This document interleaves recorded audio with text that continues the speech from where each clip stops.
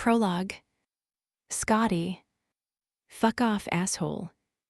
No, you fuck off. Eat shit and rot. God, I love New York City. There's nothing better than waiting for your breakfast burrito at the corner bodega and witnessing a fight almost break out between a taxi driver and a Postmates runner on a motorbike. Truly chef's kiss. And it's not just the kerfuffle on the roads that has me tingling with joy. I love the palpable high blood pressure of the collective whole during the morning commute. The summer humidity, an added obstacle that you slice through during a brisk power walk to your destination. And the pungent smell of the human race sharing the overworked streets of Midtown. Spectacular. Honk. Watch it, you dick. A smile passes over my face as I take a sip of my coffee. I'm home. Can't beat New York in the summer. Scotty, your order, Vincent calls out as he places my order on the takeout corner. Thank you, I say, and then point at him with a finger gun as if we're long-lost friends. Same time tomorrow, my man. Completely ignoring me, he goes back to work, scrambling eggs and cooking bacon. It's fine. He'll get to know me soon enough. I plan on stopping by every morning and establishing a rapport, one where I walk up to his storefront, which is decked out in pictures of bagel sandwiches, and he says, "Morning, Scotty." The usual. And I'd say, "That would be great, Vincent. How are the kids?" And he would say something silly like, "Eating me out of my own house." We'd chuckle. I'd pay and then stand off to the side, patiently waiting for my burrito while I popped my earbuds in and a classic song like Dreams by the Cranberries would start playing.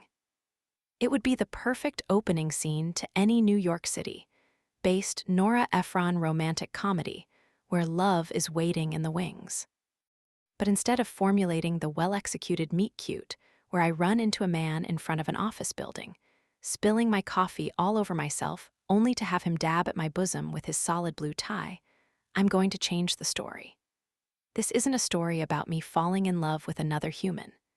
This is a story about me falling in love with myself. Yup, being a 29-year-old divorcee will do that to you.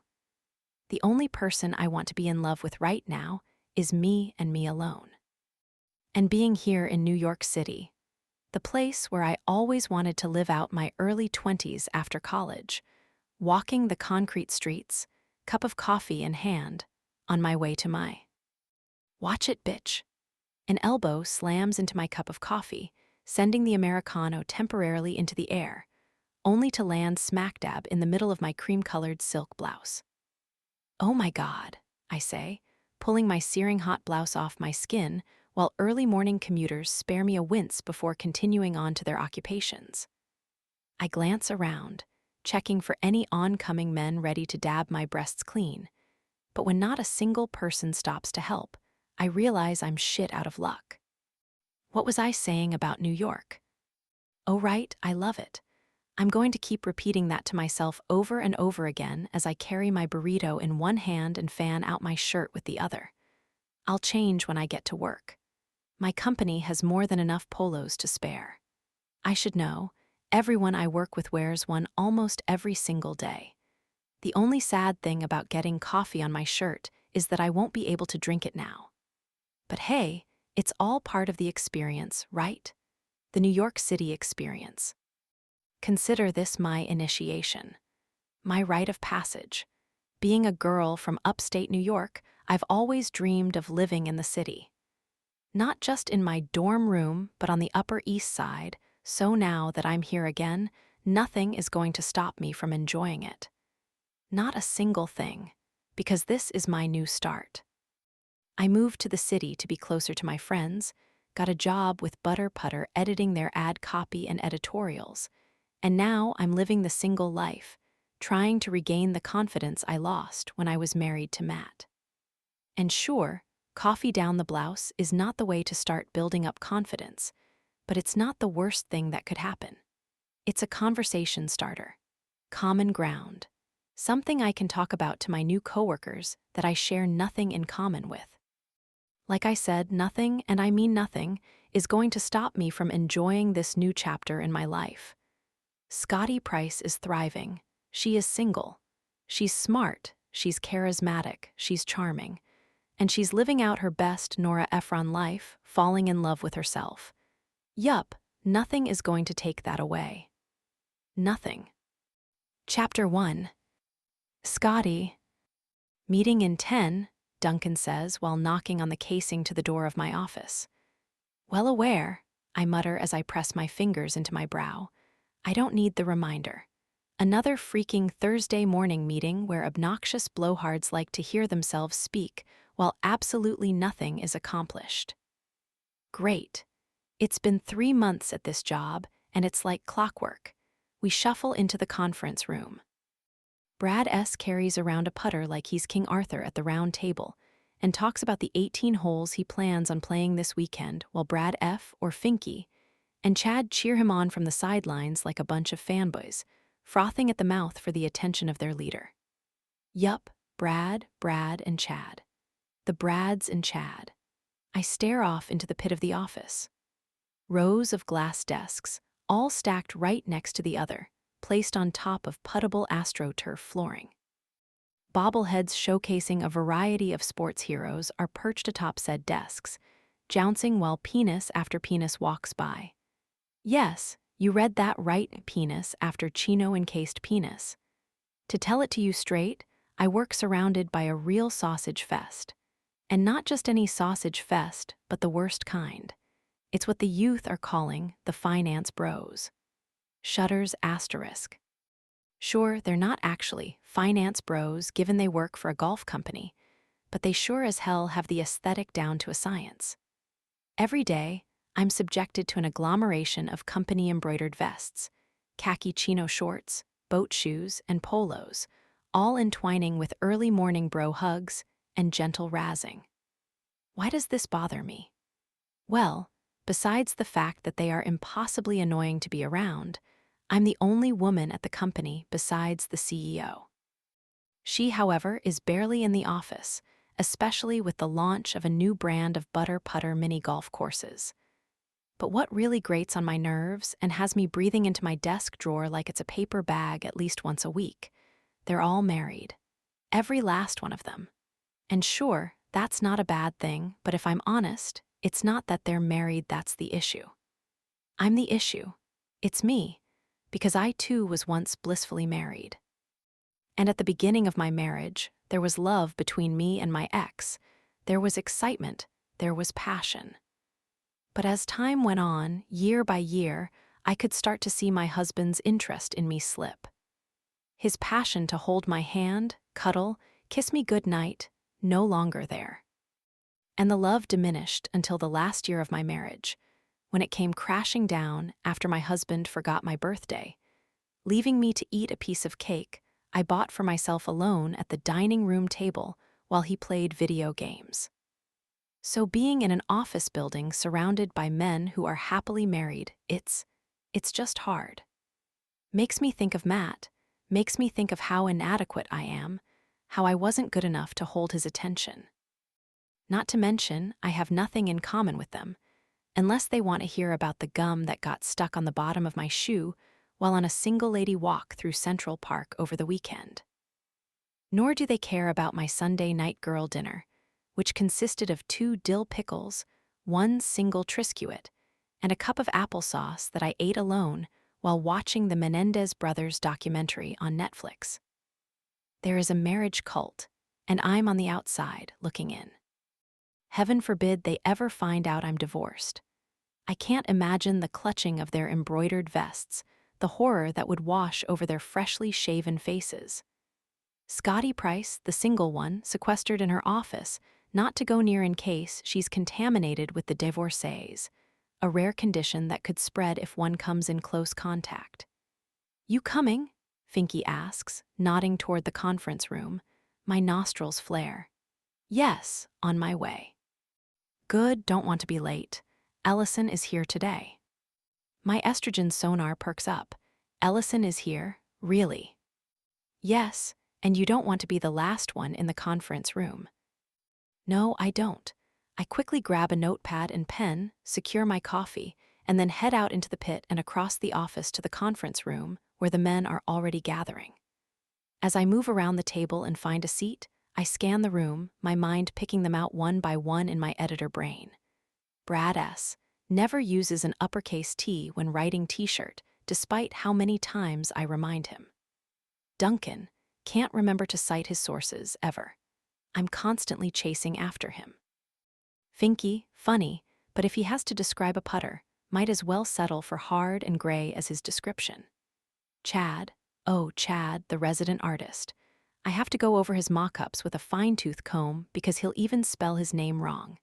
Then there are Kyle, Ben, and Sean, all righteous idiot interns who I think are here for the free swag rather than the experience in business.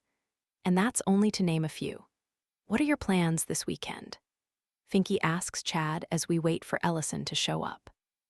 Taking Danielle out to Fire Island for a concert. She has the whole thing planned. What about you? Wine tasting upstate, Finky answers. Lindsay told me this morning that she plans on getting drunk and not remembering a thing.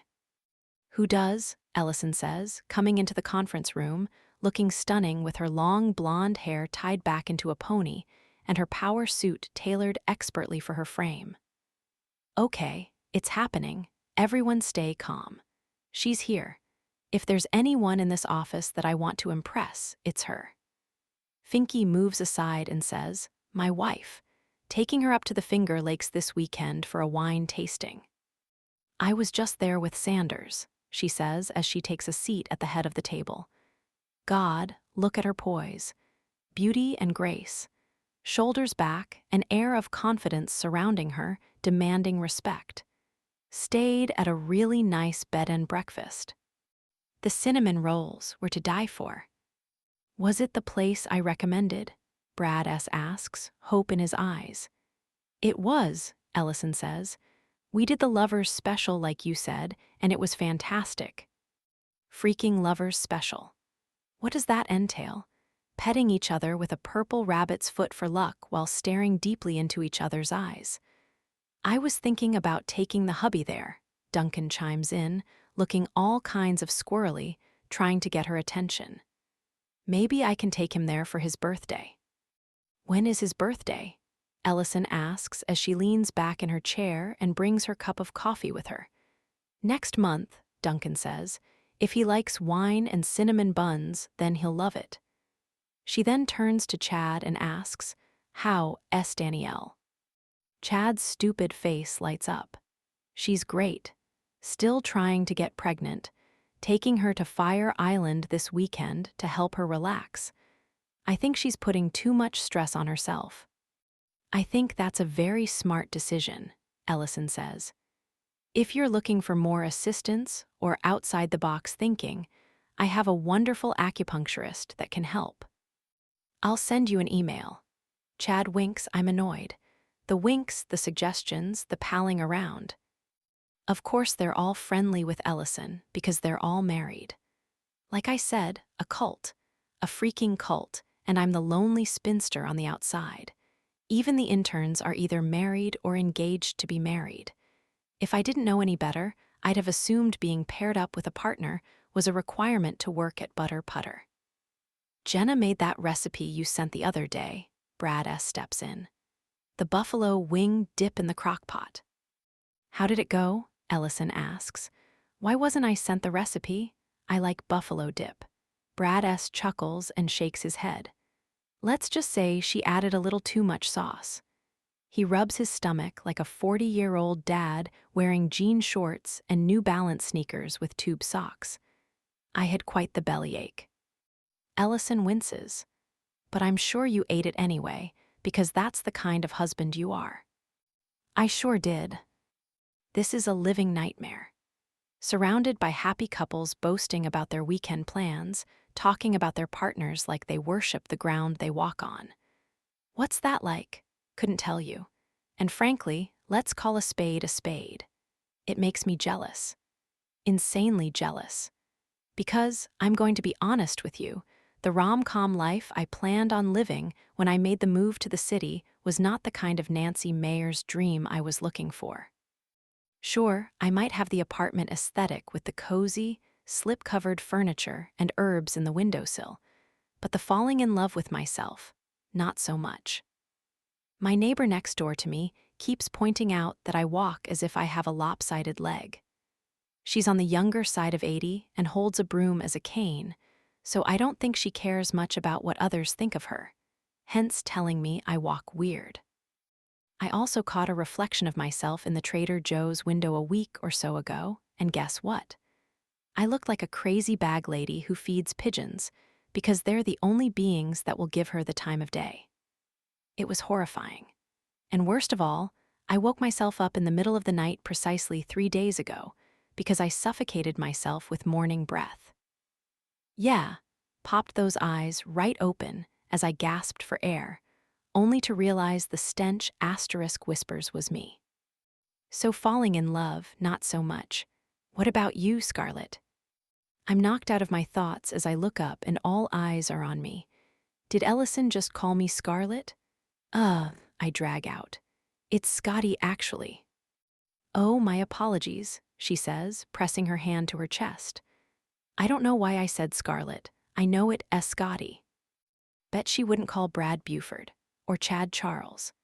No, just the lopsided single pigeon lady with dragon breath. So, what do you plan on doing this weekend? She asks, a smile on her lips.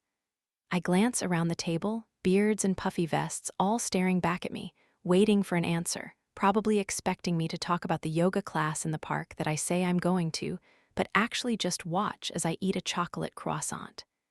They'll humor me, but none of them will ask me what class.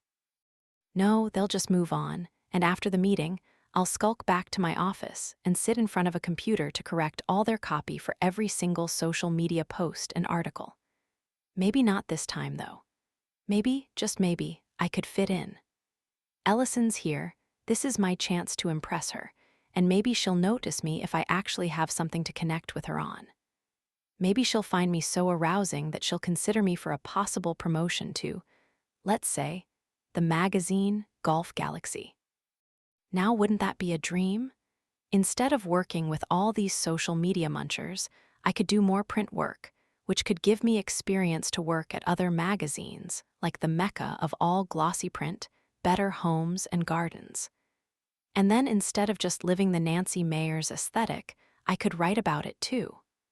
I couldn't think of anything more fulfilling than that. Then it's settled. We've made an executive decision. It's time to fit in. Smiling at my audience, I cross one leg over the other and say, hitting up some antique stores with the husband this weekend. The moment the word husband passes over my tongue and right out of my mouth, I realize the grave mistake I've made, because the shock that registers across every single face in the room is not the kind of shock you want to see. Your husband? Ellison asks. I guess I wasn't aware that you were married. Well, yeah, none of us were, Chad says, crossing his arms over his chest, looking like he's ready to dive into a gotcha moment. Yeah, well, it's one of those. You're not even wearing a wedding ring, Chad continues. Then every single pair of eyes in this pressure cooker that is a conference room zeroes in on my left hand. What's a girl to say to that? Nervously, I smile and casually slide my ringless hand under the table and place it on my trembling leg. About that. Scotty, Chad says, leveling with me as if he's my father catching me in a lie. We know you're not married. If you're trying to fit in, please don't make up lies. The audacity of this guy. Newsflash, Chad. You don't know how to properly use a comma, you nitwit, so cut the investigative report on my love life. Is he right? Ellison asks, her brow pulling together. Are you really not married? And this, my friends, is why you don't lie. Because you have a simp like Chad trying to play Sherlock Holmes and blow up your spot. That being said, I have 2 ways I can react to such an accusation. I can nod in shame, suck in my pride, and tell the truth, letting Chad take all the fame and glory. I can confess to them that I was so desperate to fit in that I made up a fictional man to make me look like less of an old maid. Or I can dig in deep, save face, and run with the lie while making Chad eat his words with a side of guilt and a sprinkle of embarrassment. The first option, dignified and shows true character. The second option, a battle cry to all women out there that the Brads and Chads of this world cannot take us down. I think we know where I'm going with this. Gird your loins and hoist your bras, ladies. We're digging in. Looking Chad in the eyes, I say, "Thank you, Chad, for bringing my ringless finger to everyone's attention." I set my shoulders back and lift my chin. I didn't plan on sharing this with the group, but my husband and I are actually going through a rocky time at the moment, and we've taken some breaks, hence the no ring. Haha, in your face, Chad, take that, eat it, and gag, yup, freaking gag. The room falls silent. Only the hushed hum of computer monitors fills the office space. I hope you're all happy, you married-loving cult. I hope you all look in the mirror and think how horrible it is that you humiliated poor Scotty to the point of having to air out her marital issues in front of floor 23, all because Chad just had to make his dick look big. Well, guess what, Chad? Your hands are small, your fingers are thin, and I think we all know that that means. Scotty, Ellison says, grabbing my attention. May I please speak with you in private? The hairs on the back of my neck stand straight up as I feel Ellison's gaze zero in on me. She wants to see me in private?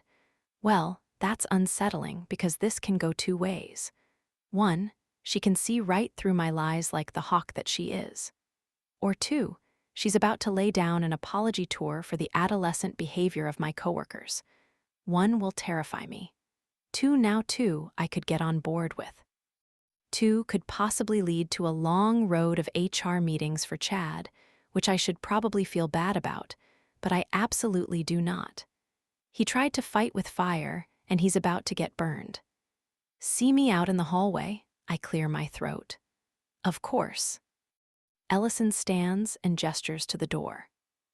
I stand as well, gathering my items and hoping this creates a half day for me, because I have a half tub of cookie dough in my fridge and the rest of the Menendez brothers documentary to consume, and it would be amazing if this guaranteed me some more time to rot on my couch.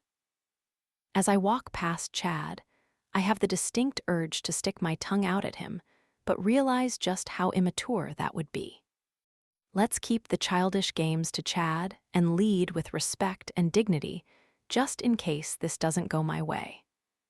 When I exit the conference room, Ellison pulls me off to the side and presses her hand to my shoulder.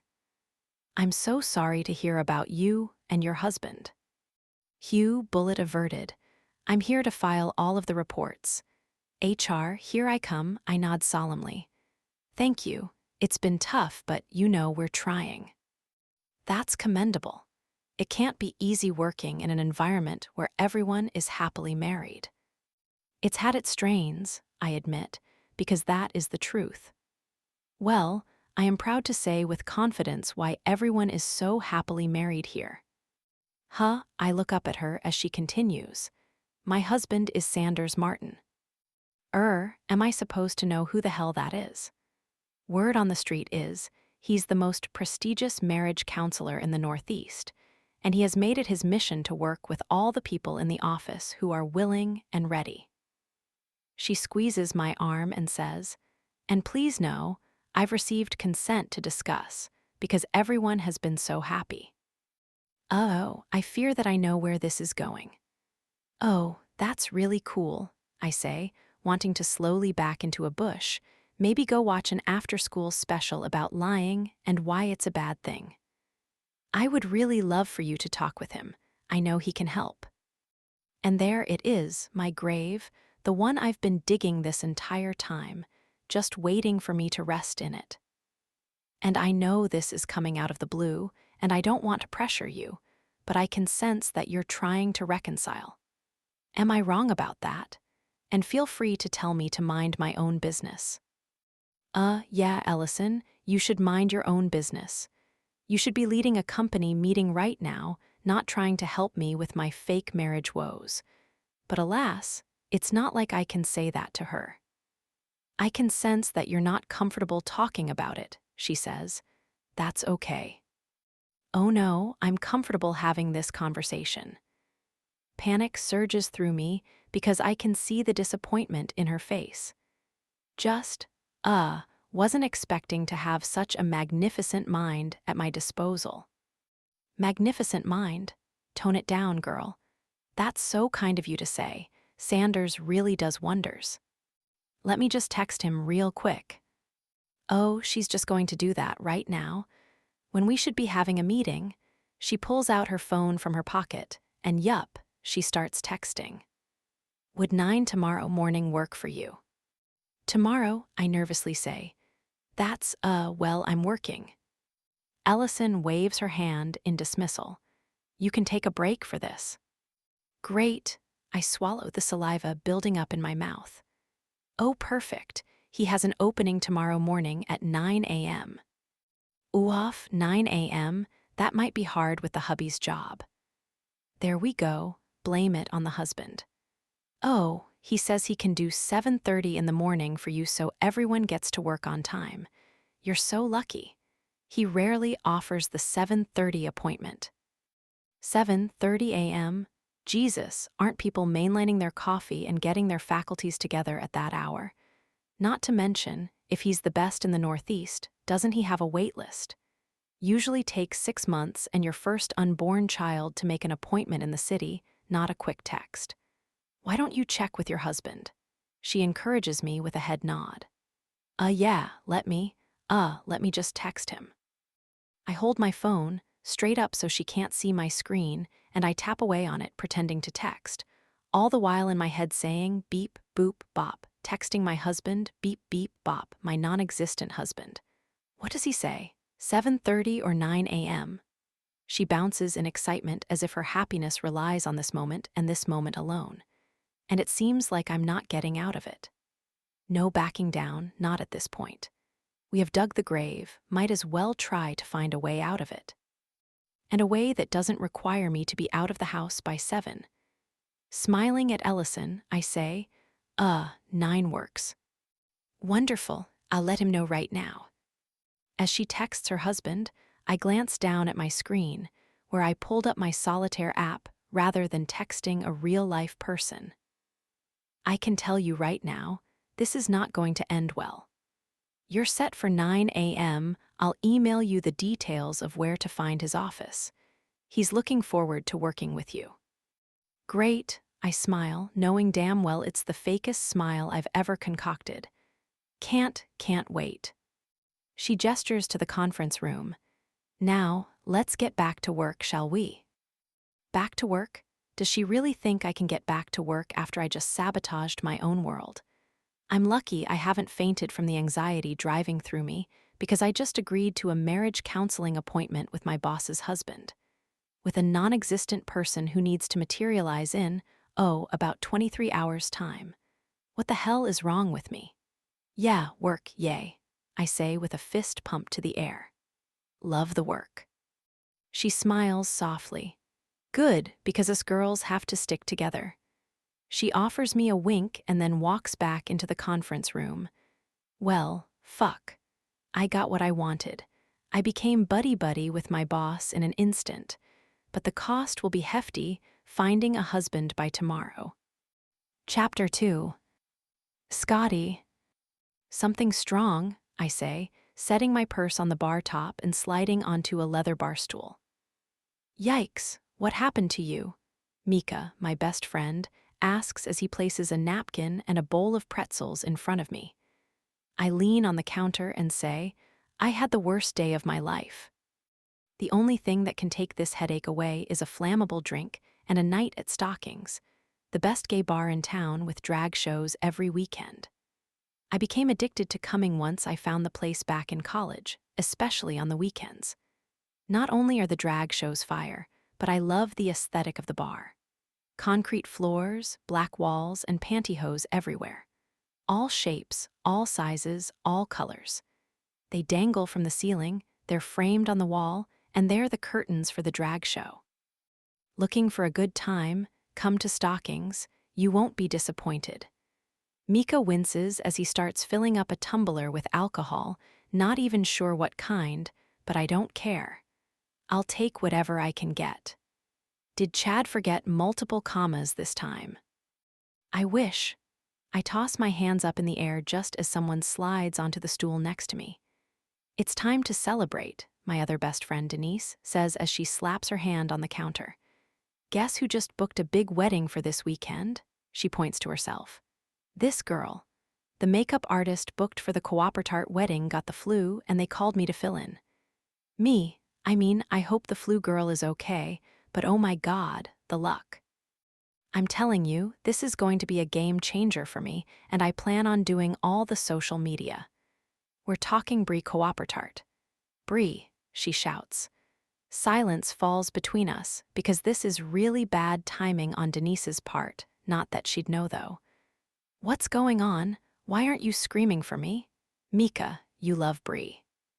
Yeah, it's just that Scotty came in here kind of upset. Oh shit, really? Denise turns toward me. What's wrong? Nothing. I smile at her and muster all the excitement I can for my friend. Wow, Brie Cooppertart, that's amazing. Isn't that wedding the talk of the town right now? It's being held at the public library, right? Yes, Denise eyes me for a second. It's supposed to be huge, and the media is going to be all over it.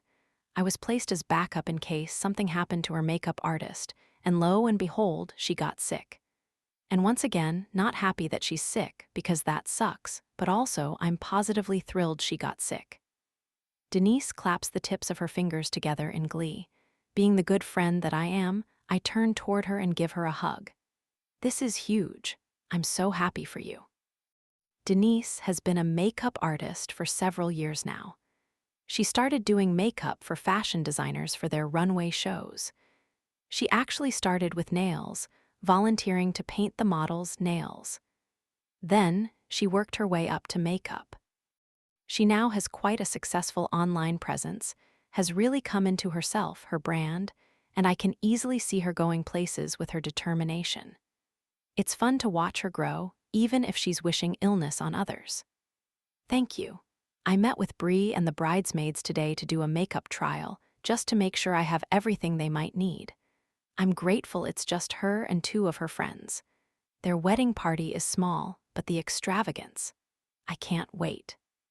I'm spending all day tomorrow making a game plan, cleaning all my brushes, and making sure everything is ready for Saturday. Yep, I'm so excited. Mika sets my drink in front of me and whispers, "Drink slowly." Then he turns to Denise and asks, same as usual. Please. Denise picks up a pretzel and shoves it in her mouth. Ah, I'm so excited. God, is that tar and stomach acid in your tumbler? I can smell it from here. I lift it to my nose and feel every hair in my eyebrows curl into coils. Jesus, Mika, is this gasoline? You said you wanted something strong. That's the strongest. Mika has been bartending at Stockings since I've known him. That's how we met, actually. I stumbled into the bar, looking for a good time, and he was the one serving. I, of course, was trying to hit on him because I was drunk and his black hair and gray eyes are hard not to drool at, but sad for me, he's gay. Nonetheless, we formed a bond, and he's now my best guy. That should be illegal, Denise says, waving her hand in front of her nose. Drink that and lose your esophagus. Mika plants an angry orchard in front of Denise. Don't be dramatic. I'm not. Denise takes a sip of her drink. I'm scared for our friend. She pokes me in the arm. What could be that bad that you need a drink like that? Strap in, because I have a story for you. When I set my drink down, I look up at my friends and find utter shock splayed across their faces, both blinking, both with their mouths open. In the distance, our favorite drag queen, Misguided, takes the stage and cheers erupt all around us, but it's all ignored as my friends process the day I just had. After a few seconds, Denise says, "Why the hell would you say you have a husband?" "I don't know," I say on a groan. I panicked. She was in town for the first time in a long time, and I thought, why not try to impress her? But then she comes into the office, all friendly with the Brads and Chad, and I felt left out. That's not a way to fit in, Scotty. Ask her where her blouse is from. Don't put a non-existent ring on your finger. "I see that now," I say and press my hand to my head. God, what the hell am I going to do? This is such a nightmare. And the worst part, apparently her husband is the best of the best, like a 100% success rate.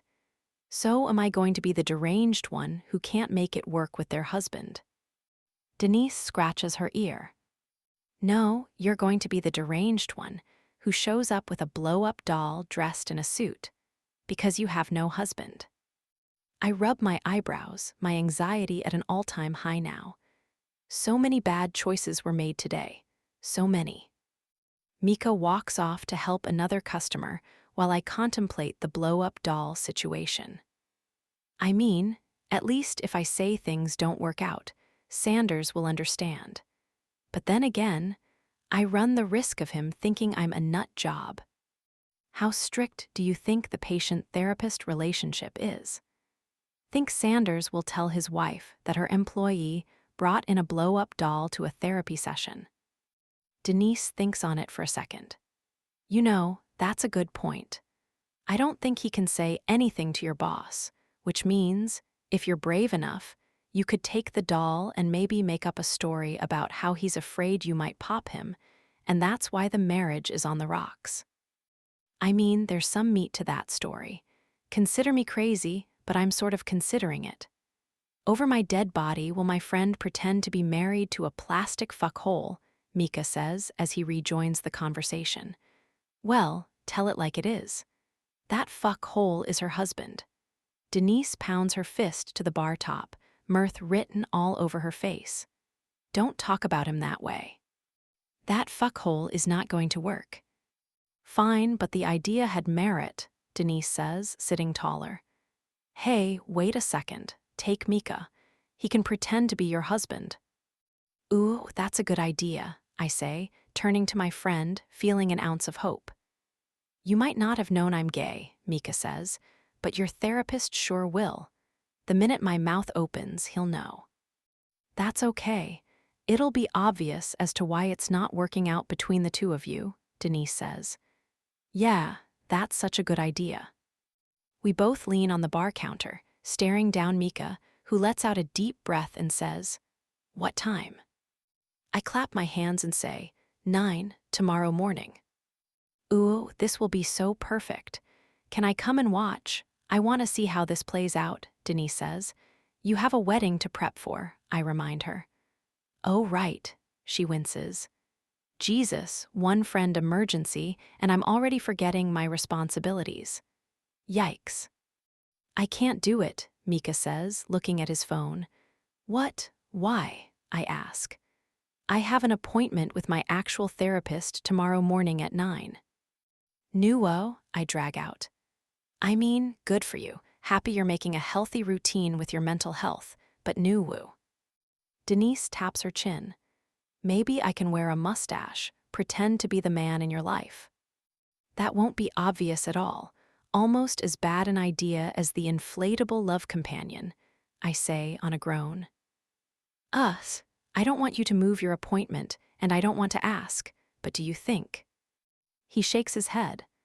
"They charge me if I cancel within the 24-hour period." "Freaking capitalism," I say and pick up my margarita, which I down the rest of in one giant gulp. "Okay, decisions, decisions." Denise with a mustache or a blow-up doll. "I know," Mika says. "Why don't you just take my brother?" I look up from where I'm hanging my head in disappointment. "Your brother? Pretty sure he has better things to do with his life than attend a marriage counseling session with someone he doesn't know." "He's retired." "Retired?" I ask. "Isn't he younger than us? Or is there a secret brother I don't know about?" Only one brother, and he's 2 years younger to be exact, Mika says. Wait, didn't he sell an app or something? I ask. Yup, hence why he has time on his hands. Now there's an option for you. Younger brother, retired at the ripe age of 27. Denise nudges me with her elbow. Also, beggars can't be choosers, and you, my dear, are currently a beggar. She's not wrong, but Mika's brother. I shake my head. He's not going to want to help me out. Mika shrugs his shoulders. You never know, let me text him. Oh my God, Mika, do not text your brother. That's humiliating. But Mika doesn't listen as he taps away on his phone. Mika, seriously, stop. I don't want to bother your brother. I lean over the bar, trying to swat at his phone, but he takes a step back, out of my reach. It's not like you're asking him for money or something. You're asking him for his time, and he has plenty of that, Mika says, and then smiles before looking up at me. He's in. What? I nearly shout. What did you say to him? That my friend needs a fake husband for a therapy session tomorrow at 9 in the morning. Can you fill in? He said. Sounds like fun. Send me the deets. Well, there you go. Denise picks up her bottle of Angry Orchard and clinks it against my empty glass. Problem solved. No, not problem solved. I don't know him. This is a recipe for disaster. Nothing to really know, Denise says. You go in there, knowing nothing about each other. It might help, actually. You'll look like you're in so much disarray that before you know it, this Sanders character will give up. Might be perfect. She's right, Mika says. Cause some chaos and leave. But I don't want to cause too much chaos, as this is my boss's husband after all. You know what? Meet up with Wilder 15 minutes prior to get your stories straight. That should do it. Your brother's name is Wilder, I ask. How come I didn't know that? Because you're not the best at paying attention, Mika says before booping my nose. Maybe use that in your marriage counseling tomorrow. I'm giving him your contact info. Expect a text from him. When Mika's done, he sticks his phone back in his pocket and then moves down the bar to a couple that just arrived. I turn to Denise and whisper, this is a bad idea. Just get through the session tomorrow, blame everything on Wilder to save face, and then move on, simple as that. When your boss asks why things didn't work out, you can push all blame to the husband. You look good, and then you can go and live your life. I nod, mulling that over. You know, that's not a terrible plan. Precisely, and that's why you have us as friends. I blow out a steady breath. Yeah, this might work. I nervously laugh. For a second there, I thought I was going to have to FaceTime Matt into the counseling session. Denise shakes her head. Not an option. We don't associate with the devil anymore. I chuckle. No, we don't. Chapter 3. Wilder. Binoculars, binoculars. Where art thou, binoc? Aha, there you are. You motherfucker, diagonal and backward, should have known. I highlight the word binoculars in my word search with a green Sharpie highlighter. They have a clear window to look through while you're highlighting, making them the best on the market at the moment. I pick up my Diet Coke with lime, take a sip, and then start looking for the word cravat. Tonight's word search theme, things you wear around your neck. The night took a turn for the worse when I had to try to find noose. I thought it was vastly inappropriate, but this isn't my normal word search brand. It's one Mika found for me when he was visiting his friends upstate. He liked that there was a swear word puzzle. I'm not a prude by any means. Some might say I have a dirtier mouth than others, but there's a time and fucking place for it, and it's not in a word search puzzle. I readjust my stretched out legs, getting more comfortable, just as my phone beeps next to me. I glance at the screen, and when I see Mika's name pop up, I pick it up. Mika, Scotty needs a fake husband for a therapy session tomorrow. You in? Well, that's random, but also intriguing. I set my puzzle down and text back. Wilder, she weird. Mika, she's my friend, what do you think? Wilder, slightly weird but solid personality. Mika, exactly, you in? I think on it for a second. I mean, there's not much context to his message, but then again, things have been pretty flat around here, and I could use a new experience to mix up my day-to-day. Might give me a chance to work on my improv skills, which I've been dying to do given the classes I've been taking. Bringing my knowledge into a real-world setting really gets the adrenaline going. Seems like a no-brainer to me. Wilder, yeah, I'm in. Send me the deets. Mika, awesome. Here's her contact info. Meeting is tomorrow morning at 9. She's humiliated that she even had to ask. Make sure you text her. Wilder, got it. Scotty's contact information comes up, and I click on it. The thumbnail picture of her shows off a beautiful girl with long, light brown hair. From what I can see, she has one of those noses that has the smallest of swoops at the end, the lightest splattering of freckles on her cheeks, and one single dimple on the right side of her face. She's hot. Why the hell does she need a fake husband? My phone buzzes with another text from Mika, startling me from staring at her picture. Mika, you're probably doing intel on her already, noticing how hot she is, but she's drinking right now, so you might not want to text her at the moment. She's questioning her decisions. Shoot for later. Wilder, understood. Mika, have fun. I set my phone down and stare at the burning fireplace image on my TV that I set every night while Led Zeppelin plays in the background. Pretend husband. Marriage counseling. With a girl named Scotty. I think this is something I can run with. Smiling to myself, I pick up my notepad and pen that I always keep close by. I tug on my lip ring with my teeth, and I start taking notes on how I can play this character. You know, this might be the fun I need in my life right now. Dude, why are you late?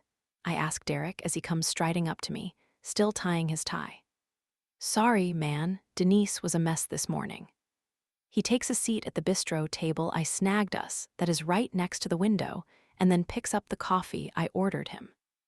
Thanks, I really need this. What's going on with Denise? I ask my best friend and accountant. She booked a wedding this weekend, a big one. It's for an influencer named Bree Copperhead, something like that. All I know is she's freaking out, and I spent last night and this morning trying to calm her down. Didn't help that last night she came home drunk from the bar. She was saying some crazy shit. I bite into the coffee cake I gleefully purchased this morning. It's my treat for the week. I tend to eat as healthy as I can, but every week I treat myself once for every meal. Breakfast this week is this coffee cake. What was she saying? I turn my wrist and check my Apple Watch for the time. I have about 10 minutes before I have to bolt. Luckily, I'm close to where we're meeting. She was going off about this Bree girl, and then she started telling me about Scotty and how she's married to Mika, or I don't know. She was slurring. I smile. I think she meant me. What? Derek asks, looking all kinds of confused. Terrible day to be late, man. I have to leave in a few, but to make it short, Mika texted me last night that Scotty needed a fake husband, and I shrug. I said sure, why the hell not? Wait, what? He asks, setting his cup of coffee down. What are you talking about? All I know is that Scotty needs a husband, and so. Wilder, are you insane? He asks. Do you even know Scotty? Never met her. She's Mika's friend, so I'm assuming she's at least halfway decent. I mean, yeah, she is. But why would you say yes to being someone's fake husband? I pick off a piece of my coffee cake. Not that I'm complaining, but being retired can be pretty boring at times. Seemed like something new and fun to do. Don't you volunteer every day? Maybe up all the charity work you do. Yeah, but that's for a few hours. There's only so much I can do to keep myself busy. Plus, don't want to overcommit myself. Okay, do more word searches. I know you love those. Dude, those are a sacred nighttime ritual, you know that. And why do you even care? I say, motioning toward him. It's not like you're the one pretending. No, but I'm your accountant, and I know how much stock you own in a variety of companies. You own enough stock in different places, so if you do something stupid and you're caught, you can throw off investors. Jesus, I roll my eyes. I'm not that important, and it's one day.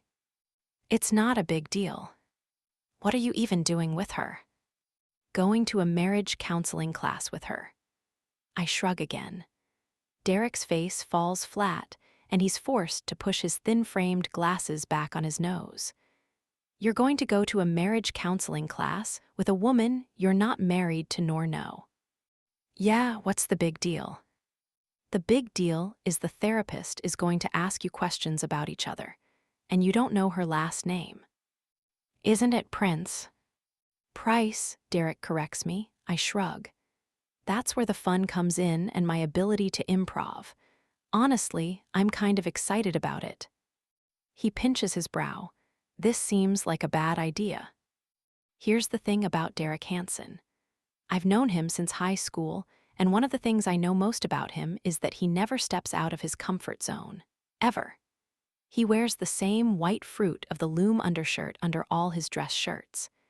He listens to the same 3 playlists over and over again, the Harry Potter soundtracks, the Star Wars soundtracks, and the best of Dolly Parton. He knows numbers. He liked them growing up, therefore, he became an accountant.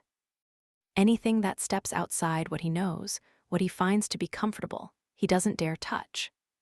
So understanding my intentions behind helping Scotty out, they're beyond him. He also doesn't quite understand what it's like to feel bored. He likes a routine. He has said time and time again, he wishes his life were just as regimented as mine, whereas I wish that I had more spontaneity.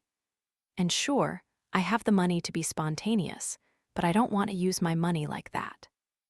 I want more life experiences, and convincing and lying through my teeth is one of them. There's nothing bad about it. Seems like fun to me. Derek shakes his head. If Denise wasn't so crazy stressed right now, I'd ask her what the hell she was thinking by allowing this to happen, but I'm sure she'll bite my head off if I do. Yeah, I'd stay away. I shove a big piece of cake in my mouth. Derek watches me chew for a few seconds and then says, breakfast cheat. I swallow and then nod. Yeah, been eyeing it all week. Good. Slightly dry. That sucks. You live and you learn. I pop another piece in my mouth and then stand up. I should get going. I don't want to be late for my wife. Derek rolls his eyes and then stands as well. Dude, please. I chuckle. Don't roll your eyes at me. I'm getting into character. I knew you taking improv classes was going to be idiotic. Idiotic? I scoff and adjust my beanie on my head. Derek, I'm saving lives out here with my improv skills. Yeah, really saving lives.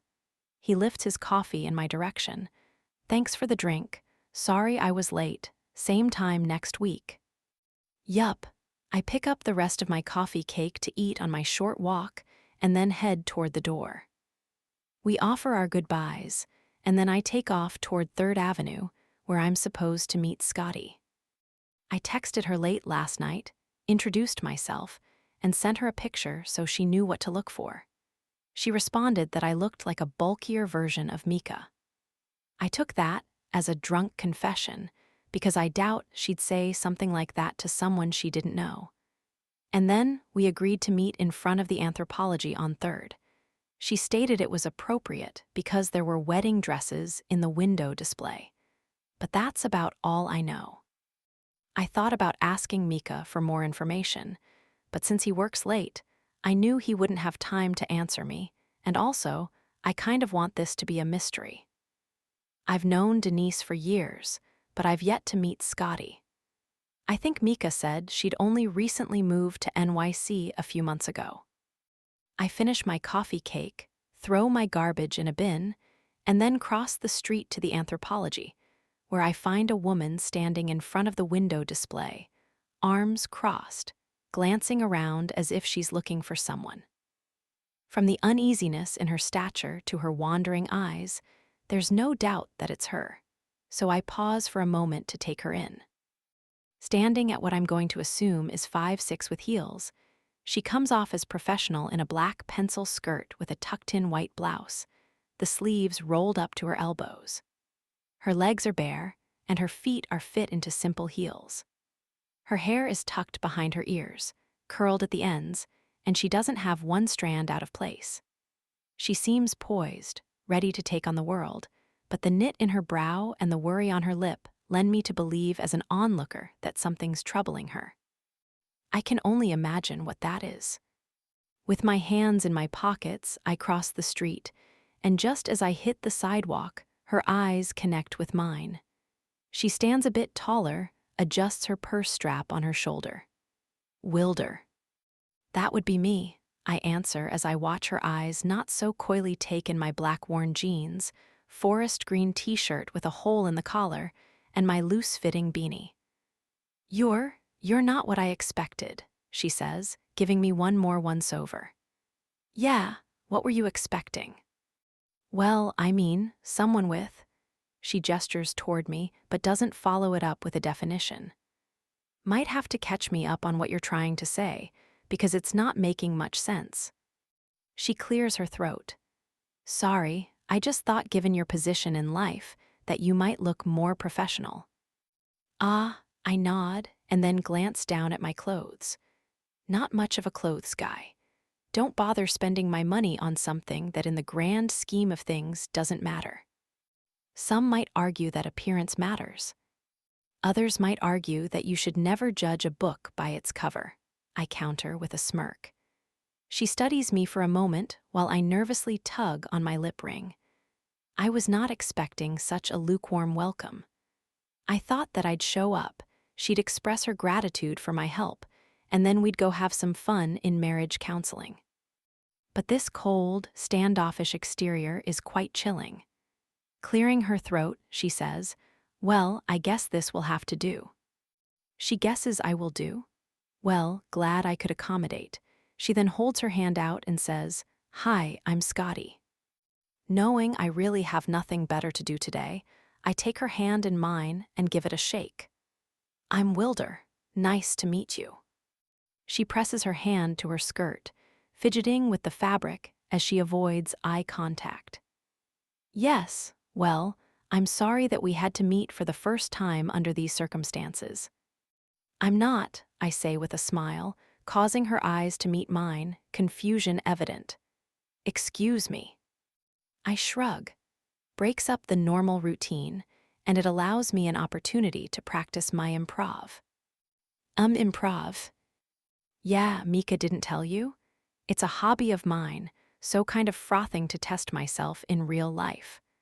Not to mention, really enjoying the whole angle of this. Thinking I should start a business to pretend to be fake husbands all around the city. Her mouth parts open in surprise as she adjusts her purse strap again. I'll have you know there is nothing exciting or enjoyable about this angle for me. I woke up this morning on the verge of losing all contents of my stomach.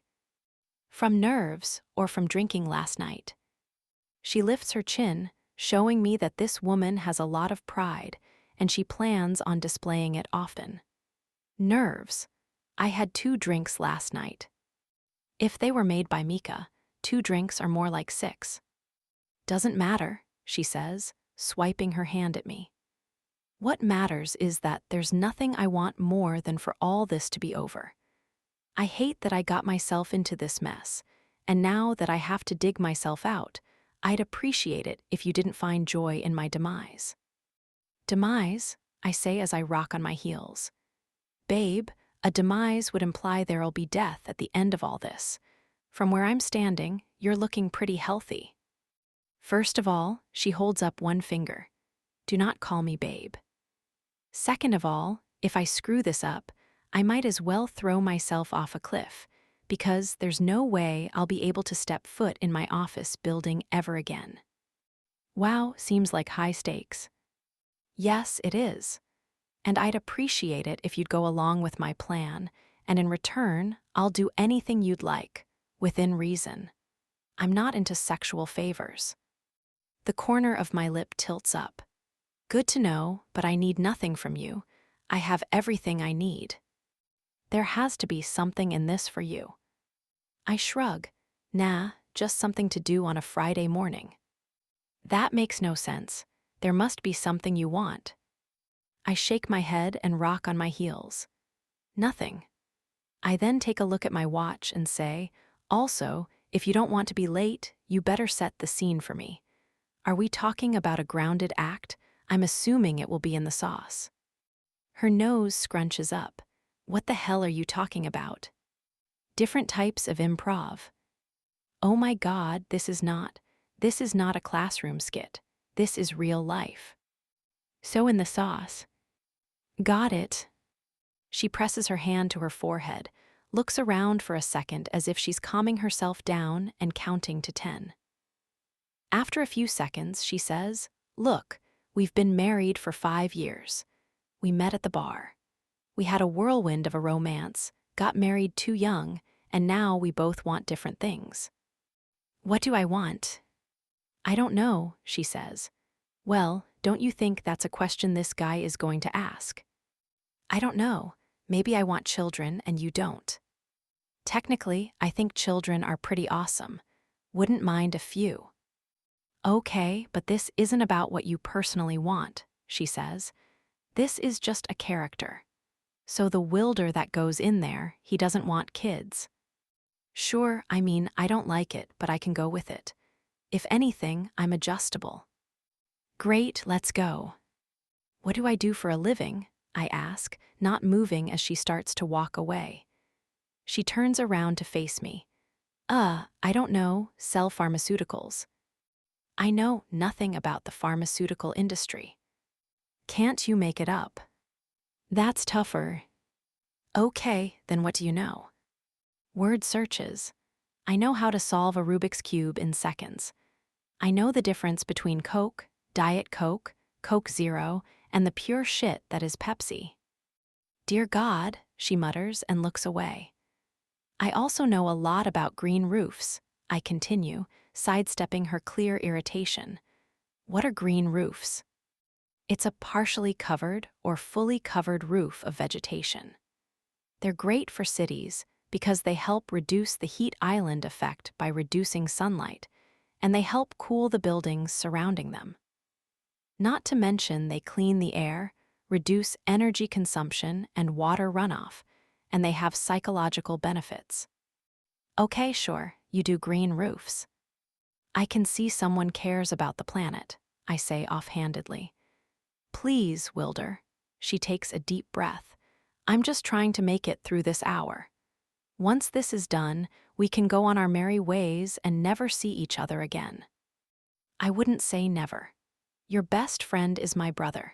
If he ever gets married, we'll definitely see each other, unless there's a falling out between the two of you. You know what I mean. We won't have to play these parts again. Okay. What if I need you to return the favor in a fake marriage scheme? Then obviously, we'd see each other again. But that's only because I would feel the need to do so. Good to know. Now, are you ready? Or do you have any other questions? Nah, let's do this. I rub my hands together and then follow my fake wife up the street to our first marriage counseling session. Let the games begin. Chapter 4. Scotty. This was a terrible idea. Probably one of the worst I've ever had. I should have just told Ellison the truth yesterday, that I spoke out of turn, forgot that I got divorced, and that I won't make that mistake again. Instead, here I am riding up an elevator with a man I don't even know to share a marriage counseling session. And what the hell is wrong with Mika? Why didn't he ever tell me that his brother is a hipster version of Prince Eric? I wasn't expecting such an attractive man to show up. The gene pool in that family is incredibly impressive. Black hair peeks out from his knitted beanie, a square jawline dusted in black scruff, and the lightest gray eyes I've ever seen. I had to look away a few times because they were so unique. Mika's are gray, but they're not this light. When Mika offered up his brother as tribute, I was thinking that a squid of a man who sells apps with gelled back hair was going to show up in a suit, ready to play pretend, but this I was not expecting. He's tall, probably 6 feet, maybe 6'2". His shoulders and biceps pull against the threadbare cotton of his about-to-fall-apart shirt that probably costs $300. His waist is narrow, causing his pants to sag ever so slightly off his hips, and his black Converse have seen better days. And then there's his tattoo. Inked on his right forearm just below his elbow are 3 solid black rings that wrap around his arm like bracelets. But that's not the worst of it. Nope, it's the lip ring. On the right corner of his mouth is a small black ring that wraps around his lip. I zeroed in on it the moment he started tugging on it with his teeth. The movement made me feel embarrassingly weak in the knees. It's a lip ring, yet here I am, panting and bouncing my leg up and down. These are all things Mika should have conveyed when suggesting his brother. I could have handled the bored, uninterested brother. I could have worked with the hipster vibe. But the lip ring? What the hell am I supposed to do with that? The elevator dings as the doors part, opening up to a serene office space. White walls, white furniture, calming music, and plants everywhere. It feels like we're walking into a couple's massage rather than couples counseling. "You must be Scotty," the receptionist says as she stands from her desk. "We're ready for you." "Oh, great," I say as I move forward. "Can I get you anything to drink before you enter your session?" "Water would be great," I say. "Do you have any Coke Zero?" Wilder asks. "We do." "I would love one, thank you." "Of course. Let me show you into Sanders's office, and then I'll bring you your drinks." "Thank you," I say as we follow her down to the end of a hallway. She knocks on the door 3 times and then pushes it open, revealing. "What the hell is this?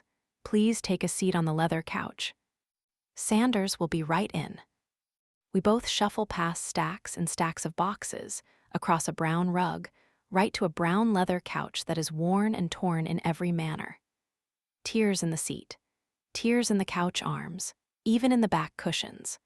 Above the couch is a framed Knicks jersey, signed by who knows, as well as a Mets pinstriped jersey. Mets, really? You live in New York City, and you're going to be a Mets fan when the Yankees are the clear option? Not sure Sanders can be trusted. The rest of the office is filled with boxes, some opened, some sealed shut.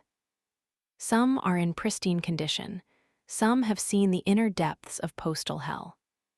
There is a desk tucked back in the corner that is covered in files and a computer and keyboard that has not been stroked since at least 1995. Chipped and stained floating shelves hang unevenly around the room and are decked out in sports memorabilia ranging from signed and encased basketballs to what I can only assume is a size 22 basketball shoe to a few hockey sticks and even some Jets footballs. Okay, now I really know he can't be trusted. Jets, I mumble to Wilder. Out of all the football teams to choose from, and he chooses the Jets. Shows resilience, Wilder says. Because who would really be able to survive that kind of suffering without a heavy dose of enduring tenacity? I mean, he has a point. No one can be tortured for that long without building at least an ounce of resilience. This, arsenal of athletic archives was not what I was expecting when I was told Sanders is the cream of the crop of marriage counselors, especially given the design aesthetic of the front of the office. Wilder scratches his jaw. Think he's going to pass around a hockey stick that must be held in order to talk, because I'd be down with that. Seems like Wilder would be down for anything.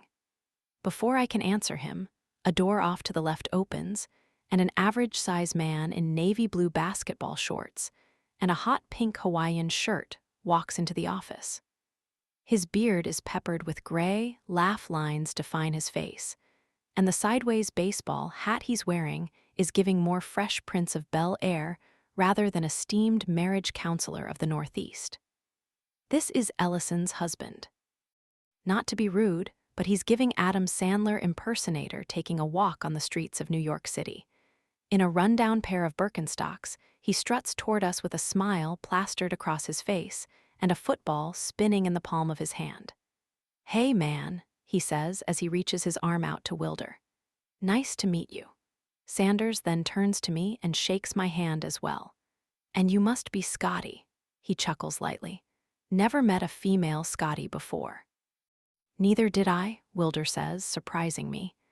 "Fell for her name, though, because of," and to my despair, they both say, "Scottie Pippen" at the same time. "Yes," Sanders says as he lets go of my hand and then takes a seat. "Back in the 90s, I was obsessed with the Bulls, despite being a Knicks fan.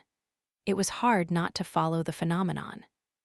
"My dad was obsessed with the Bulls as well," Wilder says, jumping right into conversation. "He had memorabilia and newspaper clippings hung all around his office.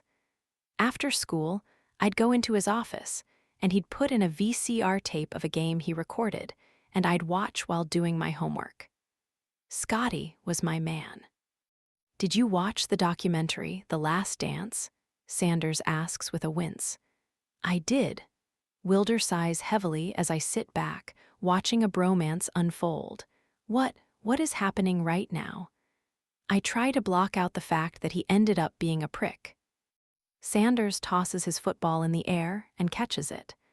"Made your taint shrivel up, didn't it?" Did my marriage counselor just say taint and allude to it shriveling up? What the hell kind of professional setting is this? "To fucking dust," Wilder says, and then leans back on the couch and drapes his arm over it. Sanders chuckles. "A man after my own heart. What's your name, by the way?" "Wilder, and you met my wife, Scotty, or Pips as I call her." "Pips, where the hell did that come from?" "For Scottie Pippen, obviously," Sanders says. Wilder raises his hand in a charming yet annoying way. "Guilty." "Well, it's nice to meet you too. Ellison was telling me that you work for her, but she didn't say much other than that." Sanders directs his attention to me. Yes, I work as her copy editor." He nods. "You play golf?" "Not exactly," I drag out. "She's good, though." Wilder whistles, stepping in. "Girl has game when she wants to. Beats me every time we hit up the turf, although I don't excel at handling a club, so maybe I'm not that great of a judge."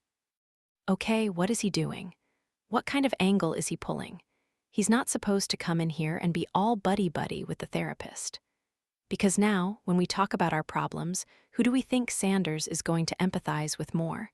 The copy editor with moist palms? Yeah, they're moist. I'm nervous. Or the gray-eyed comrade with loose lips and an impressionable smile? I'll give you one guess. Ellison and I like to play mini golf. We have an ongoing score, and right now, she's leading me by a few points. But with the new butter putter line coming out, I think I have a solid chance at gaining on her. Is this how all marriage counselor sessions go? Because if so, how are more people not divorced? This feels like a chat over a coffee, not a help me, my marriage is falling apart situation. Do you two ever play games together? We used to, Wilder answers. Not so much anymore. What did you used to play? Sanders asks as he spins the football in his hand. That's not distracting at all. Everything, Wilder says. Isn't that right, Pips? It takes everything within me not to flare my nostrils as I turn toward him and say, "Yup." "Like what?" Sanders asks. "Go on, tell him," Wilder encourages me, but for the life of me, nothing is coming to mind.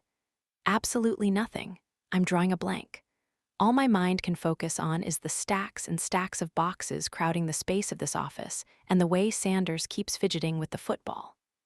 "No, you can tell him," I finally say. Wilder likes improv. He can figure it out. Smiling, Wilder turns toward Sanders and says, "Lots of games in the bedroom, if you know what I mean." No, I take it back. Ask me. Now multiple games are flooding my brain.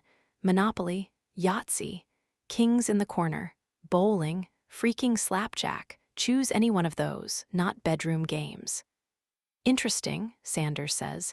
I'm glad you're comfortable talking about that. We're not actually. We are not comfortable at all. I would like to have him ask the question again. I'm prepared with answers. Thanks. Would you say you're adventurous in bed? That would be a no. Very, Wilder answers. We've done it all. Name the position, check. Name the angle, done it. Name the body part, licked it. Dear God in heaven. I can feel my cheeks flame with embarrassment as a smidge of sweat starts to drip down my back. And would you say those games have died down? Wilder hangs his head and gently nods it. Yes, they have. He looks over at me. Right, Pips? Can we just pause for a moment and take a step back? Because this therapy session went from 0 to 60 in what feels like 5 seconds. We're discussing our sex life already. Whatever happened to gentle pleasantries? I guess there are none when you're paying by the hour. I clear my throat and try to put on a neutral expression. Yes, the passion has died. Do you know why? Sanders asks. Wilder looks at me, waiting for me to answer as I nervously wet my lips and try to think of an answer. She doesn't want kids, Wilder says. What? No, you were the one who was supposed to not want kids, not me. I think she's afraid that we might get pregnant. That's not true, I say. Babe, Wilder levels with me, turning in my direction. A few months ago, when you wanted me to pull out, that was you telling me you didn't want kids. Christ, what happened to sticking to the plan? Was that the case? Sanders asks as he tosses the football in the air now. Someone needs to revoke his credentials because this is childish behavior. No wonder all the Brads and Chad like him because he's just like them.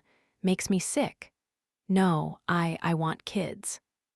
You do, Sanders asks. Then why does Wilder think otherwise? Both sets of eyes are on me, waiting for an answer. One that I don't have, because this is not how this session was supposed to go. Pips, you told me that you weren't ready. Attempting to keep a smile on my face, despite the raging inferno building inside me, I say, that's because we're still young and trying to work on our careers. Just because I said I wasn't ready doesn't mean I don't want them. She has a point, Sanders says, finally joining my side. But did you communicate that specifically with him? Oh, never mind. Not to throw her under the bus, but she didn't, Wilder says, rubbing his palms on the tops of his thighs. Is this when the passion started to fizzle? Sanders asks. Yeah, that and after the trip to Montauk, Wilder says. What on God's green earth is he doing? Montauk, I've never been there in my life. Pretty sure if you handed me a map and told me to point to Montauk, I would have no idea where to begin. What happened in Montauk? Sanders asks. Wilder gestures to me. Do you want to tell him, or do you want me to? I think he knows the freaking answer to that question. Through clenched teeth, I say, by all means, you lead the way. He pats my leg and then says, it was my 27th birthday trip. God, I forgot he was 2 years younger. Shouldn't really be that big of a difference, but I'm starting to see the contrast between the two of us. She surprised me with a trip because she knows how much I like lighthouses. Oddly, I could see him liking lighthouses in real life. Very thoughtful, Sanders says. Finally, some praise, I nod in agreement. See, I'm not the bad guy in this situation. I take my husband to see the lighthouses he loves so dearly. Everything started off fine. We were holding hands, we were joking around. There were smiles for days. Wow, quite the cheesy picture he paints. She booked us a room in a beautiful yet quaint bed and breakfast near the coast. One of those places you see in a Hallmark film. White picket fence. Flowers decorating window boxes. The older couple at registration, willing and ready to welcome you in. I know just the kind of place you speak of, Sanders says, leaning into the storytelling. We were set up for a successful weekend of lovemaking and lighthouse watching until we tried to check in. To our dismay, they didn't have us on the reservation list. Naturally, Scotty showed them the confirmation number, only for the couple to point out that she booked the stay for a different date. He pauses for dramatic effect and then says on a whisper, "She booked it under her ex's birthday." "Oh no, he did not. Nope, not happening." "Ex-friend," I say, jumping in quickly. "Just want to clarify, ex-friend. We used to go to Montauk, and I think I just had her on the brain." I glance at Wilder to try to telepathically blow his head up into a million little pieces. Wilder pats my leg and then turns to Sanders. "They had a really strong bond," Wilder continues. "Met when they were in elementary school. But then Petunia, that's her name, started dating a man Pips didn't approve of, and well, their relationship soured from there." "He was a rampant cheater," I say, wanting to get in on a little of this action so Wilder doesn't think he can run away with the story. "Rampant cheater at games," Wilder nods. "Scotty couldn't take it. Pictionary, charades, even Wordle, you name it, he cheated." "Oh, so now he can remember games. Where were these a few moments ago when he was talking about our bedroom antics?" "Yeah," I clear my throat. "Only appreciate people with integrity." How ironic. I say that as I'm pretending to be married to the man next to me who I only met about 15 minutes ago. "A great value to have," Sanders says. "One of the reasons I love her," Wilder says as he reaches over and picks up a piece of my hair, twirling it around his finger. He stares at me for a couple of seconds, and I want to reach out and pop both of his eyes with my fingers, because those eyes, they're too much. Anyway, they didn't have a room for us at the bed and breakfast. They were all booked, but they did have a cabin out back that didn't have electricity or any running water. It was just a cabin. Since it was late and we spent all day under the shadow of the Montauk Point Lighthouse, we were tired and just needed a place to sleep. So we took it. But it was a mistake, Wilder says, because the moment we got in there, we noticed that there wasn't a bed, just sleeping bags. Right, Pips? Yeah, and you hate sleeping on the ground." "Only because I sleep naked, and I'm pretty wild when I sleep. Can't seem to stay still." "Same," Sanders says. "Sometimes I end up on the bottom of the bed, teetering, only for Ellison to save me from plummeting to the ground." "Same with Pips. She's good at saving me, but not this time." "Oh Jesus, what now? Weren't you on the ground, though?" Sanders asks, seemingly invested but also confused. "We were, but it wasn't the height of the bed that she needed to save me from," he says. He sighs and then presses his hand to his chest. "Sorry, this is tough to talk about. Pips, do you want to take it?" "UHNO, because I have no idea what you would need to be saved from while sleeping in a sleeping bag. You know, it's all still fuzzy to me," I say, circling my hand over my head. "Not me." Wilder shakes his head. "I remember it like it was yesterday." He stares off into the distance as he lies out of his ass, telling a story that I'm sure will end up incriminating me.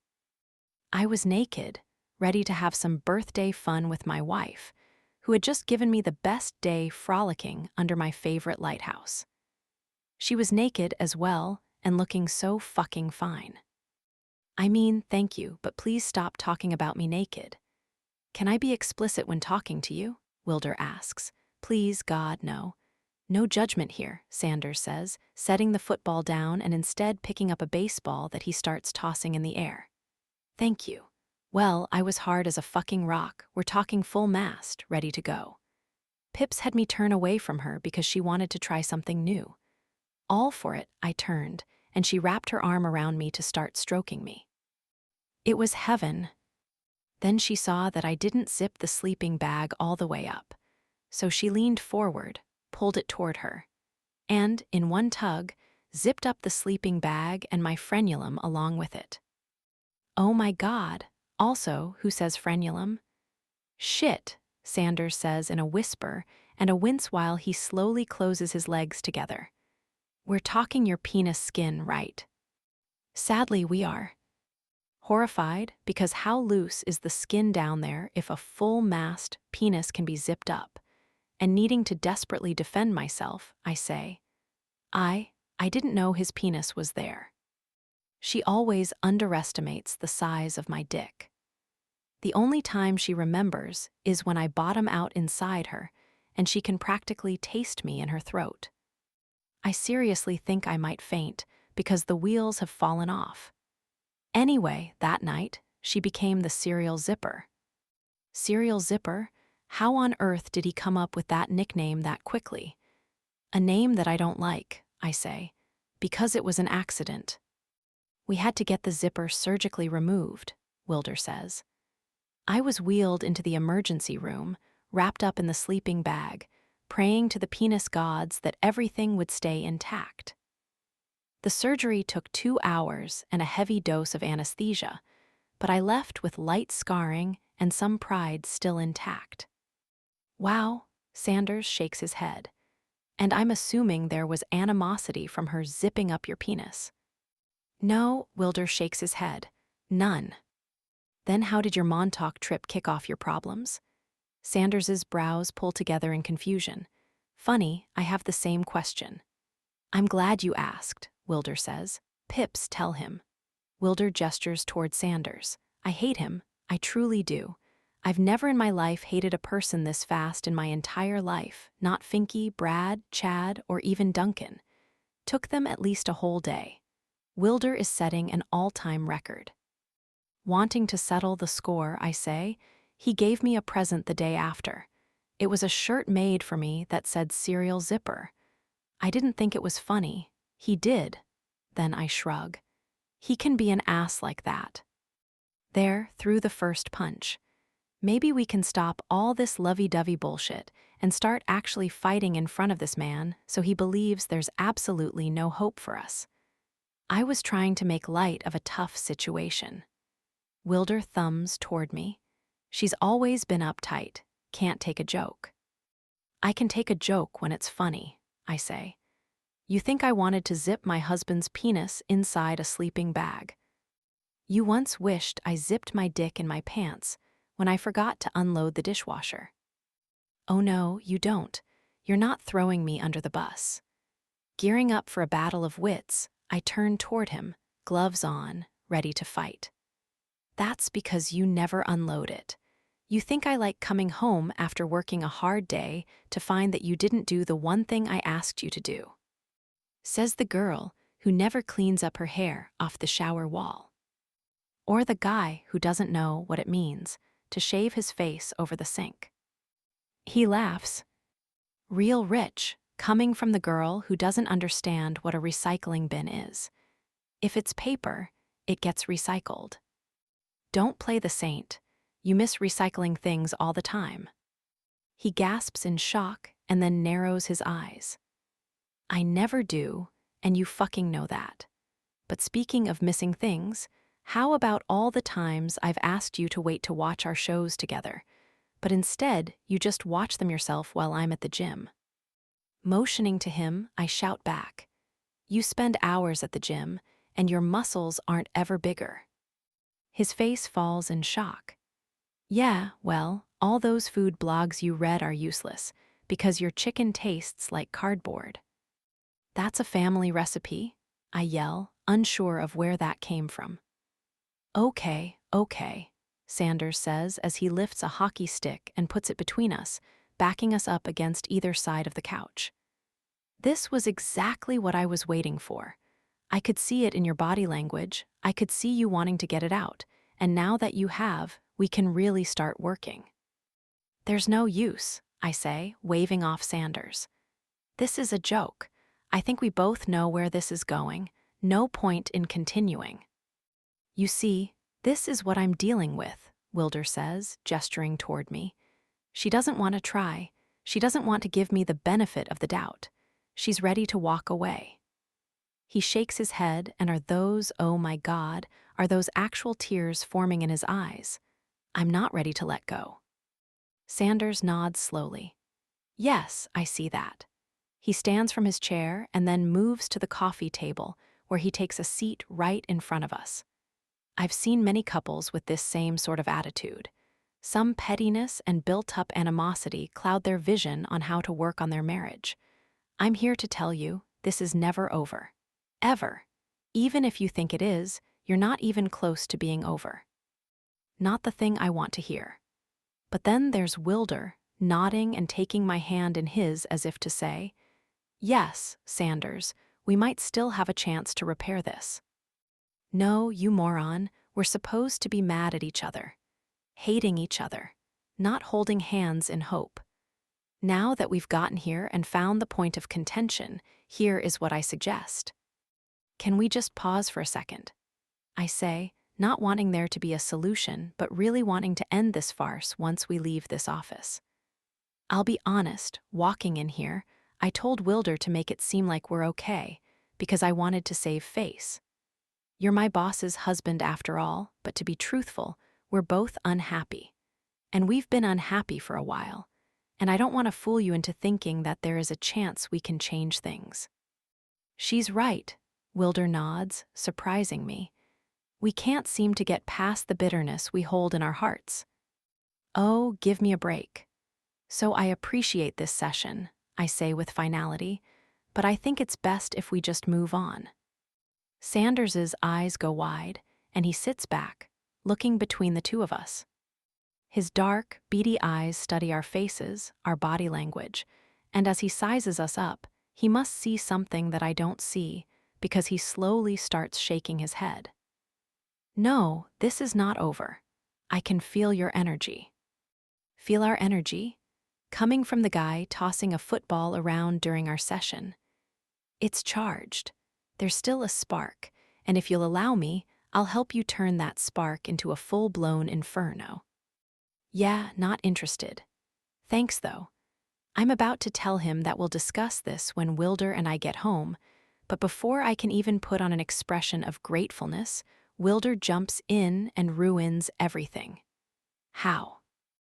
Nuo, visions of shoving my shoe into his mouth cloud my brain as I hold back the feral cry of anger bubbling up inside me. Dude, we were good. We were on our way out. Stop making bad choices. I'm glad you asked, Sanders says with a touch of perkiness in his voice as he stands from the coffee table and moves over to his desk. He sifts through a mound of papers and then pulls out a brochure. What the hell is that? Starting Monday, I'm putting on an 8-day marriage camp up in the Catskills. I only invite a select few couples. We spend 8 days talking over our feelings and rediscovering the original spark of connection. I have couples on the verge of divorce like yourselves and couples who come to rejuvenate their marriage. A marriage camp? He's got to be joking. Like a summer camp for adults? Wilder asks, looking far too interested for my liking. He reaches for the brochure, but I snag it from Sanders before Wilder can even lay a finger on it. Oh no, you don't, mister. Don't even freaking think about it. Precisely. Like a summer camp for adults, Sanders answers. We focus on bonding techniques, open conversations, and finding the true reason why we fell in love in the first place. It's activity-focused, so if you think we're going to be sitting on a couch all day, that's not the case at all. Oh good, because I'm not good at sitting still, Wilder says. What do you mean, oh good? No, we don't show interest in adult marriage camps. We don't show interest in any sort of resolution. I need to nip this before it gets out of control, before I end up spending 8 days up in the Catskills with a man I don't know, trying to work out our non-existent marriage. But I need to tread carefully, because I don't want to look like the bitch who doesn't want to work on her relationship. Clearing my throat, I peruse the brochure and nod slightly. This all looks so nice, but I don't have enough vacation days to make this work. Oh, that's nothing you need to worry about. Ellison always gives time off to attend my camps. Of course she does. Sanders looks between us, a smile stretching across his face. So what do you think? Want to give it a shot? This is so nice, I say again, but we'd love to, Wilder says, taking my hand in his as he lovingly looks in my direction. I'm self-employed, so I don't need to worry about vacation time from work. Did he just say what I thought he said? Did he just agree to a marriage camp for 8 days? Fantastic, Sanders says, and then picks up his football and tosses it over to Wilder. To my horror, Wilder catches it, gets off the couch, and starts charging toward Sanders, jukes him out, and then spikes the ball to the office floor before raising his hands in the air. Touchdown. Yup, he's getting my shoe. The heel right to the esophagus. Chapter 5. Wilder. That went really well, I say as we make it out on the sidewalk, where I turn to find a very pissed-off Scotty. Through clenched teeth, she says, "That went well? You think that went well?" "Yeah," he said, he thinks our marriage still has potential. "You idiot," she shouts, clenching her fists at her sides. "I don't want our marriage to have potential. I wanted it to die dead on the floor of that office. I wanted us hemorrhaging up there. I wanted there to be no ability to resuscitate." I gesture toward the office, after the potential he saw in us. "Potential." "Yes," he said, "we could still make it." She stands taller, blinking. "Oh my God." She takes a step back. "You're crazy. You're actually crazy. Does your brother know this?" "I'm not crazy." "Yes, you are. That's the only explanation I can fathom for why you're carrying on this farce. You come dressed like you just left a My Chemical Romance concert. You have total disregard for anything you said in there. You talked about penis skin and then held my hand on the way out. It's not real, Wilder. We are not real." She gestures between us. "I understand that." "Do you, though?" She tucks her hair behind her ear. "Because you just paid for 8 days in marriage camp at reception." I shrug. "I know, because that seemed fun." She rubs her temples. "Seemed fun? Wilder, don't you hear what you're saying?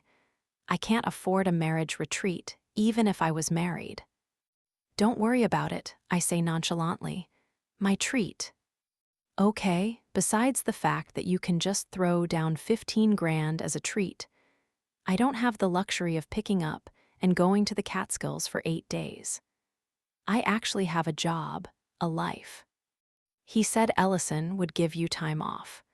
I didn't think it would be a big deal, and from what I experienced in that office, it seems like you might be a touch uptight and need to loosen up. This camp might do that."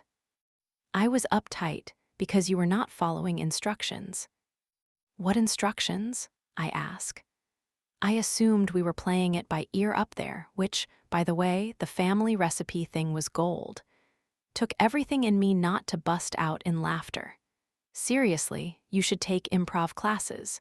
You were really good on your feet." I can't take you right now." She blinks a few more times and then charges down the sidewalk away from me. I chase after her and match her stride when I catch up. "Don't you think we have some things to talk about, to hammer out?" She shakes her head. "No, there's nothing to talk about. This was all a huge mistake. I'm just going to have to go talk to Ellison and tell her the truth. Tell her that I lied to fit in. Sure, it'll be a great way to get fired probably, and my hopes of moving on to bigger and better things will crumble at my feet, causing me to have to start all over again. But who doesn't like a second chance, rock-bottom storyline?" "Stop," I say, tugging on her hand. "You're not going to get fired." "You don't know that," she says. "You don't know my company.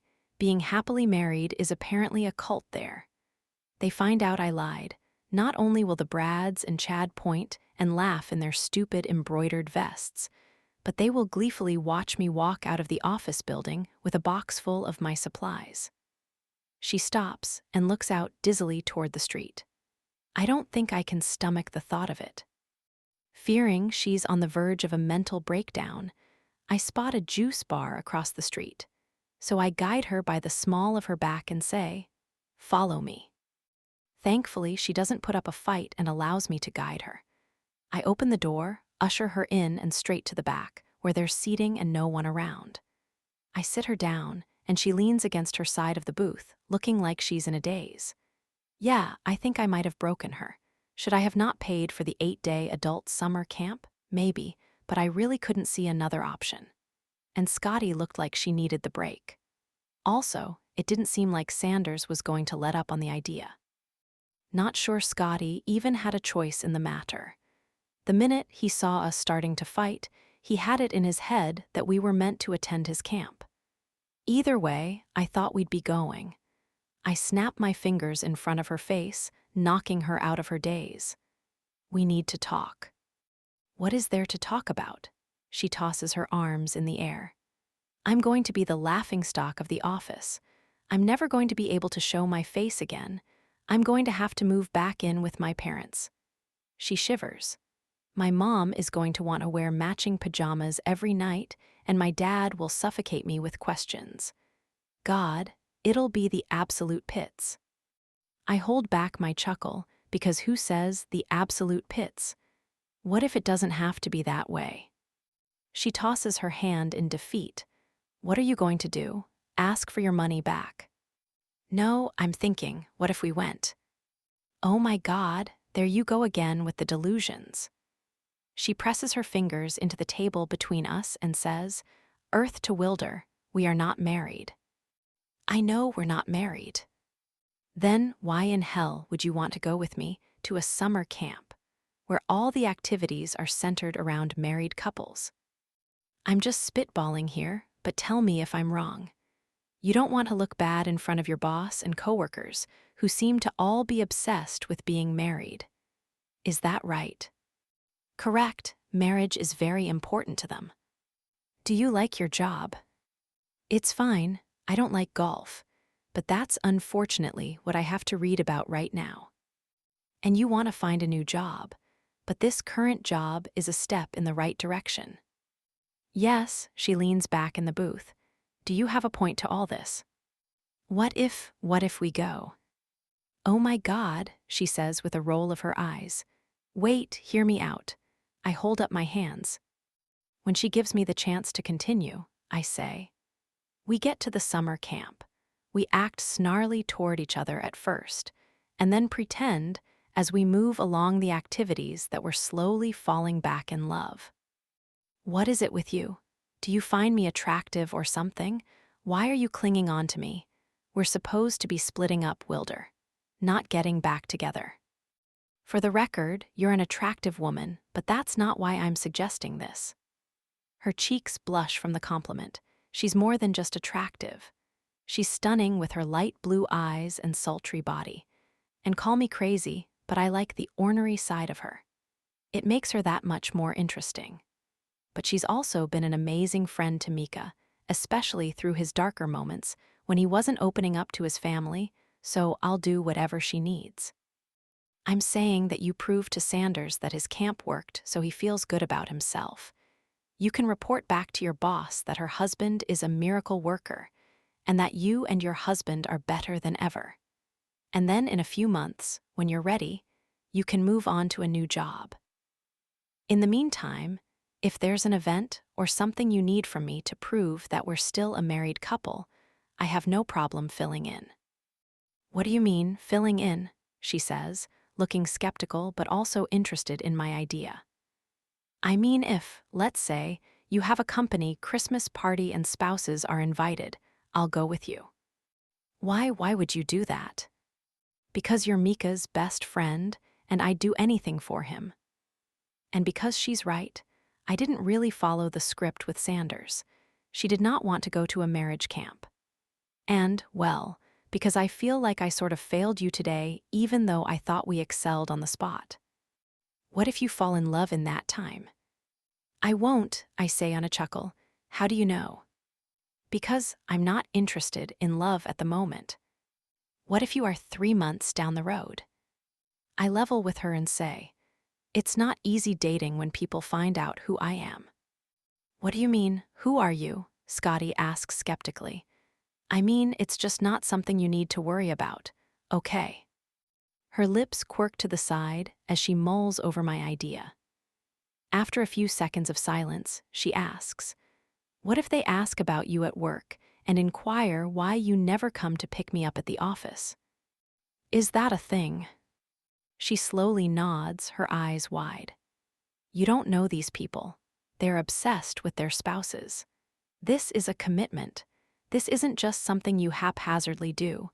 If you're going to pretend to be my husband, then you're going to have to go all in. I tug on my lip ring, a little unsure about what I just offered. How long do you think it would take you to find a new job? In today's job market, I think I need at least 6 months to gain more experience with the company and then try to find somewhere else to work. I tug on my lip ring again, looking out toward the empty New York street. I can commit 6 months to you. Anything after that, though, you'll have to figure it out on your own. You're serious, she says. Yeah, I'm serious. In the grand scheme of things, 6 months is nothing. 6 months is half a year, Wilder. You're okay with dedicating half a year to randomly going to couple events with me. I honestly have nothing better to do, so yeah. Plus, I'll get to keep practicing my improv. What are you? She gives me a quick once-over. Some wannabe actor trying to get into Groundlings. I smirk, something like that. What do you say? She studies me carefully. After a few seconds, she finally says, I say no to any more of that improv stuff. For all I know, you're going to tell everyone I'm pregnant, and what the hell would we do with that? Get you pregnant? Her expression falls. No. I'm just kidding. I wouldn't ever commit to something like that. No, you'll just commit to an 8-day marriage camp. How long are you going to hold that against me? Forever, she drags out. Forever, Wilder. As long as you're alive, I will always remind you of that grave mistake. When Mika gets married one day, I will remind you. When we run into each other at Stockings, it's the first thing I'll say, and when I spot you randomly in Central Park. Because the universe will constantly make us run into each other now, I will say, remember that time you signed us up for an 8-day marriage camp when you were supposed to help me make our marriage look like it's in shambles. To be fair, we did make it look like it was in shambles, hence the invitation to the marriage camp. So if you ask me, mission accomplished. She's unamused, not even a smirk, so I clear my throat and say, anyway, do we have a deal? She crosses her arms at her chest. Honestly, though, what's in it for you? An experience, I answer. She shakes her head in disbelief. I mean, if you think this is what you need in order to bring joy to your life, then to each their own. I can sense the judgment in her tone, but I'm not going to let it bother me, because yeah, maybe this is what I need to bring me some joy. To get me out of this rut I'm living in. To live the life I know my dad would have wanted me to live. So then, it's a deal. She shrugs, I guess so. Great, then I guess I'll see you Monday, Pips. She rolls her eyes, grabs her purse, and scoots out of the bench. See you Monday, she mutters, and then heads out of the juice bar and down the street. Well, this was productive. Now to do some research on this camp. I need to know what to expect. Chapter 6. Scotty, what the actual fuck, Mika? Ooh, take my brother, he can do it. He can be your knight in shining armor. Here's a not-so-low-key update. He just made this situation a whole lot more complicated. Knock, knock. I hear Ellison say as she walks into my office, looking extremely giddy, like she has a secret she wants to divulge. I quickly stash my phone to the side and smile back at her. Hey, Ellison. Now I don't want to pry, because it's none of my business, but how did it go? None of her business, but then she goes and asks how it went. Make that make sense. It was great, I say, plastering on a happy smile. Sanders was just what we needed. Ellison fist pumps the air. I knew he would be. I'm telling you, he's amazing. Not what you're expecting when it comes to a marriage counselor, but I think that's what makes his approach so unique. You can say that again. Talking to him felt like I was signing up for a team sport at the local YMCA. Makes me highly question the validity of his degree. Yes, very unique, I say, but it worked. Actually, I need to talk to you about something. Sanders was saying there's a marriage summer camp. Did you sign up for it? She's practically bouncing. Yeah, we did. I hope that's okay. Ellison claps her hands. Oh, that's wonderful. Yeah, but Sanders says you don't use vacation time for it. Is that true? She nods. As you must know, we truly value the relationships our employees have, so we allow any time off to build and mend those relationships. So yes, you can have the time off. Wow, okay. That's very generous of you. Is it okay that I didn't give much notice? Yes, most of the guys in the office will be going as well, so there won't be much going on here. What, the office is going? I ask, tugging on the end of my hair. Yup, they do every year and it's tradition at this point. Great time for rejuvenation. I'll be there as well. We caravan up to the Catskills if that's something you're interested in, but I'm not going to pressure you, given how sensitive your relationship is at the moment. Is that the nice way of putting it? Sensitive. If using that term allows me to avoid any sort of direct, unnecessary interaction with the Brads and Chad, then by all means, let's eat up the term. Thanks. Yeah, I think Wilder and I will probably just drive up by ourselves. Wilder, she hugs her hands to her chest. That's his name. I will seriously never get over this marriage obsession of hers. It's so weird. Yes, that's his name, I say with a curt smile. How did you two meet? What happened to not prying? At a bar. His brother is actually the bartender, and we just happened to bump into each other, and we hit it off. Meant to be, she sighs. Well, I won't hold you up. You probably have a lot of things you want to get done before you take time off for the next 8 days. My phone buzzes with a text on my desk, but I ignore it and center all my attention on my boss. Yes, I have a lot of editing I need to get done to make some deadlines. Lies. I have about 3 articles that won't take me very long because Brad and Chad are basic bitches when it comes to their writing. Wonderful. Well, I'll leave you to it. Can't wait till Monday, she says with a whole lot of gratuitous joy. Can't wait. I try to match her enthusiasm with a simple thumbs up. When she's out of sight, I reach for my phone, hoping for a possible reprieve from this nightmare I created for myself, only to find a text from Wilder. I sigh and lean back in my chair to read it. Wilder, been doing some research on this camp. I'm going to make a trip to Target and pick up some necessities. Anything you need, necessities? What could we possibly need? Scotty, what kind of necessities? Wilder, bug spray for one. I need some sandals because I don't ever wear them. I also need some swim trunks, some new socks, toothpaste, probably a new toothbrush, some word searches, a deck of cards, and it says not to bring any food, but I'm a dick if I don't have a sweet at night when on vacation. Nerds clusters are my jam. Why do I find it so amusing that this emo, beanie-wearing wannabe actor is going to just go grab some socks from the local Target? He does not give off those kinds of vibes. He's very different from what I pictured in my head, and I refuse to think that's a good thing. Also, he likes nerds clusters. We unfortunately have that in common. Scotty, I'm good. I'll probably head out this weekend and get some things for myself. But if you're stocking up on nerds clusters, get me a pack too. I almost don't send it because I don't want him thinking we can bond over nerds clusters. But I also don't want to be trapped in a cabin with him chewing on his own bag that I'll have to share. The text was a risk I was willing to take. Wilder, you like nerds clusters too? God, I knew he'd be excited about that. Why do I feel like I know him already? I need to ask Mika about his brother because they're nothing alike. Mika is more jaded, rough around the edges, can be flamboyant at times, but not so much that it's blatantly obvious. He tends to look at the glass as half empty most of the time and rarely has a positive outlook on life. Whereas Wilder, he seems to have his rose-colored glasses on at all times.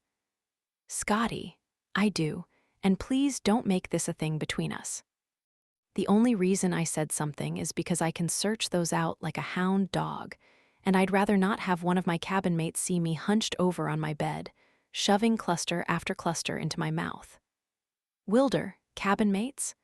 Pips, you have one cabin mate, and it's me. I pause, reading his text. Is he sure about that? Scotty, what do you mean it's you? I'm not sharing a cabin with the other wives. You know, like in a real summer camp? Wilder, no. Didn't you look at the brochure? Scotty, no, I just snatched one, hoping you wouldn't grow attached to the idea of going. Boy, was I wrong. Wilder, you should have looked at it. Of course it has the adult summer camp vibes, but each couple gets their own cabin. We're going to have to share a bed. I stare at the words over and over again. Share a bed. With a stranger? With a man I know nothing about. I mean, what if he snores? What if he, oh God, what if he's one of those guys that gets wet dreams all the time? Gasp, what if he sleeps naked? Scotty, pajamas, get yourself pajamas. I refuse to sleep with a naked man. Actually, while you're at Target, get an air mattress and extra blankets because one of us is sleeping on it. Wilder, you nervous to sleep with me? Scotty, yeah. Wilder, why? Why? Seriously, has this man ever been in the likeness of society? He seems so oblivious to the most obvious things. Scotty, hello, I don't know you. I don't know if you're going to roll over at one point and breathe your hot breath on me. Wilder, who's to say I have hot breath? Scotty, everyone has hot breath in the morning. Also, are you a wet dream guy? Wilder, I mean I was when I was younger, can't help that shit, but not anymore. Scotty, thank God for small miracles. Wilder, it'll be fine. I promise, I don't snore, I keep to my side. Not to mention I brush my teeth, floss, and use mouthwash twice a day. Good dental hygiene over here.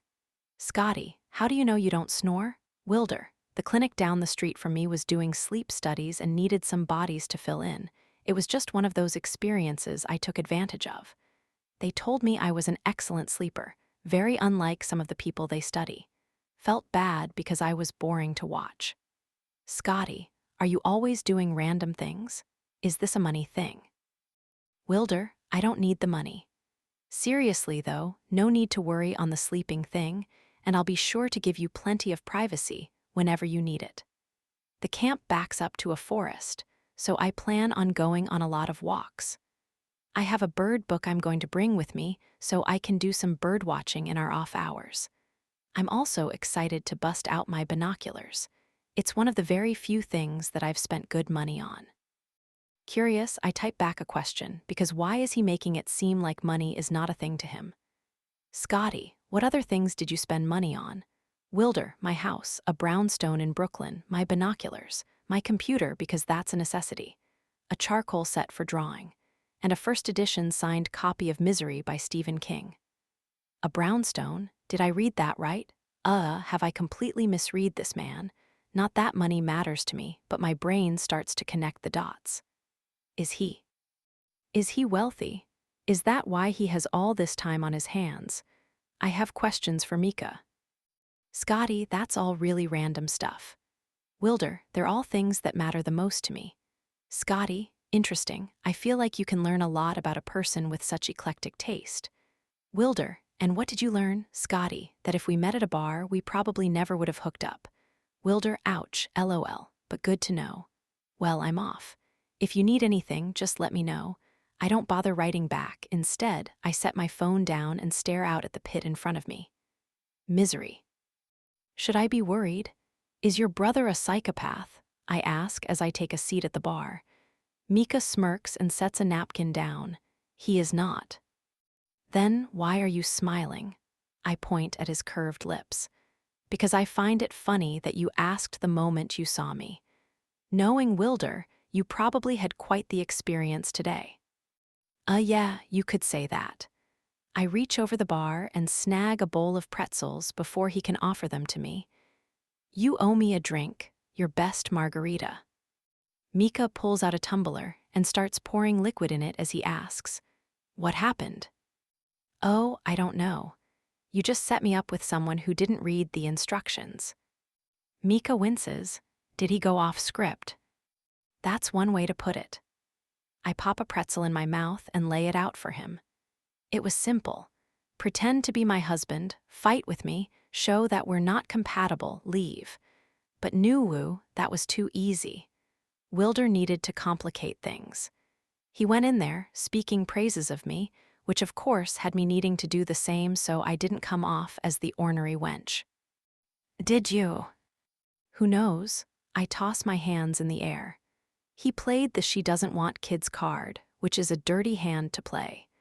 Oh, and speaking of hands, he held mine during the session and then after when we walked away. I connect both of my hands in front of my face and shake them. Held it. Mika starts shaking the tumbler on his right side. So he made it seem like you two were happy and in love. At first, but then we started fighting, and for a moment there I thought, this is what I'm talking about. The insults, the blaming. I never felt more alive in my life than during that 30-second spat. But then it was all squashed when Sanders, the therapist, said that we would be perfect for the marriage summer camp he's putting on up in the Catskills. Mika is mid-pour of my drink when he pauses and looks up at me. No, tell me you're not going. I pop another pretzel in my mouth and say, oh, we're going. Fuck seriously. Paid for and everything. Which, by the way, I sit taller. Not that it matters to me, but does he have money or something? Because he paid for that camp outright, called it a treat. A smirk crosses his lips, a very familiar one that I experienced today. Scotty, he sold an app for a significant amount of money. He's rich, hence the whole retirement, has a lot of time on his hands kind of thing. What? I ask, shocked. I thought he was an out-of-work actor. Laughing, Mika slides my drink onto the bar counter and then wipes his hand on a towel before flipping it over his shoulder. Yeah, I don't talk much about him or my family for that matter, other than some of the things you know. Should have informed you, especially about his current thirst for experiencing life. He heard the word camp, and you were instantly fucked. Yeah, a minor detail, Mika. Jesus. You told me he was into improv, not some, I'm assuming, millionaire who is into using humans as real-life chess pieces. I take a sip of my drink. He picked up bug spray today, freaking bug spray. Oh, and sandals, because apparently he's never worn those before. Mika thinks on it for a second. You know, I don't think I've ever seen him in sandals. I'll take a picture for you, I say, my voice dripping with sarcasm. I know this is my fault. I understand that. I'm not blind to my shortcomings, but by God, how hard is it to follow instructions? Did you give him instructions, though? Mika asks. Yes, I shout and then think on it, because Wilder questioned the same thing. I mean, I told him what differences we had. Mika lifts his brow, and I asked him what his pretend job would be. Did you tell him that you were in there to break up? I tap my chin, trying to recount the moments before we went into the office for our first therapy session. It all seems like a blur now. I'm going to take that as a no. Mika leans over and boops me on the nose with his finger. Seems like you didn't set the scene for him. I groan and rest my head on the bar counter. I didn't set the scene, I mumble into the wood. So he was probably just going for it, feeding off the situation, and now you're stuck going to an 8-day summer camp with him. I groan even louder. Why am I like this? Because you are, Mika says, but I love you anyway. I sit up and take a large gulp of my margarita. After a few seconds of silence, I say, he likes Nerds clusters. He does. I like Nerds clusters. You do. I look into Mika's eyes. He's buying some for our trip. Because that's the kind of guy he is. He's the most humble rich fuck you will ever meet. Mika winks and takes off down the bar to help another customer. Chapter 7. Wilder. Let me grab that for you, I say as Scotty makes her way down her apartment steps and to the sidewalk. Thanks, she says as she hands me her suitcase. I open the gate to my Jeep and slip her bag in the back. Do you want your backpack back here as well? Sure, she says, looking uncomfortable. Don't blame her. She's about to spend 8 days with a guy she doesn't know in a cabin in the Catskills. Screams horror movie. Like everyone in the theater is telling her no, don't do it. But she's not listening and instead is taking every wrong step down the path of being murdered. Lucky for her, though, I'm not a murderer. What about your purse thing? She glances down at what I can only describe as a crossbody fanny pack. No, I can keep this up front. Sounds good. I shut the back of the Jeep, and I'm about to get in on my side when I notice she's not moving. I thought you said there are only certain things you spend your money on. She motions to my vehicle. I glance at it and then back at her. Well, everyone needs a vehicle, I say. And I would hardly say a lime green Jeep Wrangler is forking out the big bucks. Now, if I had something fancier, like, I don't know, a useless Ferrari, then sure, but this is an everyday utility vehicle. I study her. Is this mode of transportation going to be okay? Yeah, and I guess you're right. Other than the fact that not everyone needs a car when you live in the city. True, but my family is from New Rochelle, and when I visit, I like to control my own transportation. I'd rather just drive, because then that gives me freedom, and I'm not held down by train times. She nods, that checks. I chuckle. Are you testing me before you get in my car? And if I was, she crosses her arms, then I approve. I move around to her side and lean against the car. I wasn't looking for your approval. How dare I even hand it out then? Shame on me. The smallest of twitches tugs on the corner of her lip, but she hides it well. Listen, I say. I understand this situation is weird, and going to a camp with a stranger might be a little more adventurous than what you're used to. So if there is anything I can do to make you feel more comfortable, let me know. When she doesn't say anything, just stands there and stares, looking very unsure, I continue. Do you have questions? Concerns? Do you want me to grab you an AirTag to keep on your person and have Mika hook up to it so he knows where you are at all times? Her brows raise up to the sky. Am I going to need an AirTag? No, I'm just trying to figure out how to make you more comfortable. None of this is comfortable, she says on a sigh and leans to one side. But maybe you can answer a few questions. Okay, have at it. She purses her lips for a moment and then asks, where did you go to college? NYU. What did you study? Art, I answer. Really? Her nose scrunches. Oh wait, the expensive charcoal set. Is that the medium you like to work with? Yeah, charcoal is my favorite. I'm pretty good at watercolor, but it's not as messy. I like getting my fingers dirty. I almost wiggle my eyebrows, but then realize I don't have that kind of relationship with her, at least not yet. What do you draw mainly? Birds, I answer with a shrug. I like bird watching. I take pictures and then I draw them. That's not what I was expecting you to say. No, I ask with a smirk. What did you think I drew? Honestly, not sure, but birds weren't on my radar. Here to surprise you, I reply. Yeah, maybe a little too many surprises. That makes me chuckle. What did you think you were going to be when you were going through school? Wasn't really sure, I shrug. Was kind of just trying to figure things out, didn't quite have a clear direction. Then how did you come up with your app thingy? Soda Tracker, I correct her. Wait, she shifts on her feet.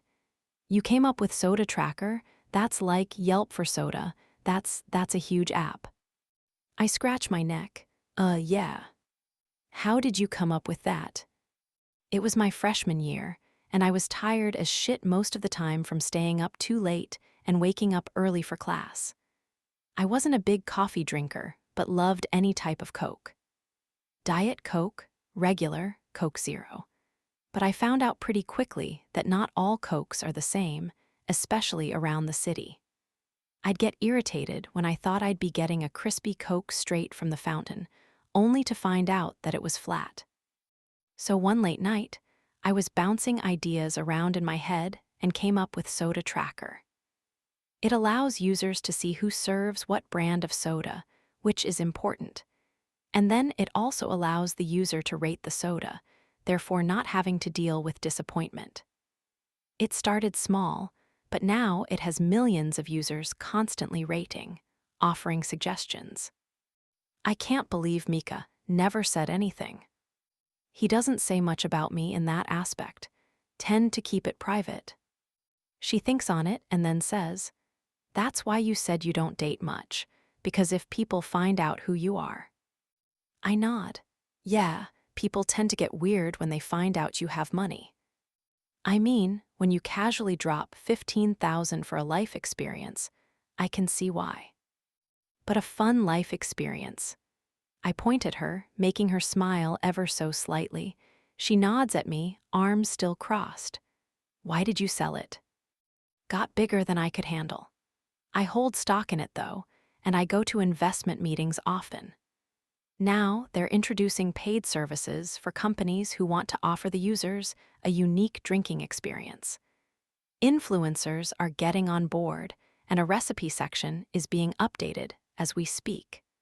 Kind of cool seeing a small idea turn into something so large. That is pretty nice. She shifts on her feet. So then when you sold it, you retired, right? I nod. Why did you retire if you're so bored? She's really going for it on these questions. I kind of like it. Thought it was what I wanted at the time. But it got old pretty quickly, so that's why I volunteer a lot. Where do you volunteer? Well, mostly for green roofs in the city. Also, on Tuesdays and Thursdays, I volunteer at a few different animal shelters. I'll take dogs for walks, sit with the cats, clean out a lot of shit. Just started learning how to administer medicine. And then the other days, I split my time between green roofs, helping with maintenance and awareness, and then I sometimes volunteer with a few out-of-school STEM programs. That's a lot of volunteering. Yeah, but I like it. Have you had any serious relationships? Switching gears, okay? Not really. Nothing earth-shattering. I had a girlfriend in high school, but she broke up with me our senior year because she was going to school in California, and she didn't want to try to make it work. I mean, I don't blame her. She's actually married and has a kid on the way now. Then there were some girls in college, but nothing that's worth talking about. She nods, her lips twisting to the side. What do you think about someone who is 29 and lies about being married to gain favoritism in her job? I think if you were able to realize that putting yourself in such a position would help push your career forward, then you're pretty damn smart. That seems to encourage her because she stands a little taller. Music of choice. Anything but hard metal and screaming. Do you listen to audiobooks? Love them. Well then, she drops her arms. Unless you have any questions for me, I think we can be on our way. It was easier to win her over than I expected. Her standards must not be very high. 2 questions. Is the money thing going to be weird for you? And what are the instructions for these next 8 days? A smile tugs on the corner of her lip. Absolutely not. Kind of find it funny. You don't give off rich snob vibes, especially when going to Target for socks. I chuckle. Not who I am, I say with a shrug. And what about the instructions? Let's discuss in the car. Great. I move over to her side and open the door for her. Her eyes travel up my body to my face. She says, "What are you doing?" Being a gentleman. You don't need to do that. I know I don't need to. I keep the door open and nod toward the opening. Come on, get in. Tentatively and skeptically, she maneuvers into the car. When she's settled, she glances back at me. I smile and she nervously nods. As I shut her door, it makes me wonder who made her so jaded. From the quick rundown Mika gave me, I know he met her at Stockings. She moved to the city recently to begin a new chapter in her life, and she's not a fan of her current job. Given all those factors, I'm wondering what made her run away from the life she was living. Not something I need to find out right now, though. Once she's in, I shut the door and then round the front of the Jeep and get in on my side. Once the address is plugged in, we head off. I've never been in a Jeep Wrangler before, she says, looking around. Very utilitarian, nothing fancy about it. That's why I like it. It has everything I need without a lot of the fluff. Do you ever take it off-roading? Sometimes, I say. Do you ever scale rocky cliffs like it shows in the Jeep commercials? No, I answer as I stop at a stop sign and wait for a lady pushing a stroller to walk by. But I did drive over a trash can once. It was small, but I felt cool doing it. Wow, really living on the edge over there. My fake husband is a genuine thrill seeker. I chuckle. I like doing things like bungee jumping and skydiving. Really? She asks, surprised. Yeah, why so shocked? Because you're telling me that you're bored, hence this current situation. Why don't you skydive or do more bungee jumping, things like that? That's something I do for special occasions. It's not an everyday thing, and it's not that I'm bored. It's that I just want new experiences is all. Yeah, but with your money, you could go off to Africa and help build schools. There's experience there. Why are you staying here in New York when you could literally go anywhere in the world? I grip the steering wheel tighter and say, I can't leave here for long. Why not? She asks. Because of Mika, I answer as I stop at a light. Oh, she says, and I can see her working through the information. She knows what I'm talking about. She stayed by his side through the mental health struggles he's dealt with. I'm not comfortable leaving him, I continue. Not when I know there are times in his life when he looks to me, when he needs me. I could do whatever I want, but being here, close to him, that's what matters to me the most. I never really thought about that, she replies.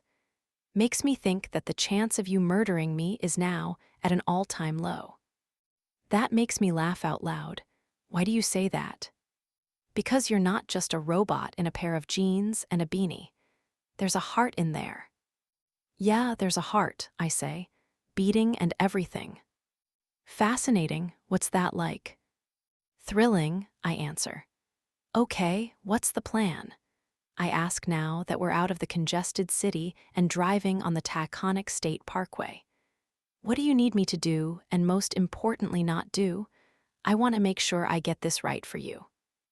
I'm glad you asked. I was talking to Mika, and he was telling me about your improv classes.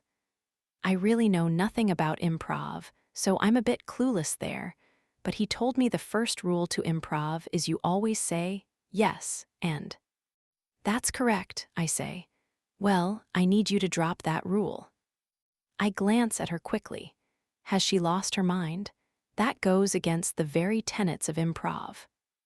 I understand that, she replies. And I'm sorry to impose such a harsh rule, but I can't have you out in the wild saying yes to everything. What could I possibly be saying yes to? All the camp activities are non-negotiable. We have to do them. It's not like you can pick and choose. Trust me, I was looking for an à la carte option when I was researching. It's not really the activities. It's more about who is going to be there. What do you mean? Well, I was speaking to Ellison on Friday and telling her how we're headed up to the camp. And she happily informed me that we weren't the only couple from the office. Oh, is she going to be there? She and the Brads, and Chad from the office that I can't stand. Oh shit, really? Yeah, and Chad in particular, as he's the reason I'm in this whole mess. She pauses and then adds, I mean, sure, it was my big mouth that got me into this situation in the first place, but he was the one who questioned me. Tell me what happened, I say, curious about the timeline of events. She sighs heavily. To keep it short and sweet, Everyone was bragging about doing something with their significant other this past weekend, and I felt left out, so when it was my turn, I talked about me and my husband. Well, Chad pointed out I wasn't wearing a ring. I told him we were going through marriage troubles, and that's when Ellison pulled me to the side. So yeah, he called me out in front of the company. He's a dick. Sounds like a giant one at that. Yeah, she sighs. So he'll be there along with his Nimrod friends, which makes things more difficult because I'm going to have to navigate all of them. Not that anyone talks to me in the office, but there were rumblings that Chad was pulled into Ellison's office for calling me out. Either way, I wouldn't put it past him to try to sniff out the fraud between you and me. Sounds like a weasel thing to do.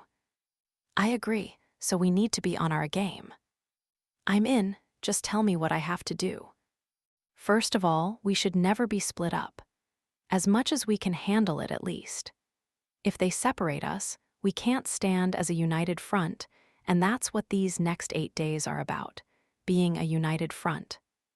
Got it, I'm stuck to you for 8 days. Good thing for you, I have excellent hygiene. I can practically hear her roll her eyes. Second, we need to be affectionate but not overly affectionate. We're a couple on the rocks, but there's still love between us, potential for us to reconcile. So let's keep it to hand-holding and pelvis-to-pelvis hugs. Side hugs are for strangers, and kissing is for couples who are not having issues. We're looking for a healthy middle. Got it, hand-holding, no kissing, definitely no public tongue action and crotch-to-crotch hugs. I said pelvis-to-pelvis. Isn't that the same thing? I ask. Yes, but pelvis sounds less vile rolling off the tongue. Don't hate on crotch, I say with a smirk that she doesn't find amusing. Okay, what else? We need to figure out what the hell we're fighting about, what our downfall is. The story we came up with during the therapy session was a little out there. That's what happens when you're flying by the seat of your pants. You never know what might be said. No, she says sternly. We had a plan, you veered away from the plan, and then we were stuck with me zipping your dick in a sleeping bag. I chuckle. Honestly, that would have killed at my improv class. She looks unamused as she says, yes, but we're not at improv class, so no more dick zippering. We need to find simple differences that don't make us look bad. Okay, I say. The weekend gave me more time to consider this, and I knew Scotty would want to hash this out, so I came up with something that should track with our personalities well. Well, since I'm into green roofs, maybe the bigger issue that we haven't gotten into yet is that I've been pressuring you to travel with me to other countries to educate them on green roofs, while you want to work your way up the corporate ladder. Gives you the freedom and independence of wanting to make something of yourself, and makes me look a little dickish assuming my job is more important than yours.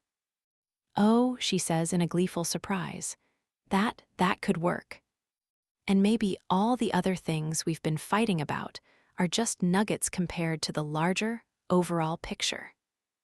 Like when you're mad about something, but all the little things drive you to the boiling point. Yes, that's a good idea. I see her fully turn toward me from the corner of my eye. That's very astute for a 27-year-old. Just because the number is young doesn't mean the brain is young. Oh, wait. Nice try, she chuckles. Okay, so then we'll run with that, because I'm assuming there are going to be some therapy sessions we have to go through. Yes, I say.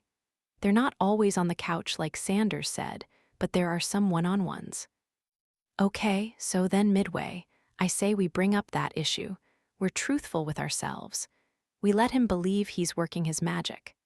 And then slowly, we start acting like we're falling in love all over again. That works for me. Great, okay, this could work. She clasps her hands together and then gasps. Wait, another rule. You're not allowed to be friends with the Brads and Chad. I can't stomach the thought of you high-fiving them. They're not our friends, they're mere pawns in the game we're playing. Got it. Pawns, not sure why I find that so funny and charming. Got it. We're not friends with them. Anything else?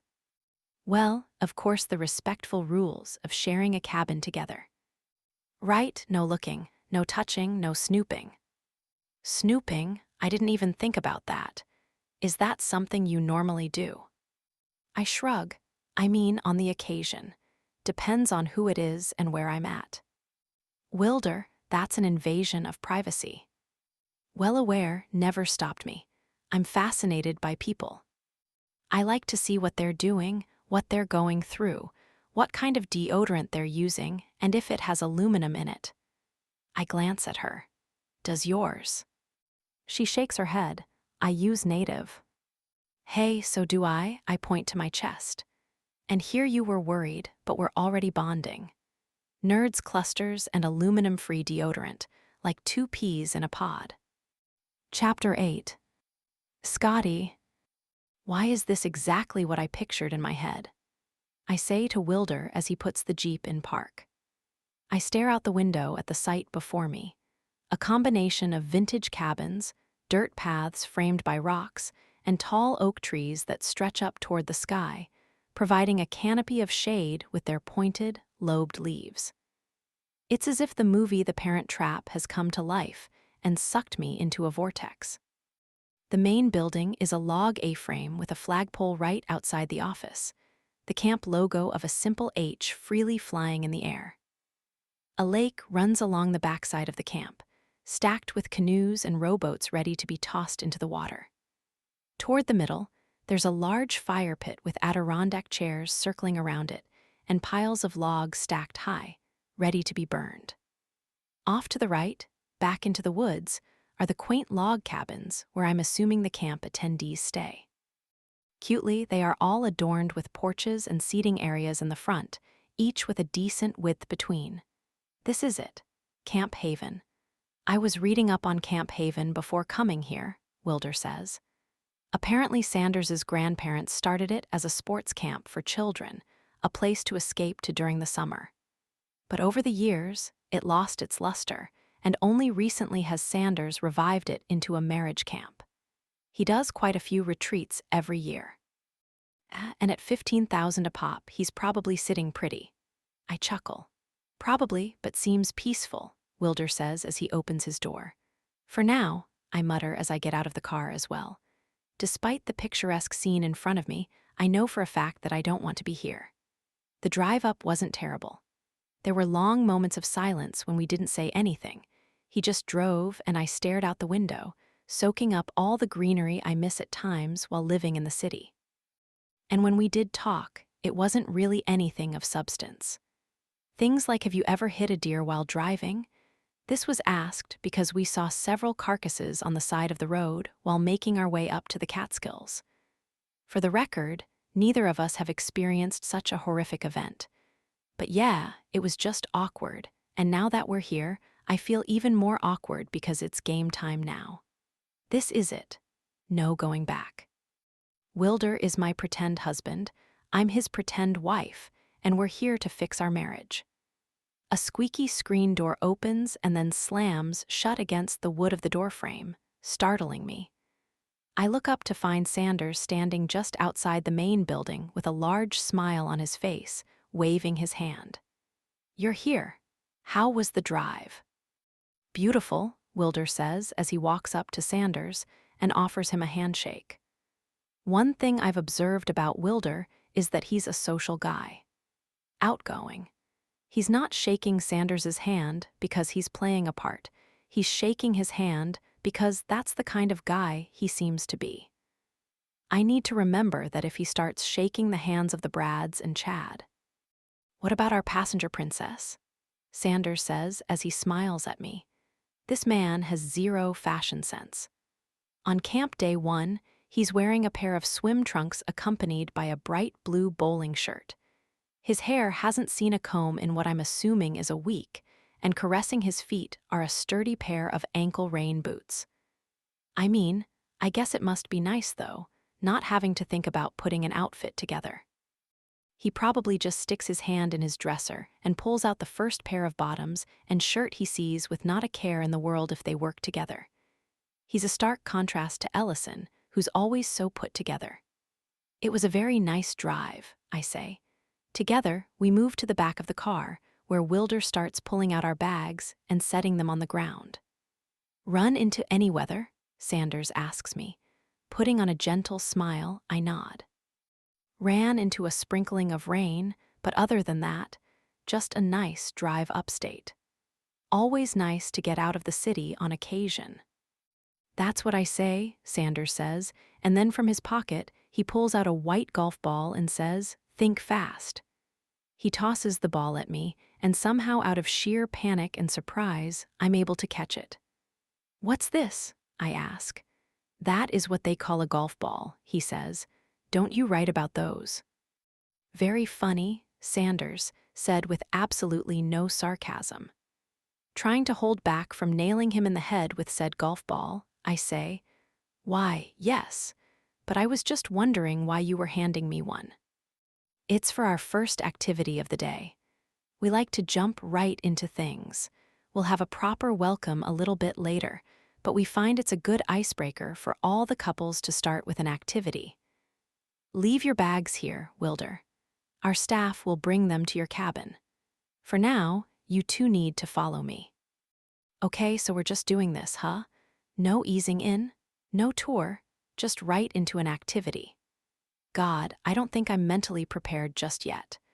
Wilder comes up next to me, and then together, we follow behind Sanders, who brings us around the main building and to a much bigger building that I didn't even notice behind the A-frame.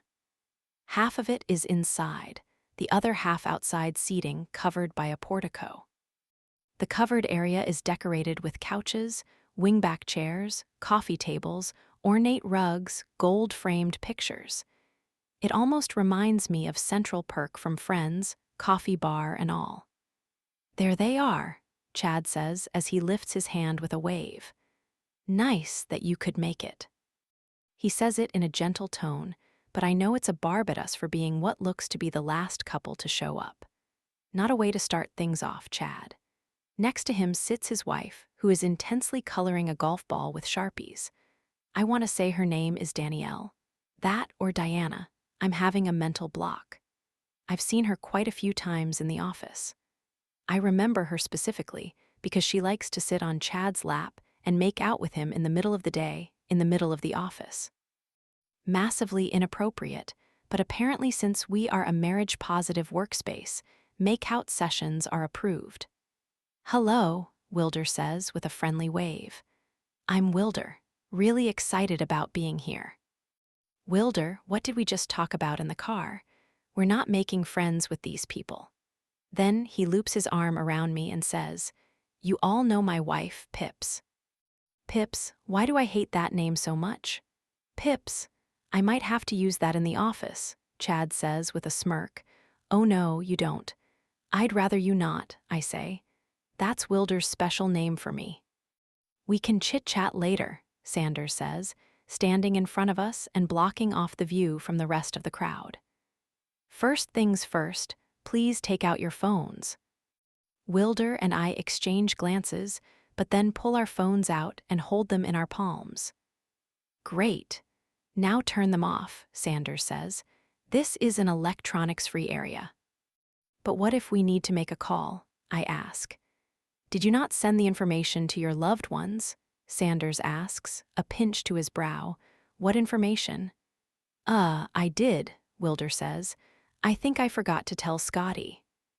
"Ah, well, Scotty, send a quick text to your loved ones about where you are for the next 8 days in case they need to get in contact with you. We have a pay phone that is available for emergency calls, but it's monitored, so you're not allowed to spend an exorbitant amount of time in there." A pay phone? Did we just road trip back to the 90s? "Okay," I say, feeling like I'm losing a limb. I type out a text to everyone and then remember what Wilder said to me in the car. "Does Mika know how to get in contact with you?" Wilder nods. "I talked to him this morning about it.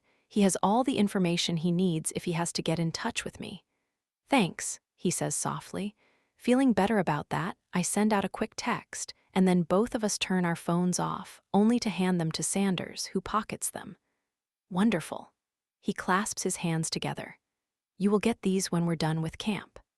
Now, head on over to your coloring station by the far end of the dining area. You'll have about 20 minutes to color your golf ball. We want to see you color it in a way that represents the love you share for each other. Okay. Sure thing, Wilder says like a doof as he places his hand on my back, and then together, we head over to 2 wingback chairs that are placed side by side with a small coffee table in front of them. We are far enough away from the other couples that I feel comfortable whispering to him with no one lending an ear to listen in. Color our love? How does one do that? I ask. Well, there are many possibilities, he replies while he takes the ball from me. For instance, we could interpret the assignment as a love timeline displayed in color. Interpret the assignment. Why do I feel like he's way more into this than me? We can use a color for each line, telling a story of how we've moved about over the last few years, ranging from hot to cold. Love to anger. That's actually a pretty good idea. Right, I forgot that you're an art major. Or we can use symbols, but that might be more labor-intensive as we attempt to find symbols that could represent a marriage despite not knowing much about our marriage.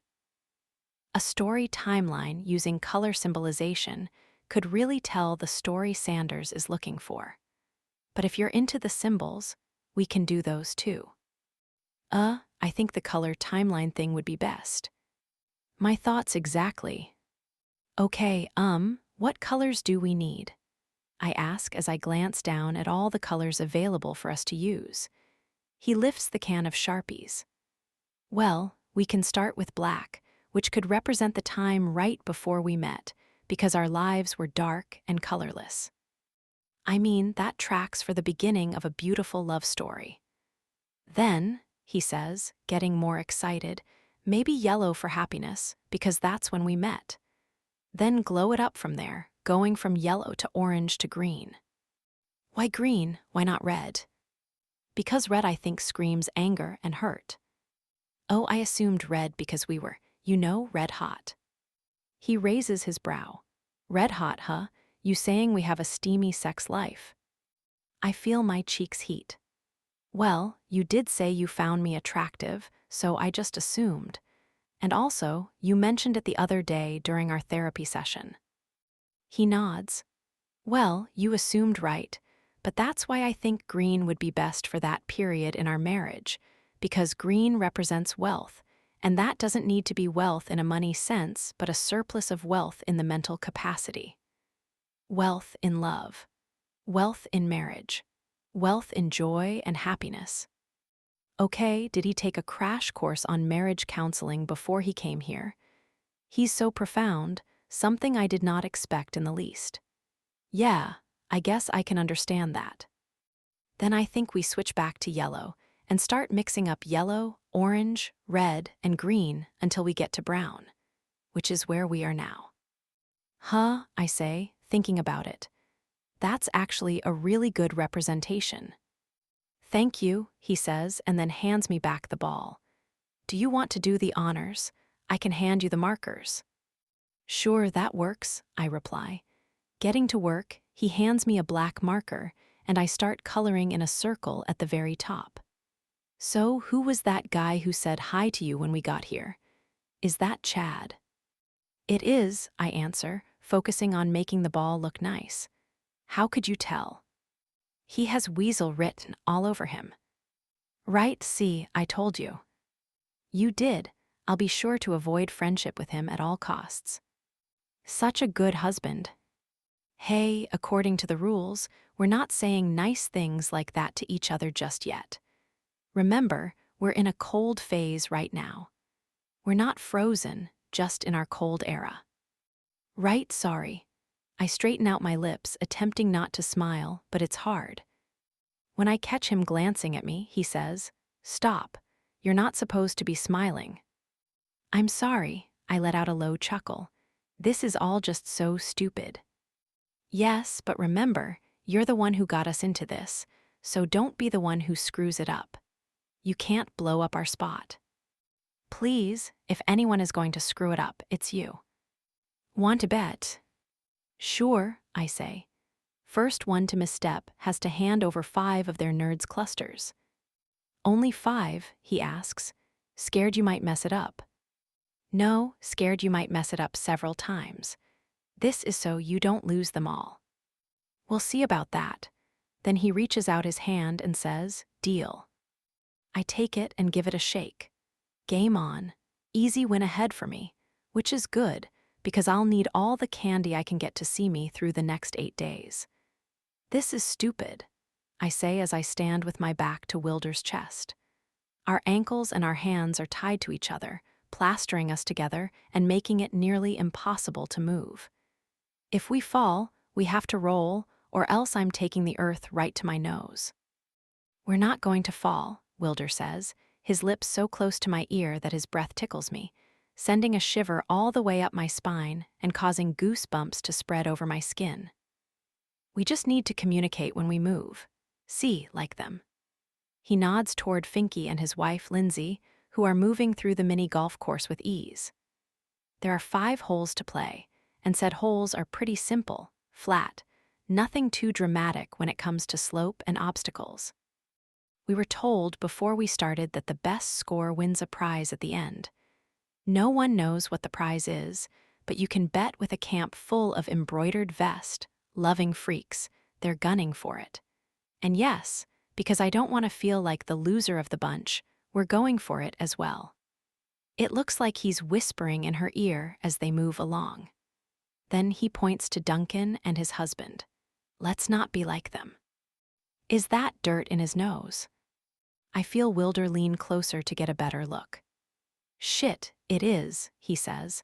Okay, if we end up falling, tuck and roll and I'll take the hit. But for the record, I don't plan on falling. I'm sturdy as an ox. All we need to do is take our time, concentrate, and work together. This isn't a race. This is about communication. Understood, I lightly nod. But given our situation, don't you think we should bicker a little? You know, to show everyone that we're here for a reason. But then surprise them when we end up pulling out the win. Like classic chaos on the outside, but when push comes to shove, we excel at everything we do. Yeah, I like that. He pauses for a moment and then says, chaos I can do. He clears his throat and speaks slightly louder so the couples around us can hear. Can you not do that? Brad S. and his wife, in front of us, glance in our direction from the sound of Wilder's voice. A look of surprise and understanding falls over their expressions. Almost like they're trying to say been there, done that. Well then, I guess it's time to put on a show. Squaring my shoulders and wanting to match his energy, I say, do what? Tell you exactly what to do so we can win? I derisively snort. Remember, I'm the one who works for a pudding company, not you. Yeah, you edit content written by others, he shoots back. Strike me if I'm wrong, but you're not out on the greens, teaching Tiger Woods how to zone in his pudding.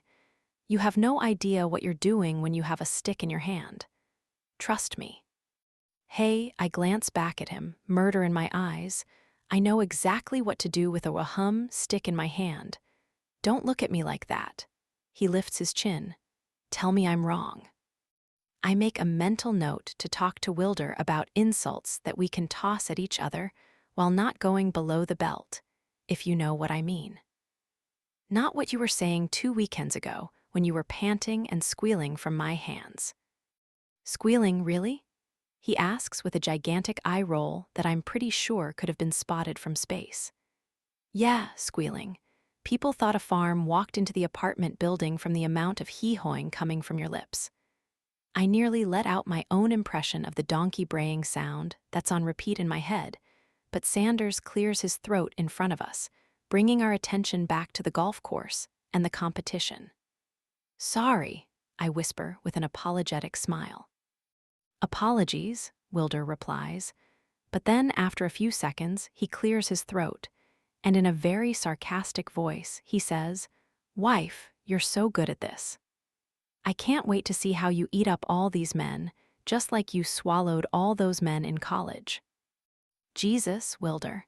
He pokes me in the back, encouraging me to shoot back.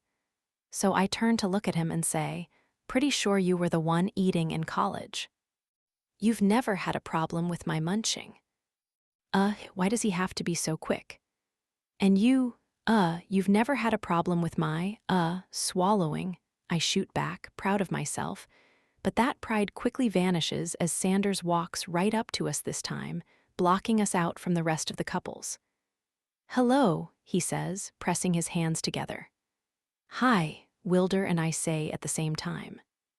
Now, I understand there might be some growing tension between the two of you, and maybe you aren't entirely comfortable with not only being here, but being tied up together and put to task within a half hour of arriving. But please, for the sake of peace at the camp, save the snarky commentary for our lash-out sessions. While we're together as a group, we need to keep the harmony. My cheeks flame with embarrassment because I'm usually one to follow directions and listen to the rules. "Sorry about that," Wilder says, and then lets out a heavy breath. Tension is high. "Yes, sorry," I say again. Long, tense road trip, and now we're tied up together without taking a breather. Not sure I can remember the last time we spent this much time together consecutively. Understanding crosses Sanders's face, thankfully. "I get it, but please don't disturb the peace of others." "Sure," Wilder says. "Apologies again, we'll do better."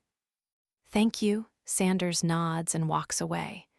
When we're left alone, I turn away from everyone and whisper, "Well, we made people believe we hate each other. Good job." Yeah, I think people are thinking they might have issues in their marriage, but at least they're not as bad off as us. Precisely. By the way, I didn't do a lot of munching in college.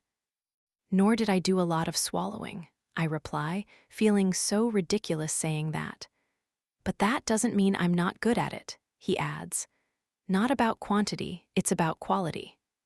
Same, Wilder, same. Deep breath, Wilder says into my ear as we line up our last hole. We got this. It's been a pretty intense game. We've scored 2 holes in 1 and 2 pars while arguing the entire time. There has been staring from the others, whispering, and even the occasional wince when I've accidentally elbowed Wilder in the ribs. And through all that, we are miraculously tied with Chad and his wife. You can imagine their displeasure, but despite all that, we have a solid chance at winning if we can get this hole in 1. The course is basic, has smooth greens and very few obstacles, and just needs precise accuracy and communication with your partner to get a hole in 1. Seems easy, but it's not, especially when you're tied to each other. You lead, I say.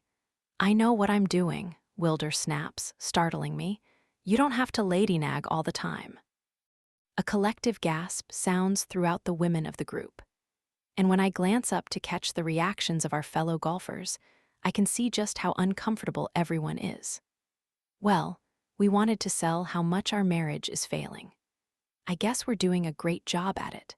To really add the final nail to the coffin, I say, maybe if you were actually intelligent enough to read simple pudding lines by yourself, I wouldn't have to nag you. Just get in position, he says, moving me easily around. Satisfied with our squabble, I allow him to line us both up, and then together we bring our club back, and with our arms stiff, we swing through, propelling the ball forward. It sails up the small hill in the middle of the course, then down, and straight toward the hole. I hold my breath as it bypasses the hole. Wilder squeezes me, both of us on edge as the ball hits the stone behind the hole, giving it a good bounce. And we watch as the ball, as if in slow motion, inches closer and closer to the hole until. Plunk, it falls in. Fuck yeah, Wilder yells and throws his hands in the air, taking my hands with him. God, he's tall, And that's how it's done. Chad tosses his club to the side and grunts in frustration, which naturally causes his wife to chastise him for the outburst. Other couples offer their congratulations, even though they don't want to, because losing to the Bikersons is flat-out embarrassing. Let's call a spade a spade. No one wants to lose to the dysfunctional couple, yet here we are, taking the W while everyone begrudgingly tells us good job. Sanders, with his arm around Ellison, studies us. We did it, Wilder says, now dancing behind me, causing me to move around as well. Hey, don't do that, I say as I feel myself start to lose my balance. Why aren't you excited? We beat the Brads and Chad, he shouts, using my nickname for my coworkers that I've never said out loud. And didn't I tell you? I said, listen to me, and we will win. Maybe you should listen to me more often. Maybe you should stop moving around so much so we don't tip over. Is that all you're really worried about? He huffs behind me and then gestures his hand out, making my hand move as well. You can never celebrate the small things. Hey, whoa, I'm going to fall, I say. Stop moving. Always have to complain. Always have to be angry about something, he says, gesturing again. Wilder, seriously, stop. Stop what? He asks, leaning forward. His weight presses into my back. My legs shake beneath me. And because I'm already off balance from his erratic cheering, I can't take on the minimal amount of pressure from him, and before I can adjust our feet, I start to tip forward. And because I tip forward, he tips forward. And before I know what's happening, the ground seems to be moving closer and closer. And closer. Roll, roll, I screech. Fuck, what? Wilder says as we head straight to the ground face first. For the love of God, roll. It's the last thing I shout right as I attempt to overthrow the giant man behind me, but there's no use, as the pounds of muscle on him are too heavy. Watch out, ground, we're coming in hot. I brace for impact, closing my eyes and holding my breath just as I plow face first into the ground, my eye connecting with what I can only assume is a rock, sending a jolt of sharp pain through my skull. And from there, everything goes black as I hear Wilder mumble, "Oh, roll." Chapter 9. Wilder. I can't remember a time in my life when I've ever felt this guilty. There was that time that I was mad at Mika back in middle school when his friends were over, and I grabbed his superhero underwear that he still wore and paraded it around like the asshole little brother that I was, telling his friends that Mika wore baby underwear. But this beats it. There, that should do it, the nurse says as she finishes putting a butterfly strip over Scotty's swollen eyebrow. I don't know what came over me, but when we won the golf challenge, a challenge that a real couple should have been good at, I felt a sense of pride, energy, invigoration that I haven't felt in a long time. I lost control, forgot that I was strapped to Scotty, and before I could calm myself down, we were tipping over and going straight to the ground. I forgot about rolling. I forgot about putting my hands out. And fuck, her cry when she hit the ground. Once we were untied and I rolled her over, the blood already coming from her upper eye freaked me out. So much blood. Horrified, I carried her in my arms to the nurse's station, where they tended to her head. Thankfully, it was not that big of a cut, just a small butterfly taping and she's good. Do I have a black eye? Scotty asks, looking up at me. I mean, a little. She nods and then whispers, cool.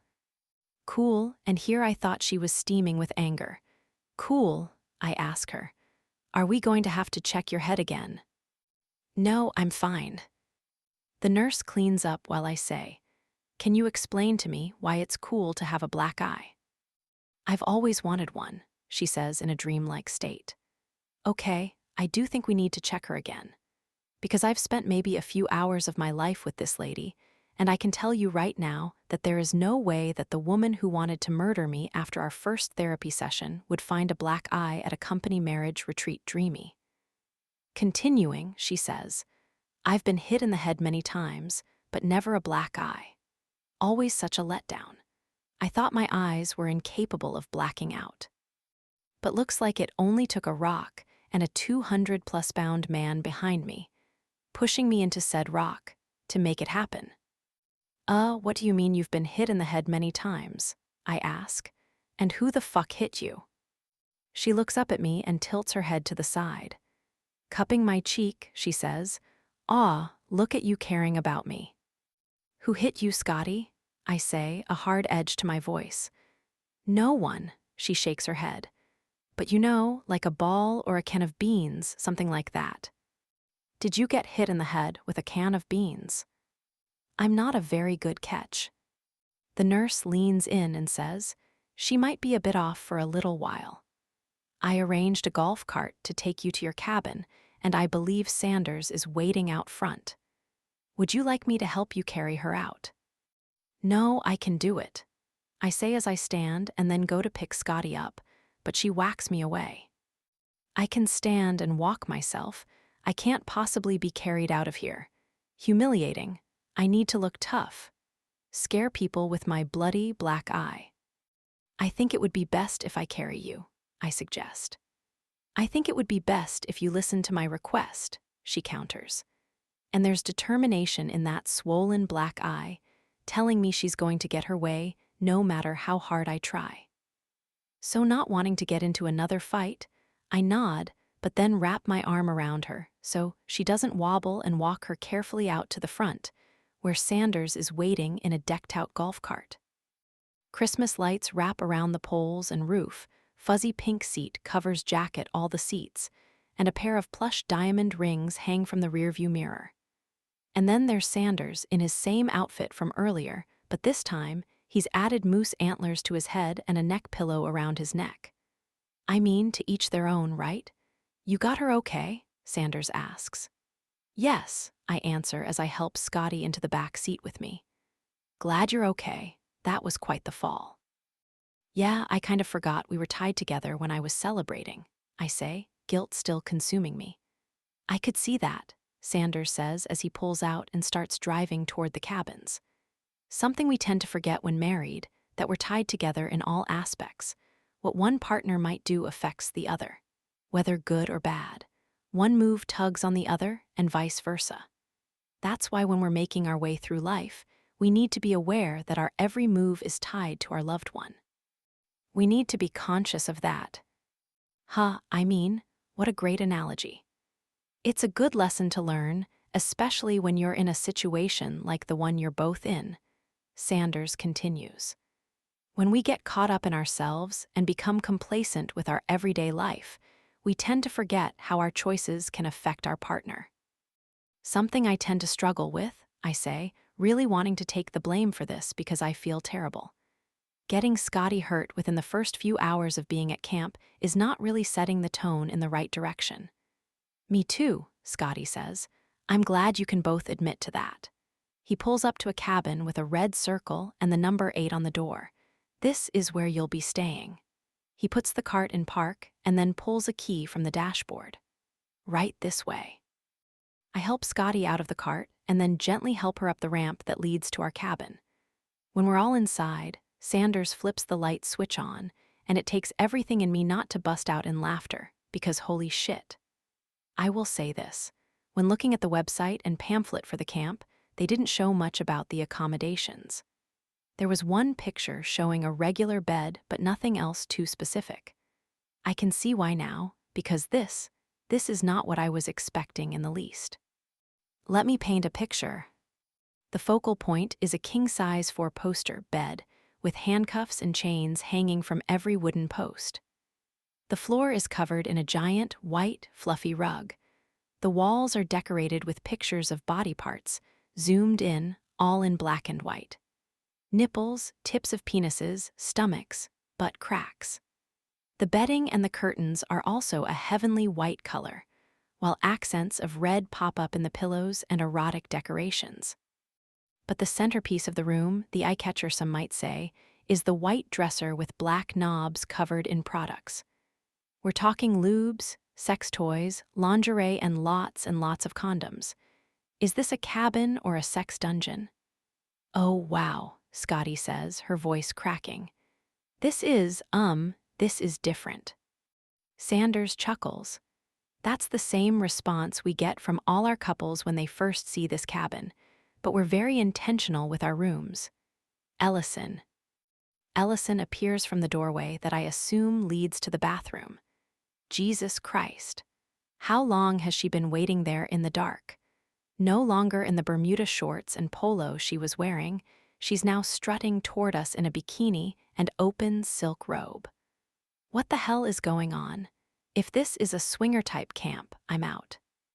I know I gave my word to Scotty, telling her I'd help her, but there's no way I'm taking my clothes off in front of the Brads and Chad and Sanders, who is wearing moose antlers and a neck pillow. Not fucking happening. Welcome to your sanctuary, Ellison says, gesturing her arm to the space. This is where you'll be able to escape and have some of your most important conversations while also reconnecting with each other. It's where our couples find the most success and the most renewal in their relationships, Sanders says.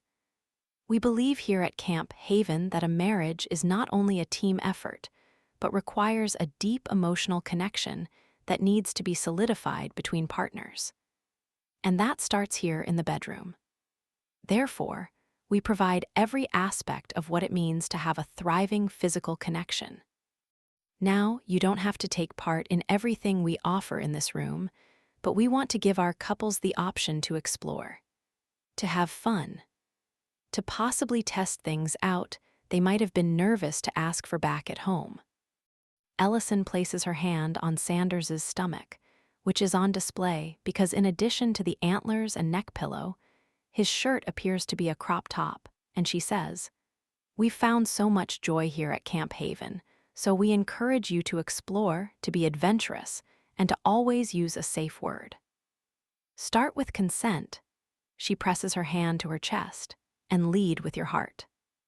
Jesus, what the hell is this? Very well said, darling. Sanders turns her head toward his and then kisses her, using tongue, straight-up tongue, in front of others. So much tongue. Yikes.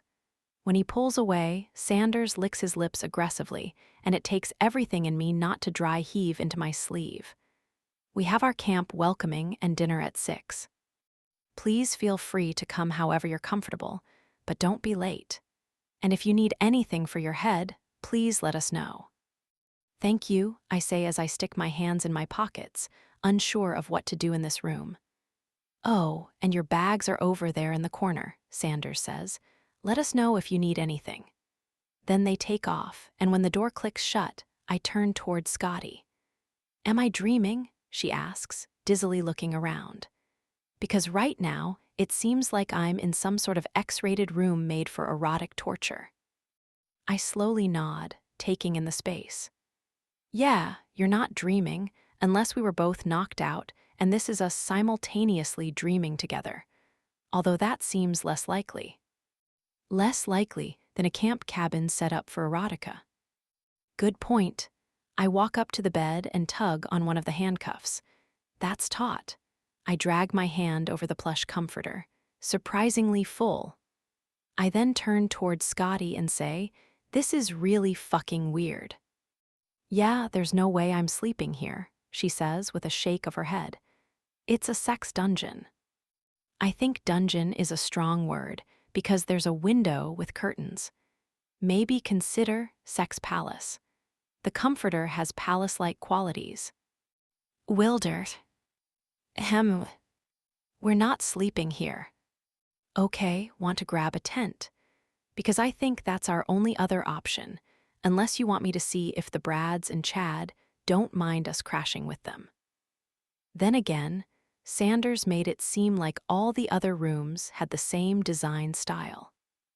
I'm being serious, Wilder. So am I, this is it. I don't think there are other styles of accommodations. She glances around, hugging her arms tightly around her.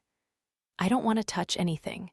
How much sex do you think has been had in this room? I mean, I look around. If these walls could talk, they probably would moan from the amount of sex they've seen.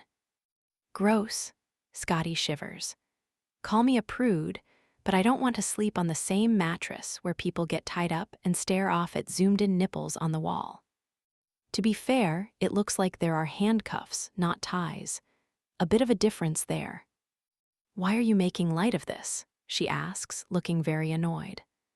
"Because," I say, "if I don't make light of it, then I think both of us would spiral, and we can't both be spiraling. We need to spiral. We need to find a different place for slumber, because Sex Palace isn't it." I'm right there with you on the Sex Palace thing, but I honestly don't think there is another option. And listen, I read online that they have a pretty intense cleaning service. Why is that something they need to state? Probably for this precise reason. I gesture around the room. So couples like us come into the Sex Palace and feel comfortable having fun. Still looking really uncomfortable, she walks over to the dresser and takes a look at the offerings just as there's a knock at the door, startling the both of us. "Come in," I shout.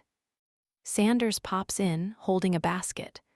"Almost forgot, here's your prize for winning the golf tournament." He winks. "Have fun." I take the basket, and then he leaves, his heavy footsteps heading down the ramp. I glance down at the basket, and my eyes nearly pop out of their sockets. "What is it?" Scotty asks. I turn it toward her, showing off more condoms, dildos, lube, blindfolds, and in the center of it all, a book on sex and positions. "Oh my God," she whispers as she comes up to me. "What the hell is going on?" Without touching anything, she scans the contents. Why would they give us more? Do they not know there is a plethora of items on the dresser over there? I mean, they really want us having sex. I take the basket to the dresser to set it down with its friends when I notice a menu. I pick it up and start looking over the contents, everything coming into place. Holy shit. "What?" Scotty asks. I set the basket down on the floor and turn toward her. "Do not touch a damn thing on this dresser unless you want to pay a surcharge for pleasure." "What are you talking about?" she asks, walking up to me. "This dresser is a minibar for sex." "What?" She snaps and then pulls the menu from my hand. She scans it over and then gasps. $15 for a 3-pack of condoms? That's outrageous." She turns to me and whispers, "That's outrageous, right? I haven't bought some in a while." "Yes, it's outrageous," I whisper back. "Outrageous," she shouts again. "That's $5 per possible orgasm. Given the user, there isn't even a solid chance of orgasm. What a ripoff." To be fair, there'd be a solid chance with me. She rolls her eyes in my direction. "Really, Wilder? You don't seem like the kind of guy who needs to brag about his ability to make their partner experience pure pleasure." "Yeah," I pull on the back of my neck. "I'm really not that guy. Not sure where that came from." I gasp and my eyes widen. Shit, are the Brads and Chad already wearing off on me? Am I turning into a douche?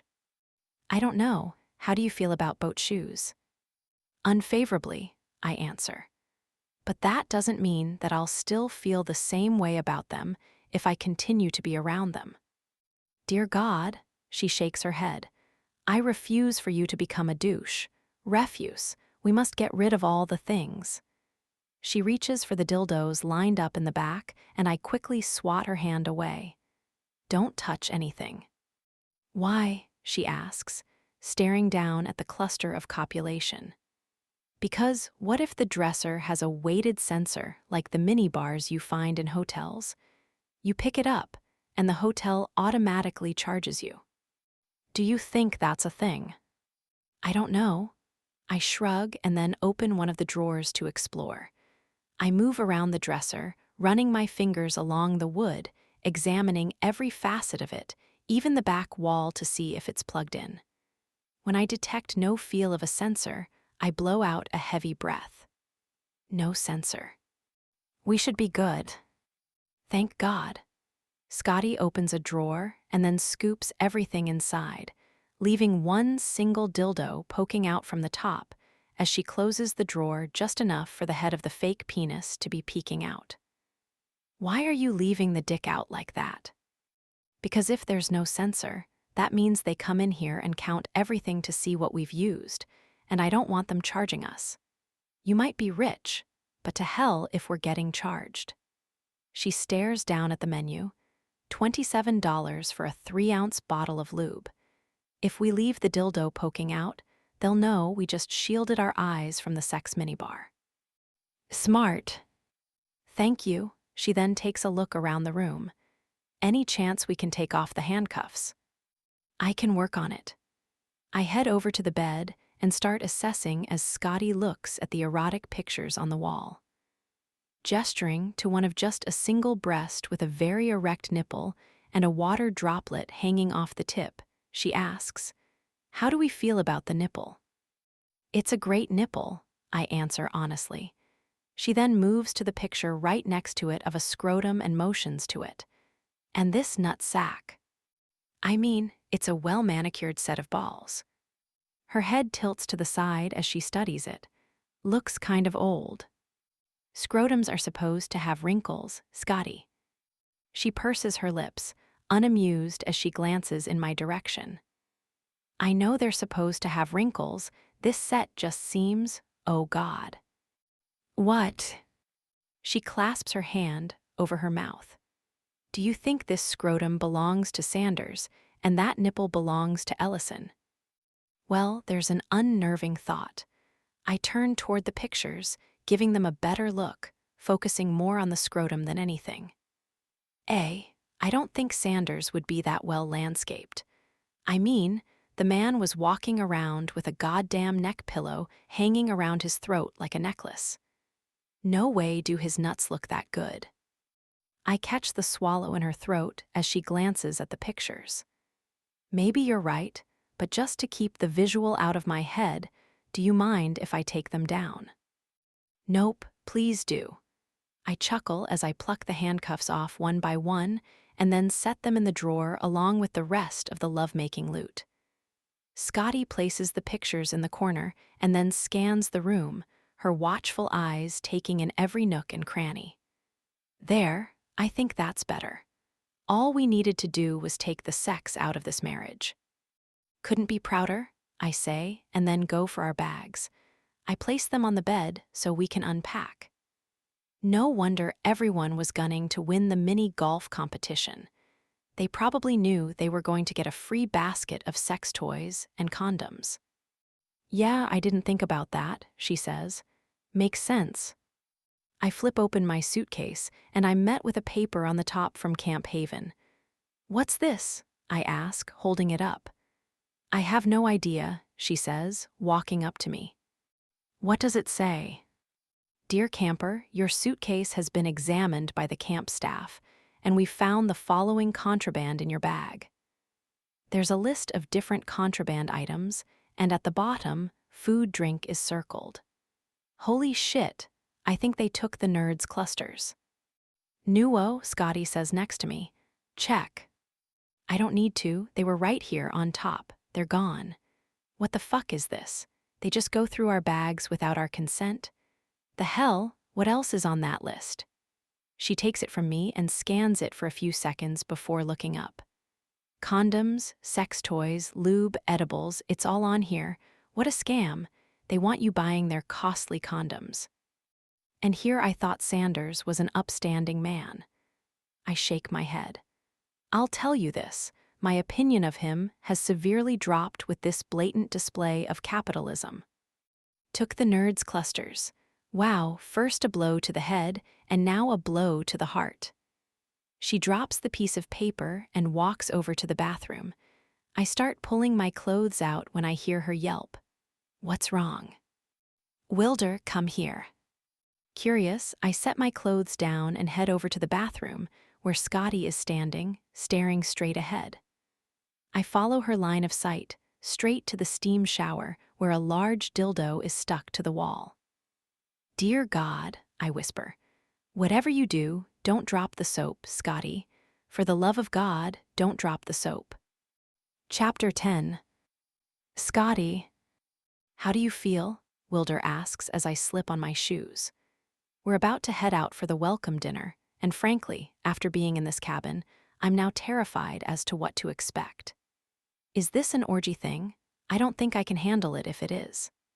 I can't afford to quit my job, but the image of Finky walking up to me wearing only an embroidered vest, looking to see if I'm ready to have a good time, I'd have no other choice but to quit. Is that why they like coming here so much? Because it's their one time a year to let loose and have fun? I really hope not. Okay, I answer as I stand. Just okay. Do you have a headache? Wilder asks, looking really concerned. I have to hand it to him. He might have forgotten to roll when we fell, but he sure knows how to make up for it. He's a really caring guy, has looked out for me consistently, and has made sure I'm taken care of. Matt was never like that. I'm pretty sure if I was attending this camp with Matt, he would have laughed at me, probably pointed, and made fun of me later for smashing my head on a rock. There would be no apology. Most likely, he would have blamed me for making us fall rather than taking responsibility. Wilder, not that I'm comparing them, because Wilder and I aren't actually together. You can see the remorse in his face. Makes me think, if I ever decide to put myself out there in the dating world again, this is an attribute that I would be looking for. Doesn't laugh when girlfriend gets her face smashed by a rock. No headache, I say. Pretty excited by the bruising, though. He chuckles and presses his hands into his pockets. I'm happy for you. I hope it looks even worse tomorrow morning. I press my hand to my chest. That's so sweet, thank you. You're welcome. He nods toward the door. Ready to go? We don't want to be late. Sanders was adamant about that. Yeah, I'm ready. Let's go. Wilder opens the cabin door for us and then locks up. He turns toward me and says, "Can't have the other campers sneaking into our room, knowing the kind of free goods we have in there." Oh, smart. You know, I wonder if it's something we could trade. What do you mean? Wilder asks as we walk down the ramp together. Well, you know how they trade in jail, like a cinnamon bun for a cigarette.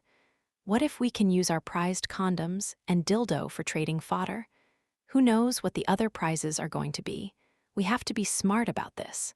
There could be an opportunity for us to trade up.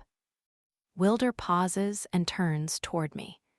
Is it weird that your suggestion just made my nipples hard? Yes. Fair, he nods, making me laugh. He points at me and says, "Hey, no laughing. We're supposed to not like each other at the moment." That's not that hard to fake, I say, given that you didn't roll when we started falling.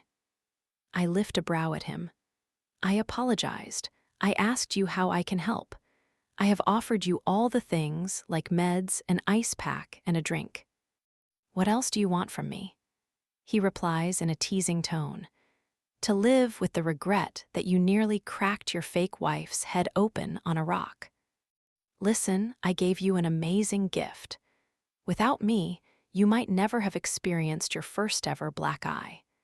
And now that I'm saying that out loud, it doesn't sound great. Not really, but I know what you mean. So what you're saying is that I should feel honored to be in your presence. Exactly, he says as we walk down the path toward the food hall. Anything I need to be aware of when we get in there? Not really, I say. What if people ask us if we liked our prize for the mini golf? What do you want me to say? I don't know. What would a couple who is on the rocks right now say to that? Maybe that we found it interesting. Interesting, that could work. Doesn't give commitment either way whether we like it. Yeah, a solid answer that keeps our private life private. Very diplomatic of you. See, he bumps his shoulder with mine. I'm not that bad. I never said you were bad, just a loose cannon. I don't know what you're going to say or do. That's the fun of improv, he says. It's all fly by the seat of your pants. Yeah, well, less pantsing please and more plotting.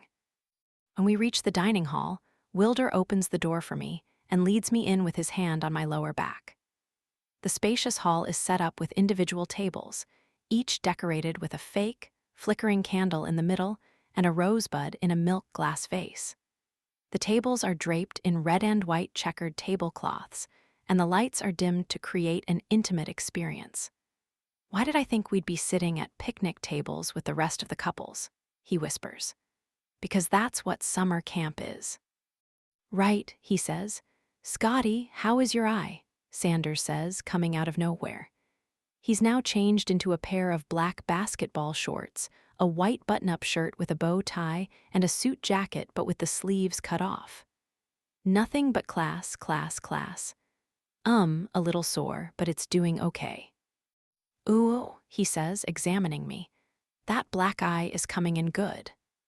I lightly dab my fingers around the affected area, trying not to show how pleased I am about the black eye. "Yeah, so I've been told." "Well, we'll be sure to keep you safe moving forward. No more tying up, at least on our end." He wiggles his brows, and I feel my insides turn.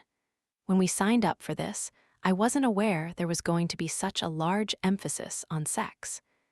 Nor did I think there was going to be a mini-bar of lovemaking. The entire situation is granting me a new perspective on all my coworkers. Sanders leads us through the dining hall, and as I pass each and every one of them, my mind drifts to different scenarios. Does Chad tie up his wife, or use toys on her? He seemed really adamant about winning the basket. What about Duncan? He's such a klutz, I couldn't imagine him being able to locate any of his husband's erogenous zones.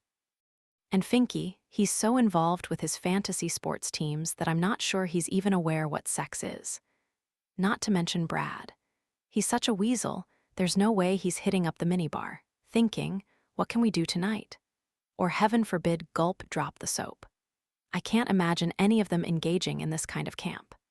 Then again, here they are, willing and ready to keep the spark alive in their relationships. Wonder what that's like, to have two equal parties invested in a relationship. God, I sound like such a bitter divorcee. "Here we are," Sanders says, gesturing to a table. "We have you sitting right up front." I pull out of my reverie and find our table smack dab in the front of the stage. A table so centered, so singled out, that it almost seems like it's going to be dinner and a show. "This will be your permanent table for the remainder of the camp. We like to create a sense of comfort by offering our attendees routine. The menu is on the table. My staff will be by shortly to collect your order, and then we'll get started with the welcome." "Great," Wilder says in that cheery voice of his. "Thank you." Sanders nods and then takes off. I'm about to take a seat when, to my surprise, Wilder pulls out my chair for me. "What are you doing?" I whisper through clenched teeth. "This is a nice gesture. We don't do nice gestures for each other." "Oh shit," he whispers back. "Sorry, just habit." Not wanting to make a scene, I take a seat, but I let his words settle in. Pulling out a chair for someone is habit for him. Pulling out a woman's chair? Well, that's a really nice habit to have. It's sweet, thoughtful, not necessary but thoughtful, something you don't see too often anymore. Once he sits down, he picks up his cloth napkin and spreads it on his lap. Talking softly, he says, "I don't think it's that big a deal that I pulled out your chair. We might not be getting along, but I don't have to be an asshole and not pull out my wife's chair for her." "True," I say, and then pick up my menu. For a 27-year-old, though, that habit surprises me. "Are 27-year-olds supposed to be assholes?" he asks. I shrug. "I don't know, but with my experience, I'd say they're more self-absorbed than anything." "Your experience, huh?" he asks. "Care to elaborate?" "Not really," I say, taking in the 3 Italian options for dinner. Chicken parmesan, eggplant parmesan, and lasagna. But seriously, when did you start pulling out chairs, opening doors, things like that? "Ever since I was young," he answers and sets his menu down. My mom was adamant about me and Mika being gentlemen. We took turns opening doors for her and pulling out her chair. She said she didn't want to be the reason her sons didn't treat their partners well later in life. "You have a good mom." "I do," he says softly. I know a little bit about Wilder's family situation to know what that look on his face means. Mika and Wilder's mom is an absolute rock. She worked as a paralegal, took care of the boys, made sure to get them to all their events, and took care of their dad, who was in a terrible car accident when they were teenagers. It left him a quadriplegic, which led to some darker moments in the family. And then when Mika was in college, their dad passed away. It was tough on all of them, including their mom. Clearing his throat, Wilder asks, what do you think you're going to get? Seeing he wants to change the subject, I study my menu again, even though I know the 3 choices already. I think maybe the eggplant parm. That's what I was thinking as well. He smiles up at me. Look at us twinning. Dear God, I say with a shake of my head, causing him to chuckle. Hey, stop that. No laughing. You need to look irritated around me. Then don't make me laugh. Don't say dumb things like twinning. That's not dumb, he replies. That's stating the facts. Just then, our waitress steps up to our table and says, Welcome to Camp Haven. My name is Megan, and I'll be your personal server during the duration of your stay. Can I interest you in some sparkling water? Do you have wine? I ask. Megan, with the long ponytail and freckles dotting her nose, shakes her head. No, this is an alcohol-free camp. Sanders only allows alcohol 2 nights during your stay, and tonight is not one of them. Should have figured since the minibar was replaced with condoms and lube. Although some of the toys they're upcharging for, I'd suspect I'd need some alcohol to even think about using, especially the one in the shower. The girth on that thing is terrifying. Sparkling water will be fine, I say, disappointed that I can't lean on my good friend Merlot to get me through the next 8 days. And for you, she asks Wilder. Sparkling water as well. The wife and I are twinning. Dear God in heaven, we'd also like the eggplant parm. He sniffs the air. And is that garlic bread I smell? It is, Megan says with a smile. I'll bring you out a basket in a few. That would be great, thank you, Wilder says. Certainly. Is there anything else I can get you? We're good, I say. Wonderful. Then she reaches into her apron pocket and pulls out a sheet of paper. Here are your questions for tonight. Questions, I ask. What are these for? Every evening, you'll be given a set of questions that you must ask each other. Sanders requires it.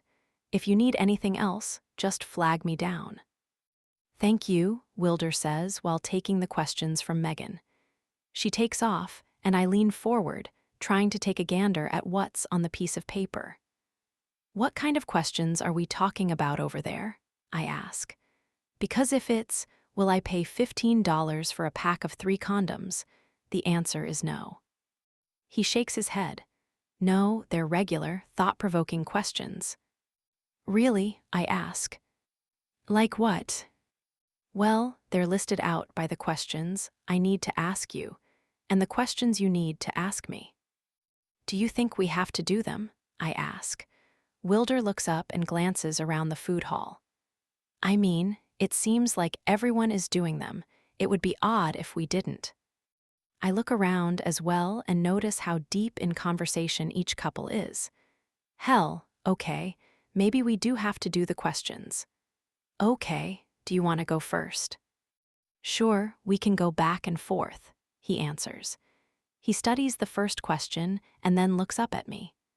Why are superheroes portrayed as heroes who wear their underwear outside their pants? What? I ask. That's the question. He nods. Yup. Leaning more forward, I whisper, this place is weird. Between the cabin sexathons, the owner with the moose antlers, and the superhero question, like what are we really doing here? I mean, it's weird, right? It could be perceived that way, Wilder says, but that's not an answer to the question. My answer to the question is it's a weird question. Everything okay over here? Sanders asks as he walks up, straightening his bow tie. Yup, I nearly shout because he startled me. Everything is great. I offer him a thumbs up. Any problems with the questions? Nope, I shake my head. They're great, very thought-provoking. Wonderful. Let us know if you need anything, and we'll take care of it. And then he takes off. When he's out of earshot, I ask, does he just come out of nowhere all the time? Nah, I saw him walking up, Wilder smirks. And you didn't bother to give me a warning. Wilder shrugs. We never talked about a warning sign. Is that something you're interested in? If he's going to keep popping up like that, then yes. What do you want the warning sign to be? He asks, still holding the list of questions. Maybe bulge your eyes out. He presses his hand to his chest and asks, I'm sorry. Were you under the impression that I'm a cartoon character with eye-bulging capabilities? I mean, like widen them and shift them side to side. I offer him an example of what I'm talking about, and he snorts. What? I ask. Pips, going to tell you right now, that's not going to work. There's nothing discreet about that expression. Fine, I cross my arms at my chest. Then what is your solution? I can say Colonel. Colonel, I ask, why on earth would you say that? Because, Wilder says simply with a light shrug of his shoulder. Colonel Sanders. Huh, that is actually pretty good. You like it, don't you? He asks, knocking his foot against my leg under the table. Admit it. Admit that I'm clever. You're annoying, I reply as Megan sets down our drinks and a basket of bread. When she's gone, I add, and for the record, I think the underwear is worn on the outside of the superhero costume, because it's an extra layer of protection from the greedy eyes of people trying to catch a glimpse of the bulge and all the defined parts that go along with it. Wilder nearly spits out his sparkling water, clearly not ready for my answer. He dries his mouth with his napkin and then says, Jesus, I think you might be right. I know I am. Chapter 11. Wilder. What I know about Scotty, my brother's best friend, is very limited to what I learned in the car and what Mika has told me. I know that she moved to the city and Mika was really excited about it. I know that she likes Mika's heavy-handed drinks at the bar. I know that her other best friend is Denise, who is my best friend's girlfriend. I know that she's obsessed with Nerds Clusters, like me. And I know that she doesn't care for what she edits, but she likes editing. That's the extent of it. So listening to her is fascinating, because the way she speaks is different from the way she presents herself. She's slightly jaded, a little rough around the edges, has a good sense of humor, but doesn't show it often. She's a bit grumpy most of the time, but also lighthearted when she's excited about something like a black eye. She's observant, constantly watching the people around us, processing their body language. She's serious, but also comical. She can let loose, but also holds herself together almost all the time. She's captivating, full of depth, and someone I want to ask a ton of questions to because I want to get inside her brain. Unfortunately for me, I'm stuck answering dumb questions that mean nothing. What are your thoughts on Rocky Road ice cream? Too much, too little. If you had to add one more ingredient, what would it be? I ask. What a fucking stupid question. She shakes her head and cuts another piece of her eggplant parm. These questions really are ridiculous. Like the Cheetos one. If they weren't orange, what color would you want them to be? I still think my answer was a good one, I say. Black was not a good answer. Do you know how much food dye would go into those? Your innards would turn black. My thoughts exactly, I say. Seems like a fun science experiment. She plops another bite of eggplant in her mouth while I reach for a piece of garlic bread. I've almost devoured the entire basket. Not sure what recipe they used, but the ratio of butter to garlic and the broil time in the oven is absolute perfection. Crispy, buttery, so much goodness. Now come on, answer the question. Sanders is going to be starting soon, and these are our last two. Fine, she says on a sigh. I've never been a huge fan of Rocky Road ice cream, so I would say there is too much going on, but if I had to add something, probably graham cracker. Make it a bit like a s'mores treat. Solid addition. I was thinking another nut. She shakes her head. That's too much chewing. Ice cream should be sucked on, not chewed. Reasoning you could use on other things you put in your mouth, I say, causing her eyes to widen, which makes me smile. Did I mention she's a bit of a prude? And I don't know why I like that. When she was taking in every last dildo and cock ring in the cabin, I could see her clutching her proverbial pearls. And when her eyes landed on that shower dick, I thought she was going to faint. Honestly, I can't wait to give it a solid poke when I take my shower later. Oh my God, Wilder, don't be a pervert. That's not being a pervert, that's called making a joke. I nod toward her. Lighten up, Pips. She dabs at her mouth and sits back in her chair. Hand me the paper. I hand it over to her, knowing exactly what the last question is. Holding back my smile, I wait for her to read it, only for her to peek up at me, her head cast down, offering me her pretty irises. I'm not asking this. You have to, I say. And if you notice, there is a B next to the number, meaning it's a question we both have to answer. She sets the paper down. I'm not asking. I pick it up and smirk while I say, fine, I'll ask, and then we can both answer. Clearing my throat, I ask, what's the best oral your partner has ever given you? She picks up her water and takes a sip, clearly avoiding the answer, so I step in. It was our 4th date. She snorts, God, you wish. She then leans forward and whispers, I'd never give oral on a 4th date. Really? Would you? I grin, given it on the 1st. And that was one of my finest dates, I might add. Not that there were too many first dates during college. Her mouth falls open, and then she quickly closes it. That's. You can unclench, darling. It's going to be okay, I say. Now, back to our 4th date. It was when we went out to the pumpkin farm. She sits back, looking far too annoyed, but I keep going. You were high off apple cider donuts and fresh country air. You just got off the hayride, so your hair was tousled and your cheeks were bright pink. You were irresistible. Oh my God, she mutters. You pulled me in close and whispered in my ear that you wanted to get lost in the corn maze. Then you gave me that little wiggle of your eyebrow that told me you wanted to play with my corn on the cob. For the love of God. I smirk. So hand in hand, we went into the depths of the corn maze, and when we found a spot that no one was going to traipse through, you dropped to your knees, pulled my jeans down, and went to town. I don't know if it was because your mouth felt like a fall festival, all cinnamon and cidery, but I don't think I've ever come that hard while being blown. She runs her tongue over her teeth and says, First of all, your dick doesn't have taste buds. There's no way you'd have been able to know that my mouth was a fall festival. Second of all, I'd never do anything like that in public. My brow shoots up. Wait, you've never had sex in public? Do I look like a heathen? I mean, the black eye is giving you a certain vibe. She rolls her eyes, and I push her with my foot under the table.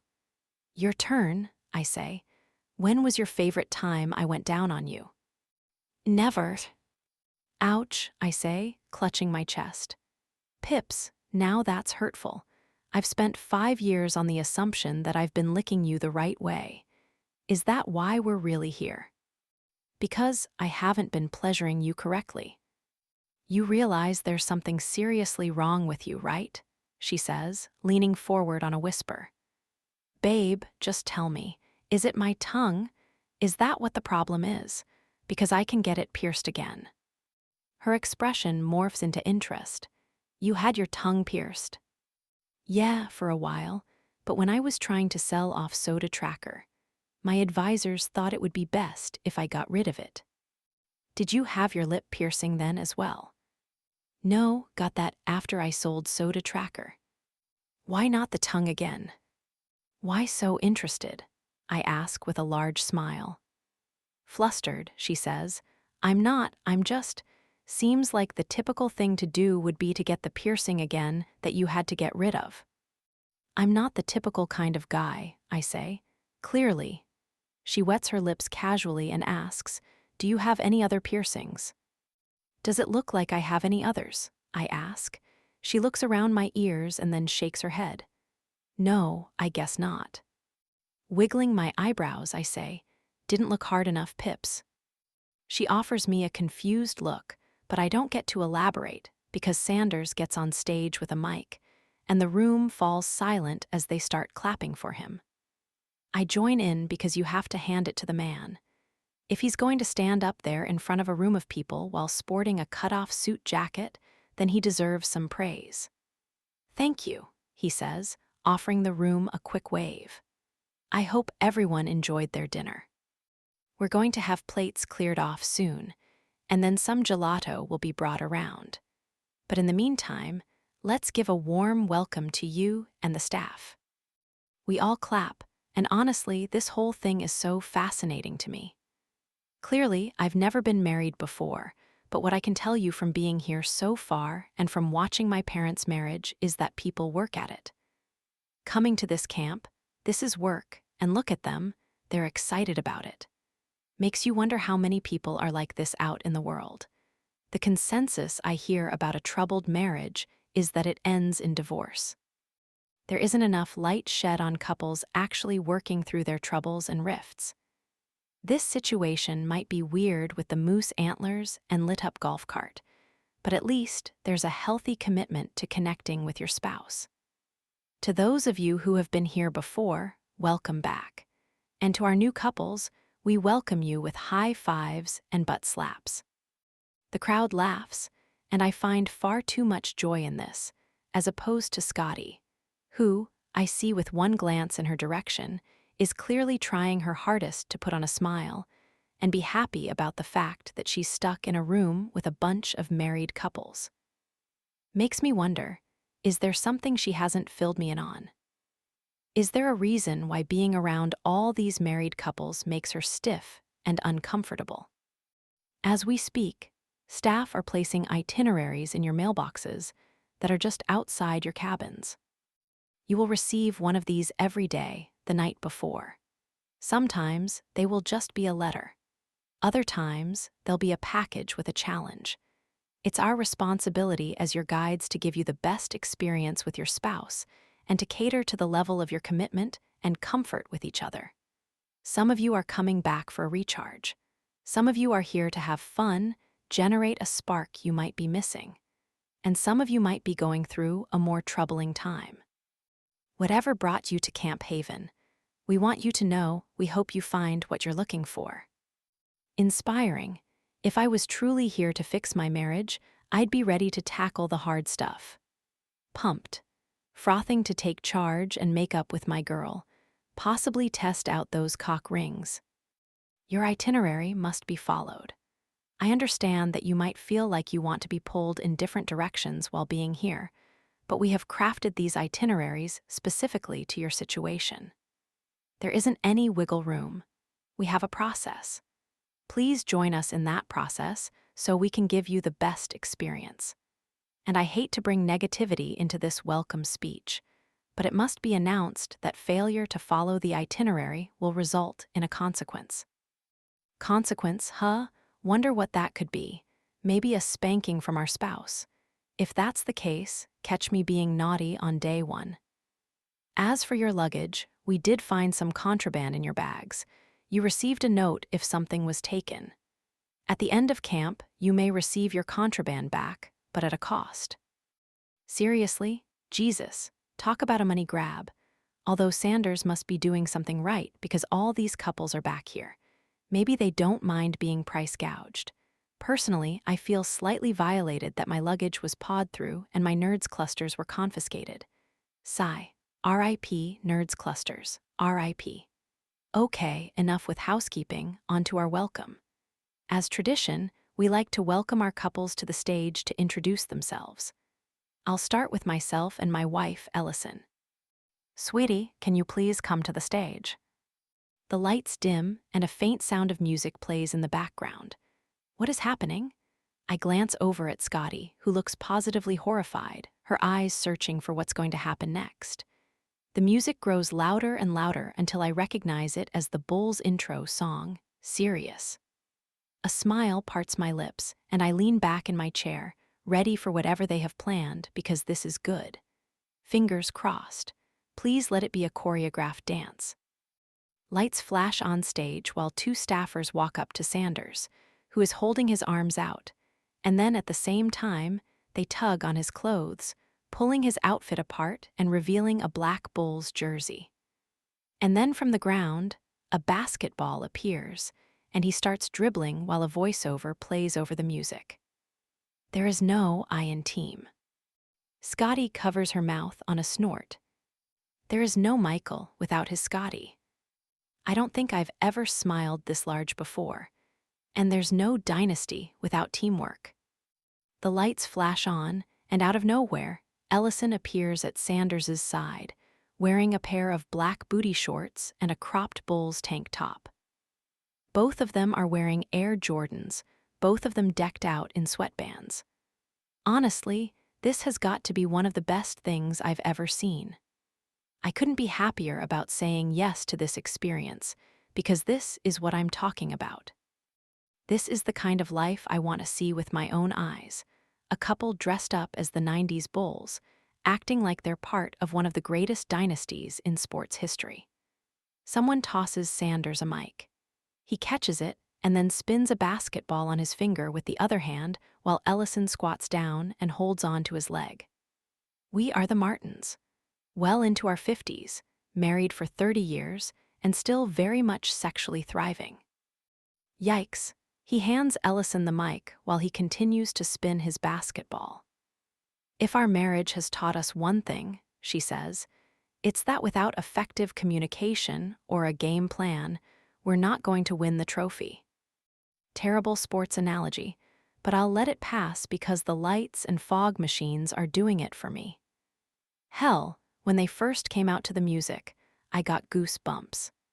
And without a trophy, she continues as she stands and butts her back up against Sanders's back, how can we be the dynasty you look up to?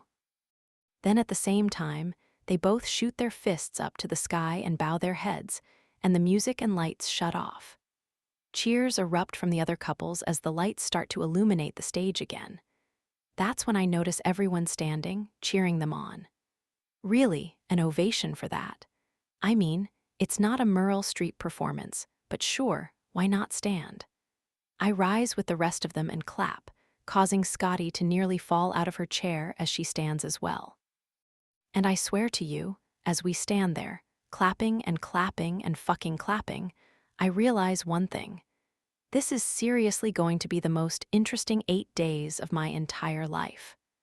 The sound of our shoes crunching against the dirt path is the only noise between the two of us as we make our way back to our cabin. We left the dining hall in a state of shock. Can you blame us, though? My mind is still reeling from the performance, and after they were done with the intro, they made us introduce ourselves, which made Scotty nearly dissolve on stage. Then they slid in a giant whiteboard, and like Phil Jackson in the early 90s, they mapped out the keys to a successful marriage. It was entertaining, confusing, slightly inappropriate when Sanders made the X keep humping the O over and over again. And then at the end, they made us all stand, put our hands in, and then shout Camp Haven together as a dismissal. Now that we're walking back to our cabin, only the pathway lights illuminating the way, I can't quite get a gauge on how Scotty feels. When we reach our cabin, I ask, should we check the mailbox?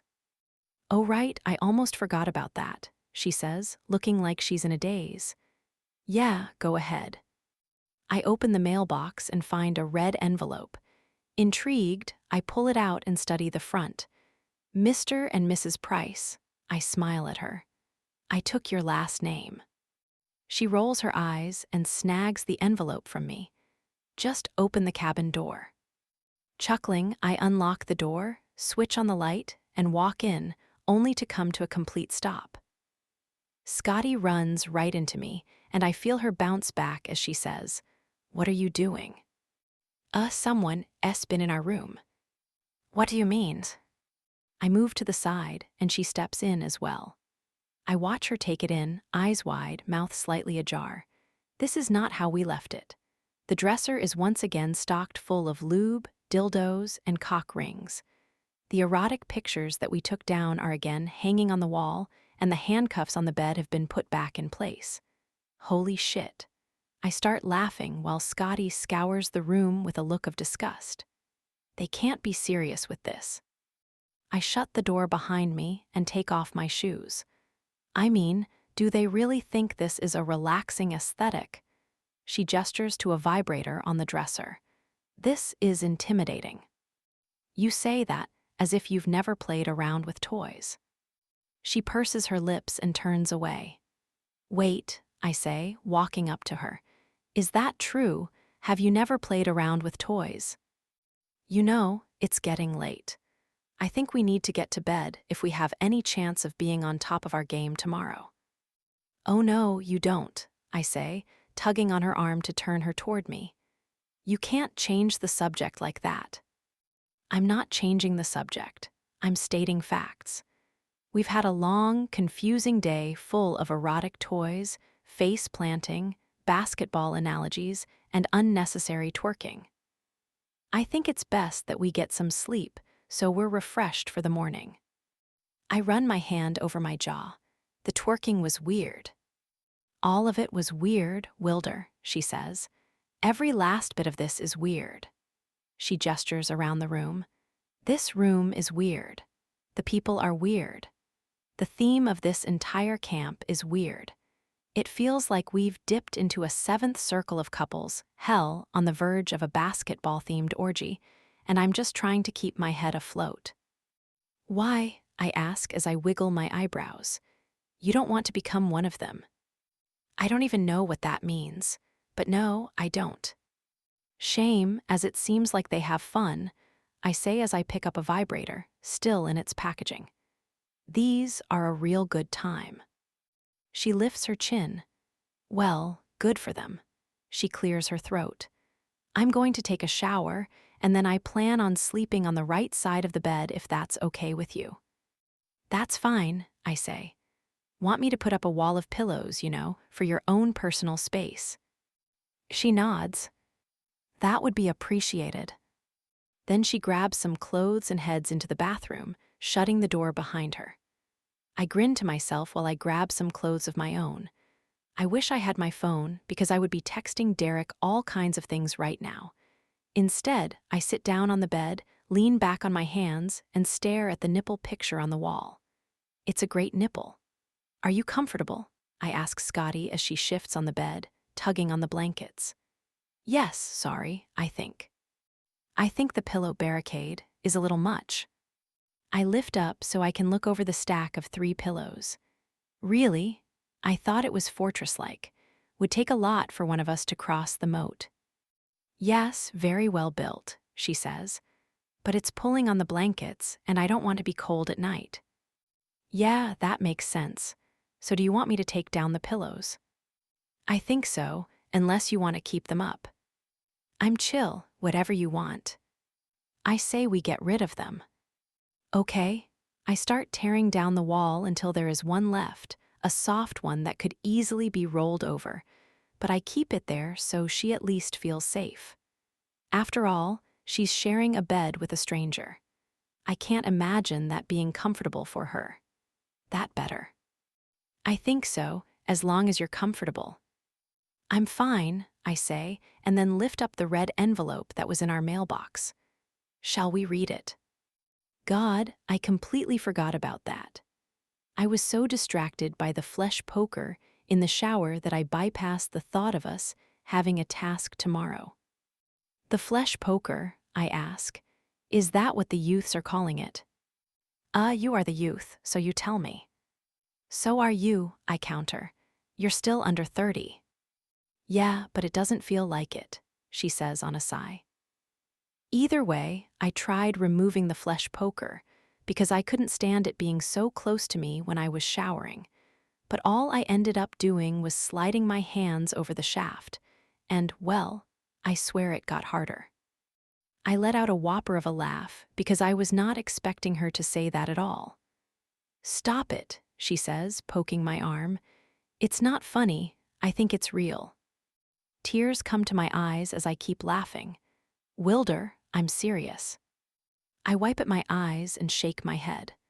Once my laughter is under control, I say, "It's not real." "How do you know? Did you touch it?" "I mean, I swatted at it to see what kind of material they made it from, but if it was real, it wouldn't have enjoyed the swat. Also, it's not coming out of a wall. It's suction cup to tile. There's a difference." You say this as if you have experience. I roll my eyes. If it was real, it would be coming out of a hole, and someone would be standing on the other side. There was nothing real about it. It felt real, and to my dying day, I will swear that it grew in my hands. "How long did you hold on to it?" "Not that long." "Seems like a decent amount of time. I mean, your shower was longer than expected." "Stop that," she says while snagging the envelope from me. "You know I want nothing to do with all the erotica in here." "Shame, you could have a lot of fun." "We are not here for fun, Wilder. We are here to get a job done." She tears open the envelope and then pulls out the letter. Clearing her throat, she starts reading out loud. "Mr. and Mrs. Price, you are expected in cabin 10, Green Square, tomorrow morning at 8. Breakfast will be provided to you via room service at 7:30, so do not be late." "That's it?" I ask. She flips the paper over and confirms with a nod. "That's it." I wonder what it's going to be." Her lips twist to the side while she starts to think. It's kind of cute, the way that she gets lost deep in thought, as if no one else is around. "Oh God," her eyes widen. "What?" She turns toward me. What if all this sex stuff is a prelude to the activities we have to do? What if we have to perform our sex live? Expressionless, I say, "Do you really think that would happen?" "I don't know, Wilder." "Did you expect Sanders and Ellison to come out on stage and do what I can only describe as a terrible rendition of one of the choreographed songs from High School Musical?" I snap my finger at her. That's why it felt familiar. You know, I couldn't quite place it, but yes, it had a Vanessa Hudgens, Zac Efron spark to it. Seriously though, what if we have to have sex? 1, that's not going to happen. 2, it's illegal. 3, consent is a real thing. They can't force us to do anything. "You don't know that," she says, looking panicked now, her eyes going wild. "We could have joined a commune and not realized it. I just signed the papers to attend. I didn't read the fine print. Did you read the fine print?" "I had my lawyers read the fine print," I say as I toss the pillow that's between us and scoot closer so I can comfort her. I place my hand on the top of hers and rub her knuckles with my thumb. "I never sign anything without them looking at it. You have nothing to worry about." It didn't say anything about sex in there, like live sex or sex shows. "No," I chuckle. "There was nothing in there about sex." "Okay," she blows out a heavy breath. "And you're sure, you're so sure that you would bet your life on it?" "Yes," I answer. "Trust me when I say there are no sex shows at this." "Ding, what was that?" she asks. "I don't know," I say, glancing around. Whispering, she says, "Do you think it's a camera? Maybe they have this place mic'd up. I don't think mics can pick up a lower register in the voice." She starts talking in a deep, husky tone. We need to come up with our own language to bypass the spying. "For the love of God," I say, getting out of bed. "They do not have the cabin mic'd up." "You don't know that," she says, still in a deep voice. "This could be how they choose what we do every day. It could be how they knew we'd taken all the erotica merch down too. Quick, come over here and act like we're doing it." Maybe they'll release us from this hellhole early because all our problems are solved. She slaps the wall, but then shakes her hand and says, "Ouch. What are you doing?" She picks up a Kama Sutra book that is on her nightstand and starts tapping it against the wall. "OHOH, Wilder," she says in a girly voice. "You big, big man, look at that slayer of yours. Enormous." She continues to tap the wall, replicating the sound of a steady headboard hitting the wall. "You're so full of girth and ready to explode." A cringe takes over my expression. Jesus Christ, is that how you talk while having sex? She doesn't listen to me, though. She keeps pounding. "Oh yes, right there. You're hitting the spot made by the gods."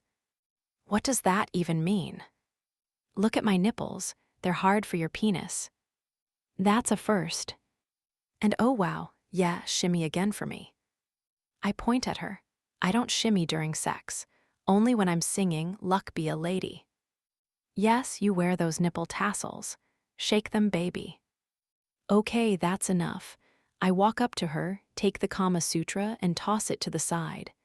"Stop that. They don't have mics in here." "Then what was that sound?" she asks. "We don't have cellular devices. They took them from us. There are electronics in here, and we need to sniff them out." She flies out of bed and starts sniffing the air. I rub my hand over my forehead and say, "What the fuck are you sniffing for?" "Warmth."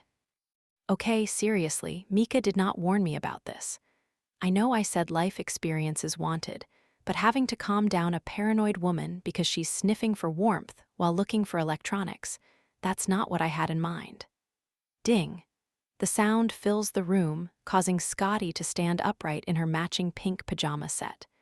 "Did you hear that?" She walks up to me and shows her arm. "Look, goosebumps. Someone is in here." She hurries over to the dresser, picks up the longest dildo from the minibar, and wields it like a sword before walking up behind me and gripping my shirt, using me as a human shield. And then, in the creepiest voice I think I've ever heard, a voice that will haunt me in my dreams until the day I die, she says, come out wherever you are. We're ready to play with you." "What the fuck is wrong with you?" I shout and then shake her off me. Jesus Christ, Scotty, it's probably just a smoke detector needing a new battery." She lets that process for a second and then stands taller. I never thought about that." "No, instead, you go right to trying to beat someone with a 10-pound dildo." She crosses her arms at her chest and juts her hip out. Must be nice walking around as a man, not a worry or care that something bad is going to happen to you." She jostles the dildo at me as she speaks. "We women have to be on guard at all times, so excuse me for covering all bases." "You're not covering bases. You're going straight to insanity." Ding. She stiffens and then crouches around me again, holding out the dildo. Whispering in her lower register, she says, "That is not a smoke detector. That is an electronic device. I can sense it." "Yeah, and I can sense that you're losing it. Can we please just look around?" "Fine," I say, exasperated. Then together we walk the perimeter of the cabin, her hiding behind me, holding the dildo out. What is she going to do? Penetrate someone to death with that thing? We check under the bed, inside the closet, in the bathroom, even though we already both took showers. She sneers at the flesh poker, and then we arrive back at the bed just as another ding goes off. This time, I hear it come from her nightstand. "I think it's in your nightstand," I say. "Really?" She asks, clawing at my shirt. "Well, go look." I'm about to reach for the handle to pull it open, but she stops me. "Wait, use this," she says, holding the dildo out to me. "No." "I'm serious," she says, stopping me from opening the drawer. "You might need to bludgeon something to death, whatever it is." "I'm not going to bludgeon whatever is inside. Jesus." I lean forward, grip the drawer pull, and feel her tense behind me as her free hand claws at my shirt. When I pull the drawer open, Whatever is inside dings one more time.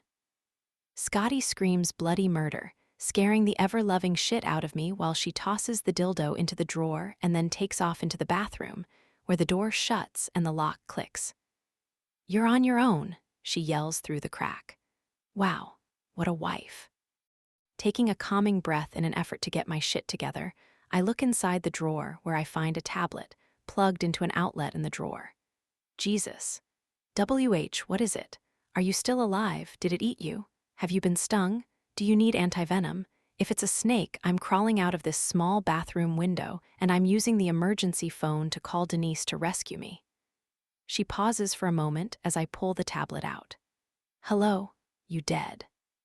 The door clicks open, and I glance over my shoulder to see her peek her head out. "Why aren't you answering me?" "Because you're acting like a numbskull," I say. "It was a tablet beeping. It's a message to the both of us." "A message?" She comes out of the bathroom and walks up next to me. "What is it?" "I don't know." I tap on the button that says Read Message. It blacks out for a moment, and then a screen pops up of a naked woman straddling a man on a bed. "Dear God in heaven," she shouts and covers her eyes. "Is that porn?" "Yeah, looks like it." I read the top of the screen. "Welcome to Camp Haven. Your nightly show is waiting for you." She peeks from between her fingers. "You have to be kidding me. They send everyone porn at night." "Yup." "Why on earth would they do that?" "I don't know. Probably to upsell the minibar," I say while slipping the tablet back in the nightstand. "What do you mean?" "Well, if they are running their business the way I think they're running it, they probably send a video to couples every night. Couples are curious and watch. The video probably has one of the toys or products on the dresser. The couple gets more curious, and before you know it, they're reenacting what they saw in the video." Great way to sell the lovemaking minibar. "Wow," she shakes her head. "Is there not any decency in this world? Whatever happened to helping couples find love again? Now it's all about product consumption. And the couples are falling for it, just fools." "Yeah, real fools. Pretty sure they're not the ones wielding a dildo out of fear that a beeping snake might attack them when they open their nightstand." She stares at me, running her tongue over her teeth. "You know, your sarcasm is tiresome." "Already?" I ask. "This is day one. We have a long way to go, Pips. Better get used to it." I flip the cover down on the bed and climb back in. "Now, hop in. We have a video to watch." She scoffs. "If you think we're watching that together, you are sadly mistaken." "Okay, if you want to watch it first, I can go hang out in the bathroom, and then we can rotate." Her nostrils flare, and she turns away from me. "Good night, Wilder." Smirking, I turn off the light and say, "Night, Pips." Chapter 12. Scotty. I did not sleep well. I kept worrying about keeping to my side of the bed. I wish I'd worn socks. I was freezing. And while I heard Wilder quietly sleeping, all I could think about was how many of the cabin's inhabitants were getting it on. My guess was all of them besides us. No wonder the Brads and Chad like to revisit the camp often. It's like a kinky sex club in the woods. And here I thought it was going to be about bonding and therapy, and trying to patch up my broken, non-existent relationship.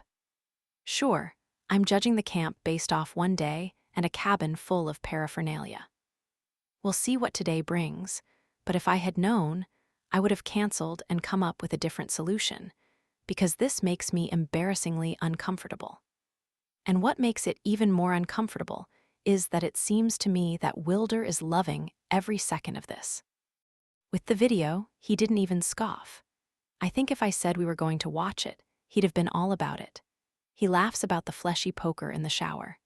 I've seen him perusing the overpriced lovemaking minibar. I even caught him staring at the nipple picture as if he was trying to come up with a backstory for it. Which leads me to believe that he's very confident in his sexuality, something I wish I was. I found out quickly with Matt that I was not comfortable in my own skin. And I know it wasn't his responsibility to boost my ego, but I wish he would have at least once looked at me like he wanted to devour me. I wish he had given me a touch of confidence in the bedroom when I took my clothes off with just one hungry look or nod of approval. But there was nothing. He was more interested in his own pleasure than mine. And once he found completion, that was about it. It got to the point where I wasn't really trying anymore. I was just doing what I needed to do, and then I could get on with my night. I know it was one of the reasons why we disconnected. I tried talking to him about it once, even suggested trying something new, like toys, and he scoffed at the idea. I felt so humiliated, as if it was wrong to ask for more sexually. It drove home this insecurity that my sexual needs simply don't matter, and at the core of it all, I just wasn't good enough. And that's a hard perception to shut down. So being immersed in a situation where sensuality and sexuality, which I have no experience with, are at the forefront of conversation makes my skin itch, especially since my fake husband seems to be very well versed in the matter. "Ready?" Wilder says, knocking me out of my thoughts. "Yeah," I say as I down the rest of my orange juice and then dab my mouth with my napkin. Breakfast was delivered right on time, an assortment of pastries, coffee, tea, and yogurt parfaits. For a summer camp, it was pretty fancy. I was expecting pancakes and a vat of scrambled eggs to be cooked on a flat-top grill, only to be divvied out by the scoopful. But our tray was beautifully decorated with cloth napkins and a daisy in a vase, and set in cotillion style. Fancy. "That apple Danish was really good," he says as he opens the door to our cabin for us, the humid summer air already penetrating my skin. "Yeah, I liked the cheese one. Kind of hope that's something we get every day." "Hey, I was thinking the same thing." He bumps my shoulder with his. "Look at us being friends." "Friends, I think that's pushing it." "We shared a bed last night, Scotty. I think that makes us at least friends." "No, I think that makes you lucky." He gasps. "Holy shit, did you just make a joke?" He tugs on his ear. "Did I hear that right?" "Can you not please?" I try to hold back my smirk. "I'm sorry, you just caught me off guard. I wasn't expecting you to come out like that, acting all funny after a long night of you clinging to the edge of your bed, trying to stay as far away from me as possible." I was not clinging to the side. "Scotty," he gives me a look that says he knows better. "If you had levitation capabilities, I'm pretty sure you would have levitated next to the bed instead." "Well, excuse me for wanting to give you space." "You could have slept in my armpit, and I wouldn't have cared," he says. "Oh, is that right? Well, I guess I'll consider that for tonight." He chuckles.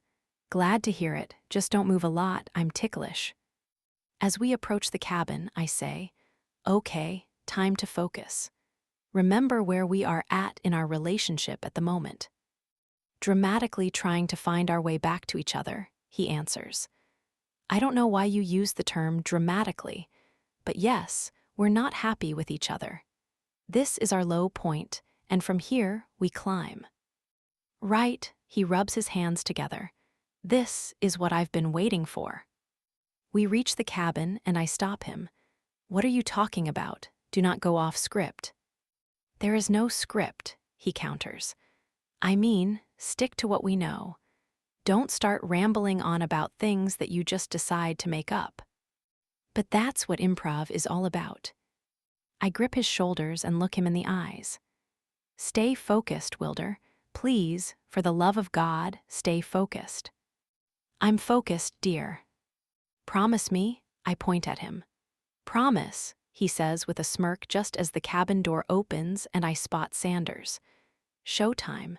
Smiling, I turn toward him and say, "Morning." Standing in a pair of flannel pajama pants and a Jets shirt, he says, "Morning. Everything okay?" "Yes," I answer in a cheery voice, probably overplaying it a bit too much. "Just checking to make sure I don't have anything in my teeth.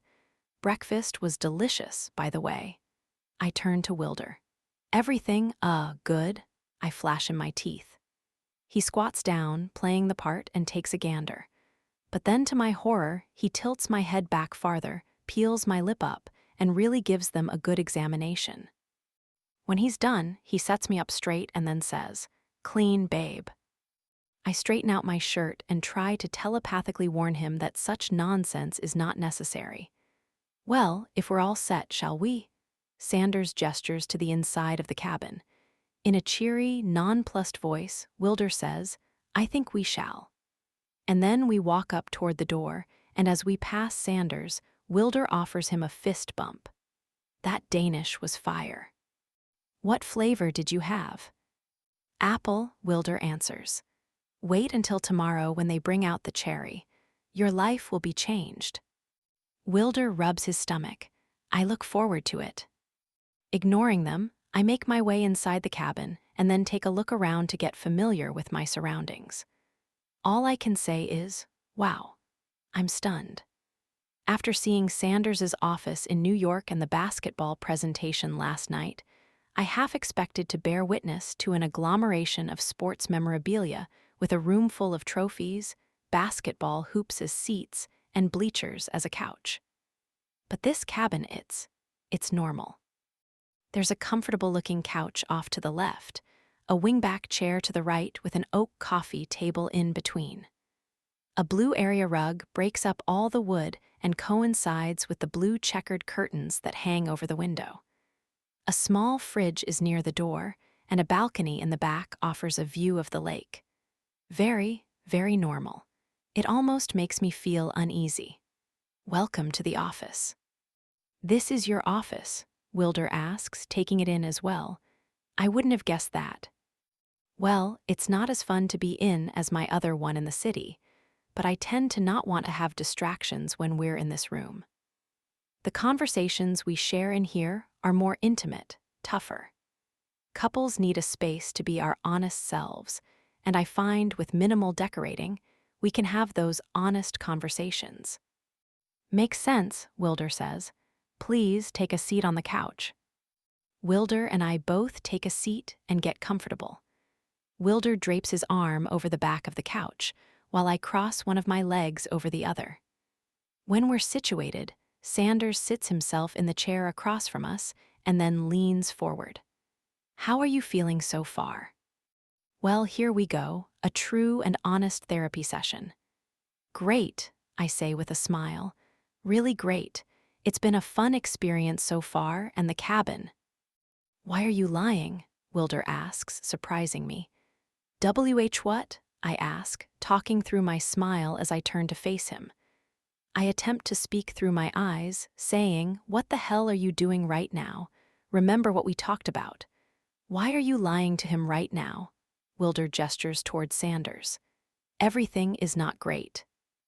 I was just... "No, enough with the lies," Wilder says in a frustrated tone, jumping right into conflict. I'm not prepared. We're here to fix things, so let's be honest with ourselves and with Sanders." "Thank you," Sanders says while clapping. "Oh, brother." "I know that must have been hard on you, Wilder, but I appreciate the honesty." "No, not this again. Not this bromance in a therapy session all over again. I don't think I could take it." "Well, if we're going to do this, then we need to do it right," Wilder says, a challenge in his eyes. And I can see it, that spark, that intrigue. For him, this is fun. This is what he's looking for in his life. And if that's what he wants, then fine, I can play this game too. I don't have to sit back and be embarrassed.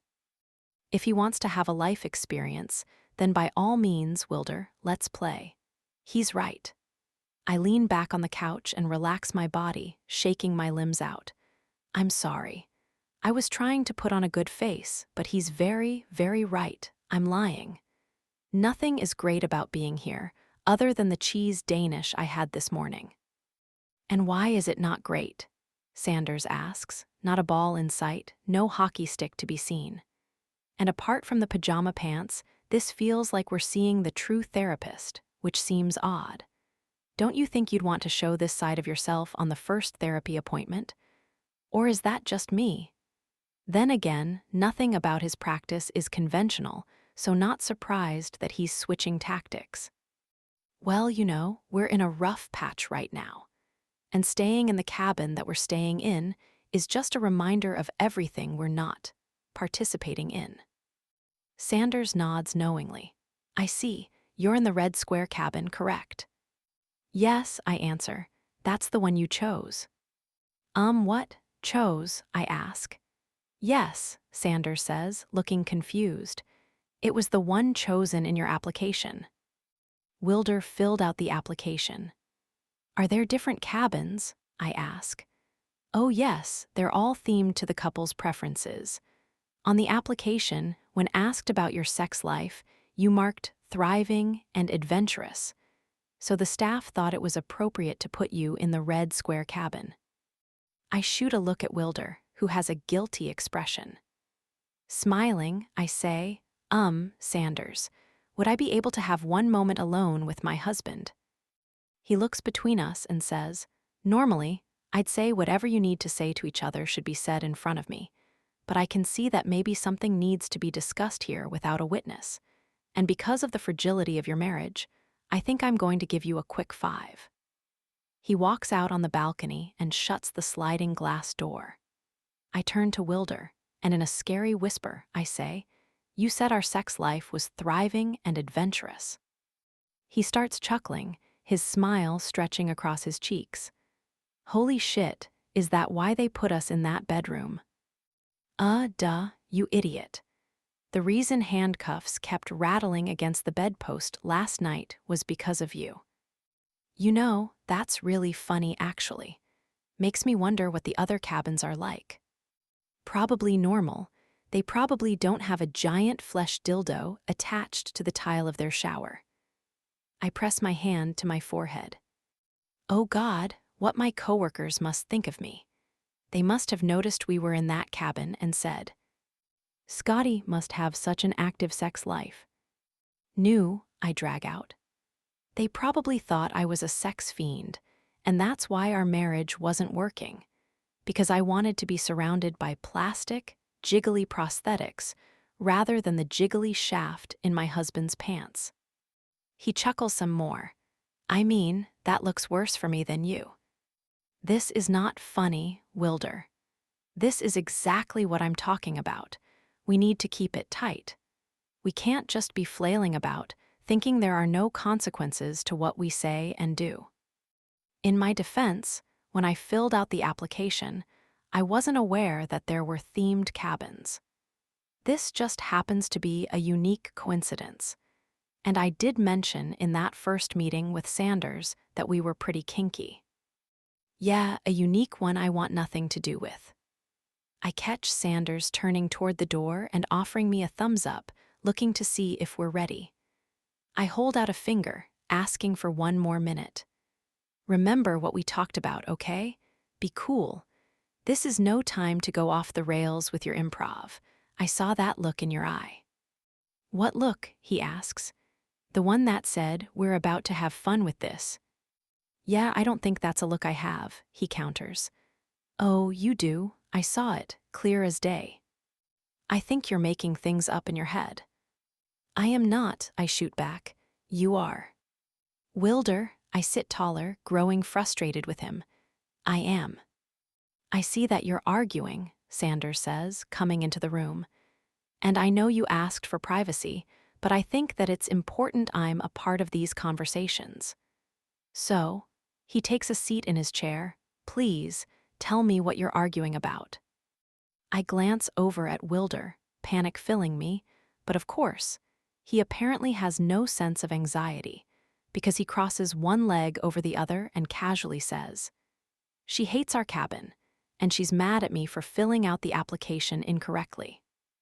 Okay, well, that's a truthful answer. I see, Sanders says, and then reaches into his seat cushion and pulls out a baseball. Ah, there we are. He tosses it in his hand and says, why did you lie on the application? Simple, Wilder says flippantly. I filled it out to inspire us, to remind us of the couple we used to be.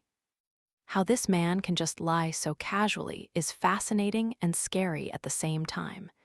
It makes me wonder why I'm trusting him to go through this journey with me. Yet here I am, going along with it. Sanders turns to me and says, "What does he mean by that?" Christ. Swallowing the saliva that has built up in my mouth, I say, we used to be, hot and heavy in the bedroom." "I see," Sanders says, and then tilts his head to the side. "Does that make you uncomfortable, saying that?" This entire situation makes me uncomfortable. Everything about it, from the camp, to the lies, to the fleshy sword in the shower. "Yes," I answer. I'm not proud of the fact that our love life isn't what it used to be. "And what did it used to be?" Sanders asks. I'm about to answer when Wilder steps in.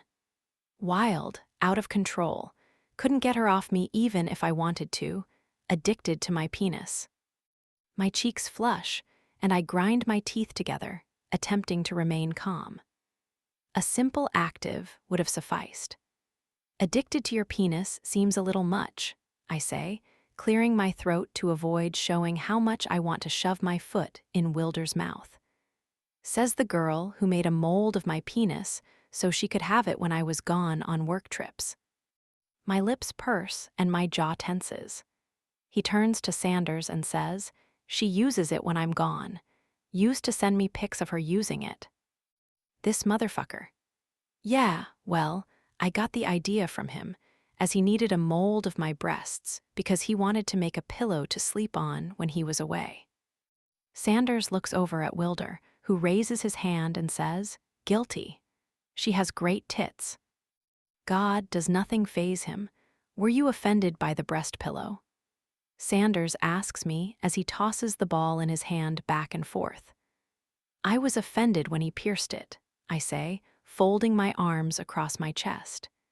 He's been begging me to get my nipples pierced, and it's just not for me, so when he pierced the breast pillow, it was like a slap to the face. "Ha, take that, you fuck." Wilder turns toward me and says in a reserved tone, "You said on our honeymoon that you'd get them pierced after I got my dick pierced for you." He wets his lips. "So you can just use my dick piercing for your personal pleasure, but I can't even get one goddamn nipple." The challenge in his eyes spurs something inside me, and before I can stop myself, I yell, "I told you my nipples are too small for it, yet you consistently make me feel bad over and over again about not piercing them." The guy at the shop said he could do smaller barbells. Wilder's voice raises. "At a higher expense," I shout back.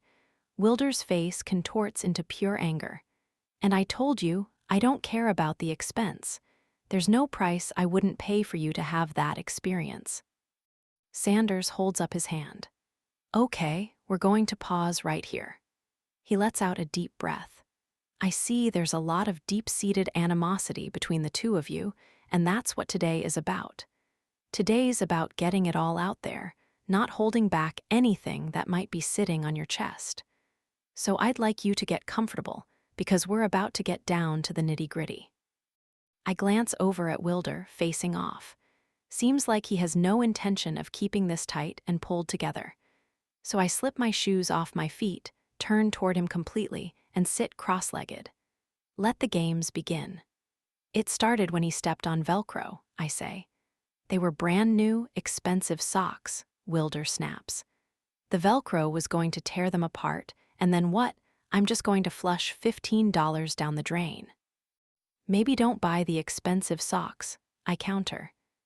Says the girl who has caveman feet, "You know my feet are sensitive. You know if my socks touch me in a weird way, I can't walk properly." That's how I ended up with that lopsided gait. You ended up with that lopsided gait because there was a rock in your shoe. There was not a rock in my shoe. Stop saying that. You make me sound like a crazy man. Because you are, I shout. You're crazy. You ruined an entire day at the pumpkin farm because you stepped on Velcro. Velcro, Wilder. Who ruins a day over Velcro? The people whose socks get destroyed from it. You should have seen her, Wilder says as he walks back and forth in front of the sliding glass window, tossing Sanders's baseball. The look of utter satisfaction on her face as I rummaged and rummaged and rummaged, looking for the lid. Sitting there, on her high perch, looking down at me as if I was her Tupperware peasant, and the entire time, she knew there was no matching lid. Fucking knew the whole time. I shrugged my shoulders. I told him he needed to organize the drawers. He needed to learn a lesson. You got rid of it on purpose. He points at me. Vindictive, that's what you are. Lazy, I point back at him. Utterly lazy, you can't do one thing when asked. Oh, really? He says, stepping up.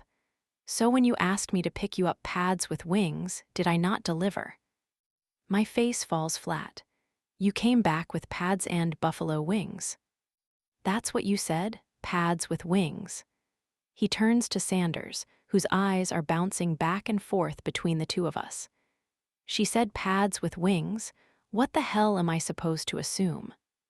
If you knew me, like you claim you do, you'd have known that I was talking about the type of pads that have wings attached to them.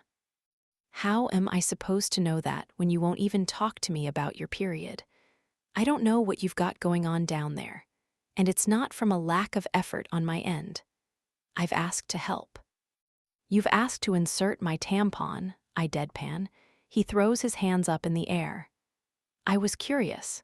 It was for science. Don't you dare say it, Wilder says, shaking his head. Don't you fucking dare. I run my tongue over my teeth and very slowly and deliberately say, Bologna. His nostrils flare. His chest heaves. And in a very maniacal voice, his eyes boring holes into me, he says, You son of a bitch.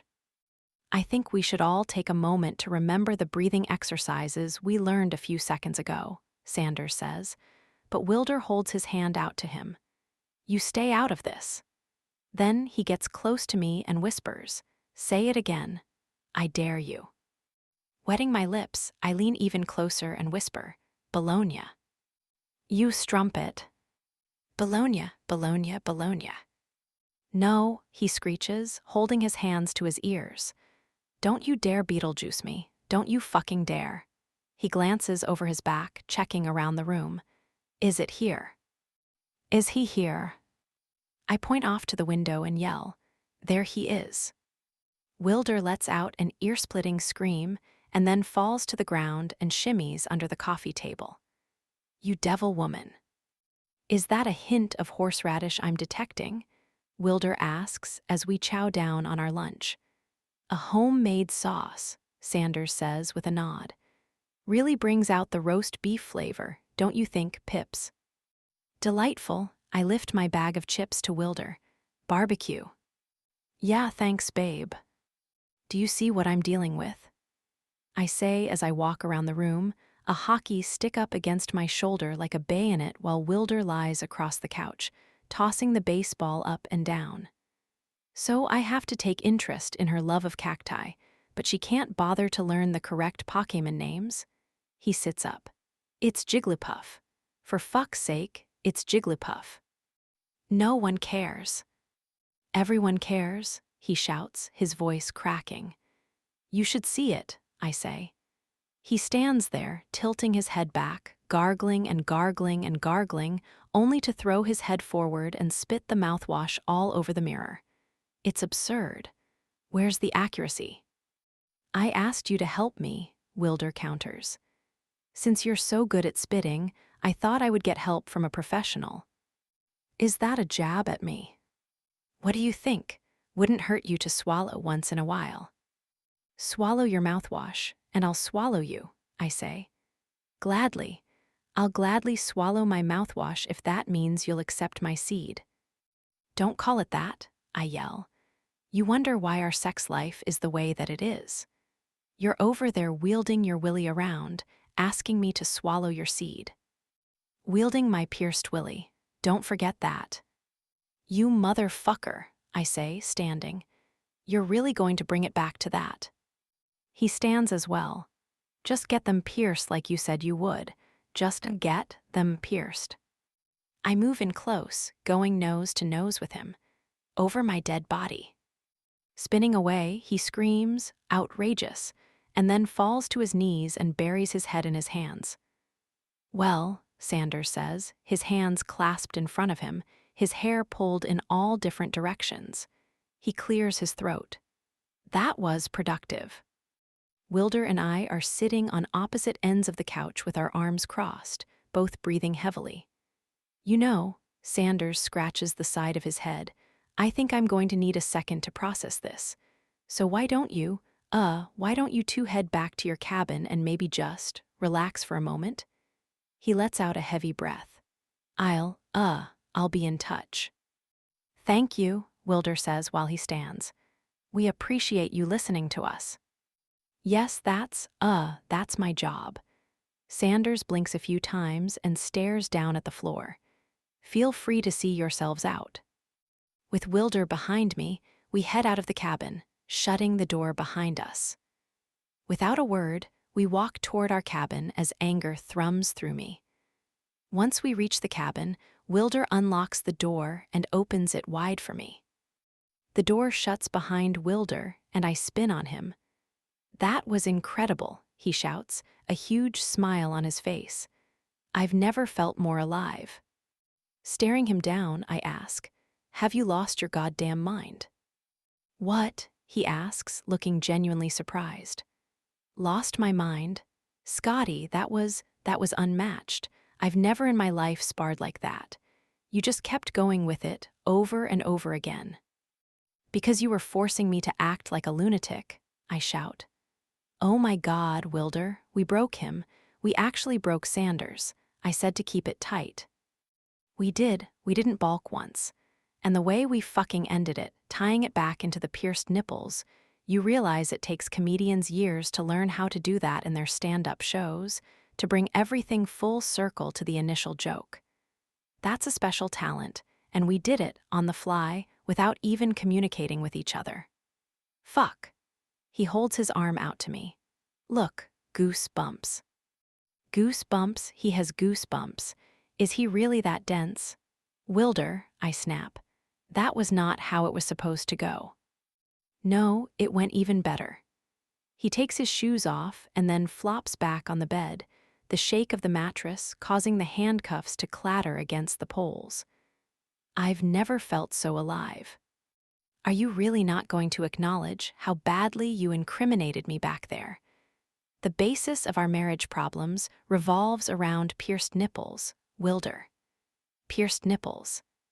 A problem he's probably never heard before. Because it's a problem that doesn't break up a marriage, I shout and start pacing. God, I never should have gone through with this. I never should have thought this was a good idea. Now my boss's husband thinks I'm a prude with small nipples, and that my husband is a Velcro-hating, pierced sex fiend with a fetish. I mean, the pierce thing is accurate. I pause my pacing and glance over at him, only to catch him wiggle his brows. Are you really pierced? You tell me. I shake my head. We're getting off topic. This was bad. This was really bad. This was good, Pips, he says and sits up. I was really impressed with you. The number of things that you kept coming up with, things that bothered you, I was seriously frothing at the mouth, waiting for your next complaint. I loved it. You exceeded my expectations. It's almost like you've done this before. That causes me to pause because I have done this before. I've been through this. I've experienced this anger, the yelling, the wedge placed in the middle of the marriage, constantly being hammered in with every little pesky fight. Did I just spend the entire day airing out my grievances from my previous marriage? I try to think back to what I said, but it all feels like a distant memory now. Hey, Wilder says, his voice growing concerned. Everything okay? But I ignore him as I take a seat in the chair in the corner, slowly beginning to consider my time with Matt. How he never did anything I asked him to do. How he complained about buying my feminine products because he believed it was embarrassing. He never attempted to show interest in what I thought was fascinating. He never took the blame, never participated in our marriage, and never helped out around the house. God, Scotty, everything is always about you. Nothing is ever good enough for you, no matter what I do, say, or think. I have no idea why I ever wanted to marry you. Everything I complained about during that session with Sanders, every little thing pertained to Matt. God, will I ever be free of the pain that man caused? Scotty, Wilder asks, concern heavy in his voice. I need to go. Before he can stop me, I leave the cabin and go for a walk. Chapter 13. Wilder. Hey, I say to one of the staff in the main building. Could I possibly use the pay phone? I want to check on my brother.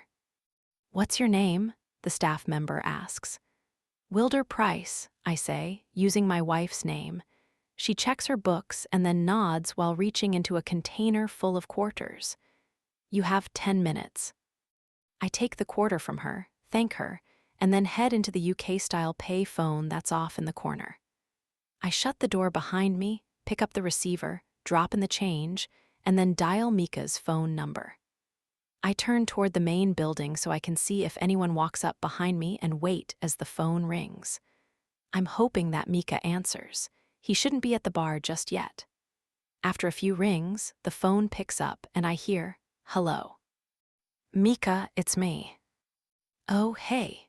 I'm glad you told me about the weird phone number that might call, because normally I wouldn't answer." "Yeah, they took our phones. How are you? Feeling good?" "Feeling good," he answers, a hint of something in his voice. "You sure?" I ask. "You sound a little off." "Yeah, nothing like what you're thinking." "What's going on? I know I have 10 minutes, but my brother will always come first before what I'm going through." "Do you really want to know?" he asks. "You know I always want to know." "Digestive issues." "Oh," relief washes through me. Sorry to hear that." "Yeah, me too." "Other than that, everything else good." "Yeah, man, thank you for checking on me. How is everything over there?" I tug on my hair as I say, "Well, I thought it was going okay. We had a session with the therapist today, and what I thought was really good banter back and forth actually turned into so much more." "What do you mean, so much more? Like, did you guys kiss or something?" "What? No," I let out a sigh. "Listen, I have to make this quick because I only have 10 minutes, but after our session, we went back to our cabin. I thought we'd nailed it, convincing the therapist that we had a lot of issues, and when I started talking to Scotty about it, she withdrew, which made it seem like she'd experienced the things we were complaining about. I know you probably want to keep your relationship with her confidential, but did she go through a bad breakup or something?" That was the kind of impression I got. He's silent for a moment. "She didn't tell you." "Didn't tell me what?" I ask. He sighs and then says, "She's divorced, man." "Wait, what?" I stand taller. "Divorced?" "Yeah, that's what brought her to New York City. She met him in college, got married young, and then a few months ago, the divorce was final. She was in Ohio, but came here to make something of herself, to start a new chapter." "Fuck, really?" I drag my hand over my face, guilt consuming me, because here I thought we were just having fun. I had no idea that she was pulling from experience. I had no idea. "I'm surprised she didn't tell you." "She didn't mention it at all." "No, this is the first I'm hearing of it. Why didn't you tell me?" "I thought she would have told you when you first met. But yeah, if you guys were going at it today, she probably had flashbacks. She and Matt, they weren't connected in the end. A lot of fighting, a lot of distrust, a lot of anger." "What happened?" I ask. "That's not my story to tell," Mika answers. "But I will say this. She might act like she's tough, but I know deep down she's still hurting. Being at this camp, around married couples, acting like her marriage is failing, it can't be easy on her." "Shit," I say, rubbing my palm over my eye. "Okay, I need to go find her." "Hey, Wilder," Mika says before I can hang up. "Yeah. Be careful with her, okay? She needs a good guy on her side. You don't have to say it twice, I answer. Love you, Mika. Love you, Wilder. I hang up the phone and head out of the booth with one thing on my mind: finding Scotty. The day has gotten away from me. After hours upon hours in a therapy session, we are now closing in on dinner time as I walk around camp looking for Scotty, trying to act casual, like I'm just walking off the intense session I had with my wife, even though deep down inside, I'm desperate to find Scotty. I feel like such a jackass. I was simply trying to play along with her energy, but she was hurting, projecting, and now she's struggling with whatever is going on in her head. It's why I need to find her. I don't want her alone right now. Looking for the wife? I turn to the right to find, I want to say Chad, sitting on a bench eating an ice cream sandwich that looks fucking delicious. One of those Chipwich things. Yeah, have you seen her? Surprised you don't know where she is. What is this guy's problem? We decided to take a break from an intense therapy session, I answer. He slowly nods, almost as if he doesn't believe me. Intense, huh? Eyeing him, I answer, yeah, intense. Well, he takes a bite of his ice cream sandwich. Good luck with finding her. Then he leans back on the bench and crosses one leg over the other. Fucking weirdo. Ignoring him, I scour the camp for Scotty, searching until I spot her sitting on a bench under a large oak tree, looking out toward the lake that borders the property. Her legs are tucked into her chest, and her arms are wrapped around her shins, squeezing them in tight. I approach slowly, not wanting to scare her away or cause a scene. When I step on a branch, she turns her head, and that's when I see her tear-soaked face. She quickly wipes at it, but it's too late. I've already seen it. Fuck, I made her cry. My stomach twists in knots as I close the distance between us. When I reach her, I ask, "Can I sit down with you?" She shrugs, trying to be nonchalant. Do whatever you want. I'll take that as an invitation to join her.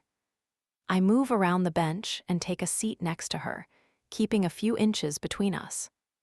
Leaning forward, my forearms on my thighs, I stare out at the lake as well. After a few seconds of silence, I say, I talked to Mika. I glance over at her, but she doesn't say anything, so I keep going. Was calling to check on him. He's doing well, but, he told me something about you. We don't need to talk about this, she says. Scotty, I say softly, turning toward her. Why didn't you tell me you were divorced? She shakes her head. Please, Wilder, it doesn't matter. But it does. It clearly does. I can see it in her defeated shoulders. I can hear it in her heartbroken voice. But I don't want to push her. She's already been pushed enough today, so instead, I'm just going to be here for her. I drape my arm along the back of the bench and scoot an inch or so closer to her, letting her know that I'm here for her. And then we sit and stare out at the lake together, letting the sound of nature fill the silence between us. The lake ripples at the shore while a bird sounds off in the distance, and the sun slowly starts descending behind the tall pine and oak trees, still providing a lot of sunlight. Off to the left, some of the couples are moving toward the dining hall, their laughter in the far distance. But Scotty just keeps her head forward, her chin now resting on her knees. Taking a chance, I scoot closer and place my hand on her back. When she doesn't shake me off, I give her a gentle rub. From the corner of my eye, I catch her lips start to tremble, and then after a few more seconds, a tear falls down her cheek. I can't let her just sit there and cry in silence, so I say, Scotty, come here. Ready for her to push me away, I brace for her response, but when she leans into me instead, I wrap my arm around her shoulder and let her lean on my chest. She shakes under my grasp as she cries into my shoulder. And I don't bother saying anything, because what is there really to say? Instead, I hold her. I hold her as the sun dips behind the trees. And I hold her while the lights around the camp begin to turn on. I hold her until there are no more tears left for her to shed. I hate that I misunderstood her today. I hate that she's experienced so much pain that she needed all this time to vent and feel. I hate that she's hurting. Mika said she needs a nice guy. Well, I'm going to make sure I'm that guy for her. Scotty walks out of the bathroom in a matching green spandex short and shirt set, her hair wrapped up in a towel and her lotion in hand. When she spots me sitting in the chair under the nipple picture, she offers me a soft smile. I grabbed a quick snack for you and a water, I say, pointing to the table. I thought you might want to eat something in case dinner comes with a sideshow again. Thank you, she says softly, as she moves to the seat next to mine. She sets her lotion on the table and then turns toward me. When she looks up, her walls seem lowered, like she's allowing herself to be vulnerable. It's the first time I've seen that, and she's exposed rather than guarded. I want to apologize about earlier. Apologize for what? I ask her. Her eyes meet mine, her blue to my gray, and she says, about crying by the lake. Why the hell are you apologizing for that? Because, she says, raising her chin. This is a mutual relationship where we are trying to. I'm sorry, Scotty, but I'm going to cut off whatever you're about to say because I'm telling you right now, I'm not going to agree with it. I turn toward her and say, you don't need to put on a brave face for me. You don't need to act like everything is okay. You don't need to act like you don't have feelings or emotions. Hell, you don't need to cry by yourself. I'm here for you. Do you understand that? For you, Scotty. No one else. I'm at this camp in this cabin for you. I'm here for no other reason. So you can try to act like this is all business, but I refuse to let you go through what's clouding your mind by yourself. She shakes her head. Wilder, you don't have to do that. I'm Mika's friend. Which means, by extension, you're my friend. She exhales, and I can see her wanting to push me away, but I'm not going to let her. Please, I don't want you thinking you need to treat me differently. Treat you differently? How the hell would I treat you differently? Her eyes meet mine. Pity, Wilder, I don't want your pity. Good, because I'm not offering pity, but I am offering understanding. I'm offering a shoulder to cry on when you need it. I'm offering a listening ear. I'm offering you an opportunity for escapism. I'm offering a reliable friendship. Her lips tilt to the side, and she looks away, not saying a damn thing until she sucks in a deep breath and then mouths, "Damn it," as she starts to cry again. She dabs at her eyes with the back of her hand, clearly not wanting me to see her cry. But I don't give a shit. I take her hand in mine, tugging her closer to me, and wrap my arm around her shoulders, bringing her into my side. And we stay like that for I don't know how long, her quietly crying and me holding onto her, making sure she knows she's not alone. I've never been through a hard breakup, or a divorce for that matter, but I've seen the toll it takes on a human when they see their loved ones slowly slip away. I watched my mom go through it with my dad. Sure, it wasn't a divorce, but as my dad became weaker, I saw the light dim in my mom's eyes. I saw her come to the realization that the man she once loved, the man she married, was no longer the same person. And just like I was there for my mom, I'll be there for Scotty. You okay? I ask after a few minutes. No, she says, answering honestly, giving me hope that she's going to open up. Want to talk about it? Not really, she says. I understand. I clear my throat. But I do want to apologize about today. I thought I was feeding off your energy, trying to show Sanders that we're a couple in trouble. If I'd known about the divorce, I wouldn't have. Please don't apologize, she says, shaking her head. You didn't know. There's nothing to apologize about. We actually did a good job convincing him, maybe too good of a job. She lets out a breath and then lifts her head up. I think the piercings really threw him for a loop. She chuckles, which gives me hope. I'm pretty sure it's the first time he's ever seen a couple fight about that. There's no doubt in my mind, she replies. And I know I said it before, but I really want to reiterate. Us bringing it full circle at the end with the piercings, that was poetic. She shakes her head in mirth. I've found that I don't want to play into your ridiculousness, but I'll admit that was a nice touch at the end. I chuckle, see, isn't improv fun? No, it's stressful, and I don't want to be a part of it anymore. Well, it seems like we have a hole we have to dig ourselves out of for the next 7 days. Yeah, any ideas on how to do that? No clue. She nods. Perfect. Glad we're being smart about this. Ready for dinner? I ask Scotty, who just slipped her shoes on. Yeah. She stands and presses down her shirt. Can you tell I've been crying? I shake my head, not even a little. You sure? I wouldn't lie to you, I say, about anything. I look her in the eyes, but she quickly diverts her gaze as if she can't stand to make eye contact with me. Not wanting her to brush off my comment, because I need her to know this about me, I close the space between us and then press my finger under her chin, lifting her gaze to meet mine. I'm serious, Scotty. I won't lie to you. Okay. Okay, she says. I release her and then stick my hands in my pockets. And, if you want to tell your husband that you don't plan on lying to him either, it would be appreciated, I say, lightheartedly. She rolls her eyes. I don't plan on lying to you. The way you said that, with such promise and conviction. I press my hand to my heart. I truly felt it all the way in my bones. God, you're annoying, she says, moving past me. Do you have the key to our sex palace? Yup, I say, and then together we head out of the cabin, only to be stopped at the door by Sanders. Hello, you too, he says while holding a football. Oh, hello, Scotty says, taking a step back and running into my chest. I decide to hold her hips, keeping her in place. I'm glad I caught you before you headed over to dinner. I've given our day some thought, and I wanted to deliver this to you. He pulls out an envelope. It's your task for tomorrow.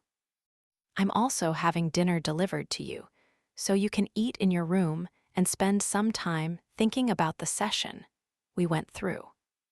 Scotty takes the envelope and thanks him. There seems to be a lot of tension between you, more than I expected, and I think it would be good for you to think about if you want to continue with the camp or maybe go home. Go home? Scotty asks. Yes. Sanders twirls the ball on the palm of his hand. I'd recommend weekly, maybe bi-weekly sessions with me to work through some of these issues. I don't know if we'll be able to handle it during camp, though, and I don't want to put you two in a tough spot. So the decision is up to you. If you'd like to stay, then we'll see you bright and early in the morning, but if you'd like to go home, we can discharge you around 10. Just stay in your cabin, and staff will come and get you. Oh, okay, Scotty says. Sanders looks between the two of us, determination in his eyes. I see the love you two have for each other. It's clearly there, but the animosity is clouding it. Without working through that animosity, you're never going to find the love again. He grips the ball tightly. Have a good evening. Both Scotty and I step back into the cabin and shut the door behind us. I slip off my shoes and place them over by the dresser before lying on the bed. Scotty takes a seat in one of the chairs at the table and looks up at me. Was not expecting that. Yeah, and he wasn't expecting us to fight over petty things like bologna. I think we all surprised each other today. I guess so. Then she glances at me. Do you really have a problem with bologna? I shrug. I mean, I don't hate it, but I don't love it. I think you might be the first millionaire to ever say that. I'm down to earth, babe. What can I say? I thought I told you not to call me that. I wink. It's got a good ring to it. She rolls her eyes and sighs, so I take that moment to change the subject and nod toward the envelope. What do you want to do? It's up to you. We can call it quits now, maybe even say that we couldn't make it work. Thanks, Sanders, and then move on with our lives. I guess we could do that, she says, staring down at the envelope. From the droop in her shoulders and the defeat in her voice, I can tell that's not what she wants to do. But why? You don't want to leave, do you? I ask her. I don't know. Hey, I say, causing her to look up at me. Come here, come talk to me. She walks over to the bed, sitting down and leaning against the headboard. What's going on in that head? She tosses the envelope from Sanders to the side and drags both of her hands over her face. God, I'm so sorry I roped you into all this. I know this is not what you were expecting. You probably thought you were going to have a little fun, role play, and be on your way. You didn't know you were bunking up with a girl who has a truckload of baggage. You act as if that's a bad thing, I say. Her eyes meet mine. Isn't it though? Who doesn't have baggage? I ask. There isn't one person on this earth who hasn't opened a metaphorical suitcase and dumped in it. No life is perfect, no journey unmarred. Everyone's carrying around something, so there's absolutely no need to apologize. Her head tilts to the side as she studies me. What? I ask after a few seconds. Nothing, she shakes her head. No, you're not going to get away with that. What were you just thinking? She drags her finger over the comforter beneath us, avoiding eye contact. Just that, you're pretty mature. Jesus, Scotty, I'm 2 years younger than you, which is not that big of a difference. I know. I'm just not used to such maturity in a man your age is all. I mean, even Mika isn't as mature as you. I chuckle. Mika's on his own path. That he is. She pushes her foot against my leg. Seriously, though, you know how to say the right thing. I'm not saying it just to say it. I look her in the eyes. I mean it. She nods. I know. I turn toward her and ask, so do you want to go home or do you want to stay? I'm good either way. She looks toward the window, and I can see her wavering on what to do, so I decide to help her. Please tell me if I'm overstepping here, but it almost seems like after today's session, you're considering staying because you might think it could be helpful. I don't know what happened in your divorce, and I won't ask because I know that's personal to you. But if it seems like being here could help weed out some of the negative feelings you're experiencing, or the animosity or anxiety, then maybe it might be good to stay. If anything, staying might break the patterns of behavior for you. I know I can get into them sometimes, and breaking a routine helps break through some of the baggage we hold on to. She stares up at the ceiling as she leans back on her hands. Yeah, I was thinking that, but I don't want to keep you. The option to leave is there, and I feel like you should be able to get back to your regular life. But do you really think I want to do that? I ask. Why do you think I'm here in the first place? Because my regular life is boring me. Her eyes meet mine. You'd really stay an extra 7 days with me, knowing that we could leave tomorrow. Gives me an extra 7 days to shower with the fleshy poker. I call that a good fucking time. That makes her smile. I'm being serious, Wilder. So am I. And I realize that I honestly want to stay here. It's not just about experiencing something fun to relieve my boredom now. It's for Scotty. It could be because she's such a good friend to Mika that makes her okay in my book. But I think it's just her too. I like her. I'm enjoying spending time with her. And if this helps her unpack her marriage and heal, then I'm in. I say we do it, I continue. Stay. Enjoy the ride. Have fun basking in the knowledge of throwing off Sanders, because he's probably never met a couple like us before. Enjoy watching the other couples scramble while we win challenge after challenge while bickering the whole time. I say we stay, paint each other's faces, canoe out in the lake, go on hikes, and just be adults at an adult summer camp. Her smile grows ever so slightly. I mean, when you put it like that, it does sound kind of fun. Exactly. And I say you just let loose. Shake off the insecurities, don't worry about what your coworkers might think, and just do this for you. Experience everything for you. Because you and I both know you won't be working with the Brads and Chad forever, so might as well give them a show. It does sound entertaining, but I've never done that. Done what? Dropped the insecurities, she says. I've always tried to save face, put myself out there in a positive light, make it seem like I'm living a good life. Are you though? I ask. In all seriousness, looking back, are you living a good life? She pauses, giving her answer some thought. From what I can tell, I'd say she's living life, but she's not living it to its fullest. I think she believes she's making the right moves, but she's not really making the moves that help her find joy. Finally, she says, I don't think I am. Then maybe it's time you stop trying to save face and start living without a care. Throw caution to the wind. Do things you may never have done before, like attend a marriage camp with someone you only met a few days ago. Yeah, I think you're right. Her beautiful eyes, a soft shade of blue with a unique ring of brown around her pupil, meet mine again. Will you help me? A smile tugs at my lips. Pips, you've come to the right place. Chapter 14. Scotty. Good morning, I say to Ellison and Sanders, who are holding hands and standing by the dock. The sun is barely peeking over the trees, and a mist is lifting off the lake, where blow-up obstacle courses are stationed.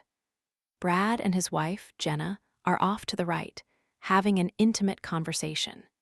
Chad and his wife, Danielle, are quietly arguing about some fantasy league he is in.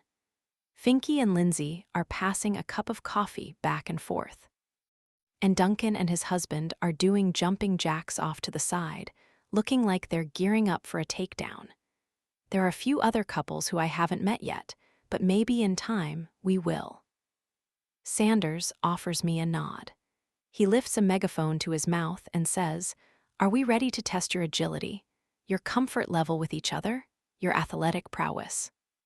The Chads and Brads all lift their fists in the air, while Wilder leans in and whispers, Douche canoes.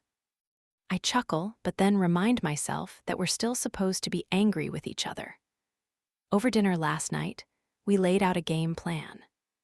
Wilder took the lead and wrote in his journal how we're going to become the best couple to have ever walked the grounds of this camp.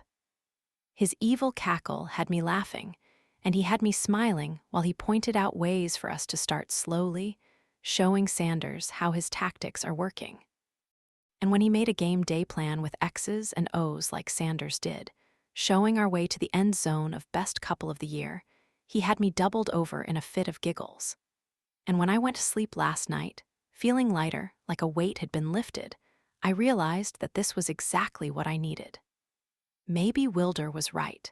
In order to break away from the dark cloud hanging over my head, I needed to break the routine. Funny thing is, I didn't know that dark cloud was there until yesterday. It appeared out of nowhere, shocking me to my very core.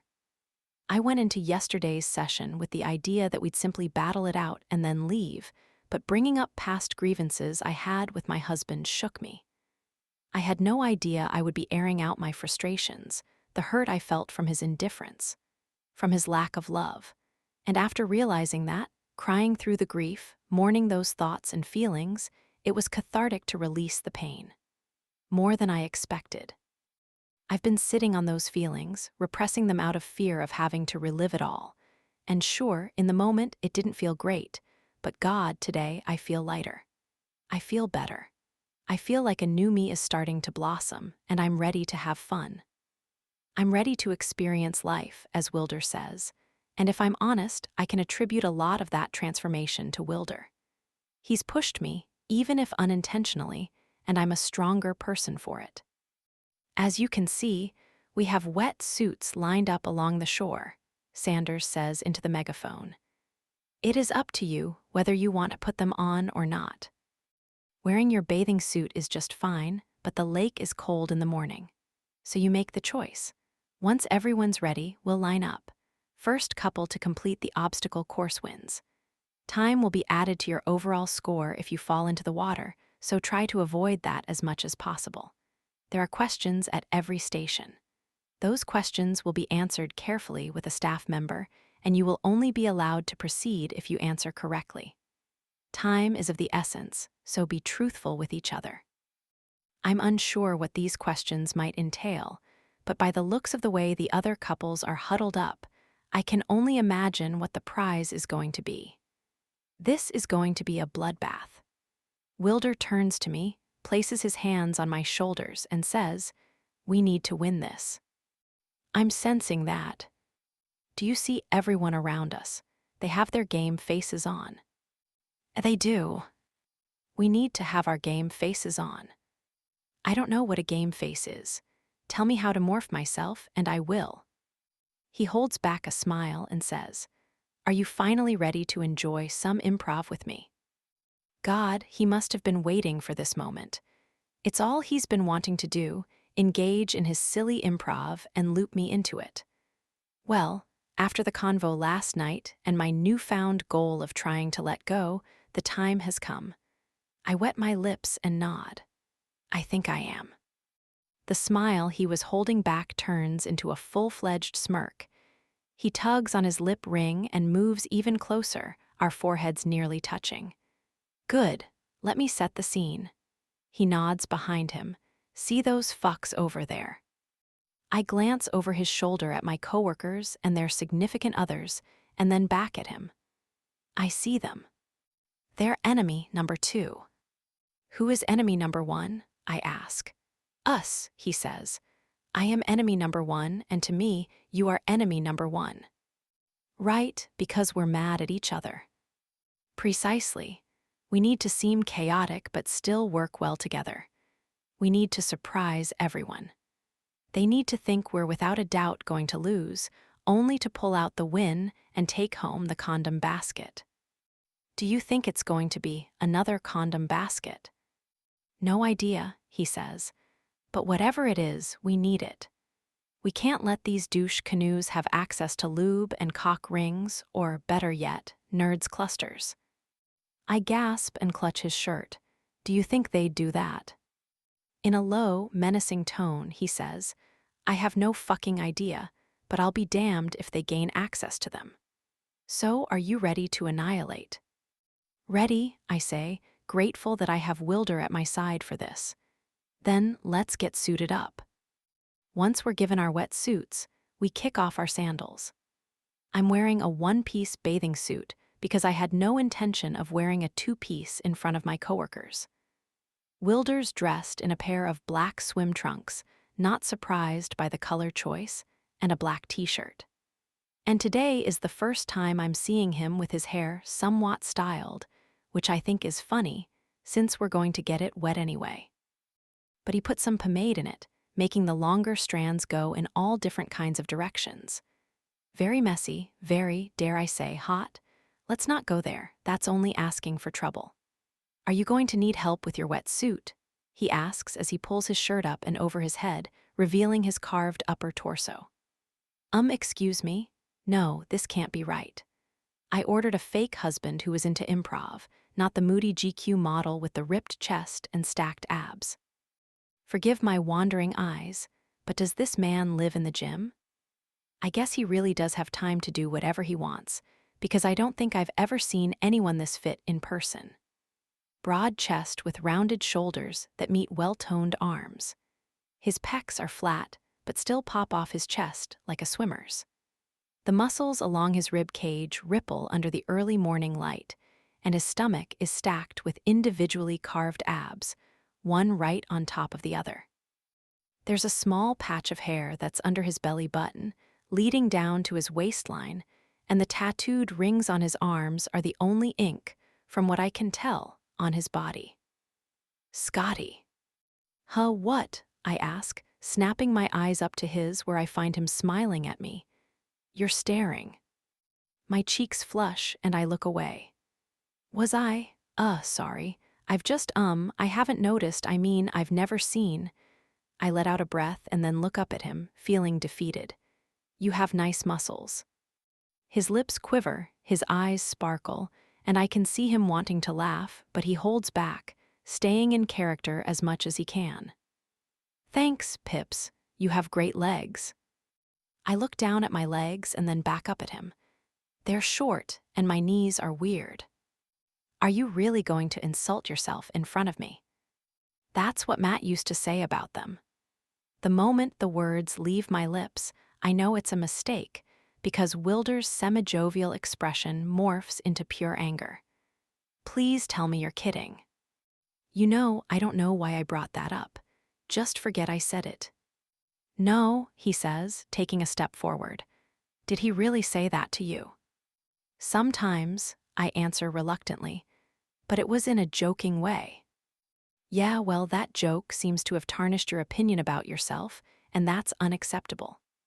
He tips my chin up with his thumb. You hear me? Unacceptable. Do not take other people's flawed opinions about you and turn them into your own. There is nothing wrong with your legs. Personally, I think they're hot.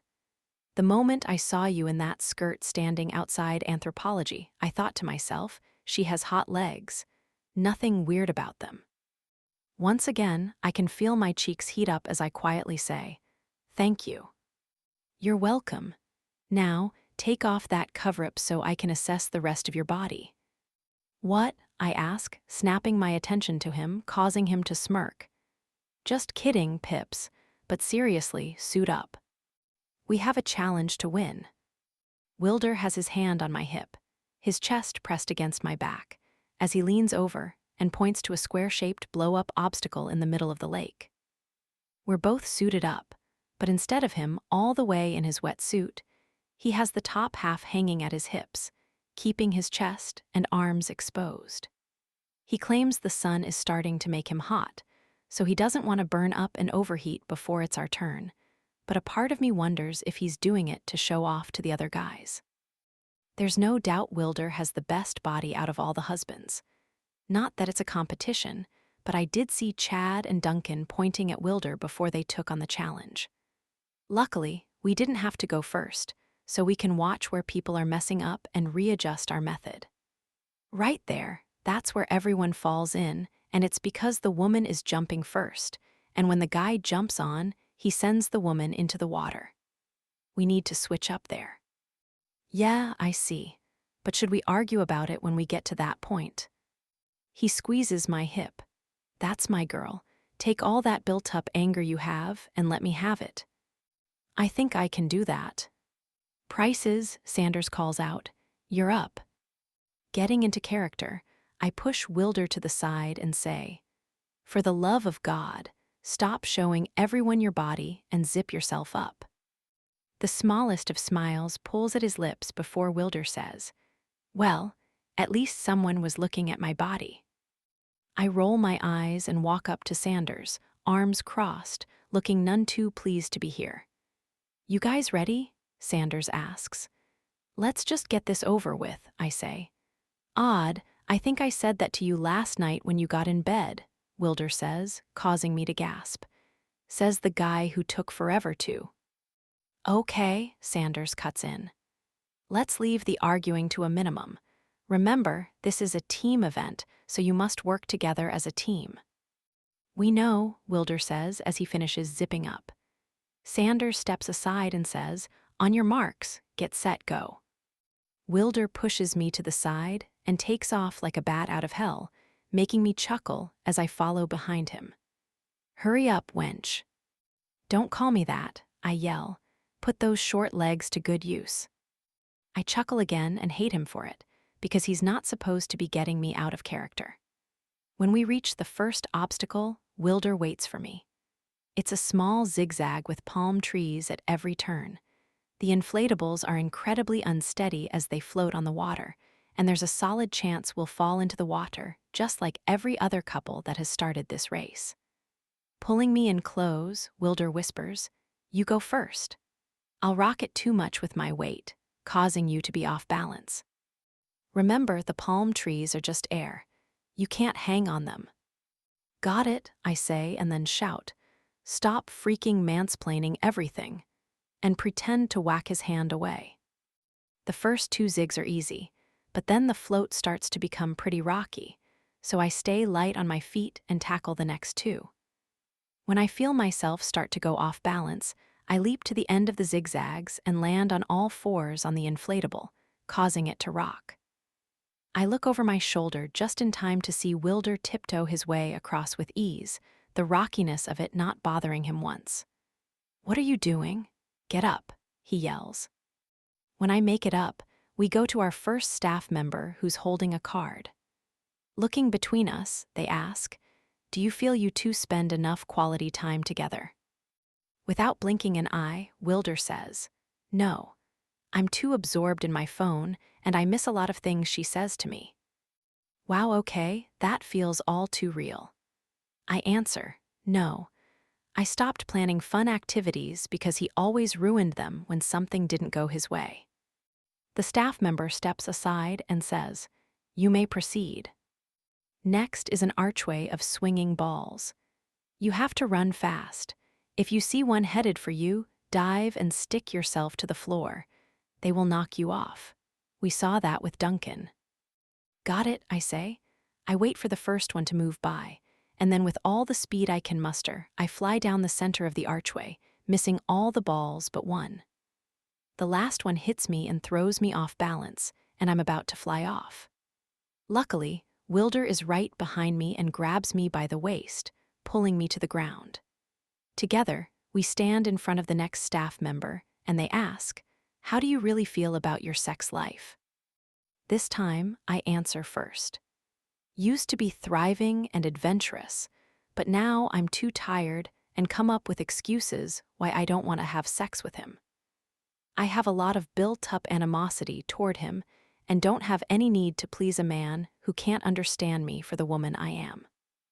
Wilder looks me in the eyes, seeing the truth right then and there, but thankfully, he doesn't say anything. She's right. We used to be hot and heavy, and now I don't think she even knows how to undo my zipper. "Oh my God," I yell. "I know how to undo your zipper. Maybe if you looked up from your video games for a moment, I wouldn't feel so irritated by you, and I would want to please you. Maybe if you didn't nag me over and over and over again, I wouldn't want to get lost in my video games." "I do nag you."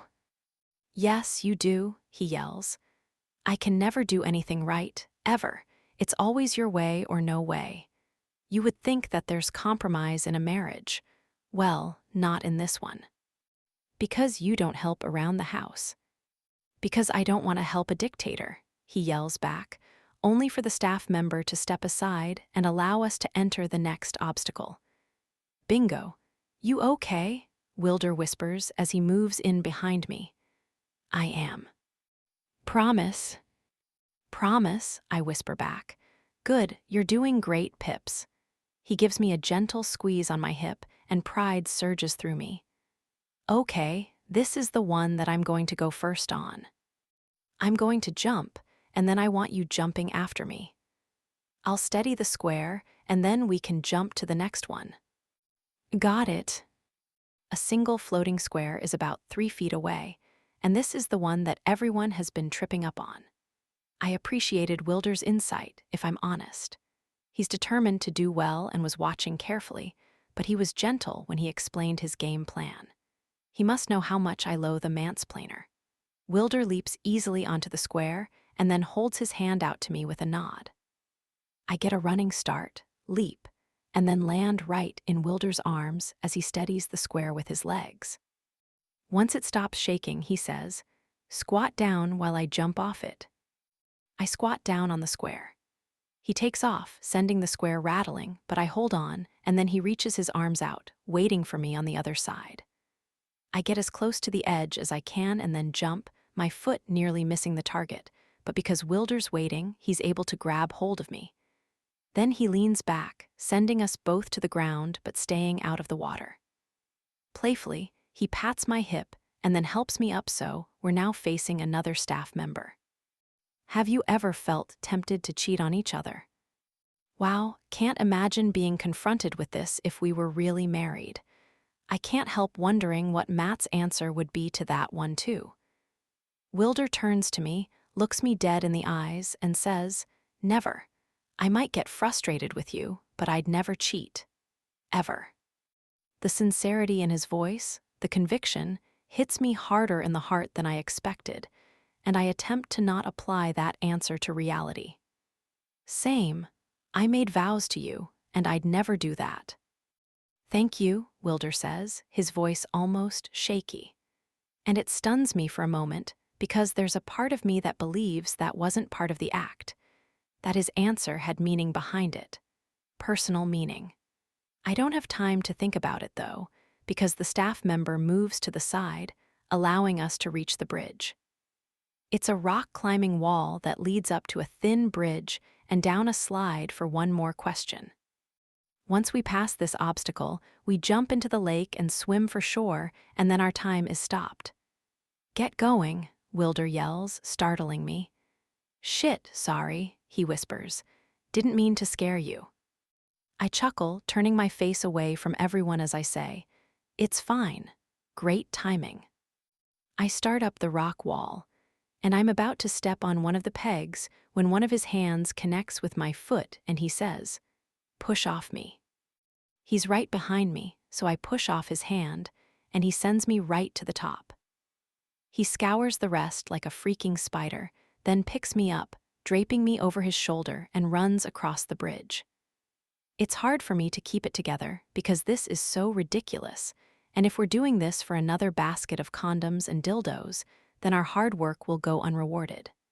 But to add to the fanfare, I yell, "Put me down." "You never let me do anything." "Because you have the coordination of a geriatric wildebeest," he yells back and then tosses me down the slide. I roll down and almost off into the water, but thankfully hang on. "You almost threw me off." "It would be the first time you were wet in years," he yells back. "Doesn't say much about you." He joins me, and we stand in front of Ellison. When did she get here? With pursed lips, she looks us in the eyes and asks, "Do you feel truly happy in your marriage?" "No," Wilder says, "but I know we could be." "No," I answer. "And I like to think there's potential, but I just don't know, he's too selfish." "She's too focused on work." He thinks because he's helping save the environment with his green roofs, that my work isn't important enough. "Because you could be writing about something other than putters." He leans toward Ellison and whispers, "No offense." We don't see eye to eye, and I'm not sure we ever will. Ellison looks between the two of us and then says, "Say something nice about each other." I look at Wilder, my chest heaving as I try to catch my breath. My mind draws a blank, and isn't that incriminating? Thankfully, Wilder steps in and says, "Even when she's mad at me, she kisses me good night. Every night." I think it's her way of saying that we might have a lot of animosity, but there's still love there. She gives me hope, and that's why I'm here. I wet my lips and look Wilder in the eyes. He reminds me to not be so serious all the time, that there is more to life than just the day-to-day. That it's okay to break routine, to let loose, to be the person that maybe I hold back from being. And isn't that the most honest thing I've said through this entire obstacle course? Smiling, Ellison moves to the side, and Wilder shouts, "Let's go, Pips." We both leap into the water and swim to the shore. Wilder's clearly faster than I am, to the point that he comes back and pulls me up by the waist, dragging me across the finish line, where we both sprawl across the grass, gasping for air. "Impressive," Sanders says as he stands over us. "Very impressive." "Thank you," I say, still trying to catch my breath. "And for the amount of arguing I heard, incredibly impressive." "Fueled the fire," Wilder says as he stands and offers me a hand. He helps me to my feet and then tugs me into his chest. He smacks me on the ass, surprising me. "Good job, Pips." When he pulls away, he undoes his wet suit, letting the sleeves and torso fall to his waist and allowing his chest to be on display once again. Yum, okay, just yum. And I know I shouldn't care, I shouldn't even be looking, but I'm sorry. Mika's younger brother is hot. There, I said it. It's out in the open. He's hot. Hard not to notice. And if we were married, I would notice, so this is okay, as far as I'm concerned. Just playing the part. Are we sure they answered all the questions correctly? Chad asks as he walks up to us. It seems like they were granted access to the next obstacle rather quickly. Wilder snaps around to look at Chad in his zipped-up wet suit, all the way to the top of his chin. "Excuse me, are you claiming we cheated?" Chad takes a step back, but then gestures toward the obstacle course. "Just seems convenient that you flew through that despite arguing the entire time. Seems like you got some help along the way." "Yeah, and it seems like you're jealous. If anything, we might have been arguing, but we were truthful at every stop. Maybe you need to point that finger at yourself and ask why it took you so damn long. Maybe you were the one not being truthful." "We were being truthful," Chad says, almost stomping his foot at the same time. Sanders steps in and says, "I can assure you, our staff has been prepped very well to understand the differences between our couple's truths and lies. I have no doubt that they all were accurately allowing couples through based on their answers. Now, we have one couple left. Let's watch them before we start fighting." "Yeah, let's do that," Wilder says before draping his arm around my shoulder and pulling me off to the side to a log. We both take a seat, and he looks off toward Chad, who is now bitching to Finky. "Looks like we got under his skin," he says. "How does it feel?" I'd be lying if I said it didn't feel good. After him calling me out in the conference room for not wearing a wedding ring, it feels really good seeing him upset over our obvious success. We killed that course. We did.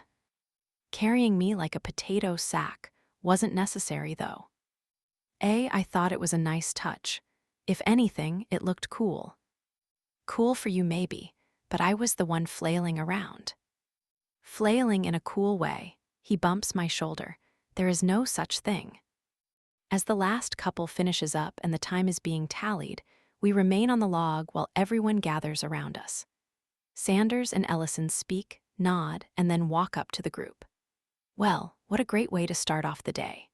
I hope everyone feels refreshed, maybe a touch more exposed. Because if we're not uncomfortable, then we're not moving together as a team, right?" Sanders fist pumps the air. Seriously, was he a coach in a prior life? Because he has all the makings of one. As always, we hope you had fun and learned something about each other. We'll be taking individual meetings today to go over your answers to the questions recorded. Great, looking forward to that. But I know what you're all wondering. Who won and what is your prize? Ellison starts a drum roll on her clipboard, and Sanders, into his megaphone unnecessarily, says, "Mr. and Mrs. Price." "That's us, told you we'd win," Wilder says as he stands. "All you had to do was listen to me." Seeing where he's going with this, I stand as well. It's rare when listening to you actually pays off. You listened pretty well when we were in the Hamptons, and I'm pretty sure that paid off really well for you. His voice is dark, deep. I lean in and say, "I was faking it." "Bullshit," he yells. "Okay," Sanders cuts in. "Okay, save it for your session."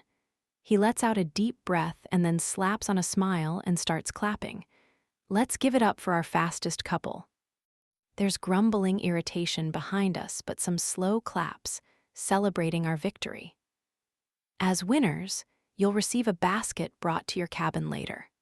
For now, let's get washed up and head on over to the dining hall, where you'll be given your session assignments, and you can make marriage bracelets together. Wow, this really is like camp. Wilder and I start heading in the direction of the dining hall when Sanders stops us. "Whoa, whoa, whoa, you too," he points at us. "You're up first. Go change and meet me in the therapy cabin in half an hour. We have some work to do." Chapter 15. Wilder. That seemed pretty serious, I say as we make our way back to the cabin. I know, did he seem mad? I was getting more of an irritated vibe. "Think we're in trouble."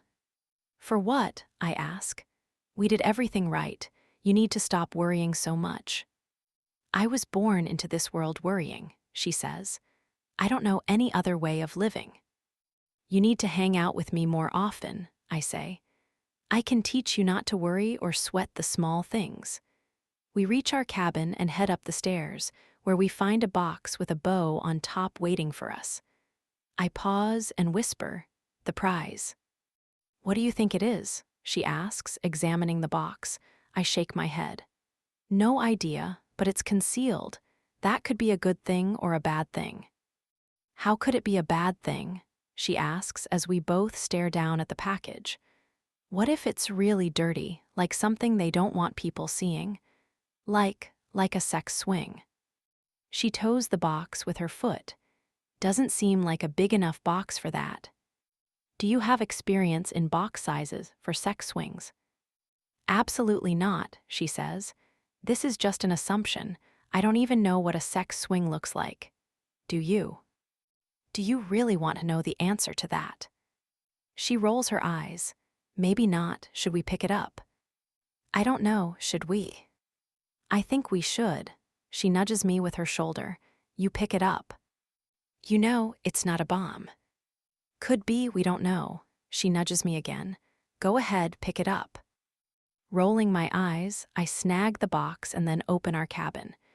She follows in behind me, keeping what I'm sure she believes is a safe distance from the bomb. News flash. If this is a bomb, she's still going to be blown up. Is it heavy? Does it rattle? Does it feel like a sex swing? I lift it up and bring it close to my face, where I give it a quick sniff. You know what? It does have the faint scent of a sex swing. She grips my arm. "Really?" "No." I set it down on the bed and then take off the top. Together, we lean over to look inside, and then at the same time, we both gasp. I'm the first to reach into the box as I pull out 2 big bags of Nerds clusters. I raise them to the sky and say, "The angels have spoken." "Dear God in heaven," she whispers as she pulls out another bag from the box. "We are rich." We tear into our respective bags immediately, putting a fistful in our mouths. Chewing, she says, "Now this is the kind of prize I'm talking about. Screw the dildos, give me the clusters." I pause as I'm about to put another fistful in my mouth. "You heard what you just said, right? Screw the dildos." "Sorry to let you know, Pips, but that's what you're supposed to do." "Please don't ruin this moment for me." She pops another Nerds cluster in her mouth. Smiling, I do the same. "How do we feel about our answers during the competition this morning?" Sanders asks as he scoots a ball around on the floor with a hockey stick. He went and changed as well, now wearing a pair of Grinch pajama pants and a bright pink shirt with Camp Haven on the front. He's paired the outfit with a goofy baseball hat. You know, the one with the ears and teeth hanging down from the bill. Normally, his attire doesn't distract me, but today I'm having a hard time paying attention. I mean, at least pick a theme, man, and stick with it. "I felt pretty good about the answers," I say. "I felt they were honest, even if some of the answers hurt to hear." He flicks the ball against the wall, startling Scotty next to me. "What about you, Scotty? How did you feel about them?" "Same," she says as she scoots closer to me on the couch, probably out of the hope that I'll block any ball that might come her way. "Hard to hear, but necessary." "And how did you feel about the win?" "Personally," I say, "it makes me realize that when push comes to shove and we're faced with something tough, we still have the ability to work together and get the task done." "Do you think that's important in a marriage?" he asks as he starts bouncing the ball off the edge of the hockey stick. "The ability to work together?" I ask. Yeah, because a marriage is like working with a team, right?" He pauses and looks up at me, a smile on his face. "Precisely, Wilder." He tosses the stick to the side and takes a seat across from us. "You both were asked if you were happy in your marriage, and both of you said no." He looks between us. "Did you hear that? You both said no." I nod my head, keeping my lips locked, because I don't really know what to say to that. From the corner of my eye, I catch Scotty bowing her head, and I can't help but wonder what's playing through her mind right now. It can't be easy, going through these courses after a failed marriage. Does she wonder if things might have worked out if she had attended this camp with her ex? Not to mention you made it through the entire course arguing. Did you hear anyone else argue the way you were? No, I answer for the both of us. Precisely, which brings me to my point. We need to work on communication. That's the biggest challenge in your relationship. If you paused for a moment to listen and communicate with each other, I don't think you'd be in the position that you are now. Probably, I say, which is why we're going to practice listening and communicating today. I'm going to need you to turn toward each other and hold each other's hands. Unsure of where this is going but excited, I turn toward Scotty and then take her hands in mine. No, this is not the position I want. Sanders stands. Wilder, lean back against the couch, and Scotty, I want you straddling his lap. WH what? She asks, her head snapping up to Sanders. You want me to straddle him? Yes. Isn't that inappropriate? He's your husband, Sanders says, pointing to me, looking confused. There's nothing inappropriate about it. I think the closeness will help you. Noticing how uneasy she is about the whole thing, I try to soothe her. It's fine, Pips, not like he's going to make us dry hump or anything. I glance over at Sanders. Are you? Sanders shakes his head. No, but being intimate with each other is important, and I think you need to start to grow comfortable with showing each other affection. That starts with your body language when together. If it makes you more comfortable, I say to Scotty, you can sit on the couch, and I can straddle your lap. Her expression falls, and I lightly chuckle, because I would really be up for anything. We're not doing that, she grumbles, or you can sit on my face. I wiggle my brows, really trying to lighten the mood. Haven't tested that seat out in a while. You always used to find it comfortable. She side-eyes me, and it takes everything within me not to burst out in laughter. Your lap will do, she mumbles as she moves over my lap and takes a seat. Comfortable? I ask with a grin. Hardly, she answers. I don't know, I'm pretty damn comfortable. You know, this reminds me of the time we were in Vegas. Don't even start, she says, eyeing me. But it's such a good story. This is a good jumping-off point, actually, Sanders says as he stands and picks up a basketball. I swear, there weren't any balls or sticks in the first session. Dribbling it and making the entire floor rattle, he continues. For this lesson, I want you two to look each other in the eyes and mirror what you say to each other. So, Wilder, recount your time in Vegas, and Scotty, I want you to repeat it. Make them short sentences so she can really listen and repeat. Great fucking activity. Smiling up at her, I say, it was our anniversary. You were wearing that short pink dress that rode dangerously high, showing off those delicious legs. She bites the side of her cheek and says, we were in Vegas. I was wearing a pink dress. Nope, that's not what he said, Sanders says, cutting in and tossing the basketball in the air. He gave you a compliment, and you didn't acknowledge it. And from what I've learned about Wilder, compliments are his love language. I mean, I'm not going to tell him he's wrong. Then again, I think any man would enjoy a compliment, especially from someone as stunning as Scotty. Scotty turns toward me and asks, I didn't notice a compliment. What did you say? I said your dress was dangerously high, showing off your delicious legs. And then I rub my hands over the sides of her quads. She tenses above me, and it makes me wonder how much this tool of an ex of hers actually paid attention to her, gave her affection, said something nice, because a simple stroke of the leg shouldn't make her this tense. Oh, thank you. Tell me what you like about her legs, Sanders says. Scotty, I want you to mirror what he says by starting your sentence with, what I heard you say was, and then end it with tell me more. Think you can do that?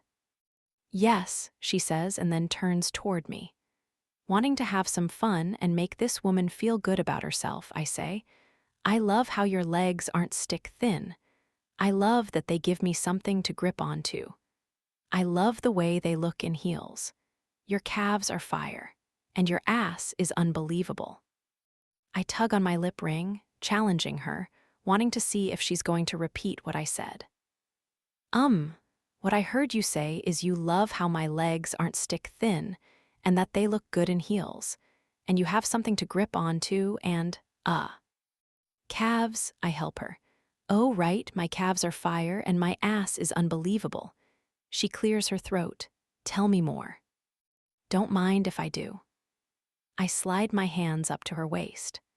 I know you don't need to know just how smart and clever you are, because you know that through and through, but I can get lost in your eyes for days. They're such a unique shade of blue with a brown ring around the pupil that causes me to stare at them just a touch longer than I should.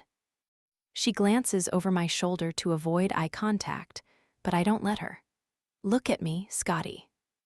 Good, Sanders says, now taking a seat and spinning the ball on his finger. Scotty, repeat what he said. She clears her throat and says, what I heard you say was that you think I'm smart and clever. But you know I already know that. What you like are my eyes and the brown ring around the pupil. You can get lost in my eyes for a long time. She swallows. Tell me more. A wave of goosebumps spreads over her arms as I creep my hands farther up her waist, holding on to her tightly. Back to that night in Vegas when you were in that dress. We were at that strip club per your choice, but then you wouldn't let one single woman near me. That night, you gave me my own personal lap dance, right then and there, in front of everyone. It was one of the hottest things I've ever experienced. I like that you claimed me as yours. She nods and blows out a heavy breath. What I heard you say was simple. You like it when I claim you as mine. Good, Scotty, good. Ask him why. Sanders is leaning toward us, immersed. Why do you like it when I claim you as mine? Because it makes me feel needed. Tell me more, she says, sinking onto my lap, her hands falling to my chest. I like knowing I can be of value to you. You're so independent, so strong, that there are times where I feel like you might not need me. She twists her lips to the side. What I heard you say is that in order to feel love from me, you need to feel like you're needed. Wonderful, Scotty. That's great listening, Sanders interjects. I nod, feeling this conversation heavier in my heart than other sessions we've had with Sanders, because shit, I think what I just said was actually true. I like knowing I can be of value to someone more than just a bank account. I like knowing that I can offer my humor, my touch, my mind, my soul. I like knowing that I'm helpful, that I can bring joy. That's very much my love language. And do you need him? Sanders asks. Scotty's eyes meet mine as she tilts her head, studying me. Yeah, I do. And how does that make you feel, Wilder? I wet my lips, pride surging through my chest. Fucking amazing. Good, now Scotty, tell him what your love language is. She lets out a sigh and plays with the collar of my shirt, the subtle movement of her finger near my neck causing my stomach to dance in playful knots. Jesus, man, pull it together. A girl sits on your lap, and all of a sudden you have butterflies in your stomach. Tighten up. Attention, she says quietly, and from the droop in her shoulders and the lack of eye contact, I know she's speaking from experience. She's speaking her truth. What I heard you say is that you need more attention from me. Tell me more, I say. She draws a circle over my chest. I want to feel like I'm the most important thing in your life. I want to come home from work to find you excited to see me. I want you to want to kiss me, hug me, touch me other than when it's for sex. Her eyes lift to mine. I want to know that if I were to walk out that door, walk away from this relationship, that you would know it was the biggest mistake of your life. Pips, I already know that. That's why I'm here. Repeat what she said, Sanders says as he takes a seat on the arm of the couch, moving in on us. What I heard you say is that you want to know that you're the most important thing in my life. You are.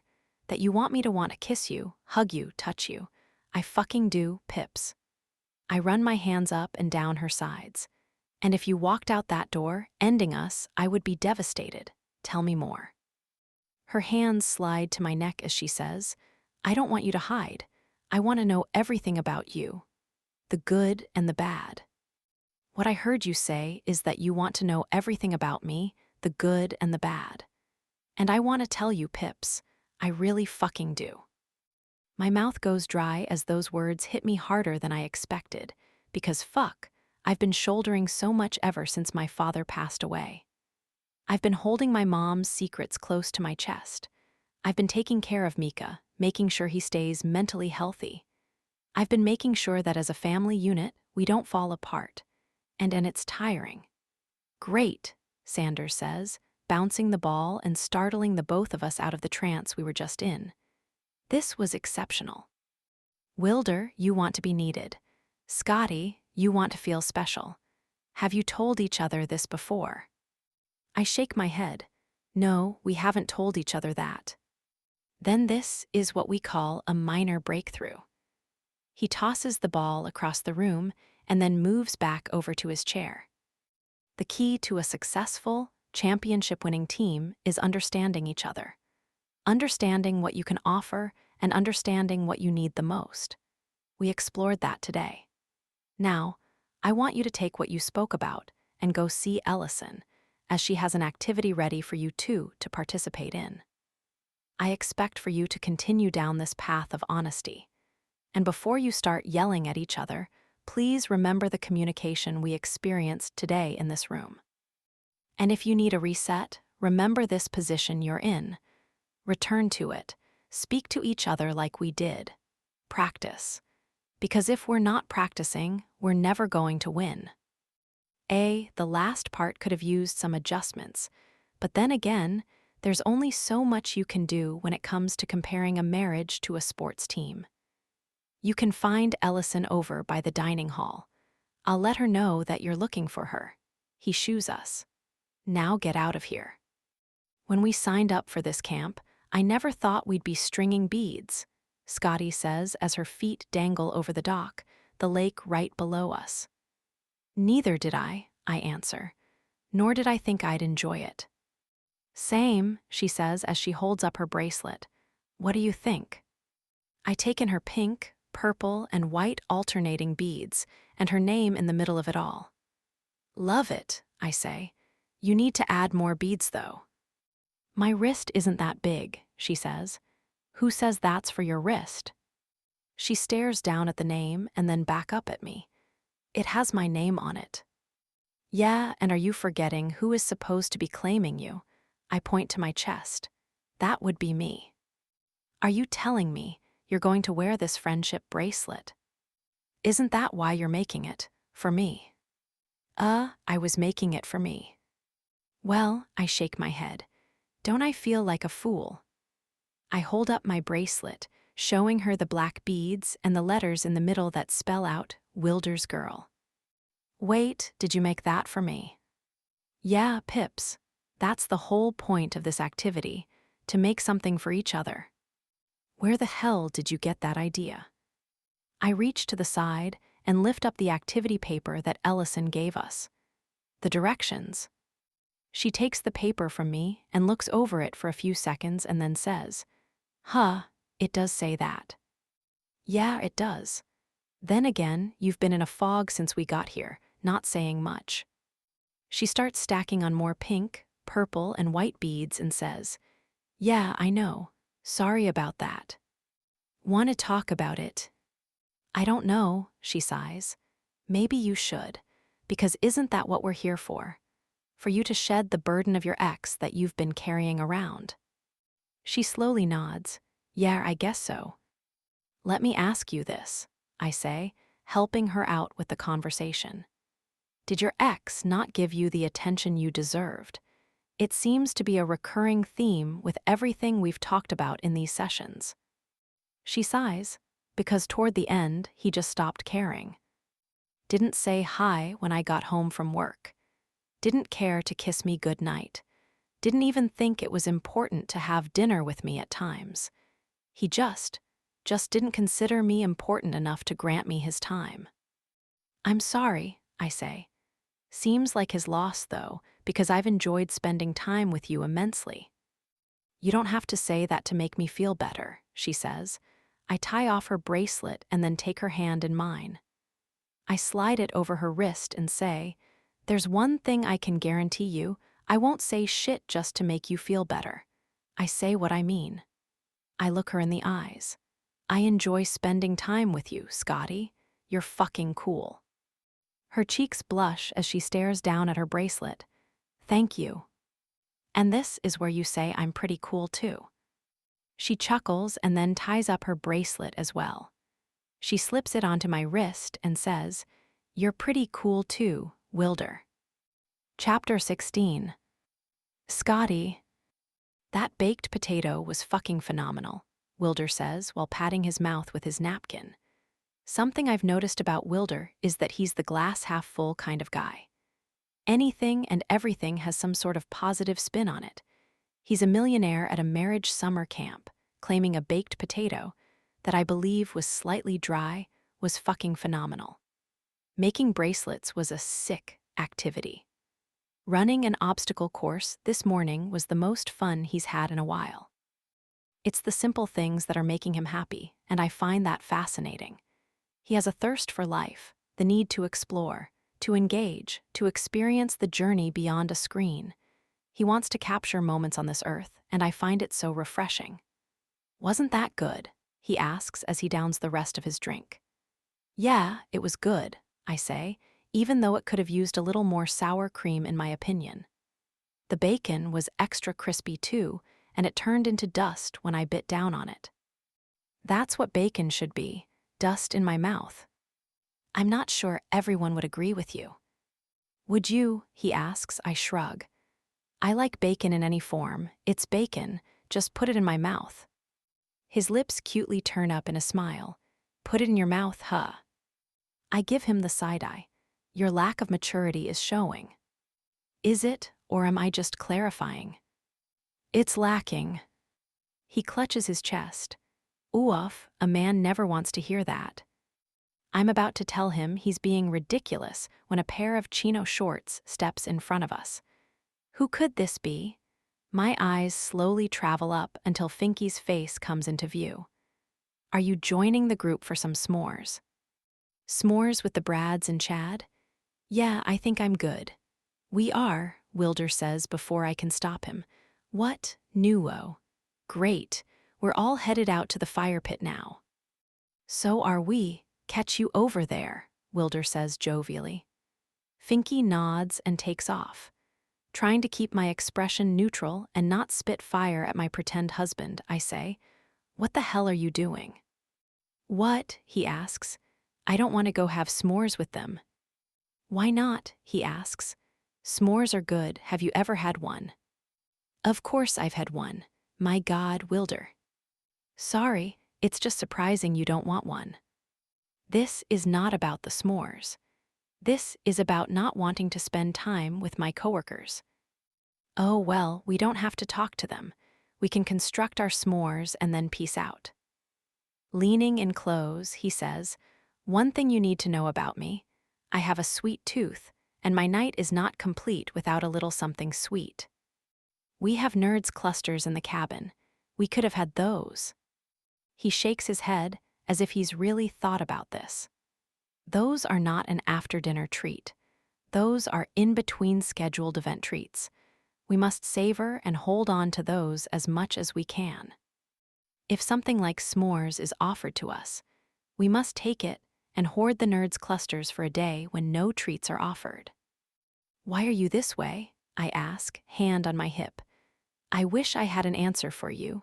He loops his arm over my shoulder. "Come on, let's roast some marshmallows and melt some chocolate." "Okay, but we're not staying, and we're not getting friendly with them. We're taking care of business, and then we're leaving." "Understood." "Got it," he says, and then we head out of the dining hall and toward the fire pit, where everyone is circled around the flames in chairs. There's Brad, Duncan, Chad, and Finky, and their respective partners, my living nightmare. Sort of surprised Ellison didn't join the group. Then again, she seems to wander off with Sanders after dinner is served, and they've done their theater production for the night. By the way, it was a reenactment of Space Jam tonight. The acting was so terrible that I almost lost my appetite. Wilder, on the other hand, clapped louder than anyone in the room when they were done. Wasn't sure if he was clapping because the torture was over or if it was because he truly enjoyed the show. I wouldn't put it past him if he found the whole skit utterly entertaining. "There they are," Chad says, and then motions to an Adirondack chair next to him. "I saved you two a seat to share." Of course he did. I can already tell you right now, I want to leave. I haven't even sat down yet, and I want nothing more than to go back to the cabin and wash the day away. Wilder, though. "Thanks, my man," Wilder says as he takes a seat first and pulls me down on his lap. His hand finds my hip, and he tugs me in tight. With a smirk that could actually make skin crawl, Chad hands us a stick with a marshmallow already attached to it. "Here you go." "Thanks." Wilder wastes no time and hovers the marshmallow over the flame as Chad's wife hands us a plate with the makings of 2 s'mores.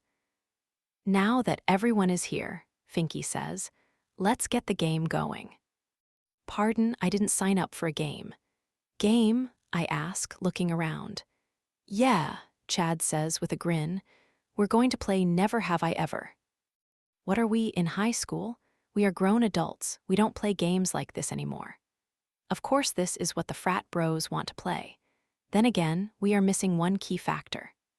Don't you need drinks for that?" I ask, because if I'm forced to play this game with my coworkers, I'm really going to need a drink. "This is the virgin version," Chad says. "I'm going to tell you right now, if I had a boner, that shit would go flaccid immediately from that one sentence. We play every year, and just raise our hands if we've done it." Wow, even more fun. Please note that was said with sarcasm. You know, we're actually getting pretty. "Never have I ever had sex on the roof of a car at a scenic overlook in Connecticut," Wilder shouts, causing everyone to quiet down. What the hell is he doing? When no one raises their hands, he takes my arm and shoots it straight up to the sky. "Come on, Pips, be proud. That was an unforgettable night." "Excuse me, sex on top of a car roof? Has he lost his mind?" Chad glances at me, his eyebrows shooting straight to his hairline. "On top of a roof?" he asks. "Yup," Wilder says casually while spinning the marshmallow carefully. "Had a dent in the roof for years, but I didn't care. Worth it." "Wow, okay." Chad turns to Finky. "Keep it going for us. Or we can end it now and all go to our respective cabins, because I have a feeling that this is not going to end well for me." Finky taps his finger to his chin and then says, "Never have I ever used something from the minibars in the cabin." Everyone raises their hands, including Wilder, who also raises my hand. "The condoms are trash," Wilder says. "Can't even get ribbed for her pleasure? What the hell is that?" "Right," Brad commiserates. "And $15 for 3. My woman likes how I meet her needs, but $5 per orgasm, outrageous." Not something I want to know about Brad. Meeting his woman's needs just made me gag. "Wait, so do you all have lovemaking minibars too?" Wilder asks. "Because I thought we were the only ones with the kinky cabin." "You are the only one," Chad says, almost irritated. "It's the coveted cabin." "You, coveted, that's not something you want to hear. It's rare when they let a couple stay in it," Duncan adds from the side. "Well, at least that's reassuring. Can't imagine what it would look like if you took a black light to the place. Probably startling." "We've only had it once," Brad says, making bile rise in my throat. "Brad has been in there. That's very unappealing to me. Good luck sleeping tonight." And it was the best 8 days of my life. His wife elbows him, but he doesn't seem to care. "Guess what? I do, I care. I don't need the image of Brad in our cabin while I try to go to sleep tonight." "I can see that," Wilder says, and Wilder, for the love of God, stop engaging. "Are the handcuffs still there?" Brad asks. "They are," Wilder lazily answers as he stares off to the sky, almost like he's reminiscing about using them. "The lining on them is nice, right?" Really nice, Wilder says with a nod. Top tier if you ask me, and we've seen our fair share of handcuffs. Jesus, Wilder, please stop talking. I don't need everyone knowing about my sex life. Well, my non-existent sex life. I mean, well, I don't need them assuming what my sex life is like. There. And then, to my chagrin, Wilder keeps talking. Never have I ever been handcuffed to a bed.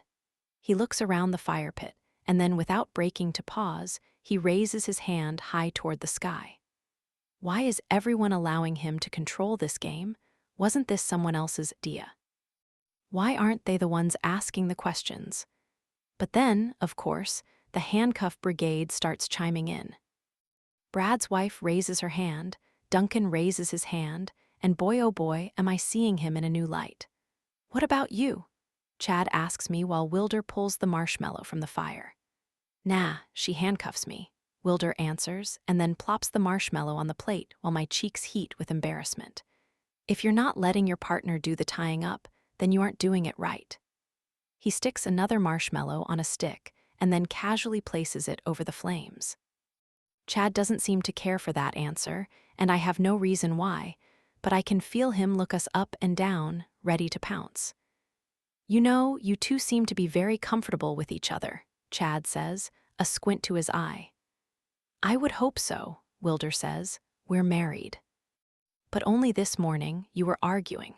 Now you're snuggling next to a fire. Make that make sense. Chad, don't, Brad says. Wait, hold on. Don't what? It's a simple question, Chad says, pressing.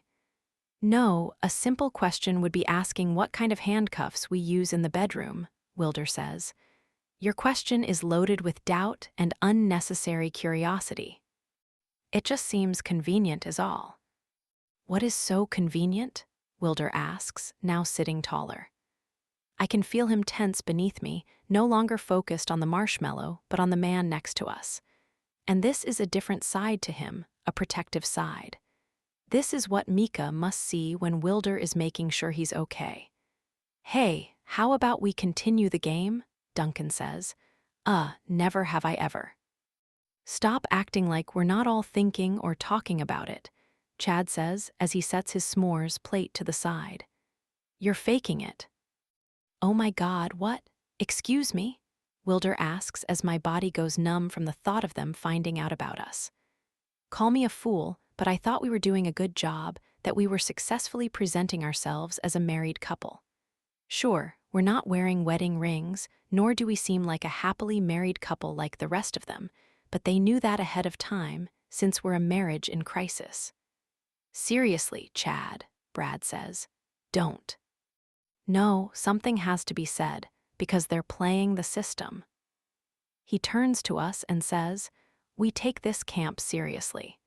This is a time for us to recharge our marriage, and you're making a mockery of it, faking your issues so you can get more attention. My skin prickles, my nerves jump in fear, and I think it's time we leave. The tension from the group, Wilder's budding anger. This can explode, and not in a good way, especially since we have no leg to stand on when it comes to being here. Wanting to step in before things get out of hand, I say, maybe we should. You think we're faking our issues, Wilder says, sitting up now and completely ignoring me. I think you're not being genuine. Is that why you brought us over here? He asks. To confront us? No, Brad says from the side, his wife looking like she wants nothing to do with this. We were playing a game, like we always do. Brad, don't lie, Chad says. Just this afternoon, you were complaining about them. They were talking about us, all of them. What exactly were they saying? Were they judging me? I was not, Brad says. I was complaining about the cabin they got. Brad's poor wife. Everyone was. Confused, I ask, do you not have good cabins? They're not your cabin, Chad says. Lucky them. What I wouldn't give to be in a normal cabin where I don't wake up to the sight of a scrotum staring me down. Is this really what this is about? Wilder asks. You're jealous we got a sex cabin. As if they would answer that.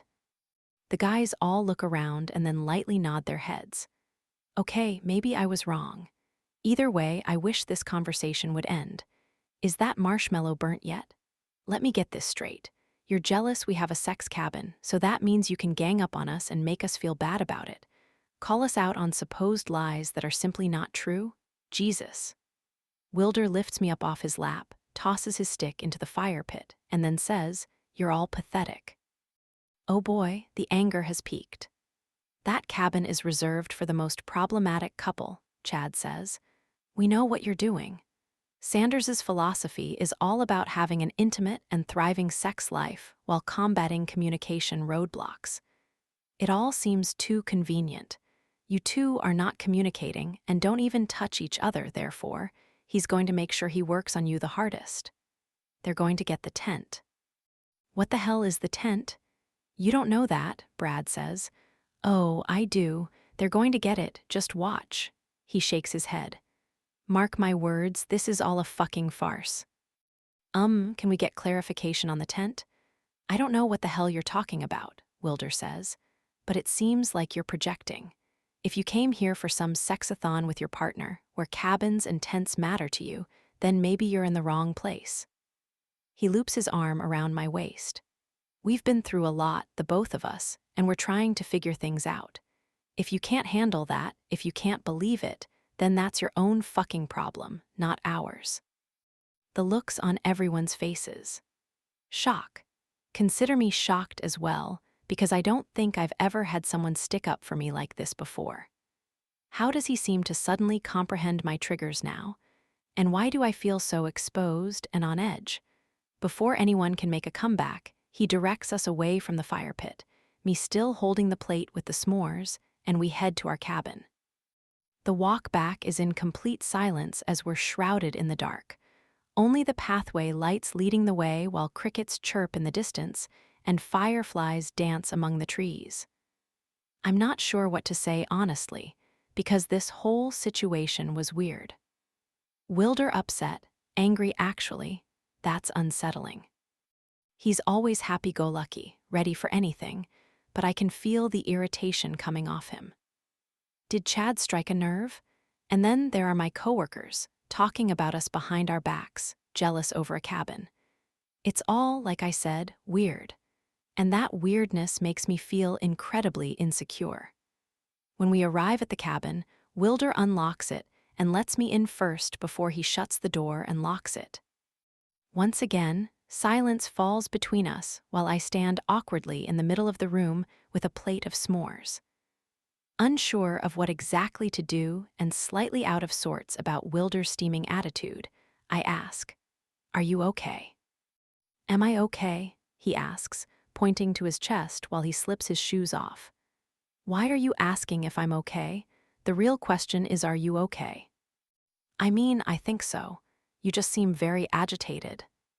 "I am agitated," he replies. "Why aren't you agitated?" "I guess I don't know how I feel," I answer honestly.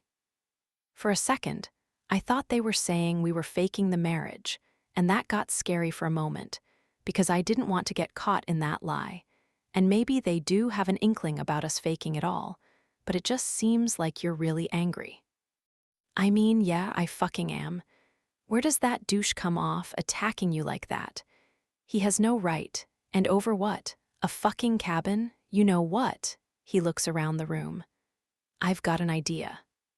Oh God, he has a crazed look in his eyes. "What are you thinking?" I ask.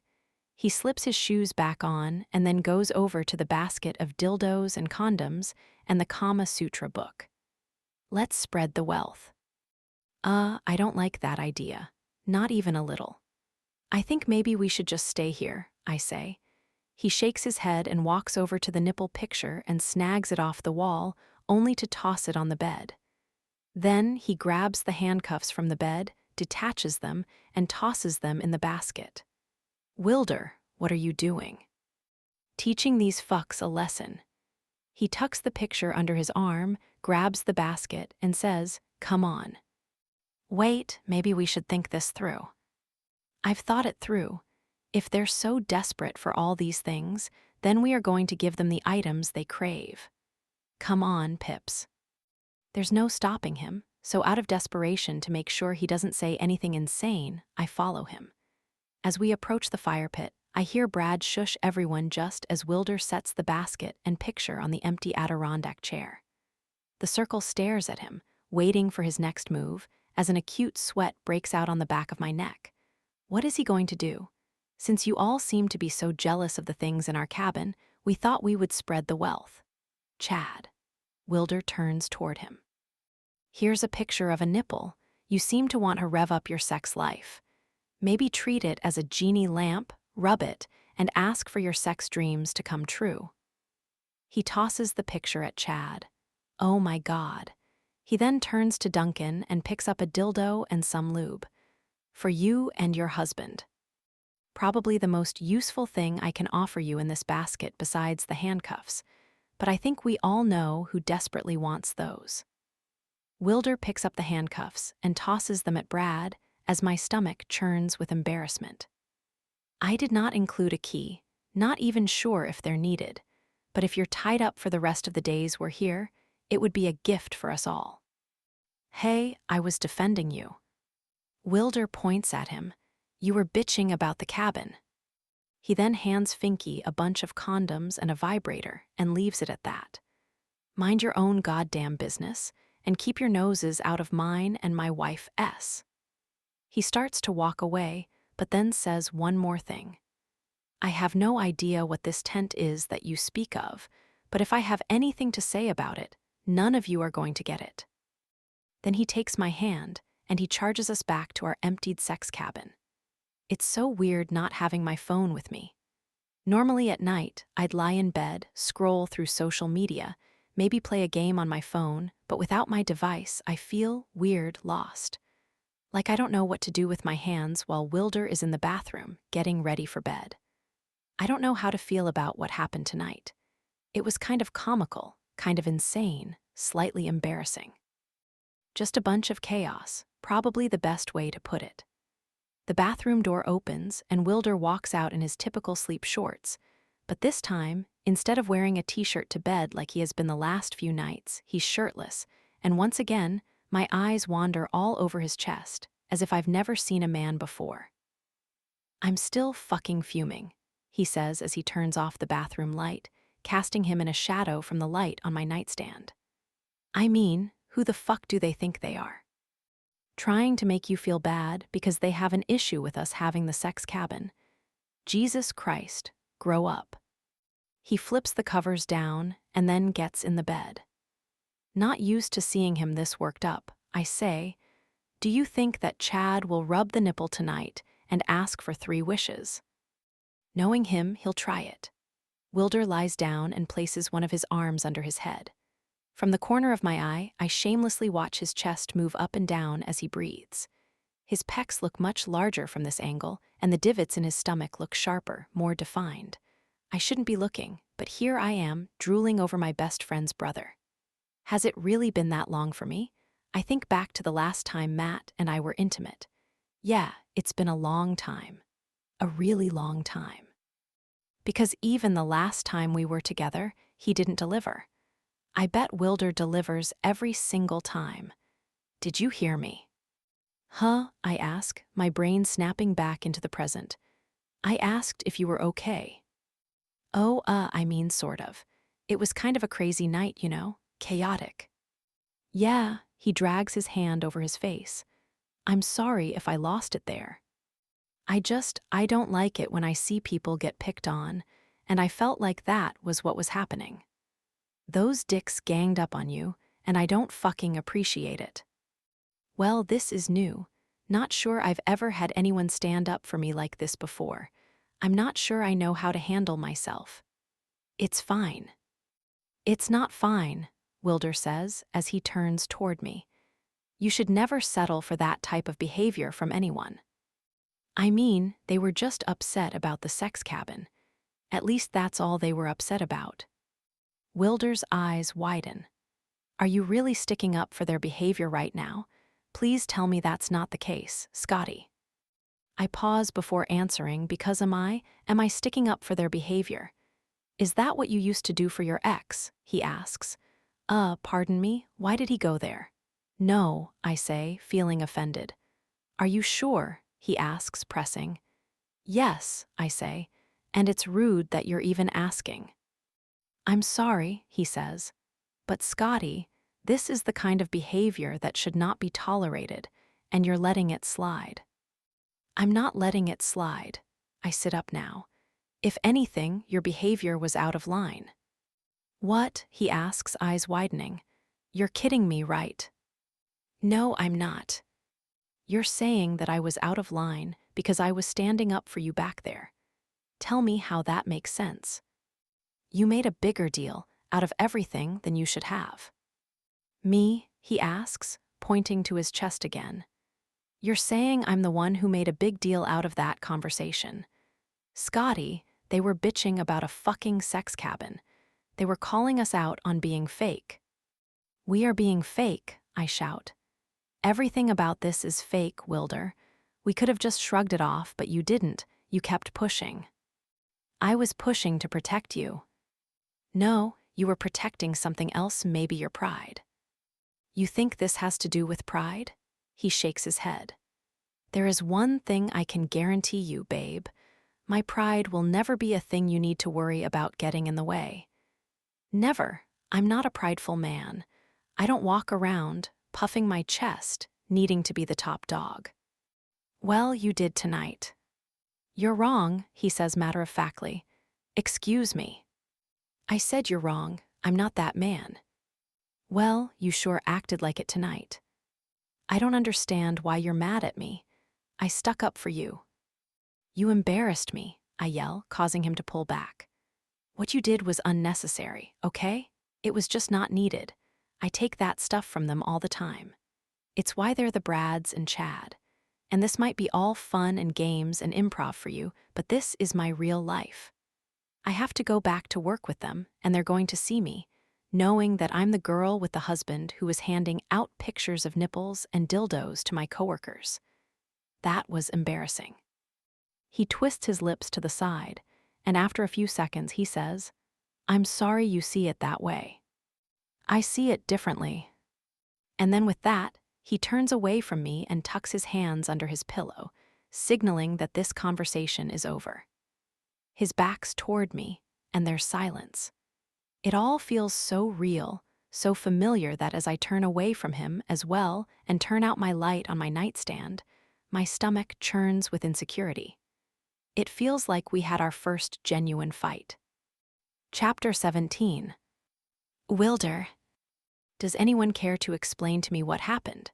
Sanders asks as he sits on the top of his chair with a tennis racket and tennis ball, bouncing it annoyingly. I'm not in the fucking mood to watch this man toss a ball around and ask us about our feelings. Nope, I had the worst night's sleep I've had in a while. I haven't spoken but 2 words to Scotty all morning. And even when we were on a morning reflection hike with the group, we kept our distance. And everyone felt it. Even Chad, who tried to strike up a conversation with me, but I ignored him and moved toward the front of the group, nearly leading the hike on my own. I embarrassed her. Me. I was the one sticking up for her. I noticed the mob mentality, and I was not putting up with it. Yet I'm the one who got in trouble. Unbelievable.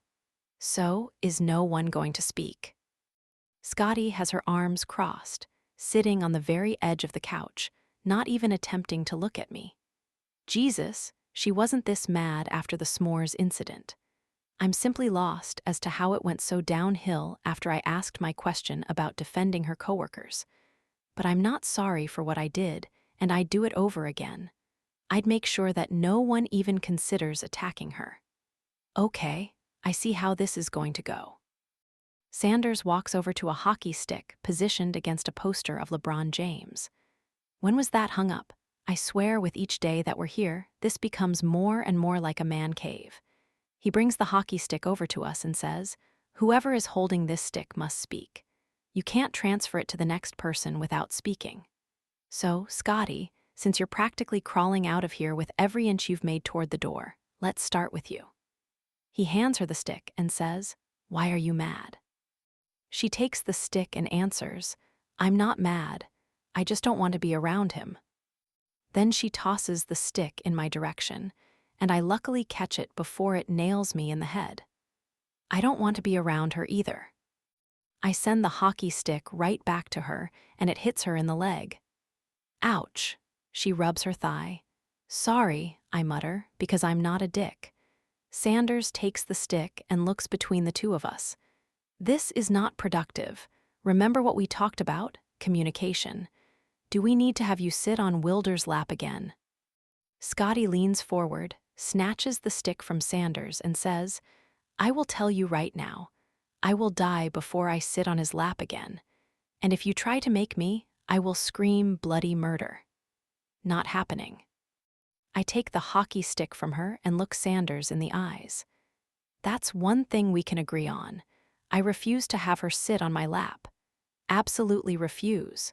No way in hell is she coming near me.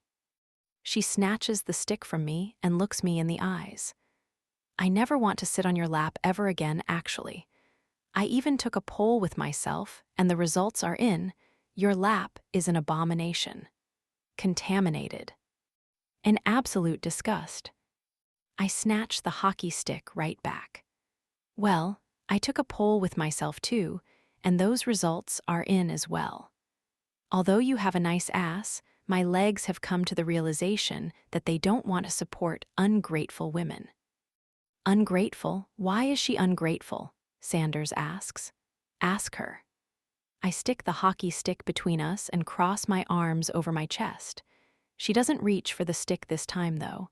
She turns away, causing Sanders to exhale. Listen, if we can't be civil and have a mature conversation, then there will be consequences. Whatever the consequence is, it can't be worse than this, Scotty says. I wouldn't say that if I were you, Sanders says. Trust me. Scotty puts her hand up in dismissal. Nothing is worse than this. What are we doing? Scotty asks as Sanders finishes paddling the rowboat to the middle of the lake. Isn't it obvious? I say, arms crossed. He's going to leave us stranded in the middle of the lake with no other option than to work together to get back. That's idiotic. He wouldn't do that. Just then, a jet ski comes out of nowhere and pulls up next to us. Sanders hands the driver the paddles to the boat and then climbs out of it and onto the back of the jet ski. Wait, what are you doing? Scotty asks, panic in her voice. Sanders, with his chin lifted high, says, We spoke about communication and it being the problem in your relationship. Well, here is where you can learn to communicate. You're just going to leave us here in the middle of the lake with no paddles? Scotty asks. Good job stating the obvious, I mutter, only to cause her to snap her attention in my direction. You know, I could do without the snarky comments. I could do without the snide glares, I snap right back. I've barely looked at you. How could I give you snide glares? You might not realize you're doing it, but every time you look at me, there's side-eye. And in a guttural voice, I say, I fucking hate side-eye. Just look at me with regular eyes. You're delusional, she says, and then offers me the greatest side-eye ever to be achieved by a human being. You wench, I whisper. Enough, Sanders shouts. Just enough. This is not productive. None of this is productive, Scotty says, tossing her hands in the air.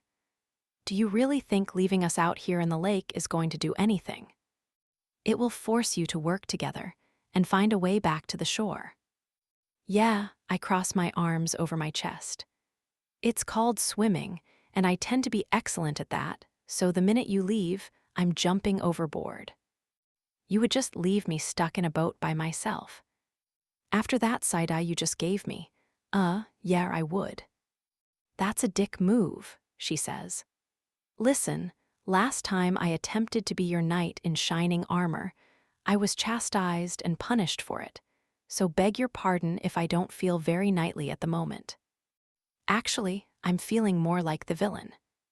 And then without giving it another thought, I toss my body overboard and start swimming for the shore. Tires peel out and kick up dust as Sanders drives away on his four-wheeler, leaving me and Scotty alone in the middle of the woods with a tent and a cooler. After I made it to the shore, I headed back to the cabin, took a shower, got changed, and then was met at the door by Sanders, who dragged me onto his four-wheeler. "Great job," I say to her. "You just had to test him, didn't you?" "You think this is my fault?" she asks. You weren't talking either, and you were the one who stranded me in a boat." "Yeah, but you were the one who was like, 'It can't get worse. Nothing is worse than this.'" I gesture to the tent and pile of supplies. "This is worse, Scotty. This is way worse." "Do you really think they're just going to leave us out here?" Yeah, they were going to leave us in a boat. What makes you think this is any different? It's why he took off. Do you think he forgot something and is coming back?" She folds her arms across her chest. "You know, you don't have to be so sarcastic." "Well, you don't have to ask ridiculous questions. Of course they left us out here. They parent-trapped us." "What are you talking about? Have you ever seen the movie?" "Of course I have. I'm just surprised you have." "Don't be sexist," I say, her eyes narrow. "I wasn't being sexist. I was surprised you've seen it given the emo vibe you give off." "This is not an emo vibe. This is me being me." "It's emo."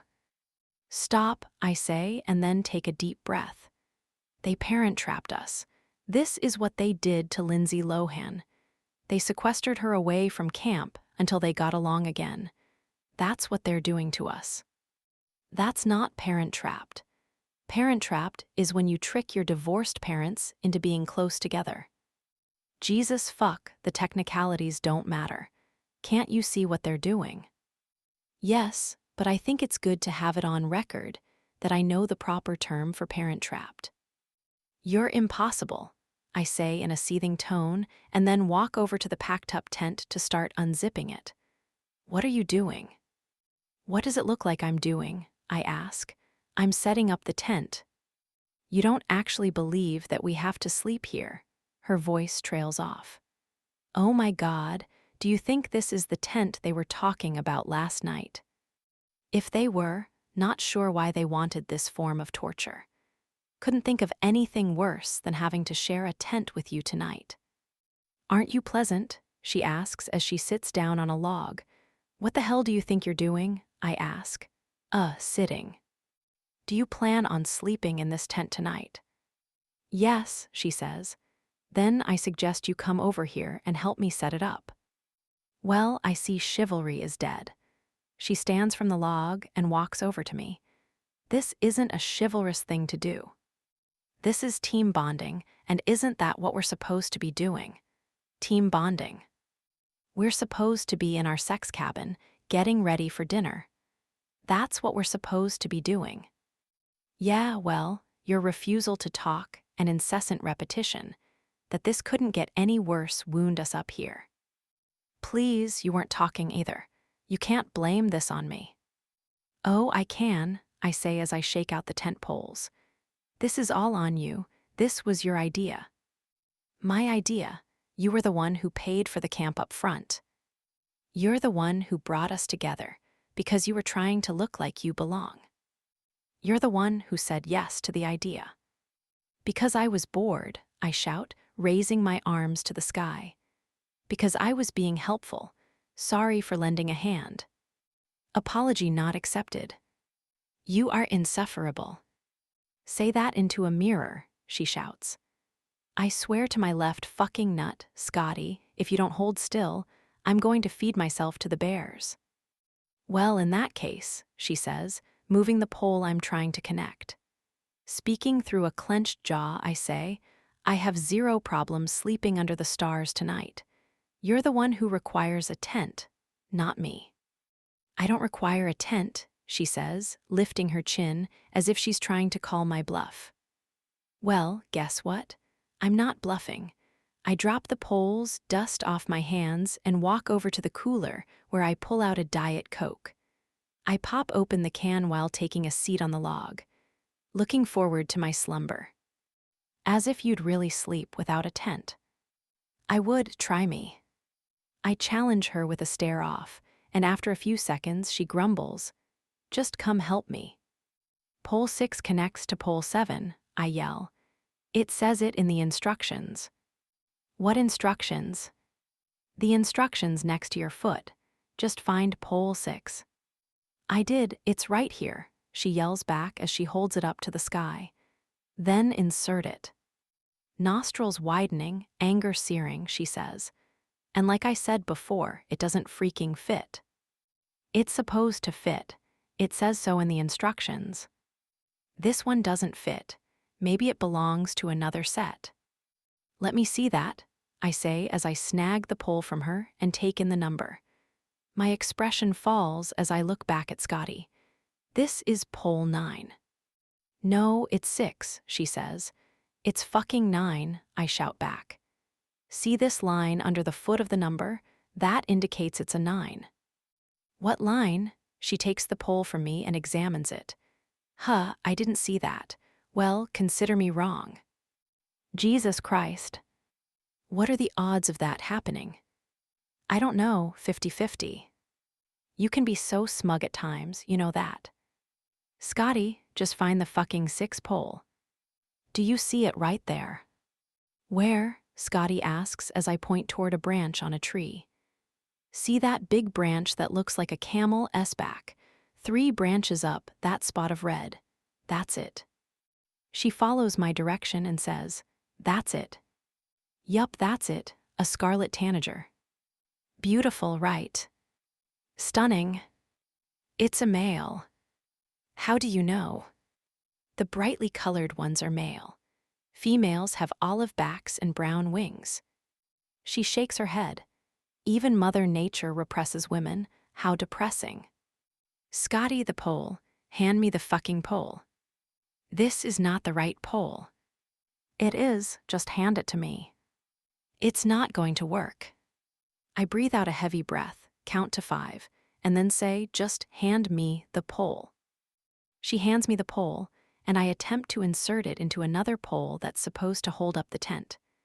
When it doesn't fit, I scream bloody murder and chuck the pole like a javelin straight into the woods. You know, that wasn't as hard as I thought it was going to be, Scotty says as she places her hands on her hips and stares at the erected tent in front of us. I think once we found the right poles, it all worked out from there, I say, feeling the delusion myself. And it doesn't matter that we didn't fully listen to the instructions, because they weren't making sense anyway. None of it made sense, yet look, it's standing. It is, she agrees and tilts her head to the side. It's standing slightly crooked. I know. One gust of wind might send it falling down. Yup, we might die of asphyxiation tonight. As long as you're aware. Well aware, Scotty, well aware. Chapter 18. Scotty. Thanks, I say, taking a rolled-up cob of corn in foil from Wilder. Sure, he says as he sits back against a rock, since there was only one chair provided in the bin. And even though I'm irritated with him, he's still a gentleman and let me have the chair. After we set up the tent, Wilder took a walk in the woods, sticking somewhat close to camp while I tried to adjust the tent and make it less crooked. Unfortunately for me, I knocked it down just as Wilder came back. So we spent another half-hour straightening it and making sure it wouldn't tip over in the middle of the night. You'd think that the tent would be something that could easily pop up, but no, this is a tent from the 70s with rust and broken ties. I swear they provided this tent on purpose so couples have to work together to erect it. Well, job well done. Only problem is I think it made things worse. After a few seconds of silence, I say, how long do you think they're going to leave us here? Like, do you think they're coming back tonight? No, he shakes his head and bites away at his corn. We are here for the night. They can do that. I mean, if we really wanted to, we could try to hike back to camp. But I'm not really into the whole hiking at night thing. Me either, I sigh. Does this mean we have to talk about our problems? No, he says. You can do whatever the hell you want. I don't like this side of him. And sure, I've only known him for a few days now, but I've got to know him well enough to see that when he's free-spirited and having fun, he's really great to be around. I feed off his energy, and he actually makes me feel better about everything. Not so uptight, but this side of him, this indifferent side, it's not fun, it's not pleasant, and it's very cold. And I don't think I can last another however many more days we have here together, so I decide to do something about it. About last night. We don't need to talk about it. I think I need to, I say softly, which of course pulls his attention. I'm learning that even though he might be irritated with the entire situation, he's still a good guy at heart. He's a guy who will sit and listen if he hears that someone needs that kind of attention. Okay. He turns toward me. Do you want to start? Yeah, I set my corn on the cob down on my foil. I have a whole bunch of feelings from last night. Start with the first one you felt. This is what I'm talking about. He's a good guy. Instead of getting defensive and wanting to be the one who is right all the time, something Matt would do, he intently listens, asks me to speak my feelings. It's so healthy. I was confused at first because, well, I've never really had anyone stand up for me like you did. It was different, and I didn't know how to react really. That's understandable. And then when I did figure out how to react, that reaction turned into embarrassment. I was embarrassed that they were talking about us. I was embarrassed that you were handing out dildos. And then, when we were in the cabin, I was embarrassed that you thought I was making excuses for them. He slowly nods. Okay, what else? Taking a deep breath, I make eye contact with him and say, and I didn't like it when you asked if I made excuses for my ex. He wipes his fingers on a napkin. Yeah, that was really shitty of me, Scotty. I'm sorry. You deserve better than to be questioned like that. I fucked up and should not have said that. Wow, just wow. I don't think I've ever in my entire life had someone apologize to me like that, taking full ownership and not even coming up with an excuse. Just a straight-up apology. It nearly throws me off. Thank you, I say, stunned. Did you have any other feelings? I think those were the main ones. Okay, well, I'm sorry that I embarrassed you. That was not my intention. I was frustrated with how they were treating you, how they were treating us, and I lost control. I don't like it when people are picked on. I've had to deal with that nearly my whole life. You were picked on, I ask. He shakes his head. No, Mika was. Oh, I say softly, completely understanding. He was always different, and the people around us made sure he knew. He stares off toward the forest, probably thinking about the past. There have been many times in my life when I've stood up to kids bigger than me because Mika wouldn't stand up for himself. I've taken fist after fist to the face for Mika, but I regret nothing. My heart aches as I think about Wilder taking hits for his brother. He's such a good guy. Guilt consumes me about how we've been fighting, how we've been ignoring each other.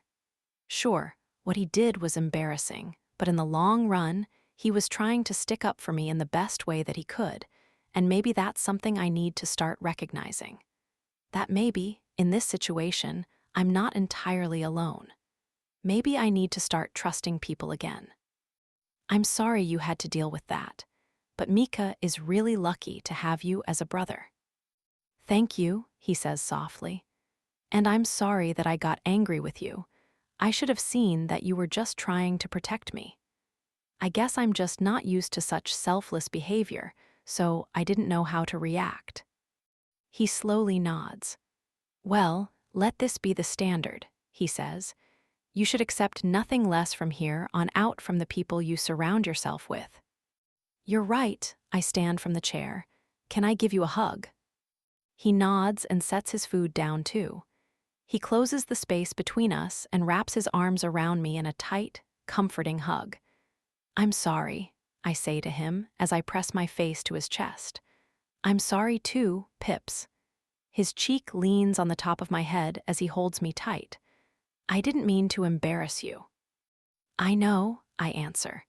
And then we stand there, holding each other for longer than I expected to be holding him. Yet it doesn't feel strange.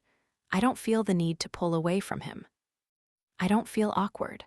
I actually feel like this all seems right. And that realization seems stranger than him actually holding me.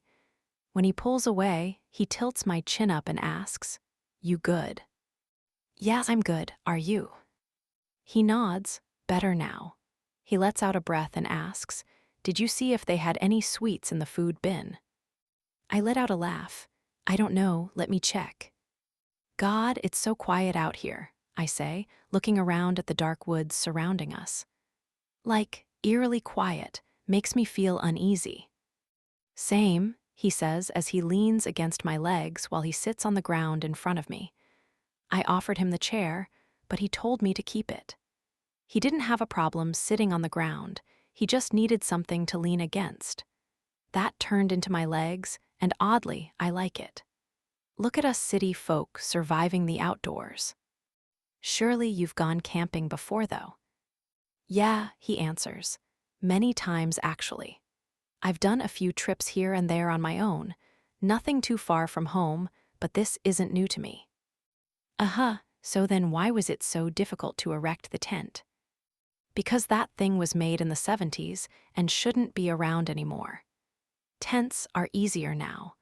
Some of them you just blow with air and it's up. Blow it with air and it's up. You heard that right?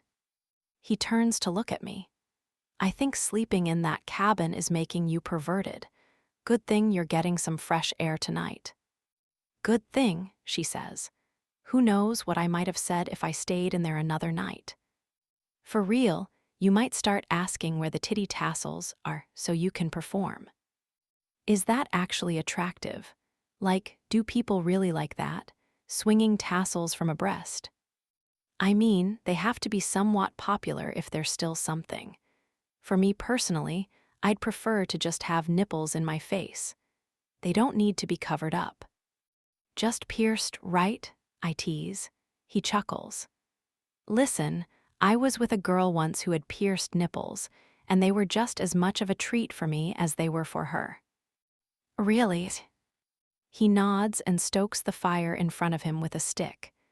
She loved them, and she loved when I played with them. We're talking feral behavior. And hell, they were nice. She had great tits too, so they worked well on her. I don't know why I feel a little awkward with him talking about someone else's boobs, but I do. Is that, something you look for in a woman? Piercings. Nah, that's a superficial requirement. If she has piercings, that's just a pleasant surprise. I wouldn't fuck someone just because of that. Oh, you would. He shakes his head. Now, I'm not saying that I haven't made a mistake here or there, but for the most part, before I fuck someone, I have to have a connection with them, you know. Can't really go after the empty vase. The woman needs some substance to her. You don't find a man who says that very often. He shrugs. I'm not like every other man. That's for certain. I've come to find that out very quickly. In fact, their parents did a great job raising their boys. It stands to reason that Wilder would be as good a man as his brother.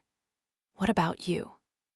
Oh, I've only ever been with my ex, Matt. He turns, wait, really? I nod, yup, just him. We met in college. That's when I lost my virginity, and yup, I've only ever known sex with him. That's kind of sweet in a way. Would have been if we didn't end up getting a divorce. Now, I'm a 29-year-old who has only ever slept with one man. I mean, what if I do it wrong? Probably not the case. Could be the case, as things definitely petered out toward the end of the marriage. That doesn't mean you were doing it wrong, he says. That just means that you two weren't compatible anymore. Having compatibility with your partner is really important. Without compatibility, there's no urgency to want to fuck each other. Yeah, there was no urgency at all. He barely even looked at me in the final months of our marriage. He was more invested in his online gaming than in me. Sad, he says, because you're far more fascinating than any online game. My cheeks heat up as he turns to look at me. When those light gray eyes connect with mine, he says, his fucking loss, another man's gain. Then he stands from the ground and stretches out before dusting his butt off. Okay, I think it's time for bed. Yeah, sure, I say, unsure what to do with myself after that comment. I think I saw a toiletry bag in the bin. He rifles around and then pulls out a bag. Yup, here's a toothbrush and some toothpaste. Oh, and some biodegradable toilet paper and hand sanitizer. I can get the sleeping bags set up while you take care of business. Thanks, I say. He points to a large tree and says, that might be a good spot. Take a bottle of water with you. Not comfortable with this at all, I walk over to the tree, and before I can even consider starting to get ready, he jogs after me with a flashlight. Hold on. Let me check and see if there is any poison ivy. Squatting over that would not be fun. He checks around the tree and then nods. You're good. Do you want to keep this flashlight so you can see better? Yeah, that would be great. Thanks. Holler if you need anything. He jogs off, and for a second I watch him. Never would I have imagined that the man I met on the street that one Friday morning would turn out to be so kind, thoughtful, caring. The way he uses his words makes me feel important, validated. His attitude toward the whole camp, so positive compared to what I was living with for so long. Matt was always negative, always complaining about something. IT took a toll on me, so being around Wilder feels like a breath of fresh air. Awkwardly, I take care of business, hating every second of it. I'm so not an outdoorsy girl. And because I was so scared of peeing all over my only pair of clothes, I took my underwear and pants off, peed, and then slipped everything else back on. I will dehydrate myself before I have to do that again. Mark my words. I brush my teeth next and then head back to camp, where Wilder is standing in front of the tent with a worried look on his face. What? I ask. Oh God, did you see me with my pants off back there? No, he shakes his head. I was just setting up the tent, and it seems like there's only one large sleeping bag for two. I gulp because I think we all know what that means. Are you sure? I ask. Yeah, I scoured the bin, and there's only one pillow. I think that was their intention. You could say that, I say as I rub my arm, the chill of the night setting in as the fire goes out, and the only light provided is by the lantern and the moon peeking through the tall trees. Well, I guess I could take the pillow and you could. I'm going to stop you right there. That's not happening. We can take turns sleeping. Scotty, he levels with me. We're both adults. We've been sharing a bed ever since we got here. We can make this happen. I just need to know that you're going to be okay with snuggling. With you, absolutely. I'd be lying if I said I haven't thought about what it might feel like to have him snuggle in clothes. His broad chest and welcoming arms are just asking to be snuggled into. But that's also a line that we haven't crossed yet. A line that I'm sure I probably shouldn't cross given how fragile I am at the moment. One good night of snuggling might do me in. Then again, do I really have any other option? If I offer to be the one who doesn't take the sleeping bag, he's not going to allow that to happen. He'd go without a sleeping bag and pillow, and I don't want that to be the case. It's already kind of chilly, and we're both in shorts and t-shirts, so I guess we're doing this. Snuggling is fine, I say. You sure? He asks. Positive, I answer with a smile. Do you want to get in first, or do you want me to?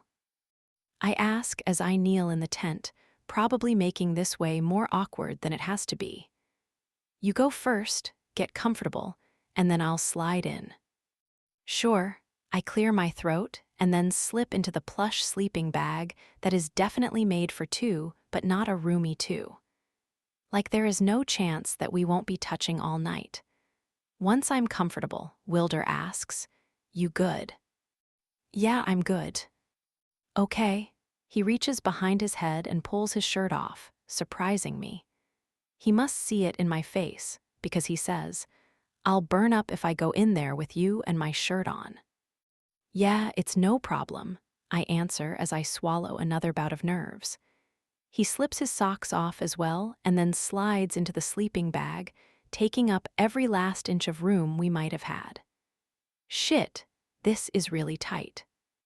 "Are you talking about the sleeping bag or something else?" I say before I can stop myself. He pauses and then sits up to look at me. "Did you just make a sexual joke?" I think I've been hanging around the Brads and Chad too much." He chuckles. "Yeah, you have, but also, good one. I was talking about the sleeping bag." "Yeah, it is kind of tight." "You seriously okay with this?" "Yes, I don't want either of us to be cold." "Okay," he says, and then lies down and slides his hand over my stomach, causing me to jolt. "Shit, sorry, should have warned you. Do you want to be the big spoon or the little spoon?" I think I would feel awkward as the big, because you are much broader than me. "I don't know, it could work. Want to try it?" "Not so much."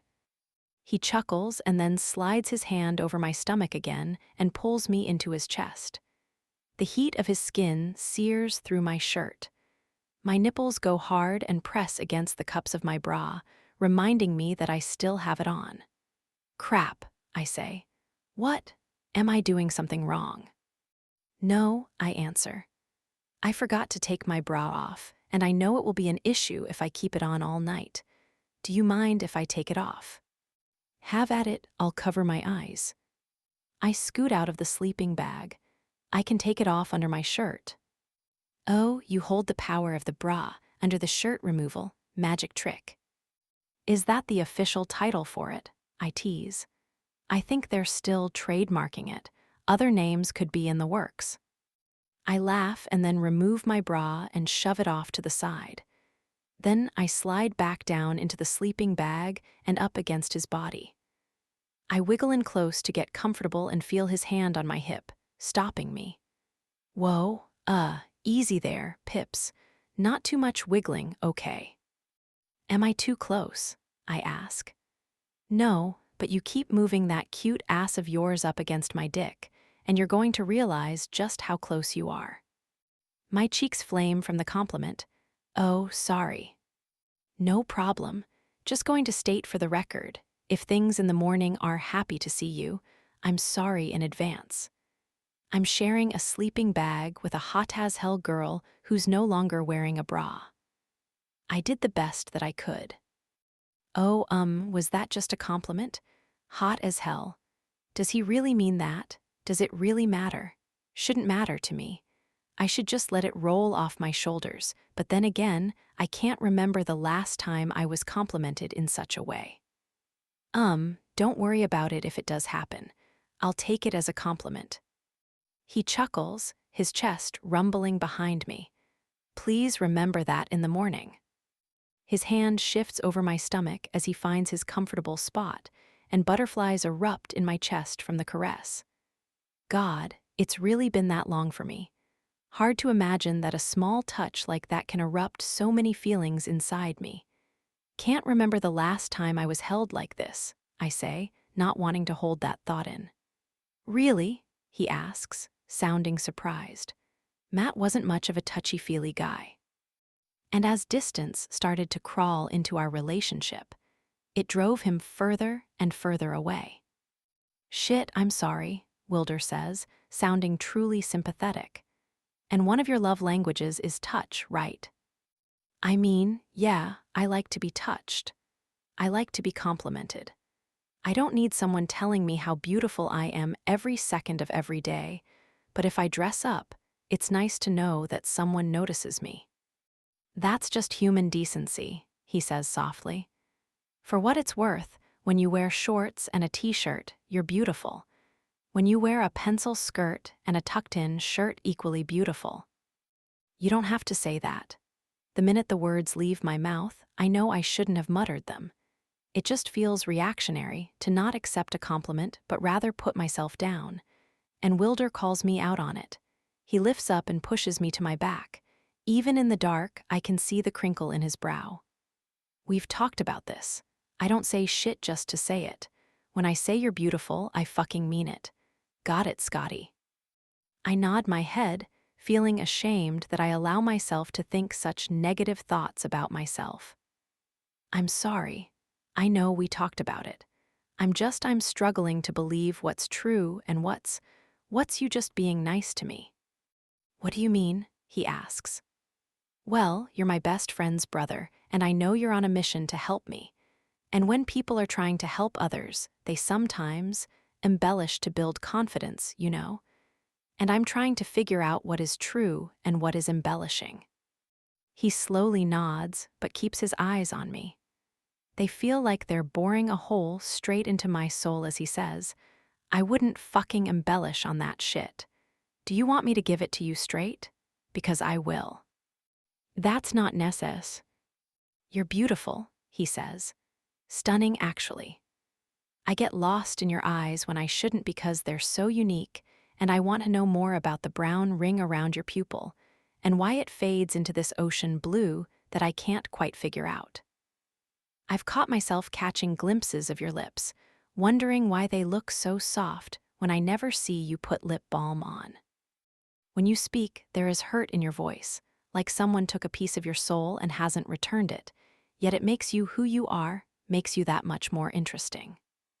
There have been times when I've wanted to touch your hair, push it behind your ear, just feel it because it's so silky. You're unlike any woman I've ever met before, complex yet simple. Insecure but also very confident, and I'd be lying if I said that I wasn't attracted to you. And I'm not saying this to hit on you. I'm not saying this to try to get you to tear your shirt off. I'm saying this because you deserve to hear it. You deserve the truth. You are beautiful, Scotty. My heart is hammering against my rib cage. My mouth is dry, but my palms are sweaty. And for a girl who has a hard time taking a compliment even though she wants them, I felt that one all the way to my soul. I wet my lips. Thank you. You're welcome. And then we stare at each other for a few seconds, his hand still on my stomach, his frame nearly hovering over mine, the proximity of our bodies so close. I have this overwhelming sensation to trail my hand down his chest, to ask him to lift my shirt and caress his warm palm over my skin, to wrap my hand around the back of his neck and bring him in even closer. You know, he says, breaking the tension building between us, it wouldn't hurt you to compliment me. A sense of ease works its way through me as I chuckle. Fishing. Maybe a little, go ahead. He nods. Say something nice. Boost my ego for me. I sigh but continue to look him in the eyes. Honestly, there are many things I could compliment Wilder with. He's a faithful, kind-hearted brother, someone who defends people he feels are being wronged. No matter the consequences. He's funny. He's super sexy with those nearly colorless eyes and ripped muscles, but the need to tease him is overwhelming. You're not normally my type. Wow, he laughs. It's hearty and from the gut. Jesus, please, stop. Don't say more. I don't think my ego will be able to fit in this tent if you keep up with the compliments. You didn't let me finish. I laugh. Oh, by all means, please continue to regale me with your compliments. I think you were saying how I'm normally not your type. Continue. I roll my eyes. What I was trying to say is that I wouldn't normally go for a guy like you.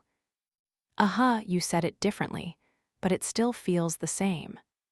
Stop, I laugh as I gently pat at his chest.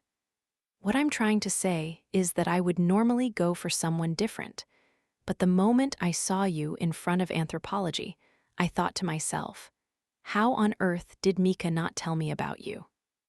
Oh, he raises an eyebrow. Interested were you? And this is why I do not compliment you.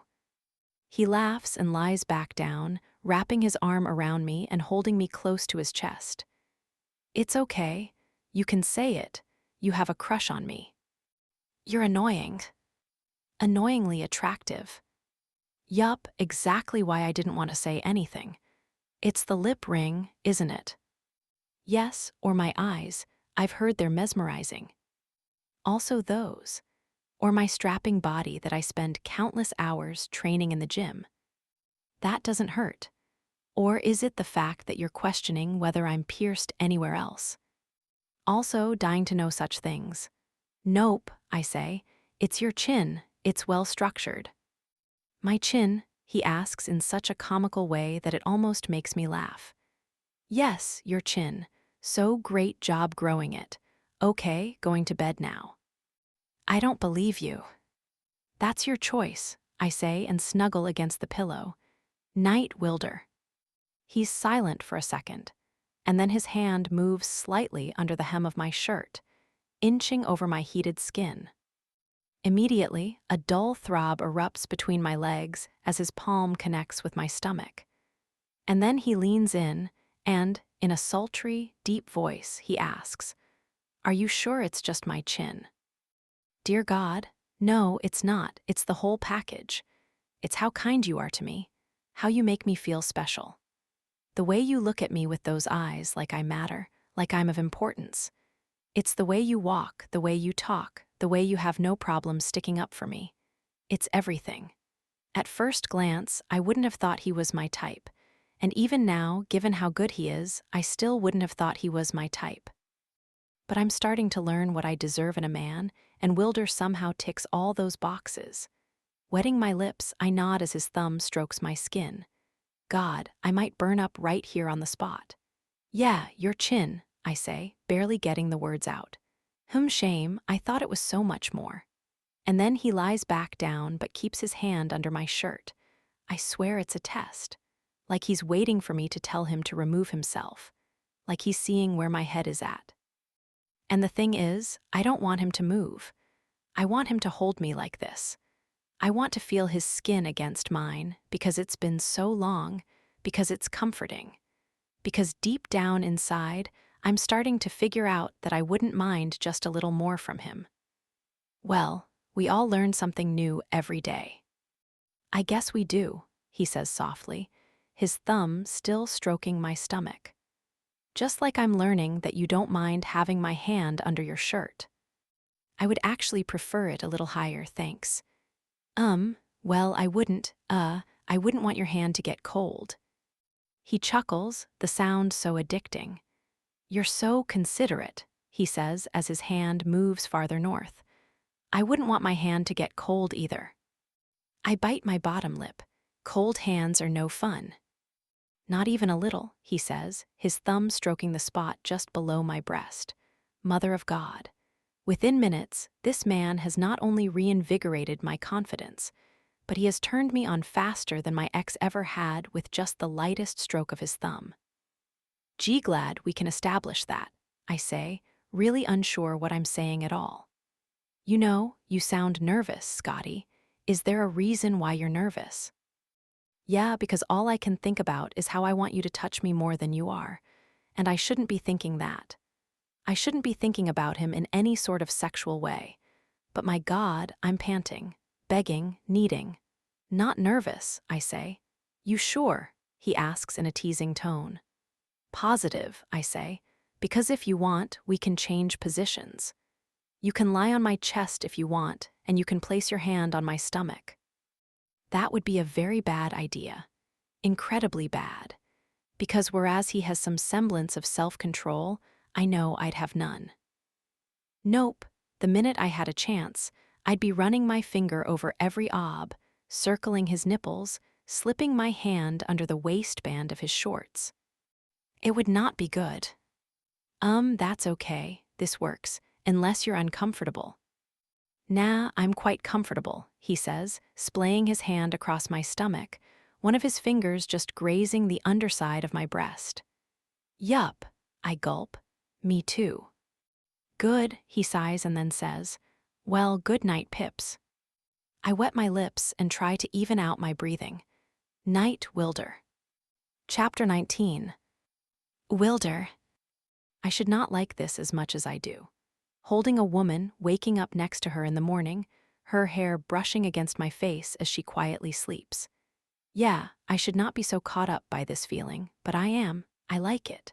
I like that she let me sleep with my hand under her shirt. I like that she didn't move an inch last night. And I like that she smells like fucking flowers and pine. Last night, when we solved our differences, all I could think about was how easy that was. How simply honest conversation resolved animosity. There was no holding grudges. We just continued on. It was so healthy that I almost didn't know what to do with it. I appreciated it. And I know she did too. Because the rest of the night was spent enjoying each other, which definitely decided how we slept last night.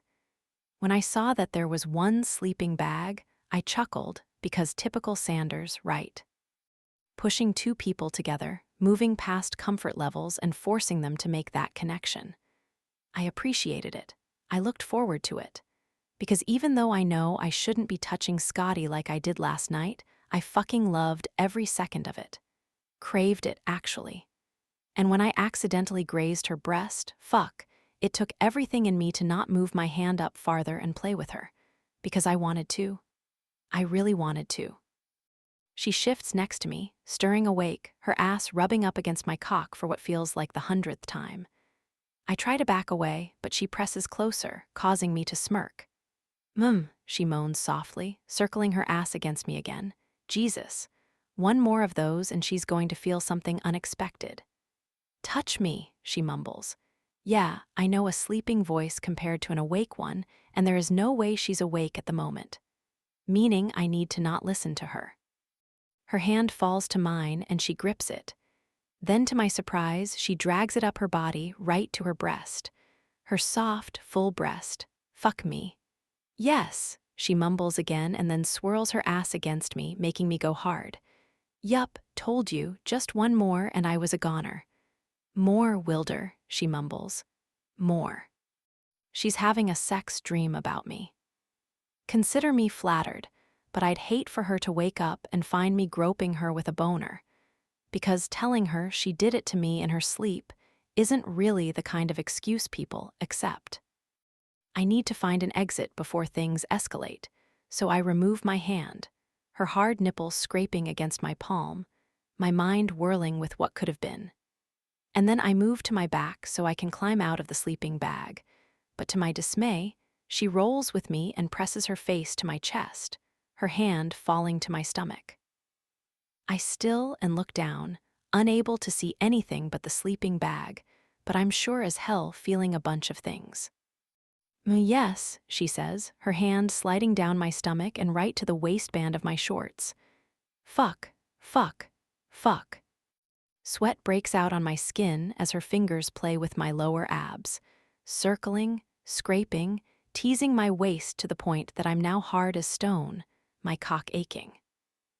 I need to shimmy out of here.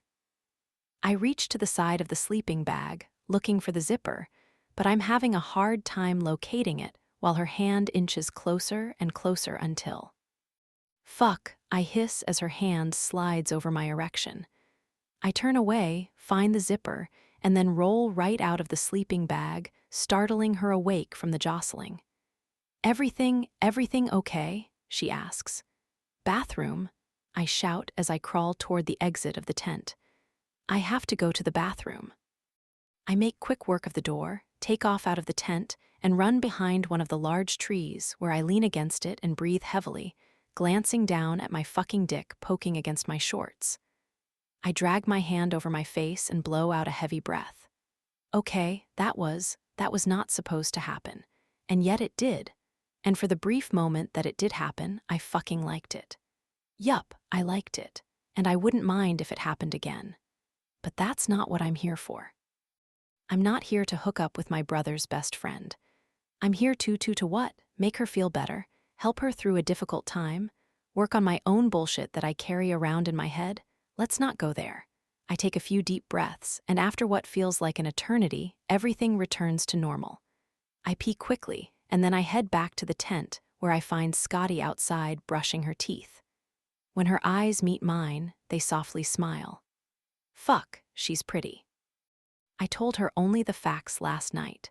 She's absolutely gorgeous. But I didn't tell her that it's made me wonder if she thinks the same about me. That I've wondered if she likes me despite my lack of future ambition.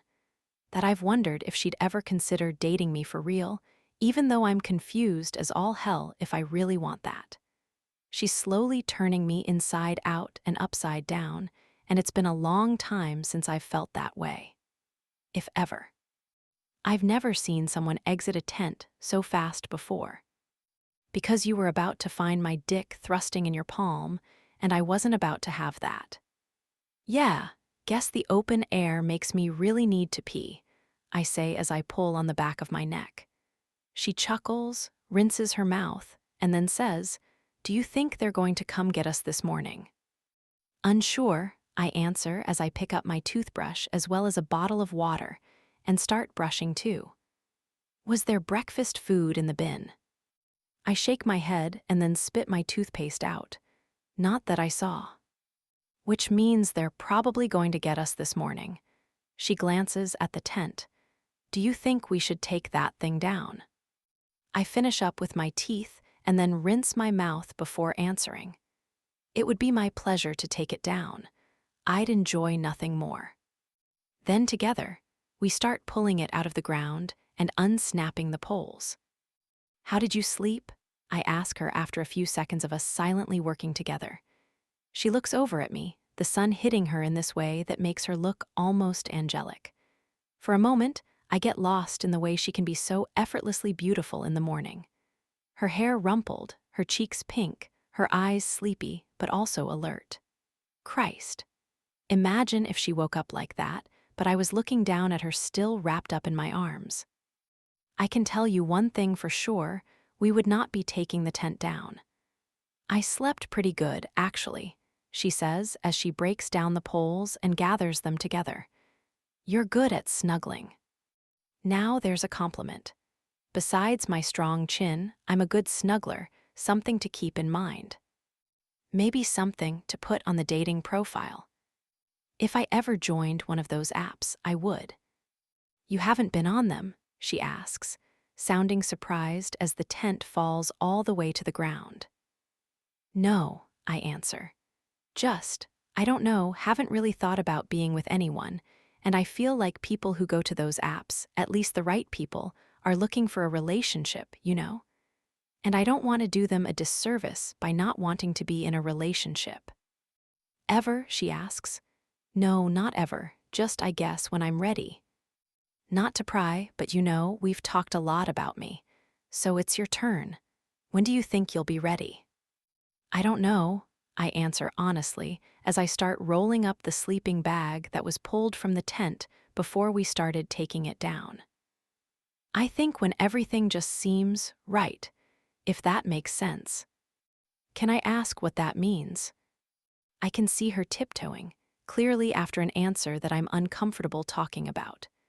Then again, she's talked about a lot of uncomfortable things, so maybe it's time for me to share. Well, with Mika, I want him to be comfortable, mentally healthy. I feel like I have some baggage where my mom is concerned, and with my dad's death and his accident. There are some things to unpack there. I thought you said baggage wasn't a bad thing. It's not, I say, looking her in the eyes. It's really not. But I haven't really dealt with my own baggage, so how can I inflict that on someone who wants to be in a relationship with me? You know. I understand that, she says. She sticks the poles in the tent bag. Mika said that your mom cheated on your dad. When she looks up at me, she winces. I'm sorry, I don't know why I said that. It was a dark moment for him when he told me. I pause, my limbs going still as the words float around us, just out there in the world. Words I try to ignore, to suppress, because it's such a fucked up situation. My dad was in a horrible car accident that left him quadriplegic. It was tough on everyone, especially my mom, who had to work extra hours to pay for his home care and then come home and take care of us. She was stressed. She didn't have my father the way she used to, and one night, after hearing Mom on the phone with someone clearly making a time to meet, Mika followed her to our dad's best friend's place. He saw them kiss in the front doorway, and from what looked like clothes coming off quickly, he surmised the rest. She owned up to it when she got home. It was devastating, to say the least. From there, it felt like everything fell apart. And shortly after, my dad ended up passing. I went to college, Mika dropped out of college and became a full-time bartender, and we haven't really healed from the situation. Well, I've had conversations with my mom, come to peace with it, but Mika, not so much. I'm surprised Mika told you that, I say as I stick the sleeping bag in the bin. He doesn't tell me much about your family, honestly, but it was during his rough time, and mine at that. It was a drunk night. He was raging about Matt, and then mentioned that at least Matt didn't cheat on me like his mom cheated on your dad. He said it in passing, and I wasn't really sure if it was true or not, but I guess seeing the way you treat this marriage counseling thing and the way you look after Mika, I just put 2 and 2 together. I'm sorry if I'm overstepping. I shake my head. You're not. You're Mika's friend first, so I guess there are some things you know about my family that I might not have thought that you knew. That's about it. I nod and then start rolling up the tent. Yeah, well, I've come to peace with my mom and what she did. I don't agree with it, but I also understand it. My dad didn't even talk. He was not the man that he was before the accident. It was hard on her, and I sound like I'm making excuses. You're not, Scotty says. That's a tough situation. I honestly can't imagine. I know what it's like to feel loneliness. I've been there. Sure, Matt was able to walk and talk, but I also lived in a house with a man who didn't care to acknowledge or appreciate me. I know what that could do to a person.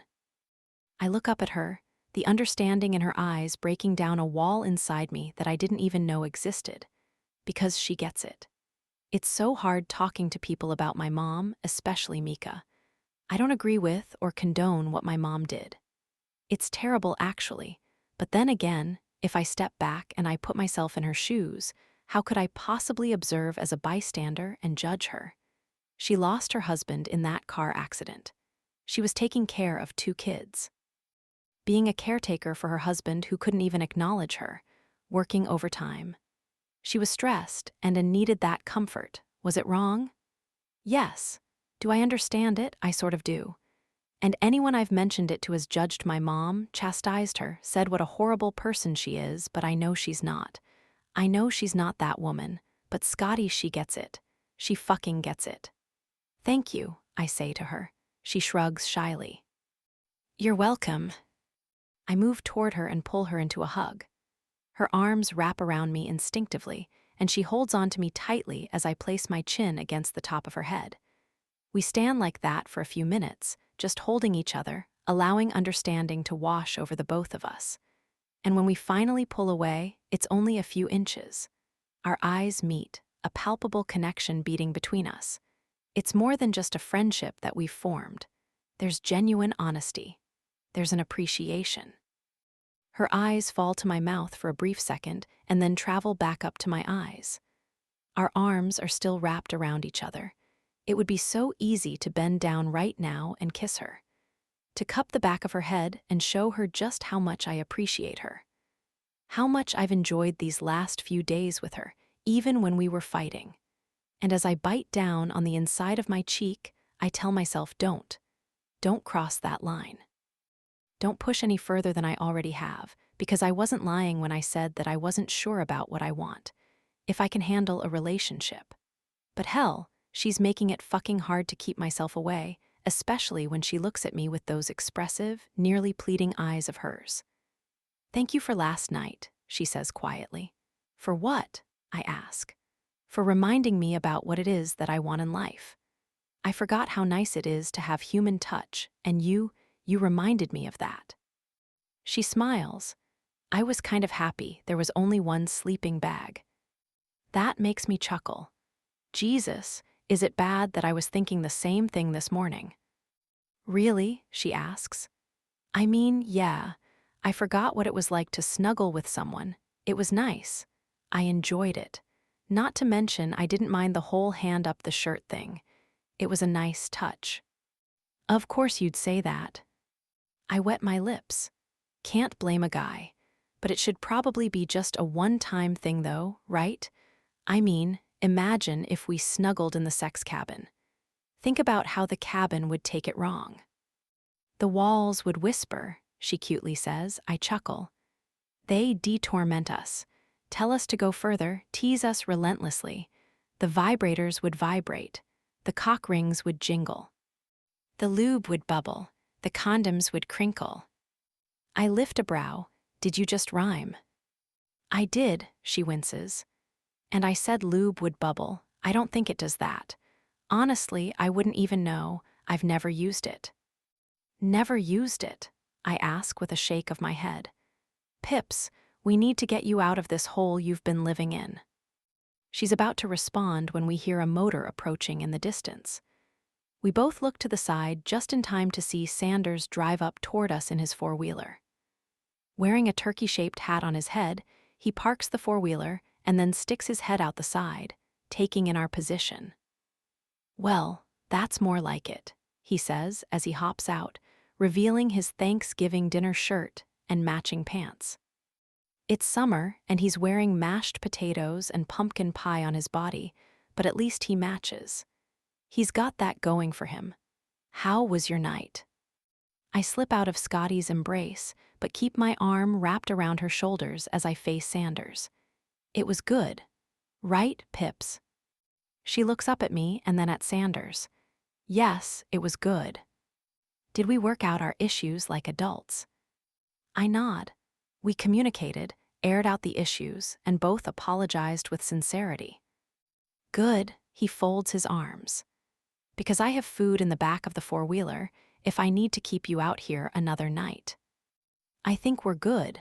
I grip my back and stretch. Could use an actual mattress tonight.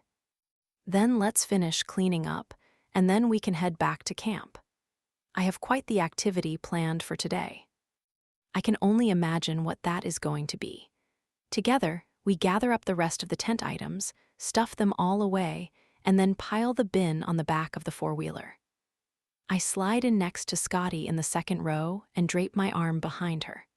So, I say, the other couples mentioned the other night that there's some tent experience that they hoped they'd take part in. Was this that? They said that? Sanders asks on a laugh. Yes, this would be it, but I'm not sure why they'd want to take part in it. To me, sleeping on the rock-hard ground over a fluffy mattress is way more of a punishment than anything. Then again, they're a different bunch. You can say that again. What is it with them? They were jealous about this outing in the woods with a tent. Christ, I wouldn't be frothing at the mouth to make that happen. Unless one of them heard about a different experience and then told the others. Tell me something you learned about each other while out here, Sanders says, continuing his therapy sessions whenever he gets a chance. I learned that Scotty likes it when my hand is up her shirt. Wilder, she scoffs while both Sanders and I laugh. You know, Ellison likes the same thing, Sanders says. She also doesn't mind sharing a sleeping bag. Scotty didn't mind that either. She actually enjoyed it quite a bit. She got real handsy. Me handsy, she says, looking over at me. You were the one who grazed my boob. If only it was the nipple.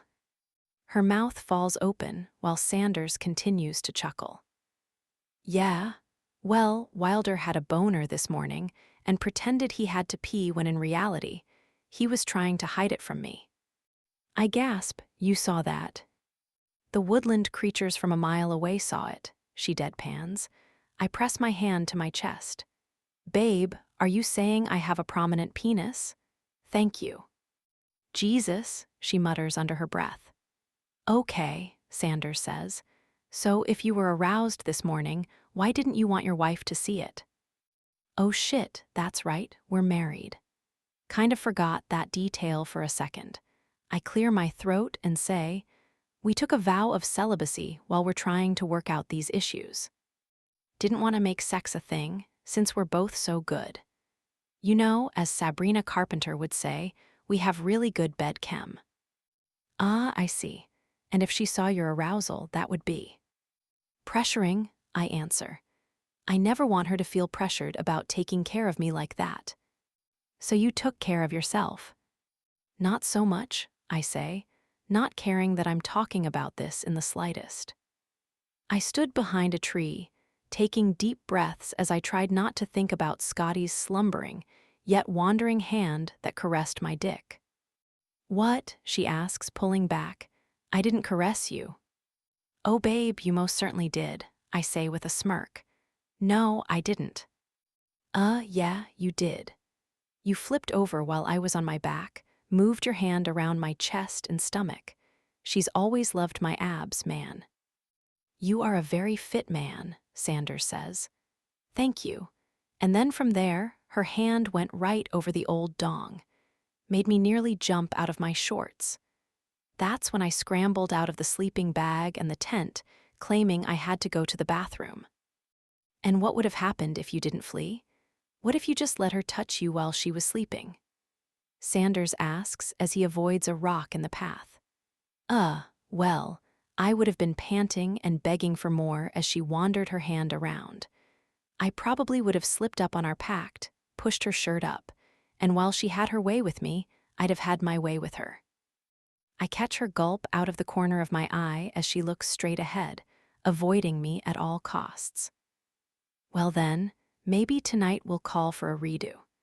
If you're in a comfortable place with your communication, then maybe it's time to reestablish that intimate relationship as well. You know, I say, gripping Scotty's shoulder, I truly think we might be ready. I feel so much better, Scotty says as she comes out of the bathroom, fully dressed and her hair wet from the shower. There's something about sleeping outside that just makes you feel gross. Well, you didn't look gross to me, I say as I lean back on the bed. Thank you. She scrunches her hair with her towel and says, Can I ask you something? Always, I answer. Were you telling the truth in the four-wheeler? Did I really touch you? My eyes meet hers. Yeah, Pips, you did. That's why it seemed like I had fire in my goddamn pants, because if I didn't get out of there quick enough, you would have been touching a lot more if I had my way. Oh, her teeth drag over her lower lip. I'm sorry, I didn't mean to. Hey, it's fine. I'd be lying if I said I didn't like it, because I did. Sure, it was surprising, but also can't deny a beautiful woman caressing me the way you did. Well, I had no idea. I wouldn't intentionally do that. Seriously, Scotty, it's fine. Nothing you need to worry about. Okay. Okay, she says, and then hangs up her towel. She takes a seat on the bed next to me and asks, What do you think he's going to have us do today? No idea, I answer. But are we on the path to good now? Like, no more fighting. We're supposed to be showing that our marriage has a shot now, right? Right, she says. I think the tent was the perfect turning point for us. Now that we've had that moment and we've aired out our differences, we can move on with the rest of camp and show Sanders that he really is a magician when it comes to saving marriages. He can feel great about himself. He can tell Ellison that we're the miracle couple. Ellison will like me more, which in return will be great for when I want to move on to another job, and then all will be right in the world. Exactly, and I can always look back at the time that I went to a marriage summer camp with a woman I didn't know. Put it in your experience journal. Don't have one, but I might make one now. Good, she smiles at me. Okay, shall we head on over to the main building? I think we shall. I stand and then hold out my hand to her. Happy couples hold hands. You're right, they do. She takes my hand, and together we head out of the cabin and down the path toward the main building. It's a beautiful summer day with a light breeze, making the humidity not that horrible. And the wind kicking off the lake is always an added bonus. It's like nature's air conditioning. We head into the covered area where all the furniture has been moved, and there are single chairs in various parts of the space. What is this? Scotty asks. Musical chairs. Imagine that, I say just as Chad and his wife walk up. Heard you got the tent, he says through clenched teeth. This guy, Jesus. Yeah, we did, I say with a smile. And fuck, was it amazing. Shame you didn't get to experience it. He rolls his eyes. Well, I'm not here putting on a show like you. Then he directs his wife to the other side of the building, far away from us. When I feel Scotty grow tense next to me, I say, don't worry about him. He knows, she whispers. He has to. He doesn't. He probably has erectile dysfunction and is taking it out on us. But she doesn't laugh. Instead, she worries her lip. I don't know, Scotty says. He's the one who initially tried to catch me in a lie, and I think he might have gotten in trouble with HR from it.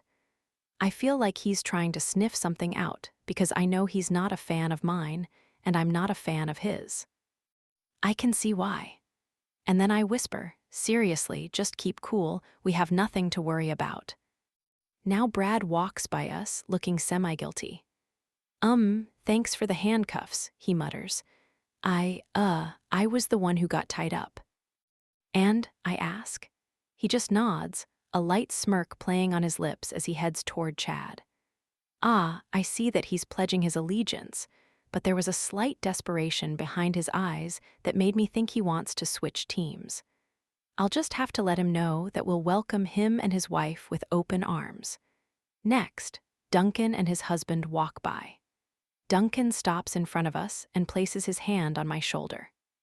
He gives it a few pats, but then keeps walking. He doesn't need to say much more than that. I get it. Everyone besides Chad seems well rested, happy, like they're ready to move on to the newest task and forget about the night around the fire.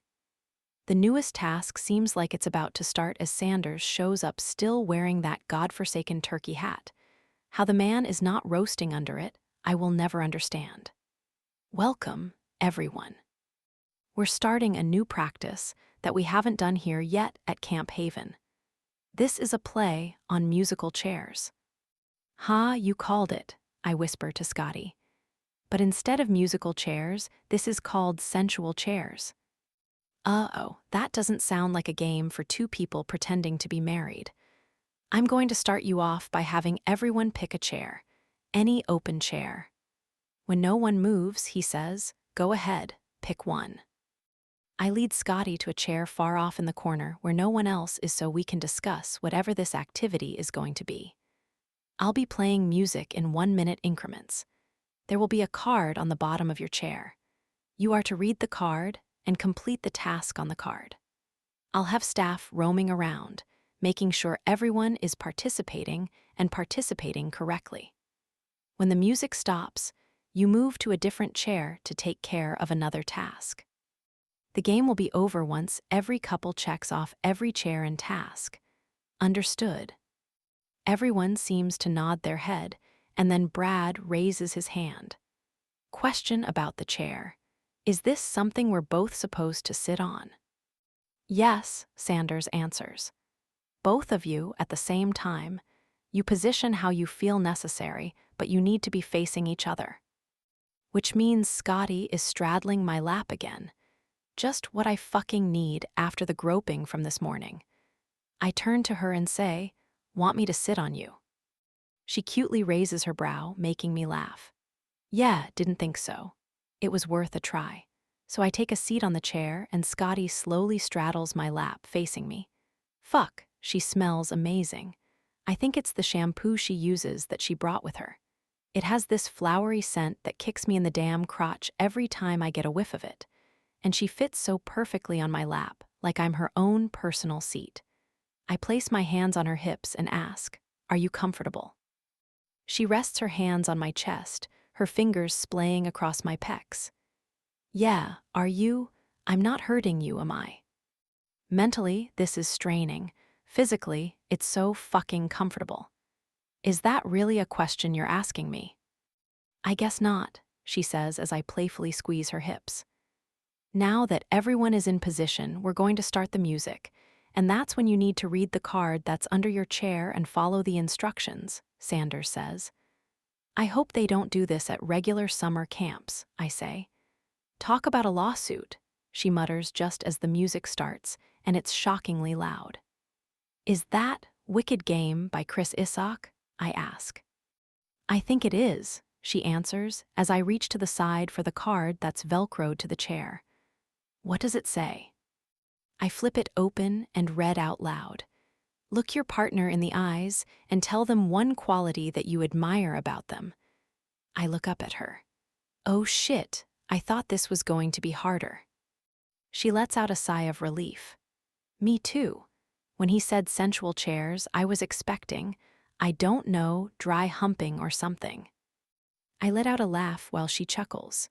Well, thank God we don't have to dry hump in public. Really saving some dignity this morning. We are, I say, unable to hide my smile because she's just so damn adorable. Okay, we can do this, she says on a sigh. Want me to go first? I ask. Sure, she answers.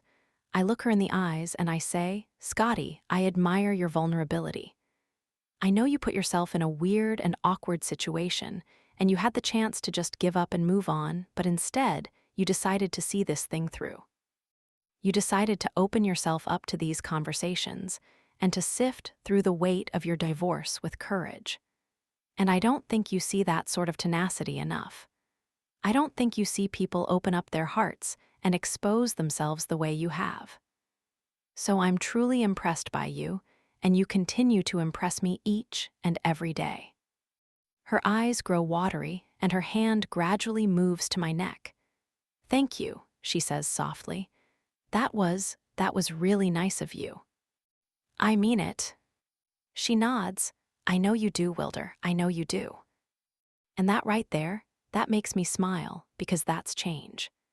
That's her coming out of this repressed shell that she's been living in and recognizing the fact that she's so much more than how her ex treated her. Sure, he might not have done anything physically bad to her, but ignoring someone, not showing their importance in your life, that is just as bad. Because that wears on you. It's manipulative and mental abuse, and she deserves so much more than that. Okay, my turn, she says on a deep breath. Her beautiful eyes match up with mine. I admire your positivity, and I know you were probably hoping for something else. Do not second-guess your answer, I tell her. Be brave and tell me why you like my positivity. You're right, okay. She clears her throat and continues. I admire your positivity because as someone who spent the last few years living in a household where everything was negative, where nothing was done right, where complaining was the #1 role of communication, you bring such a light to a dark, dim world. You're able to see things for their beauty rather than their flaws. You're able to find growth rather than encourage the regression. You're able to take an uncomfortable situation and put a fun twist on it. You don't let people hold you down, nor do you hold them down yourself. You lift them up, and you stand up for those who need it. I've never met anyone like you before. Her thumb strokes against my neck. And I'm really happy that I did. I rub my hands up her sides. Thank you, Scotty. That was incredibly nice of you. I mean it, she says with a smirk. I know you do. Then the music ends, and Sanders calls out. Okay, rotate seats. Scotty gets off my lap and takes my hand in hers as we move over to the next chair. I take a seat first, and once again, she climbs onto my lap. But this time, there's no hesitation. She almost seems at home as she sits on top of me. And I like that. I like that a lot. The music starts, and I pull the card from the side of the chair and once again read it out loud. Cup your partner's cheek, bring your foreheads together, and whisper what you like most about their body. I look up at Scotty. This is a bit more intense. It'll be fine, she says with a wave of her hand. So we both grip each other's cheeks, my palm to her soft skin. Then together we touch our foreheads, the position oddly comforting given how close we are. I stare into her eyes, our noses nearly connecting. She wets her lips, and then I do the same as a spark of electricity seems to bounce between us. Yeah, way more intense. She goes first and surprises me as she says, You have the nicest stack of abs I think I've ever seen on a man. Like incredible, defined, sexy, just hard not to stare at. I can't hold back my smile. I know this is hard for her, offering compliments. A part of me thinks it comes from years of little communication with her ex, but I love that she was able to jump right in and offer me a compliment. And a fucking good one at that. Thanks, Pips. I wet my lips again, wanting to pull her in just a little bit closer. I've said it before and I'll say it again, I fucking love your legs. They're so sexy, and I bet, I pause, do I say the rest?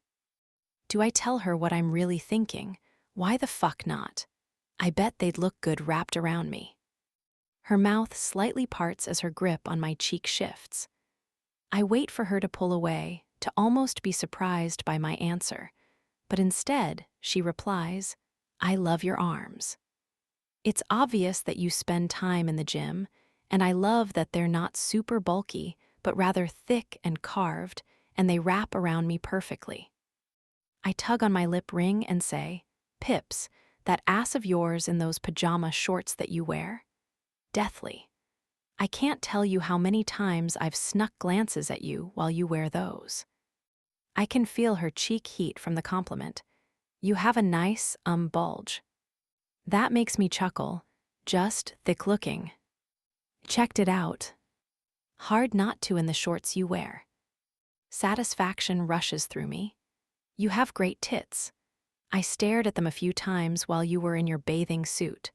Also, amazing nipples, and you have no problem with them being hard, which I love.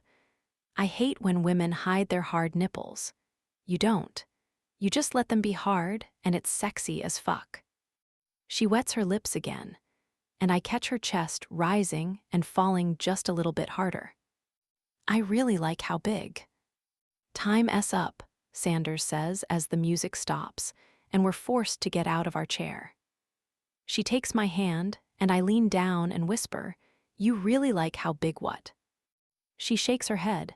That activity is over. On to the next. Tease, I say, tugging on her hand as we find the next seat. Once we are situated, the music starts, and I pull the card. Take this time to freely touch your partner in any way you want. I lift a brow and smirk at her. Any way I want, huh? Where should I start? You seem far too excited about this. Damn right I am. After you fondled me this morning, it's my turn to have some fun. I wiggle my eyebrows and she rolls her eyes dramatically. Fuck, I'm loving this playful, lighter side of her. Well, I know where I want to start, she says. Yeah, where's that? Where you left off this morning. No, she answers, and then lifts her thumb to my lip ring. This fascinates me. I feel feral when you tug on it with your teeth. Feral, huh?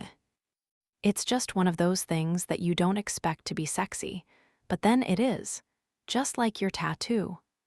Her finger drags over the ink. It's really simple, understated, yet it looks incredibly hot on you. Is that all you want to touch? I ask her, loving that she's taking free rein. No, her eyes meet mine. What else do you want to touch? I nearly whisper. Your stomach, she says. Have at it, babe. I scoot down a little on the chair and lift up my shirt between us, showing off my abs. She immediately sighs and then moves her fingers over my stomach with zero hesitation, but instead ready to own me with her touch. This can't be real.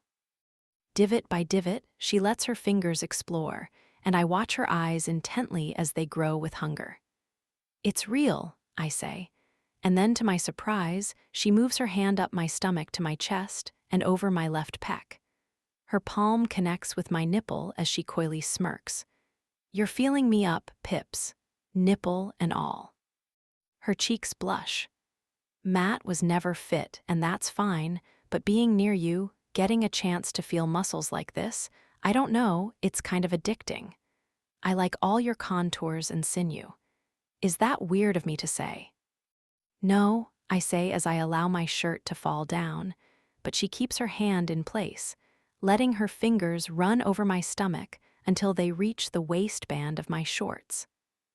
Watch it there, Pips. You don't want to get too close. Yeah, wouldn't want that, she says and then pulls away, leaving my skin on fire. Okay, your turn. To touch you, I shake my head. Anything I want to touch would be incredibly inappropriate in public. And what would that be? I give her a get-real look. Scotty, minutes ago, I went off about how hot your tits and ass are. You really think I'm about to feel you up? I just felt you up. That's different. How so? She asks. I don't know, but it feels different.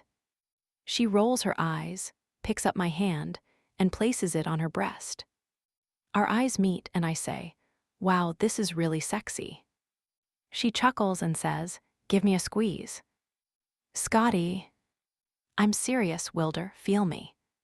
I'm tempted, I'm so fucking tempted, but also I know one squeeze won't be enough. Scotty, I swallow. I don't want to make you uncomfortable. I'm making you touch my breast. Do you think I'm uncomfortable? She shifts on my lap. Just feel me, Wilder. The way she says it, with a pleading tone, it almost breaks me. Almost. Babe, I'm not going to. Time up, Sanders says. Move on to the next chair.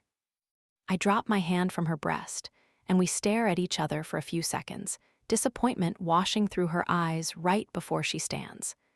This time, she straightens out her clothes and then turns away from me, not taking my hand in hers as we move to the next chair. Fuck, it's immediate. I can feel the cold coming from her. The distance she's putting between us. Her body language changed. Her demeanor is no longer easygoing. And I wonder if denying her what she wanted was something her ex used to do. But did she seriously want me to feel her up right here? I was trying to be respectful. Waging a war of uncertainty in my head, I take a seat on the chair, and she drops down on my lap as Sanders calls out, now remember, we need to be doing this correctly. Read the cards and perform the tasks to the best of your ability. This is a learning exercise. If we don't follow through, we will do it again. Did you hear that, Wilder? She whispers. Perform your task to the best of your ability. I heard him, I say as I take the card off the side of the chair and read it out loud. Kiss your partner, no tongue allowed. My eyes immediately shoot up to Scotty. Kiss, we have to kiss each other, well fuck. And here I thought this was going to be an easy activity with just questions. It started off so innocent but turned to fondling and now this. Are you okay with me kissing you? I ask her. Doesn't look like we have a choice. Question is, are you okay with it? You couldn't even touch me at the last chair. Don't, I say as I put the card back. Don't start a fight. And don't start thinking things in that head of yours. I was being respectful. We're not supposed to be respectful right now, Wilder. We're supposed to be following directions. You want to follow directions? Okay, I say and then cup her cheek and bring her in close to me. I let my lips barely drag over her cheek and then to her ear, where I kiss her lobe, then the spot below her ear and across her jaw. Her breathing picks up as I move over to her chin and then to the other side of her jaw. I wasn't not touching you because I didn't want to touch you, I say as I tilt her chin up with my thumb and then work my lips down her neck. I wasn't touching you because if I did, I probably wouldn't have stopped. My lips move up to her cheek, to the spot below her ear again, and then back to her cheek, where I reach her nose. If you haven't realized, Scotty, I'm really fucking attracted to you, and I'm trying to give you space, trying to let you heal. I kiss the corner of her mouth, causing her to take in a deep breath. I'm trying to be a goddamn gentleman, but apparently, I kiss the other corner of her mouth. You don't want that. And then I press my lips to hers, shattering the calm that's been building between us and twisting our situationship into chaos, because holy fuck, her lips are so soft. Fucking softest lips I've ever kissed in my life. And this is exactly why I was trying to stay away, keep a healthy distance, because I knew this was going to happen. One taste was all it would take to wake me up and start my craving. I slide my hand behind her head, cupping the nape of her neck, and cup her ass with my other hand, pulling her in even tighter. Her arms lock around my neck as she kisses me back. She kisses me back softly, with no urgency, just enjoying the feel of our mouths entwining. She's slow, thoughtful, not taking, just receiving, which makes me feel even more crazed, even more dazed, because I'm thrumming inside, burning. It's as if one touch of her lips to mine was like a bolt of lightning zapping through me, waking me up from a slumber I've been in for years. "Okay, switch," Sanders calls out as Scotty pulls away. Jesus. Slowly, my eyes open as I take in her expression. Her tongue peeks out and wets her lips, making me feel absolutely fucking unhinged. She gets up from my lap, and before she can walk away, I snag her hand in mine and move over to the next chair. Once we're settled, Sanders starts the music, and I try to gather myself as my heart hammers in my chest. I pull the card from the side and read it out loud. Make out. My chest goes heavy as I set the card to the side. Her hand smooths up my chest to the back of my neck, and then she moves her body in close, her breasts scraping against my chest before her mouth connects with mine. But this time, she's in control. And this time, she parts my lips, slipping her tongue against mine. I sigh into the kiss and allow her to control it as I bring my hands to her shirt and slide them under the fabric and right up her back, my palms to her heated skin.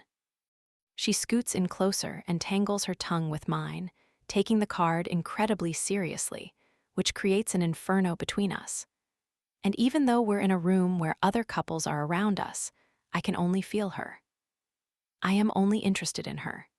Heat builds and builds inside me, lighting me up and making me so goddamn desperate for the next taste, for the next lick, for so much more than just making out.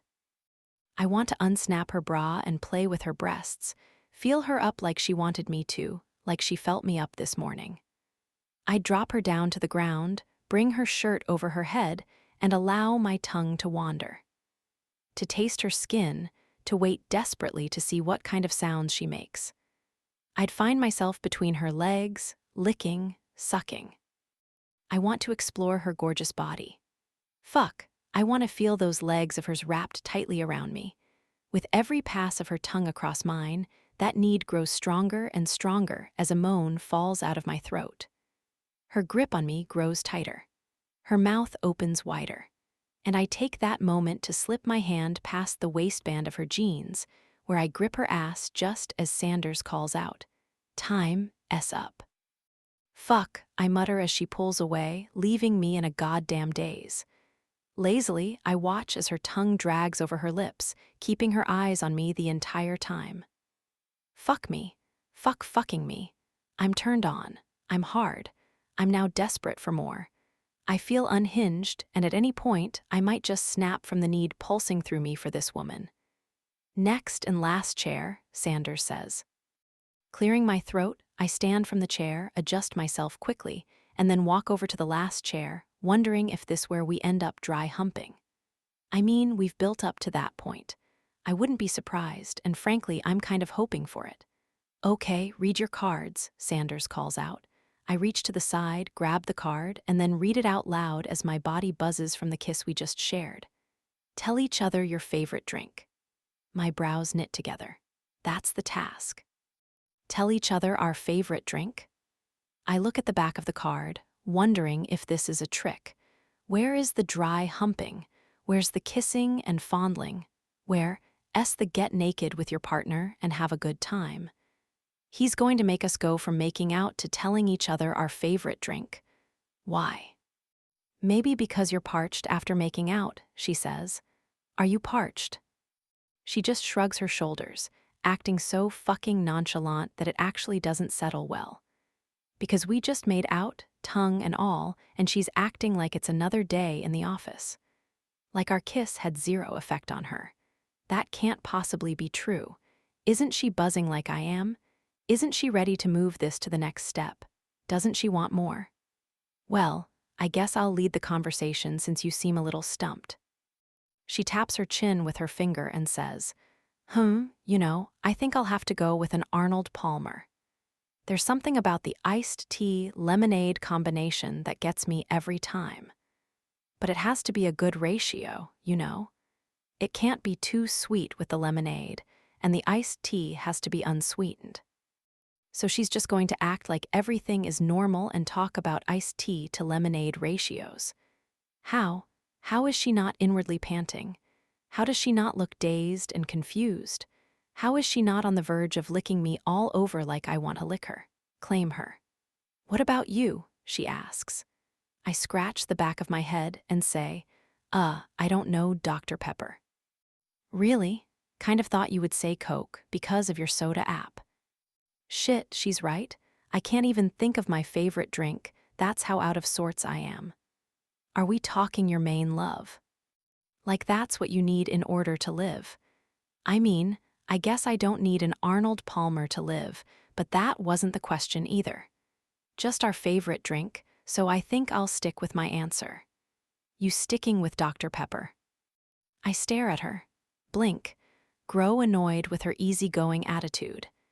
Yeah, sticking with Dr. Pepper, I answer, even though inwardly I'm screaming Coke. I love Coke.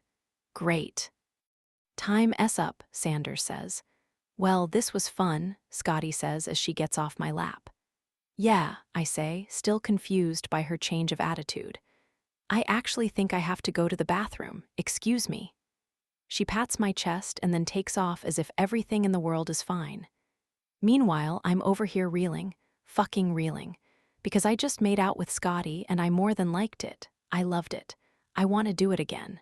And again. But this time with her shirt off. This time with her bra off. This time in fucking private, with every article of clothing off our bodies. Chapter 20. Scotty. Oh my God, oh my God. Oh my fucking God. I slip into the main building of Camp Haven and right up to the front desk, where I speak to one of the camp counselors, or whatever they're called. I need to make a phone call. It's urgent, like really urgent. Could you please give me a quarter so I can make said phone call? When the girl doesn't answer the second I'm done talking, I slam my hand on the counter and say, please, I need to make this phone call. Like right now. Right this very instant. Okay, she says, looking terrified. I don't blame her. I'm giving off irrational energy because that's exactly how I feel. Irrational, terrified, confused. She hands me a quarter and I run over to the godforsaken red phone booth, slam the door behind me and dial Denise's number. If she doesn't answer, I'm going to scream because I need someone to talk to stat. The phone rings, and rings, and rings. My stomach bottoms out and then, hello. Oh my God, Denise, I have to talk to you, or I might burst into nothing. Thank God you answered, because if you didn't, I would have 100% turned into dust. And I don't want to be dust, because holy shit, oh my God, and what the fuck? Scotty. Yes, it's Scotty. My God, who else would it be? Okay, you just caught me off guard. There's no time for pleasantries. I'm on a freaking pay phone and I'm unsure of how much time I have here. So I'm just going to tell it to you straight. I just made out with Wilder. Like tongue action and all, and not because we wanted to, but because it was part of an exercise we had to do. But Jesus, was I into it. I mean, I got lost in the feel of his mouth, the way his tongue pressed against mine, his light moans. It was visceral. I felt that kiss all the way to my freaking loins, Denise. My loins. Dear God, she whispers, not the loins. The loins, I shout, and then realize the receptionist is looking at me. I turn away from her and lower my voice. And he was kissing me back, like desperately. I tried to play it cool, like, oh, ain't no big thing, I kiss people all the time, but I throbbed Denise. I throbbed in places I don't think I've throbbed in a long time. If I were to be honest, the last time I throbbed like that, I stumbled across True Lies with Jamie Lee Curtis when she's trying to seduce Arnold in the bedroom. Why is that the example you gave me? It's not an example, it's the truth. There was throbbing. Okay, enough with the throbbing. There are things I don't need to hear. I need to tell you about the throbbing so you can understand where I'm coming from. And I mean, I've throbbed a little. I had to share a tent with him, but this was like, things are moving around down there. Please, for the love of God, stop describing your parts. It's true. That's great, keep the truth to yourself. So why are you calling? Because I shouldn't be throbbing and making out with Mika's little brother. What am I thinking? God, he's so hot. Have you ever seen him? He's so muscular and handsome, and his eyes are unlike anything I've ever seen, and Jesus, the lip ring. My God, Denise, he has this black lip ring in the corner of his mouth that drives me absolutely insane. He tugs on it with his teeth in this innocent way that makes me believe he's not so innocent. And he says such nice things about me, and he really likes my legs and my boobs, but he doesn't say boobs. He says tits, and that is so much hotter. Okay, hold up, you're rambling. I know, because I have limited time, and I need to tell you everything. I think what you need to tell me is that you're crushing on Wilder, and you don't know what to do about it. Crushing? Yeah, you're crushing on him. No, I don't think that's a thing. She laughs. It is 100% a thing. You are clearly crushing on him, and that's okay. You're allowed to crush on your fake husband. You've been single for a while now. You're allowed to look and mingle and see what else is out there.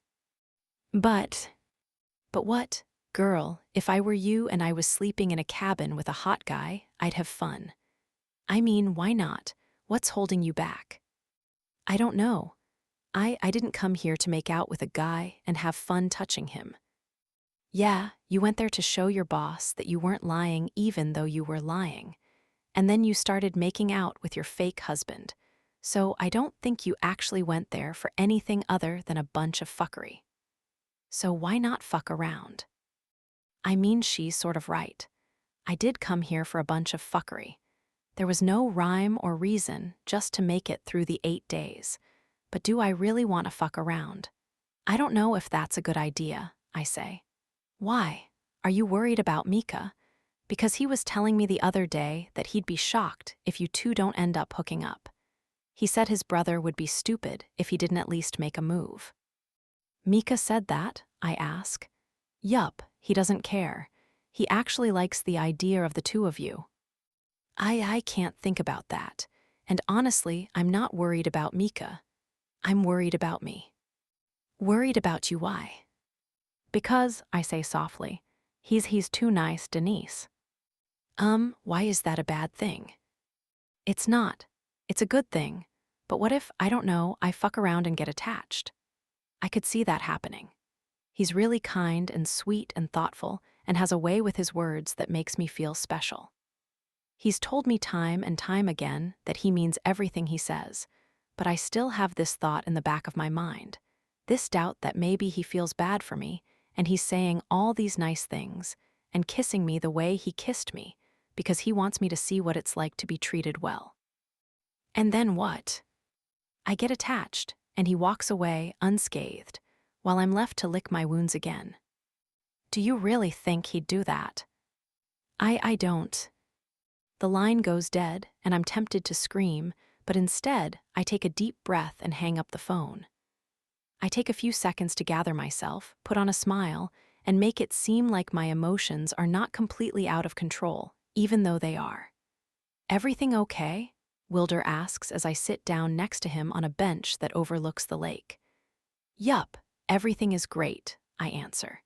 Did I miss anything after I left? No, he says, just that Sanders was very proud of everyone. Good, I say with a head nod. I watch a duck fly down to the lake and dip its head underwater. Well, that was a fun experiment, wasn't it? Very fun. Almost so much fun that it seemed like you had to run away to get your energy out. What? I say on an awkward laugh. Run away? Why would I do that? I don't know, he responds. Just seemed odd because I was over there feeling a certain way, and then all of a sudden you were gone. You were feeling a certain way, I ask. What do you mean by that? He drags his hand over his face. I don't know, Scotty. Scotty, Wilder, come join us, Sanders calls out.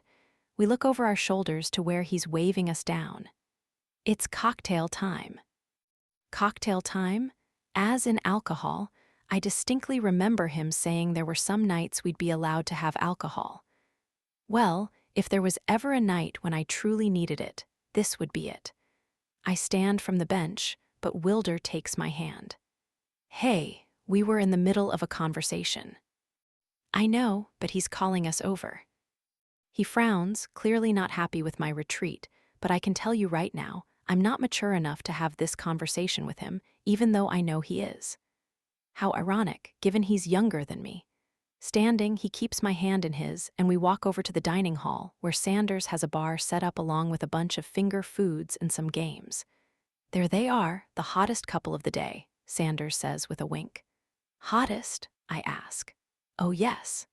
He starts making us each a cocktail. With copious amounts of rum.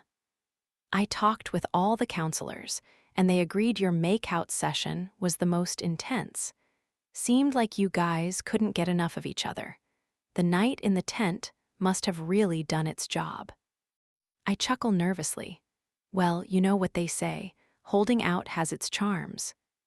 I might need to put that into my practice. Seems like it has really worked for you too. But don't get complacent. You still need to work at this and practice your communication. I could not agree more, Wilder says.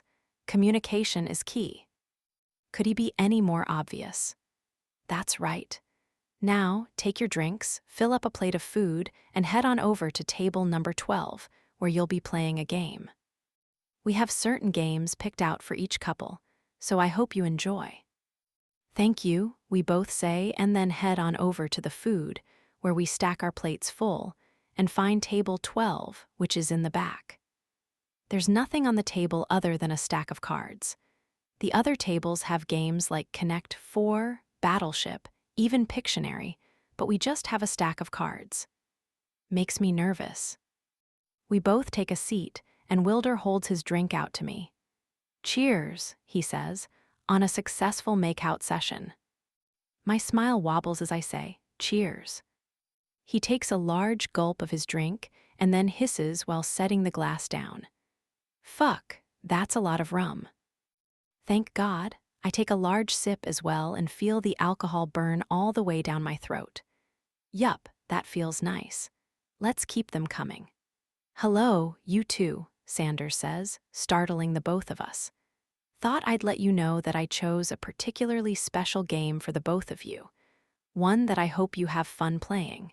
It's just a question and answer game, and once you answer, you must take a drink of your drink. Wow, are you trying to get us drunk? Wilder asks. Sanders winks. That's the plan. Then he walks away, leaving us to our game, drinks, and food.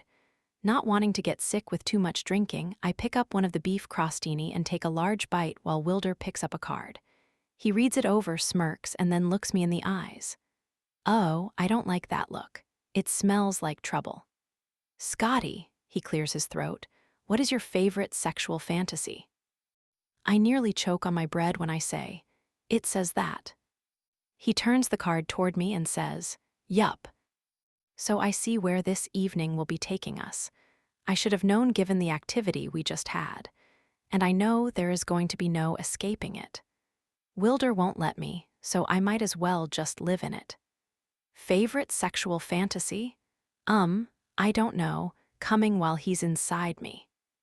Wilder has his drink halfway to his mouth when he pauses, and then lowers his glass back down before leaning forward and saying, Wait, that's your fantasy.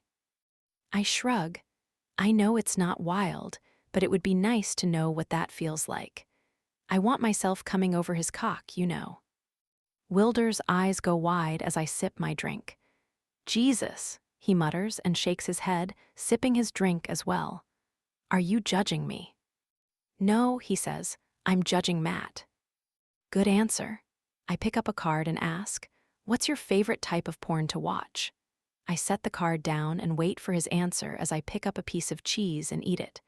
He smooths his hand over his jaw, thinking about it. You know, I flock toward more of the sensual kind of porn. I don't like anything fake, and I prefer when it seems like the couple actually knows and likes each other. Nothing too over the top. Didn't think you'd answer that. Why not? He asks before drinking. I don't know. You seem irritated with me. I am irritated with you, but it doesn't mean I'm not going to answer the question. And why are you irritated with me? He leans in close and says, because we made out, and you acted like it meant nothing. Did it mean something to you? He drags his tongue over his teeth and then says, Scotty, I felt that fucking kiss through my entire fucking body. Oh, I say, unsure how to really reply to that, other than same. And I'm about to when he grabs a card and reads it out loud. What do you think about when you masturbate? Oh God, these questions are not what I was expecting. And don't tell me you don't masturbate. That's a lie, he says. I wouldn't say that. I give it some thought. I don't think I think about anything. I kind of just go for it and let my body feel the pleasure. That's pretty much it. And how do you masturbate? You can't ask two questions. He flashes the card to me. It's on the card. Damn it, I mean with my fingers. That's it, he asks. You don't watch anything. I shake my head. No, I like playing with my nipples first, teasing myself. And then I work my hand down between my legs where I'm ready, and then I just circle around, you know. He slowly nods, wetting his lips. Yup, I do fucking know. The way he's looking at me, it's dangerous. Very dangerous. So dangerous that I fear what it might be like when we get back to the cabin. I pick up a card and read him the next question. Would you prefer to be loud when having sex or quiet, as if you're pretending that no one can hear you? Loud, he answers and then drinks. I want everyone around me knowing that I'm fucking my girl, that she's having a good time, and that she's coming on my cock, because that's how my girls come. Well, there you have it. He's fulfilling my sexual fantasy with other people. Then again, I would have easily guessed that Wilder is the kind of guy who can make that happen. Just from the way he pulls on that lip ring, I can tell that he has the moves, the swagger that makes a woman lose all control when he's inside her. And yup, there I go, throbbing again. I clear my throat. That's really good to know. Happy for you. Thanks, he says and picks up another card, just as a second round of drinks is dropped off at our table. Is spanking something you'd like to try with me? My eyes widen from the thought. Try with me. Why does that feel like an invitation? I don't know. Remember, standards are low. I'd just like to orgasm at this point. He sets the card down, looking incredibly disgruntled. Not wanting to dive into those feelings, I pick up a card and read it out loud. What color underwear would you like to see me in? None, he answers without skipping a beat. Absolutely none. Oh. He leans in and says, and I'd want you to tease me about it. I'd want you to be wearing a short skirt with no underwear, and then come up to me in my office, or while I was on the phone and bend over right in front of me. I'd want to see everything, Scotty, fucking everything. I'd want you to torture me with the knowledge that you're not wearing underwear, to the point that I could not do anything about it until many hours later. Wow, that humid summer air is pumping. And when I did get a chance to take care of it, I'd keep you bent over, spank that fine ass of yours, and then bury myself between your legs until you're coming on my thick, long, pierced cock. Dear God in heaven, is it hot in here? Because I'm hot. Is anyone else hot? I need a fan. Did he just say pierced? I think he said pierced. He downs the rest of his drink and then says, your turn. My turn, he expects me to just answer a question after he announced to the table that he's pierced down below. Does he really think I can just function? As if everything is okay? Because it's not. Everything is not okay. I have questions. Serious questions. Like, where exactly is he pierced? Does he like it? Does it feel good for him? Would it feel good for other people? Why did he decide to share that private information? Why is he looking at me right now as if he could put me on this table and eat me? How's it going over here? Sanders asks, startling me. Fine, I yelp. Fine, everything is fine. Really? You seem a little jumpy. No, not jumpy. I push my hair behind my ears, just turned on and questioning every choice I've made leading up to this point. She does seem a little jumpy, doesn't she? Wilder asks. I think it's the questions that are making her jumpy. Ah, yes, I can imagine. Which one did you just answer? What color underwear I like her best in, Wilder answers, clearly not caring at all about privacy. Of course, it's a clear-cut answer. None. Then I went into detail about a scenario I've thought about when she's not wearing any underwear. Sanders chuckles, hence the jumpiness. I'm not jumpy, I defend. Seems like you're jumpy, Wilder presses. Not sure she could handle my suggestion of what she'd do with no underwear. I could handle it, I say, even though I don't believe it for a second. You know, there's only one way to find out, Sanders says with a wiggle of his brow before he takes off. I cross my arms at my chest and huff. I could handle it. I don't know if you could. Have you ever gone without underwear? Yeah, every night. I don't sleep with underwear on, so eat that. I'd love to fucking eat you, he says and pops a piece of cheese in his mouth. I didn't say eat me. I said eat that. I know, I heard you. And then, as if he knows, he tugs on that godforsaken lip ring, and I feel my nipples go hard as I watch in slow motion the most non-sexual sexual thing to ever happen. A black lip ring. Who knew? Who knew that would be my kryptonite? Who knew that it would make me weak in the knees? Who knew that a freaking piece of jewelry, the radius of my pinky finger, would turn me on to the point that I'd want to howl for attention? You ready for another question? He asks, knowing damn well he has me in a position of horniness. I clear my throat. Yes. Good. Where would you like to be kissed other than your mouth? I look away because his stare is far too intense. Cheek is great, thanks. Cheek, he says, skeptical. You can't tell me you like being kissed on the cheek more than somewhere else. What are you implying? I ask, dabbing my mouth with my napkin. I'm implying that you would prefer to have your pussy kissed. Dear God, I hiss-whisper as I look around to see if anyone heard that. What on earth has gotten into you?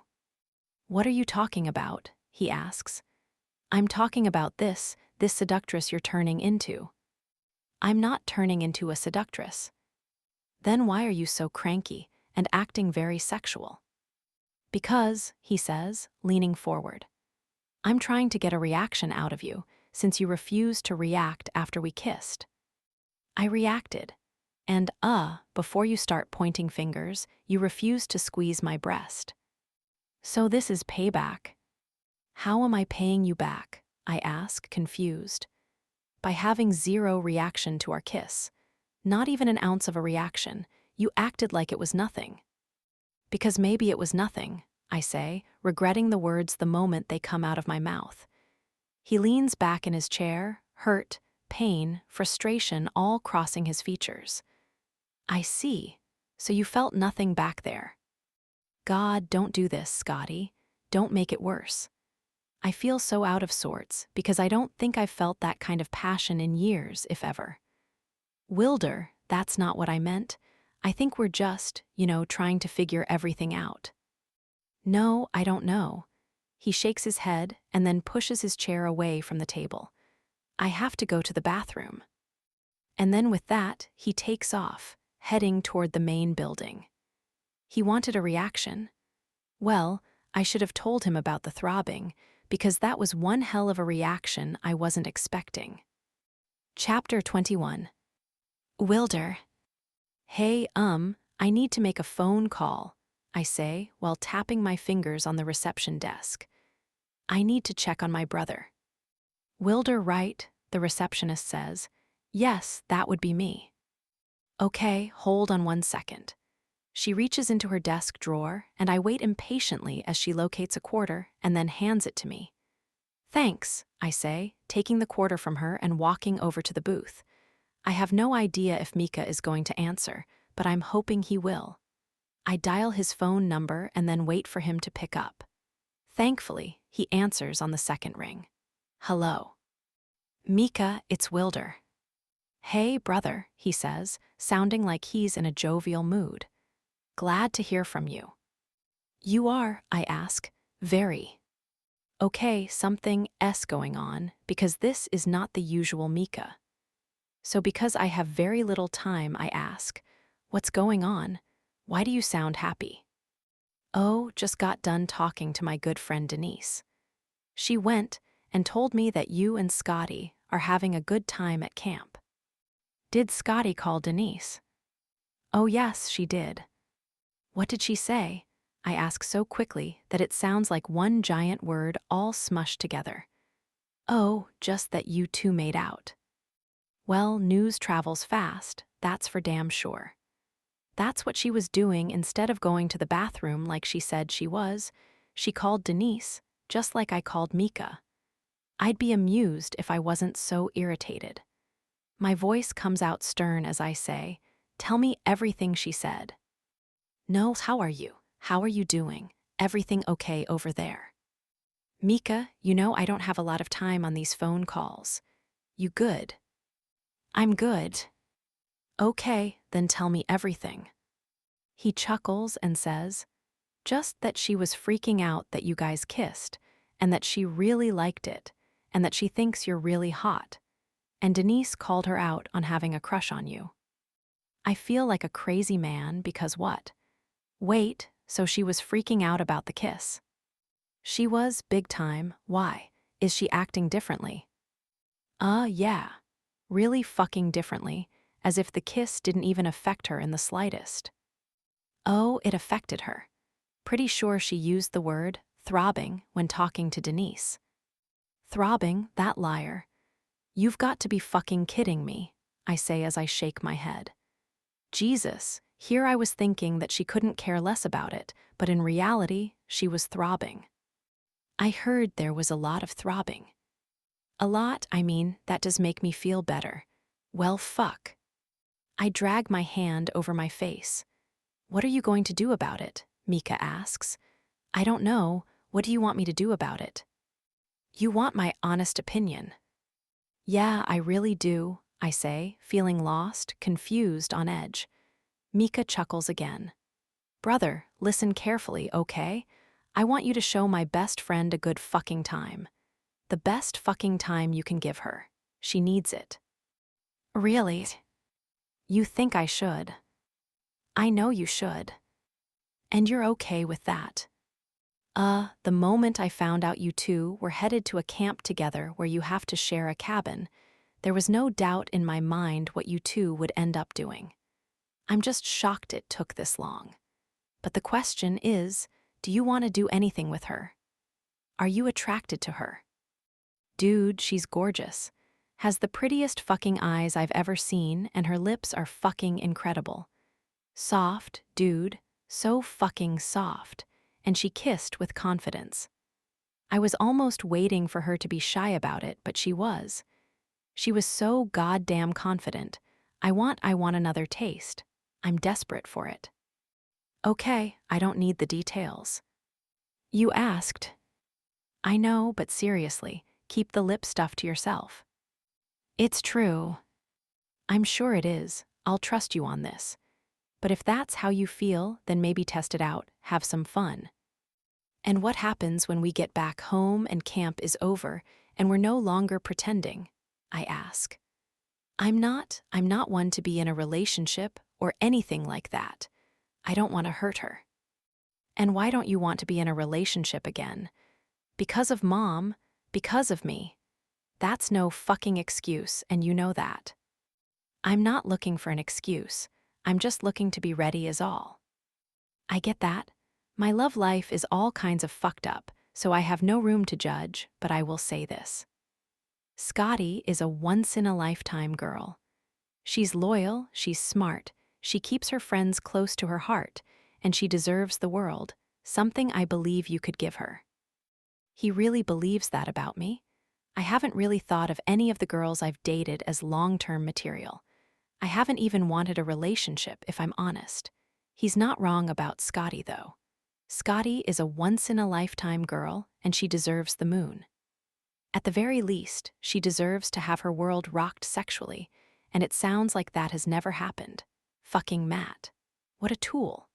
I'm honestly still surprised that she's only been with one guy. But if Mika thought we were such a good fit, why hasn't he said anything about her before?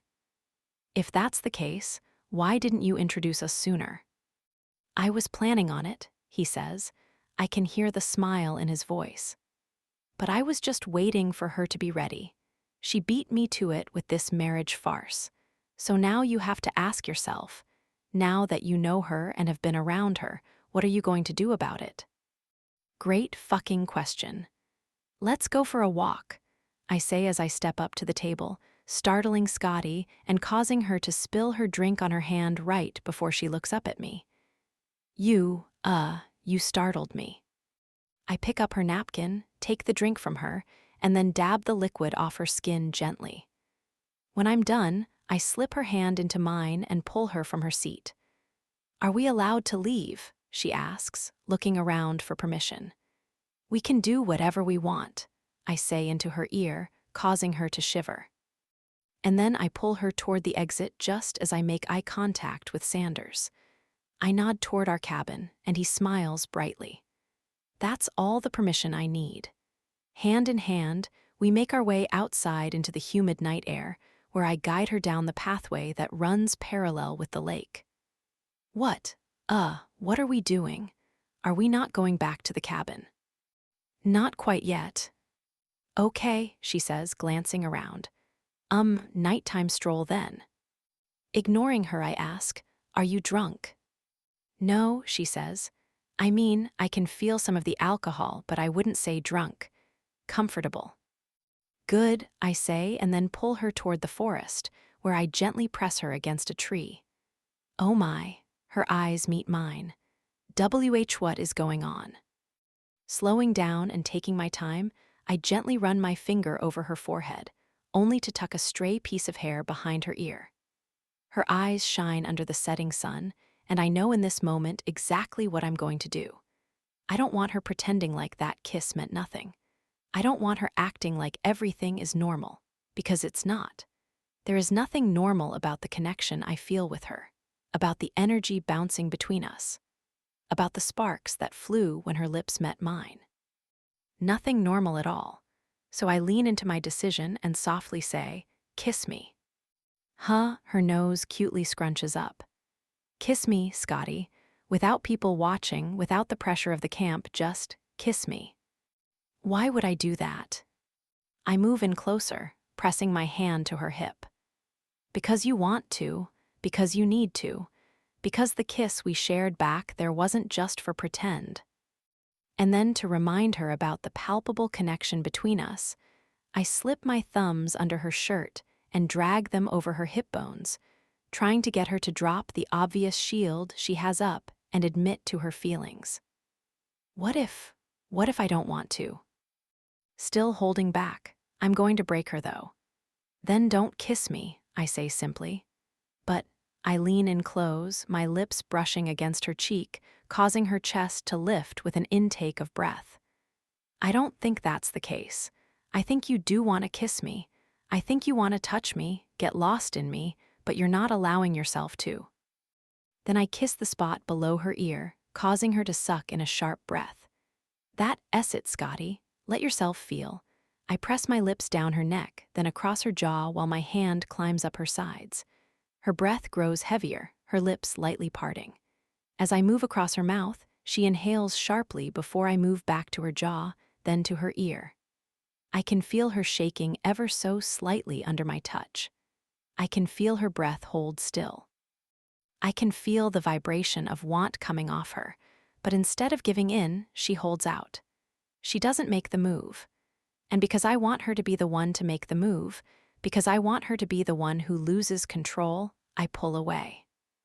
Her eyes lift to mine, and I can see it, right there in her dilated pupils. She wants me. She just doesn't know how to claim me. Time to show her how. Come on, I say as I slip my hands from her shirt and take her hand again. This time, I lead her toward our cabin. It's a fast-paced walk, not stopping for anything or anyone. When I reach the cabin, I unlock the door for the both of us and then hold it open for her to walk in first.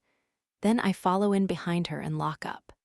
When she turns to face me, I reach behind my head and pull my shirt off, dropping it on the floor. Her eyes immediately eat me up, which is exactly what I was hoping for.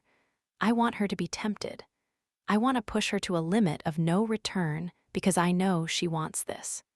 She just needs to learn to be more assertive. She needs to learn that it's okay to give in to her feelings, to take what she wants, that I'm not going to shame her or block her from finding satisfaction or play games with her emotions. I move over to the bed, where I kick off my shoes and socks and then sit up against the headboard. Scotty. Her body turns to face me again. Huh. I take my time, giving her a long once-over, allowing my gaze to roam every inch of her body before I reach her eyes and say, "Strip for me." "WH what?" she asks, shocked, but with a hint of intrigue. "You heard me, strip for me." I don't, that's not something. I know it's not something we do, but that kiss just now, that changed everything. The relationship is different now.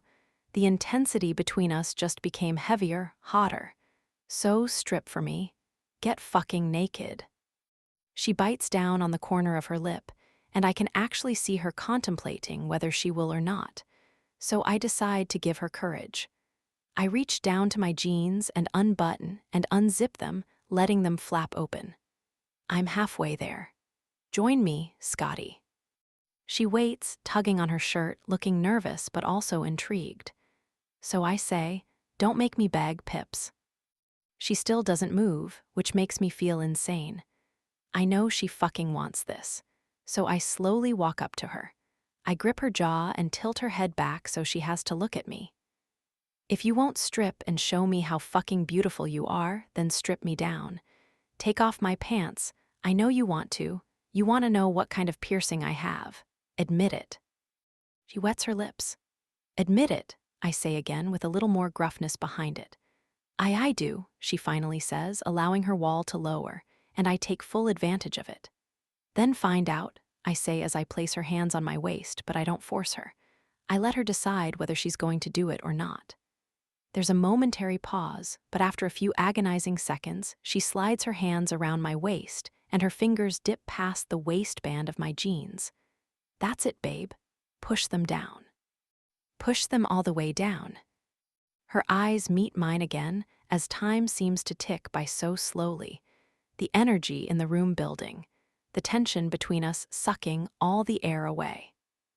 Her fingers slide an inch lower, so now they're touching my ass. And I can't fucking take this torture, so I grip her cheek, tilt her head up, and bring my mouth down to hers where I kiss her.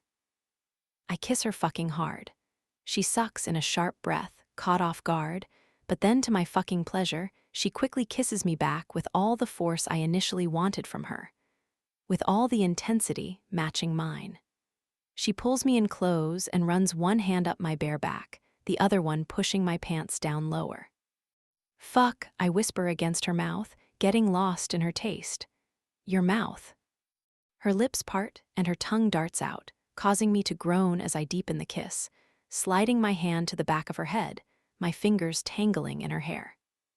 She pushes my pants down a touch farther, they're barely hanging on now, to take control of my mouth, to make me feel fucking wild inside. Like I'm losing all control, like whatever happens next, I won't be able to contain myself. Her palm slides to the front of my body, to my hip, right next to my growing erection. I groan into her mouth as she inches closer and closer, making needles break out over my skin, my heart pounding wildly in my chest, and causing a sweat to break out on the back of my neck. Because please, fucking please, just make the move. Make the goddamn move, Scotty. Touch me, play with me, watch me. I don't care what it is, but make the move. Her tongue slashes against mine, and her hand moves another inch until she slides her palm right over my erection. "Fuck," I breathe out as I pull away for just a moment to catch her widened eyes. She gently squeezes me, and I feel everything in me fall apart. I'm hers to control. She could do whatever she wanted at this point, and I'd say yes. She wets her lips and then slowly lowers to her knees, where she takes the waistband of my jeans and then pulls it all the way down, along with my boxer briefs. She helps me out of my clothes, and then she presses her hands to my legs and crawls up them until they reach my cock, and that's when she looks up. Her eyes widen and her mouth slightly parts as she takes me in. I'm stretching up my stomach now, showing off my magic cross piercing, 4 piercings, all on the head, forming a cross. Before she can touch me, I take a step back and then another, until I'm backing up on the bed. I take a seat, lean against the headboard, and then as I grip my cock, I say, "Strip for me." This time, there isn't much hesitation on her end. She lifts her shirt up and over her head, revealing a purple bra with pink embroidered flowers. And then she pushes her shorts down, revealing a matching pair of underwear. Jesus, she's so fucking hot. I let my eyes wander as I look over her breasts, firmly cupped into her bra with a sizable amount of cleavage that's making my mouth water. Her hourglass curves are what she keeps hidden under her looser-fitting clothes. Such a goddamn shame. I slowly move my hand over my cock, and in a husky voice, I say, "Crawl to me, Pips." Standing in her lingerie, she wets her gorgeous lips and then moves to the end of the bed, gets on her hands and knees, and then, to my fucking delight, crawls to my legs, where she sits up and straddles them. "Good girl," I say, and then smoothly let my eyes roam one more time before saying, "Take your bra off." Nervously, she reaches behind her and undoes her bra. The straps loosen, but she doesn't let it fall down quite yet. Instead, she tortures me as she slowly lowers the straps but keeps the cups in place. "Stop hiding from me," I say. "I want to see you, all of you." She bites down on her lip and looks off to the side, a flash of insecurity, so I grip her chin and bring her attention back to me. "Don't," I say, "don't get lost in that head of yours. Stay present with me." I tip her chin up. "Stay here with me." She nods and then lowers the bra, revealing her perfect tits. "Jesus Christ," I mutter as I reach out and cup them. "Fuck, you're so hot." Her nipples are small, pink, and hard as fuck. They're sexy, and I can easily see myself becoming addicted. I let my thumbs run over her nipples, playing with them, stroking them, making her feel just as wild as I do. Her chest puffs out, and she tilts her head back as I squeeze her breasts, lightly pinch and roll her nipples, and then lean forward and pull one into my mouth. She gasps, but her hand falls to the back of my neck, holding me in place. "Yes," she says quietly, so fucking quietly that I almost missed it. "Don't hide from me," I say as I switch to her other breast. "Let me hear you. You know I like it loud." But she doesn't say anything, just remains quiet, so I decide to take matters into my own hands. I release her from my mouth and then push her back on the bed, laying her down. I reach for the waistband of her underwear, and I pull it down until it's completely off, leaving her bare. "You're such a good girl," I say as I spread her legs, pushing them wide, only for her to close them back up. "What are you doing?" "WH, what are you doing?" she asks. "Fucking taking a taste. Spread them." I don't. I feel like maybe skip that." "Skip that?" I nearly feel my eyes pop out of my sockets. "You're going to deny me from taking a taste of you." "Just you won't like it. Matt never." "Let's get one thing fucking straight," I say as I move over her. "I'm not Matt, and I love eating pussy, so spread your goddamn legs." Hesitantly, she spreads them, but I help her spread them even more and then bend her knees up, all the way to her chest, exposing her just the way I want. "Oh God," she whispers. "Louder," I say. "I want you louder, Scotty. Don't make me repeat myself." Then I move down to her bare pussy and glide my finger over her slit. "Shit," she says, this time a touch louder. "You're so fucking wet." I swipe at her slit again and then bring my fingers to her eyes. "See that?" You're wet and ready for me. Then I suck on them. My eyes nearly roll to the back of my head from the first taste. Motherfucker, I say right before I swipe at her pussy, lapping up her sweet taste. Fuck, you taste amazing. Jesus, Scotty. I part her with my fingers and lose all semblance of control as the sweetness of her arousal overtakes me. Like goddamn honey. Matt never liked this. He has lost his goddamn mind because I would live here. It's obvious from the way I go feral as I try to lap up as much of her taste as I can. Soft, wet, fucking delicious. Easily the best pussy I've ever eaten. She tenses below me and tries to close her legs, but I keep them apart with a push while I drive long strokes over her clit. Fuck, she moans. Louder, Scotty. I glance up to see her eyes squeeze shut as she shudders out a long breath. Fuck, she says louder. Oh, fuck. Her hand falls to my hair where she pulls on the strands. God, right there. That's it, baby. Talk to me. Tell me what you want. SL slower, drag it out. I listen and slow down my tongue, applying pressure as I drag over her clit. Oh my fucking God, she breathes out as she tenses. Oh fuck, yes, Wilder. Oh my God, like that. I continue to stroke and stroke and stroke until her breathing becomes incredibly labored and her legs fall open, no longer trying to hide from me. That's when I pull my mouth away and let her just feel. Her eyes fall open, and she's about to ask what I'm doing when I bring my mouth back to her clit. But instead of long, flat strokes, I press the tip of my tongue against her and flick. Jesus! She shifts beneath me, and her hands fall to the sheets under us. Oh God, what oh fuck, what is? Oh my God, Wilder. I flick harder, faster, her head falls back. Her nipples point straight to the ceiling. Her hands curl into fists as they grip the sheets. Oh my God, oh fuck. Wilder, she doesn't get to finish her sentence because her orgasm tips her right over the edge. I push my fingers inside her and continue to ride out her orgasm, letting her walls contract around my fingers. I envision that feeling around my cock. I salivate over the thought of fucking her, of driving deep inside her, of pleasuring her with my piercings, giving her a new experience she'll never forget. I continue to lick her until she has fully settled and relaxed. Her eyes flash open, and the smallest of smiles passes over her lips before she covers her mouth.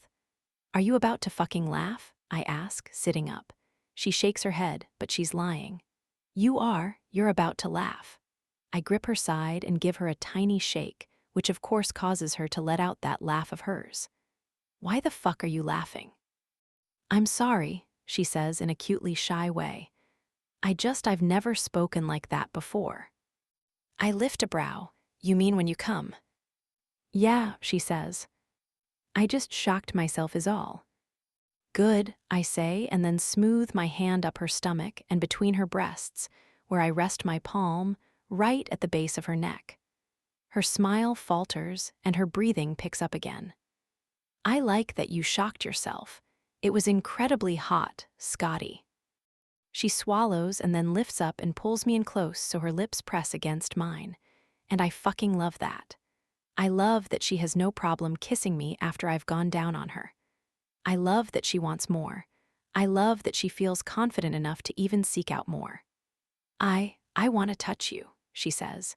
Touch me all you want, babe, I say as I play with her left breast, rubbing her nipple in between my fingers. I want you to lie down so I can touch you. Seeing a bit of confidence in her, I take that moment to kiss her one more time and then lie back on the bed, my cock still hard as a rock. She gets in a position where she nearly hovers over me, then her hand trails over my pecs, around my nipples, which makes my cock twitch, and then down my stomach, bypassing my cock altogether and teasing me. Is your plan to torture me? I ask. No, just gaining some more courage. Courage for what? Pips, you touch me any way you want, and I'm going to fucking love it. You're just intimidating. She glances down at my dick, and it takes everything in me not to chuckle. It's just a dick, Scotty. An intimidating one. Her finger lightly grazes the side, and I twitch again. Is it the piercings? I ask. I mean, yeah, do they hurt? No, I answer. They're really fucking sensitive and make the entire experience so much fucking better. Oh, she says, and then moves her finger around the piercings, causing me to stiffen from the gentle touch. Jesus, I hiss as she starts doing figure eights around the 4 piercings. I didn't think I could grow harder, but here I am, aching for more, throbbing for more, reaching for more. You're so big, she says. Thick. I don't know how you would fit. Easily, babe, I say as precum comes to the tip. She rubs it with her finger, continuing the circling, driving me absolutely nuts. You have to give me more, Scotty. You're going to make me lose it. She glances over at me, looking surprised. Please, babe, I nearly beg. Give me that mouth, that hand, something, anything. Her tongue peeks out and wets her lips right before she lowers her mouth down to my cock and takes me past her lips. Heaven. Fucking heaven. Fuck. I moan and ease my body into the mattress as she starts sucking. I move her hair out of the way and watch as her cheeks hollow, her tongue swirling over the head of my cock. Shit, Scotty. So good, you're so fucking good. She pulls her mouth off my cock and then drags her tongue down my length until she reaches my balls. She gently cups them and then brings them to her mouth, where she runs her tongue along the seam.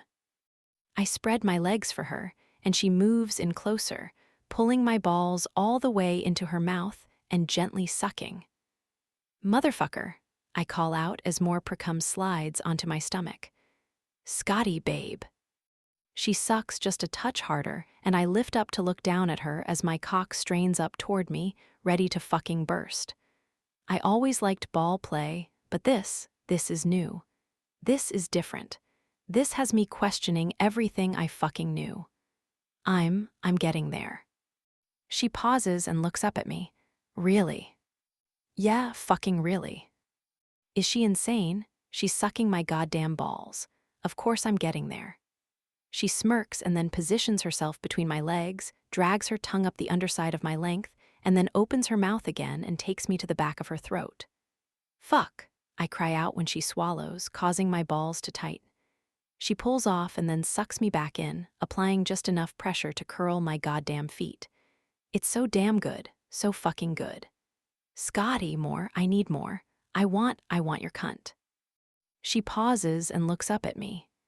I caress her cheek with my thumb and say, I want that cunt, fuck me with it.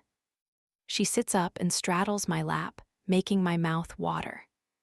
She lines herself up with my length and then lowers herself down, letting her wet center glide over my length, never inserting me, but just letting me feel her clit rub against me. Jesus, you're wet again. I grip her hips and help her rub against me.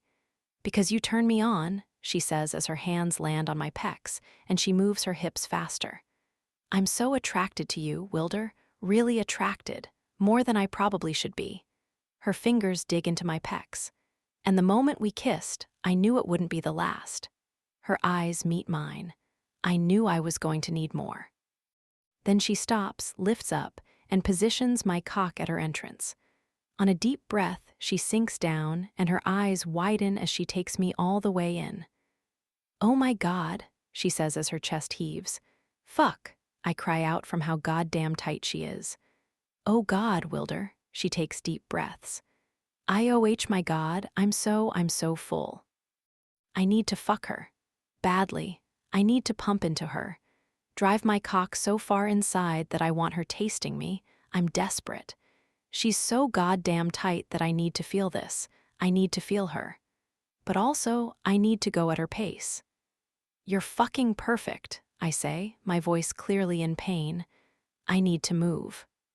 For the love of God, please do. Move, Pips, I'm yours. Fuck me how you want. Her head drops down, and she starts moving her hips over me, and it's the best fucking feeling I've ever felt. Having her on top of me like this, watching her tits sway with her movement, feeling her tight cunt suck me in. Fuck, I want this to last forever. Oh my God, I can't, the sensation. It's too much. No, babe, it's perfect. Now ride me, use me, fuck me, make yourself come. Her fingers curl on my chest, and she picks up her pace even more, making my mouth go dry. God, yes, Wilder. She sits up and grips her breasts, continuing to ride me. Fuck, it's so good. Squeeze those tits, Pips. Make me jealous you're touching them. She runs her fingers over her pebbled nipples, squeezing, playing, making me mad with desire. I'm dripping with need, feeling far too possessive, and before I can tell myself no, I flip her to her back, spread her legs, and start driving into her, bottoming out with every pulse. Fuck, she calls out. Oh fuck, Wilder. Take these piercings, Pips. Fucking take them. I slide my hand up to the base of her neck and gently claim her, not wanting to apply too much pressure, but just enough for her to know who is fucking her, owning her. Her chest heaves. Her breath is labored. Her perfect legs wrap around my back, and that's when I lose it. I pump like a madman, sweat breaking out over my skin, fucking her into the mattress as she cries out in ecstasy, her walls tightening and tightening until she gasps and lets out an uncontrolled moan that seems to take over her body as her torso arches, and she comes on my cock. Oh my fuck, she yells, her pussy squeezing me so goddamn tight that my legs go numb. All my pleasure pools at the base of my spine, and with one final thrust against her squeezing me, I come, spilling inside her.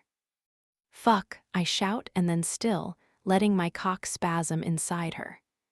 It takes a few seconds for us to both come back to reality, but when we do, I lift up to look her in the eyes and say, that was fucking phenomenal.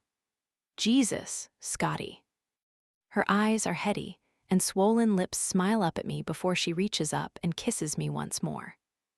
I sigh into her kiss and make out with her, because I can tell you right now, this woman, with one night together, has me wrapped around her goddamn finger. I want her world to be rocked. I want her insane with pleasure. So that's what I'll do, ensure she's sated beyond her wildest dreams, but also instilled with all the confidence she deserves. Chapter 22. Scotty. You okay? Wilder asks as he slips under the sheets and moves in right behind me, pulling my back into his chest. Perfect, I answer. Because I feel perfect. I feel like I'm on top of the world. I feel like this black cloud that has been hovering over my head for God knows how long has been lifted, and I can finally see the light. I've never felt so beautiful before. I've never felt so wanted. I've never felt so needed. And within one night, Wilder changed all that. Sex with him is so incredibly different from anything I ever experienced with Matt. Not that I need to compare the two, because there's a giant difference between the two men, and I mean giant, but it's the way Wilder handled me that truly has set them apart. You know, you didn't have to slip a shirt on. You could have slept naked, he mumbles into my ear. I'm wearing your shirt. I know, it's the only reason why I'm not pitching a fit. I chuckle, the lightness in my chest a direct reflection of him. I also didn't want to assume anything by sleeping naked. What do you mean by that? He asks, his hand sliding under my shirt and right to my stomach. My stomach hollows for a moment because I'm so not used to this. I'm not used to this sort of attention, his touch, his constant need to hold me. Well, you know, we had sex. Wait, we did, he asks jokingly. Faintly exasperated, I answer, yes, Wilder. He chuckles, and I continue, but I wasn't sure if that was just a one-time thing. He laughs. Scotty, I can tell you right now, that was not a one-time thing. Being inside you, that most certainly was not a one-time thing. His thumb skims the underside of my breast. There is no way I could handle only fucking you once. His lips find the back of my neck. Goosebumps break out over my skin as I shift my head to give him better access. Are you sure? I ask. He chuckles against my skin. Positive, Pips. His lips trail up my neck and to my cheek while his hand tugs me down to lie on my back. When our eyes meet, he smiles. There you are. I sigh into his touch, and can feel myself getting emotional over the way he treats me. And I don't want to be that person. I don't want to be the one who cries after sex, but I can feel the sting of my tears starting to form because he's so gentle. So sweet. Hey, his brow creases as he notices my impending emotions. What's going on? I try to suck them down, hold them back, but it's no use. I've been so fucking unhappy. The last few years of pain, disappointment, and hurt come tumbling down like a boulder, destroying my feeling of joy. Because it was never like this with Matt. He never sought my pleasure. He never delighted in me, in my taste, in my body. And I can see how that damaged me now that I'm not living in it anymore. I stayed with someone who didn't treat me the way I deserved for so long.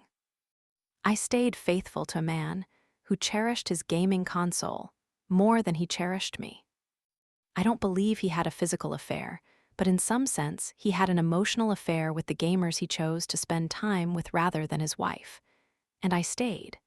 It's breaking my heart all over again, simply because this stunning man holding me showed me what it was like to feel adored, revered. "Scotty, talk to me," he says as my tears brim, ready to fall over. "I'm sorry," I say, sucking in a breath. My mind is reeling right now. "Good or bad? It's not about you," I caress his cheek. You were perfect. You did nothing wrong. You actually did everything right, and I'm starting to realize that I spent so much time in a relationship with someone I shouldn't have been with. I'm seeing that there is more out there in the world. There are people who'd appreciate me the way that I want to be appreciated. Damn right, Scotty. You deserve so much more than that fuckhead was ever able to give you. And you can't let him leave his mark on you. You can't let him live rent-free inside your head because he doesn't deserve your time. You're so much better than that. Better than him. I'm really starting to realize that. A tear falls down my cheek and he swipes it away. Then, why are you crying? I think it's a combination of a bunch of emotions. Sorrow for the woman who spent so much time with him. Joy for the woman who's no longer with him. Excitement for the woman who just had the absolute best time of her life with a man between her legs. That draws a smirk from him. Good answer. And for what it's worth, easily the best experience I've ever had being between a woman's legs.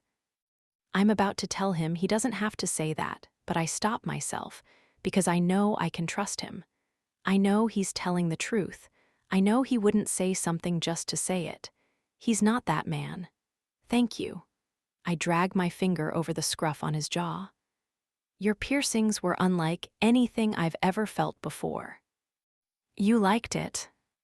More than I probably should. He chuckles. Well, make sure you take full advantage of it. Hop on whenever you want. Better watch what you say. I might just take you up on that. Pips, if you don't, I'm going to be pissed. Why are you wearing a towel? Wilder asks as he lies on the bed freshly showered and naked. Because I just got out of the shower.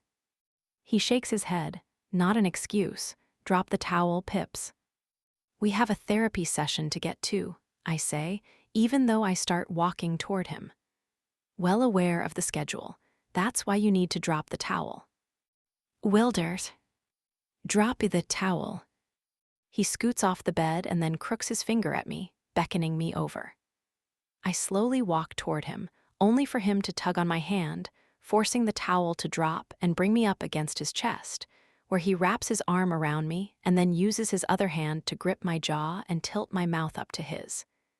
In seconds, he's consuming me, his lips owning mine, his hands claiming me, scooping me up, and plopping me on the bed only for him to hover over me, where his tongue dances across mine, over my jaw, down my neck, and to my breasts, where he plays, lapping at them. Squeezing, nibbling. God, I moan, shifting beneath him and widening my legs, giving him more room. He leans in more, pressing his body to mine, letting me feel just how hard he's grown in the matter of seconds. We have to be quick, I mutter right before his lips find mine again, silencing me. He parts my mouth and then dives his tongue against mine, tangling them together and lighting me up in a way that I've only felt with him. He makes me feel desired, needed, like I'm important. He brings his hand down between my legs and runs his finger over my slit, gliding right against my clit with ease. "Fuck, you're ready," he whispers, and then to my surprise, he lifts up and then turns me around so I'm on my stomach. He tugs on my hips, bringing me to the edge of the bed and then says, "Stick your ass up for me, Pips." I tilt my ass up in the air, he parts my legs, and then he slips his cock into me with one solid thrust. His piercings run along my inner walls until he bottoms out, making me cry in pleasure, because nothing has ever felt this good. "Nothing. Take my cock. Take all of it," he says as his hand wraps around my wet hair and tugs my head back just slightly as he pumps into me.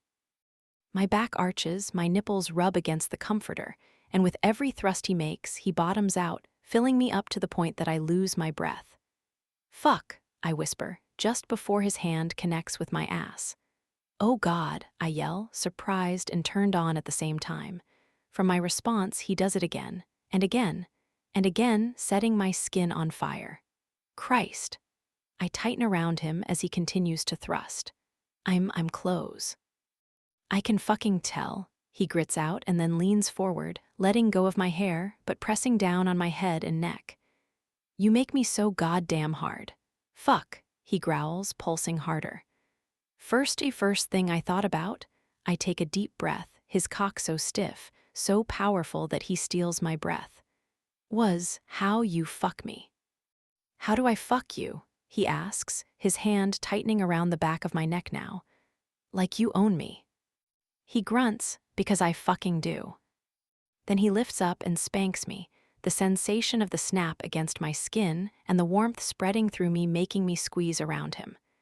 So he does it again. One more time. And on the third, when I'm breathless, unable to stop the building of my orgasm, he grips my hips on both sides and thrusts in deeper, sending me into a tailspin of pleasure. "Fuck, Wilder. Oh God, oh fuck. Come on my cock, baby. Drench me." His words, his grip, his piercings rubbing against my G-spot. It's all too much, and before I can stop myself, I'm calling out his name and falling over the edge. He pounds into me a few more times, letting me run out my orgasm until he flips me over and pulls out of me. Surprised because he hasn't come yet, I'm about to protest until he swipes his fingers up my slit. "Taste yourself," he says before bringing his fingers to my mouth and sliding them past my lips. Eyes wide, I suck on his fingers, watching him the entire time as he leans in closer and starts pumping his cock. See what I get to fucking taste? So goddamn good. Then he brings his hand back between my legs, swipes again, but this time he sticks his fingers in his mouth, doing the tasting this time. He licks, sucks, and then groans right before leaning forward and coming all over my chest. Pump after pump, his warm semen coats me and I love every goddamn second of watching him come undone. "Fuck," he shouts as he finishes, and then takes a deep breath, his eyes finding mine. They're feral. They're almost unhinged. And then with one finger, he scoops up some of his cum and then brings it to my lips. I part, and he watches me suck him dry. The headiness in his expression, it speaks promises for so much more.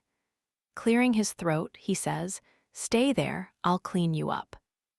Then he leans forward, places a kiss on my lips, and takes off toward the bathroom. In disbelief, I drape my arm over my eyes. God, and that's what sex is supposed to be. Don't look at him. Do not look at him. I glance over at Wilder, who's leaning back on the couch, his arms draped casually across the back of it, one ankle crossed over his leg, looking like a freaking king. I can't help the smile that passes over my lips, because oh my God, he's so sexy. This morning, after he played with me, it felt so raw. It felt so freaking good. And the only reason I'm not back in the cabin with him, exploring some more, is because we were beckoned to our therapy session. When Wilder glances in my direction as well, He smirks and then pulls on that lip ring of his while his eyes scan down to my breasts, which are currently on display thanks to my low-cut shirt. Sanders clears his throat, drawing both of our attention to where he's sitting, perched up on his chair with a baseball glove and a baseball. Care to tell me what's going on? Nothing going on, I say with a shake of my head. How I wish I was sitting so much closer to Wilder. Nothing's going on, Sanders asks. Why don't I believe that? Because it's not the truth, Wilder says. We fucked last night. Of course he'd just come out and say it. That's Wilder. Never holds anything back. And even though I can feel a hint of embarrassment creep up my back, I kind of really like that about him. You did? Sanders smiles widely. Would you like to tell me how it went? I mean, from the way you two are smiling at each other, I'm going to assume it went really well. Wilder adjusts the bracelet I made for him that has my name on it, a bracelet that he's kept on his wrist the entire time. She's fucking phenomenal in bed. Then he looks at me and says, no one compares. Pretty sure I blacked out last night, and this morning. Okay, now my cheeks are really flaming. And what about you? Sanders asks as I fidget in my seat. How do you feel? I glance over at Wilder, and not able to hold back my smile, I answer, amazing. Well, this is exactly what I wanted to hear. Sanders tosses the ball in the air and catches it. I truly felt like you guys needed a moment to clear your minds, and you did that on your own. You found each other again, talked out some issues, and now you've started being intimate once more. Do you feel like you're communicating well again? For the most part, Wilder says, eyeing me.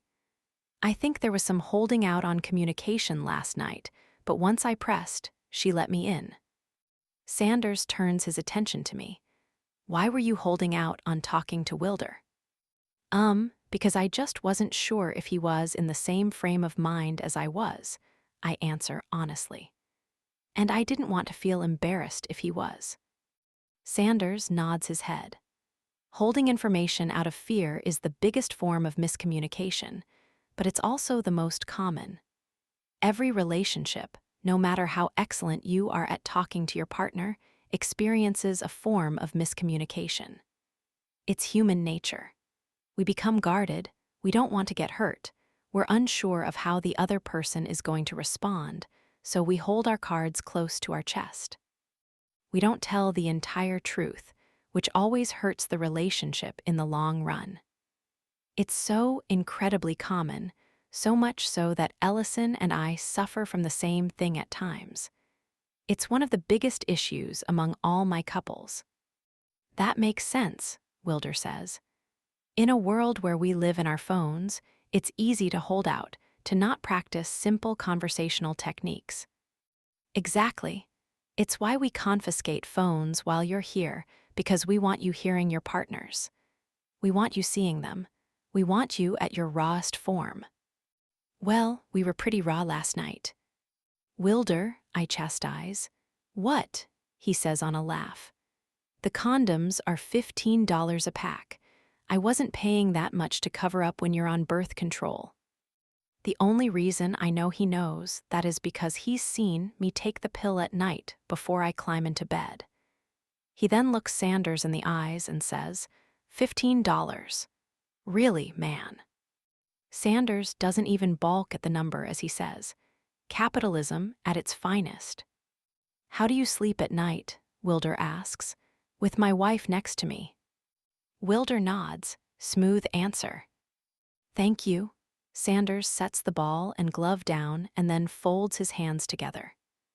You have 3 more full days left here. I want you spending them together, working out any other issues that might be plaguing you, and coming up with a plan for how to deal with them in everyday life. Because when you return to society, I don't want you to fall back into your old habits. I want this marriage to work, to thrive. So spend the next few days coming up with that plan, and at the end of camp, I want to hear that plan. Understood. We both nod together. Good.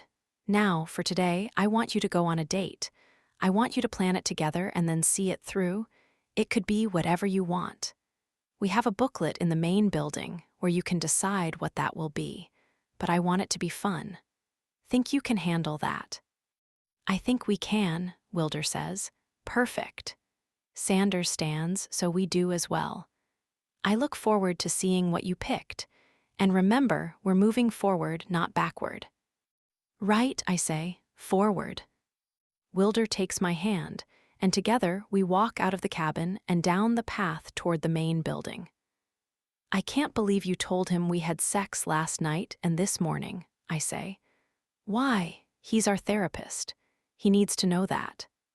He's our pretend therapist. Feels pretty real to me. Also, just be happy I didn't write on everyone's cabin window this morning that we fucked, okay? Because if I had it my way, I'd let everyone know. I would have called in a marching band, some skywriters, maybe even a magician who would make me magically appear out of a box, only so I could shout into a megaphone that we fucked. That seems a bit over the top. You're right, maybe a touch too much. How about this? Should I just say it in greeting to everything I see?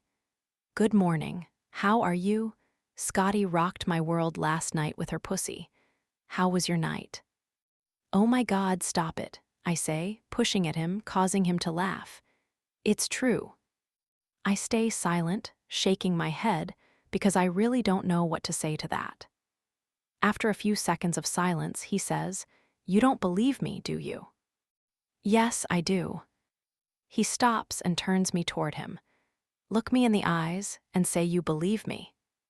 I sigh heavily and look him in the eyes. I'm trying to believe you. And it doesn't have anything to do with you, but instead everything to do with me.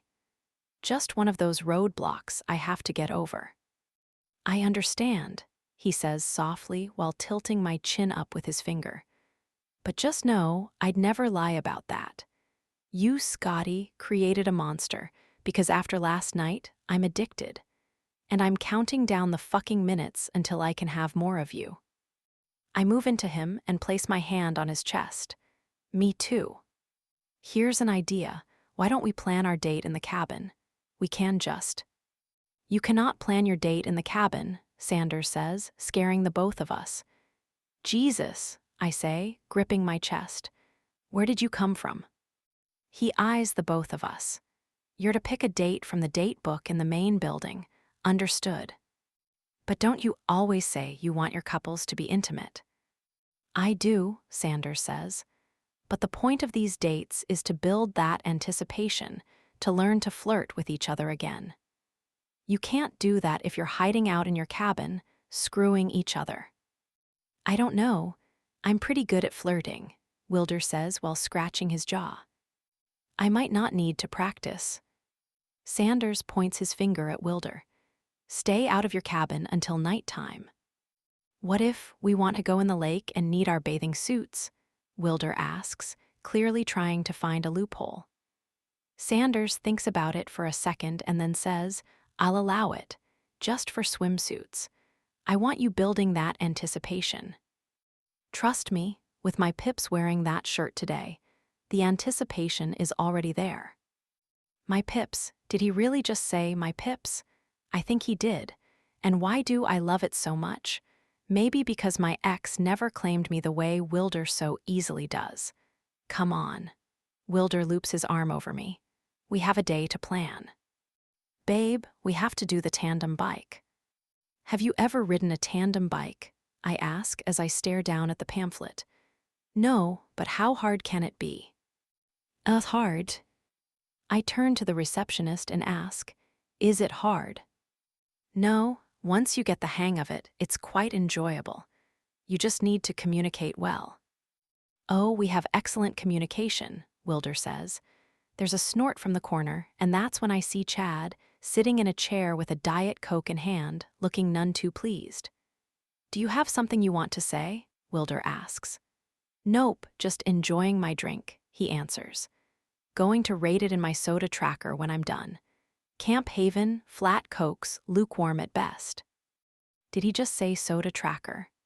From the way Wilder just stilled next to me, I'm going to say he did. Does Chad know? Is he going to expose us? Then I'd keep your derisive snorts to yourself, Wilder says, not wanting to have this break into a fight because Wilder really doesn't like Chad, like actually hates him. I say, you know, the tandem bike into town with the picnic and floats later sounds great. Great. Since you already signed waivers when you came here, you can fit yourself with a helmet out back and then take the bike when you're ready. Okay, thanks, I say, and then tug on Wilder's hand as he stares Chad down for a few more seconds. Come on. We head out of the main building toward a green and white shed. That fuck is testing me, Wilder mutters under his breath. I'm a chill guy, but don't fuck with me and don't fuck with the people in my life. I smooth my hand over his chest. Just like you tell me not to let Matt live in my head, don't let Chad live in your head. Yeah, but he's disrespecting you, and I don't fucking like that. You deserve better.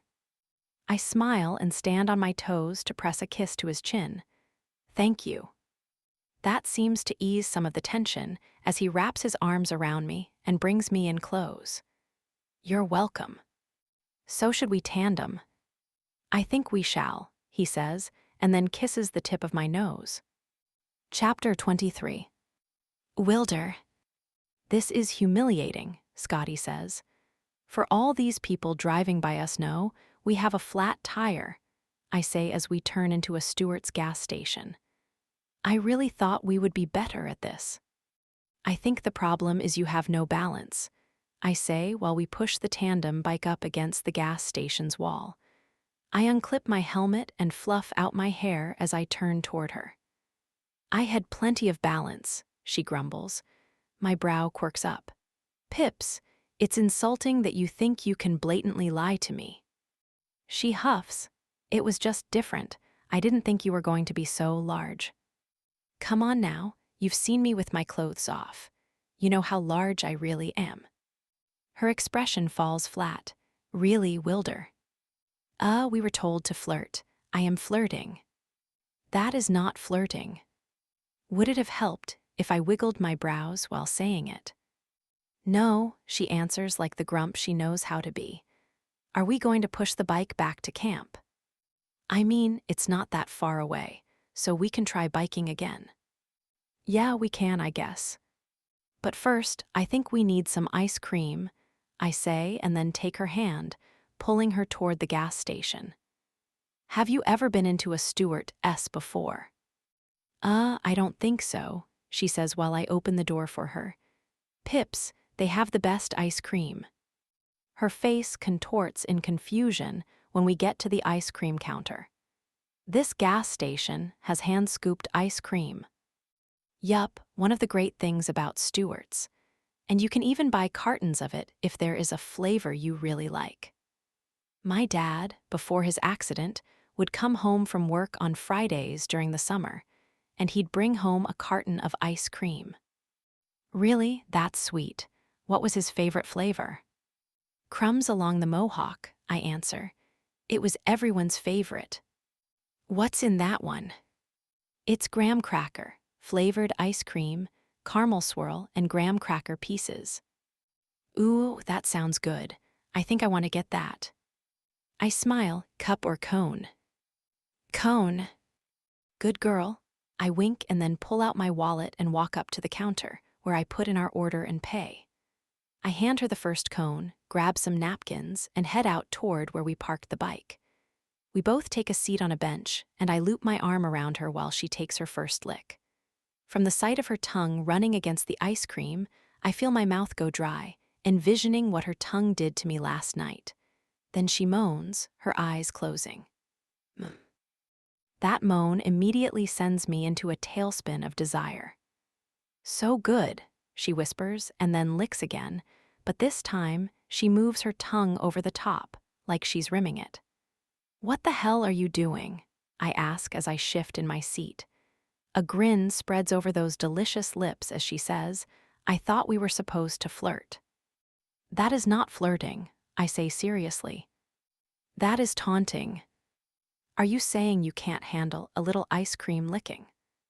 I'm saying I can't handle you rimming your ice cream like you're running your tongue over my goddamn piercings. She chuckles, quite the imagination on you. Oh, you know what you were doing. Should I flick my ice cream like I flicked your clit last night? Have at it, show me what you've got. I purse my lips, studying her. You know what? No, I'm not about to give you a free show. That's your choice, and I respect it. She smirks and then starts rimming her ice cream again while moaning. Stop that. She laughs and leans deeper into my chest. In all seriousness, this is really good. I know, I say as I take a bite, the flavor bringing me back to summer Fridays when we'd eat ice cream out on the porch and birdwatch with my dad. God, I haven't had this in a while. It's reminding me of my dad. Do you want to talk about him? She asks. What kind of guy was he? He was a great guy, I say, thinking back to when he was around and mentally present. He was a jokester, always teasing me and Mika. He was infatuated with our mom, treated her like she was a queen. He would stand up for what was right and never partook in what was wrong. He made sure that Mika and I had the same morals. He loved being outdoors and birdwatching. That's where I found a love for it. He sounds very familiar, she says as she leans back and kisses my neck. I squeeze her tighter. Yeah, I look like him too. Same eyes, same hair, same bone structure. Almost a copy and paste situation. But he spent a lot of time with me and Mika. He loved being a dad. Every weekend, we could count on him doing something with us, whether it was hiking, playing in the backyard, or taking us to a movie. There was always something. I love that. You must have the best memories with him. I do, I say softly. I think his later days sometimes outweigh those earlier memories, because when he was in a wheelchair, it was really hard. We were all sort of caregivers for him, especially when Mom wasn't home. Those days were difficult. I remember this one time, though, maybe a month or so before he passed. It was a cool summer day. Mom was at work, and Mika was with friends. I took my dad outside and set up a blanket in the backyard with pillows. I took him out of his wheelchair and propped him up so he could see the trees, and then I held binoculars up to his eyes, and we birdwatched. I told him all the birds we were seeing and recited everything he told me growing up. He had vocal cord paralysis as well, so he couldn't talk with us, but that day, he looked me in the eyes, and he cried. I shake my head, remembering that moment. I knew he was telling me he was proud in that moment. Scotty lifts up and turns toward me. God, Wilder, she presses her hand to her heart. That makes me so sad. Nah, there is no need to be sad. It was a good moment, a moment I needed from him, because there were times when my frustration for the situation sometimes outweighed my patience. But that day, I was able to slow down. I was able to have a moment with him, a moment like we had when I was younger, and I always cherished it. I actually carry a picture of that day in my wallet. I pull out my wallet, and with my ice cream in one hand and my wallet in the other, I remove the picture and show it to her. She takes it and stares at the picture for a few seconds before she says, "Wow, you really do look like him. Just missing the lip ring." I chuckle. Yeah, my dad would have hated that. Really? She asks, handing me the picture back so I can stick it in my wallet again. Yeah, he didn't like piercings or tattoos or anything that could alter your appearance. So why did you get a tattoo and piercings? I think it was a way of dealing with my pain. If I marked myself up somewhere else, maybe I wouldn't hurt as much inside. Did it help? She asks. No, shocking revelation, you actually have to talk about your pain in order to heal. Can't keep it all bottled inside. So I'm assuming you went to therapy then. Yeah, I answer. After piercing my dick, I thought, maybe this self-mutilation thing isn't working. So I went to therapy, and that's where I learned to forgive my mom for the most part. There's still some animosity that I'm working through. I learned to grieve my father's death, and I learned some coping techniques for how to help Mika. He actually sees my therapist as well. Were you the one who got him to go into therapy? I did, I say, thinking back to that horrible day when he told me he wasn't doing well. It was one of the worst days of my life. Will, I don't think I can do life anymore. I'm sorry. My heart is just too broken, and I've just got no fucks to give. And when he started asking for my forgiveness for not being able to stay around, I knew I had to get to him. It was the most terrifying 24 hours of my life, traveling without knowing if he'd still be there when I made it to his home. I stayed with him for a while, living in the same apartment. I think you were in Ohio at that point. Yeah, I remember when he told me that you were staying with him. I didn't know you, but I was grateful. He needed someone watching over him. I babysat him for a while, didn't let him go anywhere without me. It wasn't until I started to see a shift in his demeanor that I started to believe that he was going to be okay. I wasn't going to lose my father and my brother. Thankfully, I had the ability to be by his side at all times. I can't imagine what that must have been like. I'm glad you were there for him. That's how Dad raised us. He said no matter what happens in life, we're supposed to have each other. Because there would be a day when he and Mom were no longer around, and we had to take care of each other. Well, that time came sooner than we expected. I would never let anything happen to Mika at this point. He's my number one in this world. You're such a good man, Wilder. I try to be, I answer. I really try. Pedal, I say to Scotty. I think there's something wrong with this bike. No, babe, I think there's something wrong with you. I stop the bike and set my legs on the ground, straddling the bike. I look over my shoulder, where Scotty is looking all kinds of disgruntled. It is not me, it's the bike. Chuckling, I step off the bike. Look, there's a path that leads to the lake. Let's take a break for a moment, gather ourselves, and then we can get back on. Or we can walk it back, because that is the devil's form of transportation, and I'd rather not take part in his form of torture again. Whatever you want. We move the bike off the road and up against a tree before unsnapping our helmets. We hang them on the bike handles, and then I take her hand and help her down the narrow, rocky trail to a clearing that overlooks the lake. I clear a spot on the ground, and then I take a seat and pull her down in front of me, allowing her to lean her back against my chest. Is it kind of weird that we only have a few days left here? She asks as I loop my hand around her stomach. Yeah.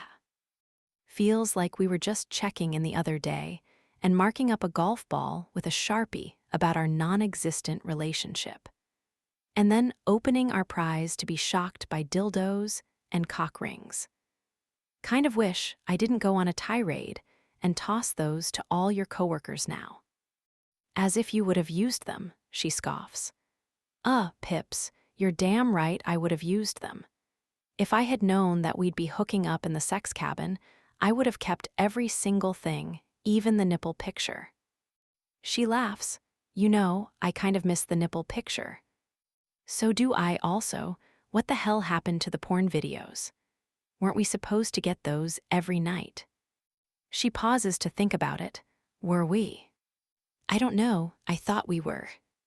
Maybe they didn't send because we were fighting, and they saw the room all cleared out. I bet you they checked on our room every day to ask the walls if we were doing it. You know how Sanders is. He probably told everyone to hold with the sex until we were actually ready for the sex. So does that mean there could be a video tonight? I ask. I don't know, do you want a video?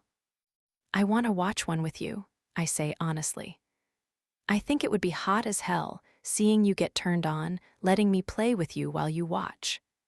You'd like that? Fuck yes, Pips.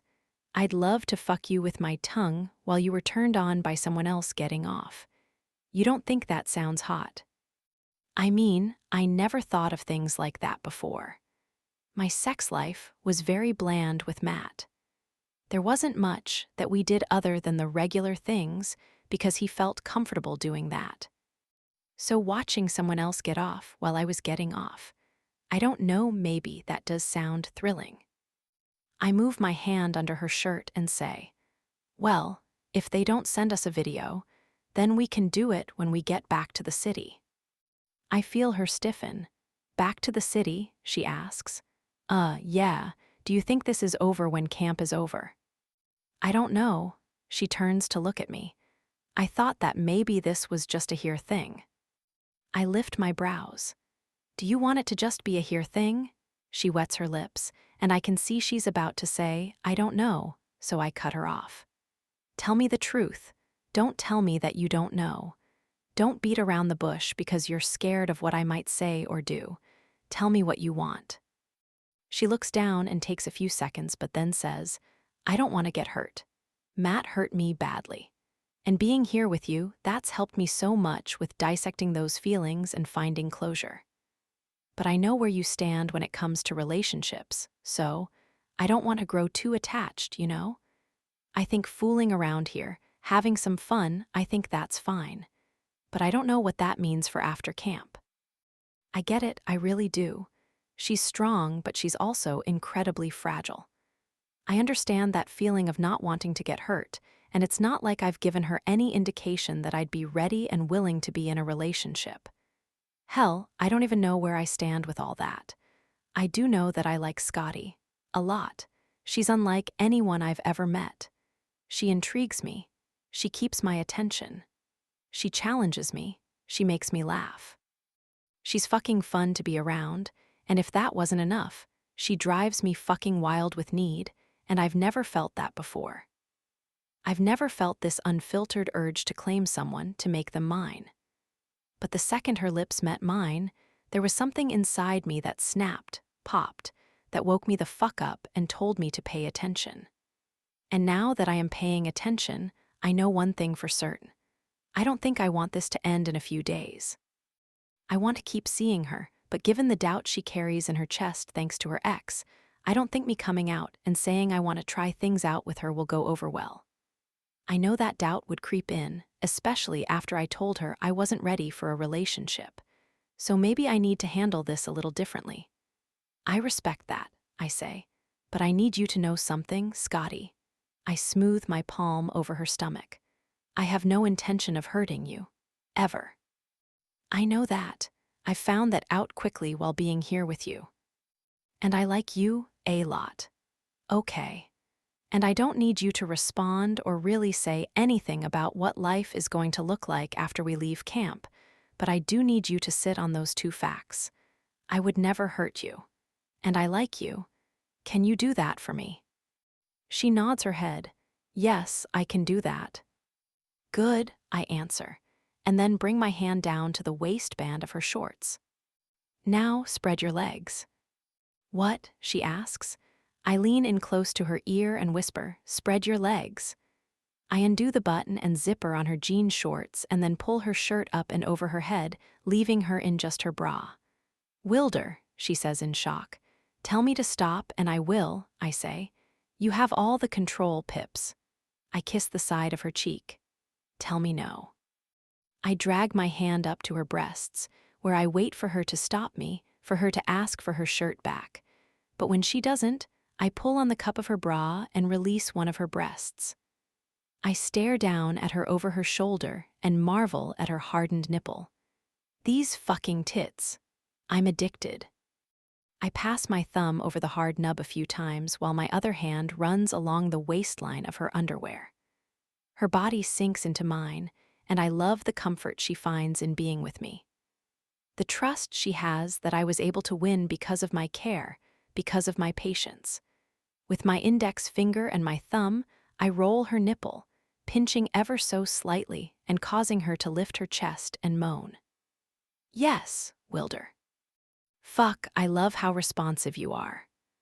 I bring my lips to her neck and I suck on the spot below her ear while I continue to play with her nipple, circling around it, flicking it, and then pinching it. She brings her hand to the back of my neck and she holds on as she raises her chest and then lets it fall, her breath taking control. More, she says. You wet. Yes, she groans. Prove it. She pauses and then on a whisper asks, how? Touch yourself, Pips, and bring your fingers to my mouth. She's hesitant at first, but then she carefully slides her hand between her legs. Don't pull out right away. Play with your clit. Rub it for me. Her teeth pull on her lip before I watch her hand start to work between her legs, the jean fabric shielding me from viewing her touch herself. That's it, Pips. Rub that clit. Play with yourself. Pretend it's me playing with you. I wish it was, she groans. You're so much better. Smiling, I say, then bring your fingers to my mouth and prove that you're ready for me.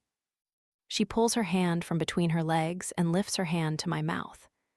I suck her fingers past my lips and taste her, the first hit of the day, and she tastes just as good as she did last night. Fuck, why didn't I fuck her with my tongue this morning? Big mistake. That's a good girl. I then push down on her shorts, because I know my hand won't fit properly under them, and she sheds them to the side, leaving her in a pair of green bikini briefs. They rise high on her hip, but cover her entire ass, and I have never found anything so sexy in my life. She's not dressing in a thong every day. No, she wears comfortable yet sexy underwear, and I'm so goddamn obsessed. Spread your legs and bring them up. She listens so well and drapes her legs over mine, keeping them wide and in place. I take out her other breast, and then with both hands, I start playing with her. I drag my fingers around and around her nipples, making circles and watching as they grow impossibly hard. Please, Wilder, she begs, the sound so euphoric. Please touch me. Patience, I whisper, and lightly dance my right hand across the elastic of her underwear, teasing her, then moving my fingers back to her breasts with a feather-light touch, barely caressing her skin. When I catch a wave of goosebumps breaking out over her body, I do it again, passing my fingers over her skin with such light pressure that she attempts to lift her body for a deeper sensation. Patience, I whisper again and bring my fingers to her taut nipples, where I lightly roll them.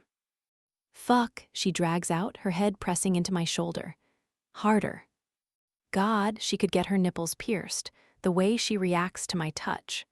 I bet she'd fucking love it. I pinch her nipples harder, and she lets out a long moan. Yes. From that one sound, my dick presses into her back, aching for relief, wanting to play, but this is about her. So I drag my fingers back down her stomach, floating them over her underwear, teasing, playing, never going near where she wants me. God, please, she says, her legs spreading. I'm so wet. I growl into her ear. That's what I wanted to hear. I keep one hand on her breast while slipping the other beneath her underwear, sliding my fingers over her slit. I love how aroused she is. Motherfucker, I say as I nibble her neck, only to kiss the spot. You're so fucking wet, Pips. I slide my fingers over her hard clit and marvel at how her legs fall open even farther, how she relaxes into me, and how she tilts her head to the side, granting me more access to her neck. I take advantage and start nibbling up the column and back down while I circle her clit and her nipple at the same time.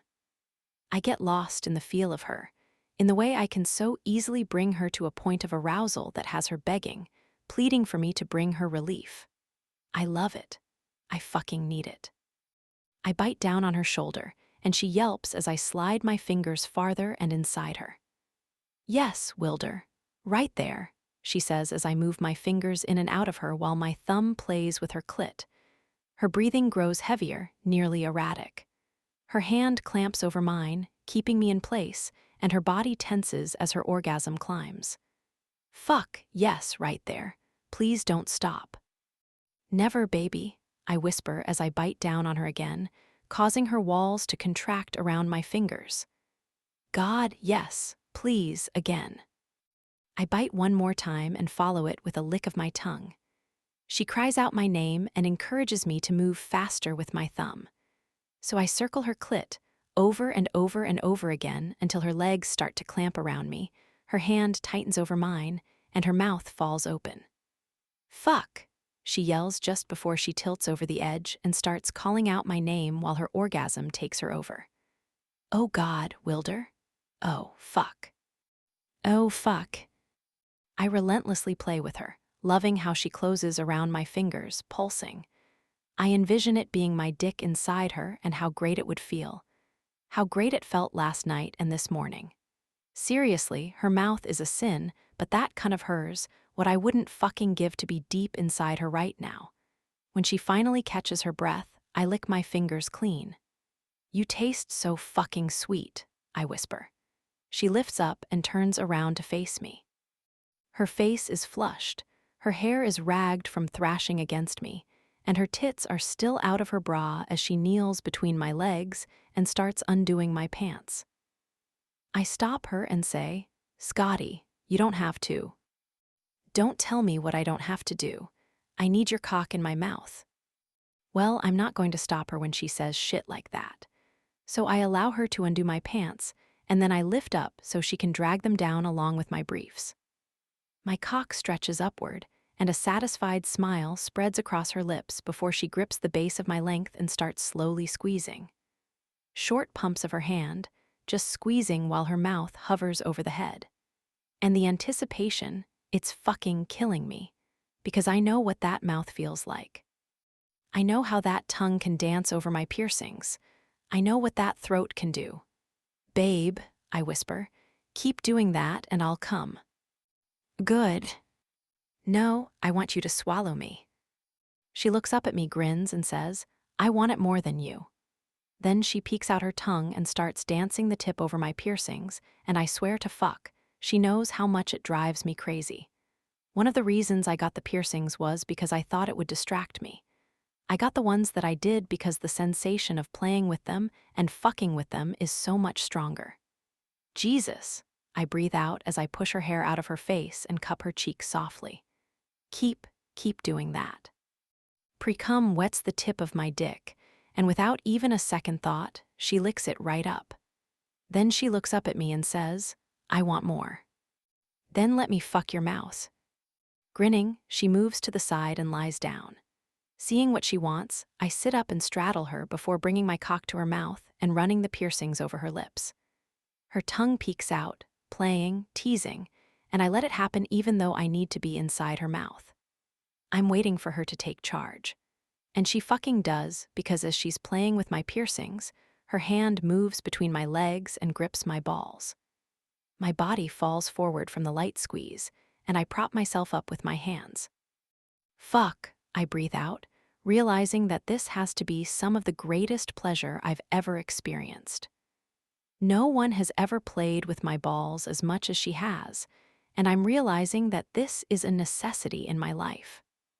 Her thumb drags between them, tugging just hard enough for me to enjoy it. And as I start to get comfortable with the feel of her hand and the pressure of her tongue, she brings her finger to the spot just behind my balls, and she presses down. My fist punches the ground in surprise as I buck my hips and yell, "Fuck me," as a shock wave of pleasure flies up my spine. Holy fuck. I have no time to adjust as she opens her mouth wide and takes me inside her warmth. And that about does it. I lose control and start thrusting into her mouth. Her tongue slides against the underside of my cock, her throat gags when I hit the back of it, and she continues to play with my balls, rolling them and lightly squeezing, firing me off in all aspects. "Fuck me, fuck." "Ooh," I groan as she handles me like she's been doing it for years. "Fuck, baby, you're so good. So fucking good." I thrust over and over, and she starts to swallow when I hit the back of her throat, causing my eyes to roll in the back of my head. It's too much. Too fucking much. My balls start to tighten, my muscles bunch at the base of my spine, and my cock swells just as she swallows one more time. I pull out of her mouth, grip my cock, and say, "Open." She keeps her mouth open, and I finish all over her tongue, watching drop after drop hit her until my orgasm wears off. "Shit," I mutter as I try to catch my breath. I watch with hungry eyes as she swallows me. Then I bend down and I bring my lips to hers to kiss her softly and whisper, "You're too perfect. Everything about you, too fucking perfect." Chapter 24. Scotty. "Wilder, you have to stop looking at me like that." "Like what?" he asks, still grinning. He hasn't stopped grinning since we left the lake. "Like you're going to take me back to that spot at the lake and do things." "Yeah, well, don't fucking tempt me. You made me a man back there." I let out a laugh. "You were already a man." "I thought I was until you started pressing things on my body, places I didn't even know existed." He leans in close as we lie on a blanket at camp under a large oak tree. "How did you even know about that spot?" I smirk and take a bite of a pepperoni. "I read it in a book. I tried doing it to Matt once, and he swatted my hand away." "That man is a fucking fool. Hell, I'm tempted to bend over and pull my pants down right now so you can play with me some more." He wiggles his eyebrows, and I push at his forehead. "You're so horny. You made me this way." I was fine living a life of celibacy, the occasional hookup here and there just to feed the beast, until you came along and awoke something I don't think is ever going to go away. "Seriously, if I bend over, will you do it again?" "Oh my God, Wilder." I shake my head in mirth, causing him to laugh. "I'm going to take that as a maybe." "What you need to do is keep your voice down, because you and I both know if Sanders gets wind of the fact that I look around and whisper, "fornicated," then he very well might separate us for the rest of the camp." "First of all, way to use the word fornicate." I approve. "Second, he can try to keep me away, but I'd sniff you out so fast, I'd undo you from whatever chains he has you tied up in." He pauses for a moment and then says, "And then maybe take the chains back to our sex cabin so I could use them on you properly." "You're ridiculous." He grins. "You like it." "I kind of do," I wince. "What does that say about me?" "It's all right. You can have mixed feelings about it. It takes a second to get used to the idea that you could possibly like someone like me after being with such a bore for several years." He was a bore, that's for sure. Sad, especially when he had someone like you he could play with. I roll my eyes, but he places his hand on my thigh and says, "I'm not just speaking sex. I mean in general. One of the reasons you're in a marriage is to have a partner in life that you can do things with, that you can experience things with, you know. And if you don't take the time to have those experiences, then what's the goddamn point?" I nod, thinking back to all the things that I wish Matt had done with me. "I can see you thinking of those things. You know what? We should make a bucket list of things you want to do now that you're no longer with an actual ball and chain." He reaches into the bag of activities that we were given for our picnic, and he pulls out a pad of paper and a pen. "Was that really in there?" "Yup," he says, and then flips open to a blank page and writes Scotty's ball and chain free bucket list at the top. "Quite the title," I say. "A necessary one." He poises the pen. "Okay, what are we putting on here?" I glance at his hand, the bracelet I made him still fastened around his wrist. I don't know." "Yes, you do," he encourages.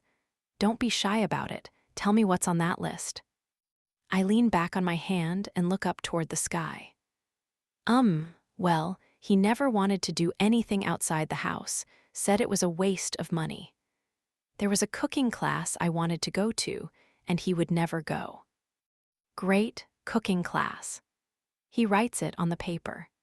And he never took me to the movies because he said we should just wait until it was on a streaming service. But I always thought that seeing a movie in the theaters was so much better. I could not agree more. See a movie in the theaters. He jots it down. With popcorn and the movie theater candy. Like go all out, no sneaking anything in. Spend $50 at concessions, noted. I think about it some more. You know, we were once on a kiss cam, and he drank his beer rather than kiss me. So I want to be on a kiss cam and kiss someone, even if it's myself. He drank his beer. Wilder shakes his head. What a douche. Yes, that would be an accurate description. Wilder jots down the note, but I can see the irritation in his expression. Go skinny dipping, I say, thinking about the time we were at his parents' house, alone with a pool, and he didn't want to go skinny dipping with me. I've always wanted to do that. Easy, okay, keep going. A smirk crosses over my lips. Watch porn. Wilder's lips turn up as he directs his attention at me. That's an easy one, Pips. We can hammer that out tonight. He always made it like a bad thing. He only said that because he was watching it like crazy, probably. You think? Wilder nods his head. Oh yeah, babe. There is not a guy on this earth who's not watching. And if they're telling you they're not, they're liars. Probably had a ton of subscriptions. Well then, I want to watch. I want to see what all the fuss is about. You got it, babe. It's on the list. Anything else? I tap my chin. There has to be more. From what you've told me, Matt is a wet blanket. Were there things you wanted to do that he thought were stupid? Was he ever romantic with you? That makes me snort. Never. Well, I mean, maybe when we first started dating, but that romance quickly wore off, especially after we got married. He didn't know romance. So then maybe there's something romantic you want to do that he never did with you. I give it some thought, and then when it hits me, I slowly start to smile. Okay, this is going to sound maybe a touch childish and possibly cheesy, but there is this thing I always wanted to do when living in New York. Something I know Matt would never do. What is it? He would totally scoff at this, but I think it would be fun to take a paddle boat through Central Park. A genuine smile passes over his mouth. Nothing cheesy about that. It's really sweet actually, he says, writing it on the paper. Then he takes a look at the list. This is pretty solid, Pips. Let me see. He hands me the list and I look it over. I think it's a pretty good start. I think so too, and I know when we can check off tonight. He wiggles his brows. Not to mention what I did to you only moments ago, which I'm sure Matt the douche never would have done. Fingered me in a public place? I ask. He slyly nods. Yeah, never, nor would he have let me blow him in a public place either. Well, frankly, I'm glad you divorced him and that I earned that experience over him. He lies back on the blanket and stares up at the sky. Now come over here and try to find dirty-shaped clouds with me. Chuckling, I slide in next to him, rest my head on his shoulder, and stare up at the sky, feeling carefree like nothing could change my mood. Never have I felt so valued, so seen as I do in this moment. I can't show you. I shake my head, humiliated by my lack of creative skills. The deal was you paint me, and I paint you, then we show each other. Wilder gestures around to the other couples near us. They're doing it. But theirs are nowhere near as bad as mine. He leans in and whispers, Pips, did you take a look at Finky's? I can't tell if his wife has 3 eyes or if that thing in the middle of her face is supposed to be a nose. I snort and cover my mouth. Trust me, it's not going to be as bad as that. Oh, it's bad. Plus, you're good at drawing. This isn't fair. I'm not good at using paint. This isn't my medium, so I struggled quite a bit. That eases my worry. You promise. Yeah, I mean frankly, when I show you this, I'm going to ask for forgiveness, because I don't want you thinking that this is how I truly see you. You're so much prettier than what I have on this canvas. Really? Yeah, Pips, he tugs on his hair. Actually, maybe we should try again. No, I say, holding out my arm. We said we would show each other, so we have to show each other. Okay, you go first. I stare down at the 10 by 10 canvas in front of me and then back up at Wilder. His eyes are too far apart and way too wide, his nostrils are way too prominent, and I used black paint to outline each individual tooth, which was a bad mistake. But his lip ring, that looks pretty good. And I think I did a decent job on his hair. Maybe it's not too bad. I lift the canvas and turn it toward him. I watch his expression as he takes it all in, his eyes curious, his lip quivering. "Are you about to laugh?" I ask. "What? No," his lip tilts up. "Wilder," I admonish. "What?" "I'm not laughing. I'm observing." "You're going to laugh."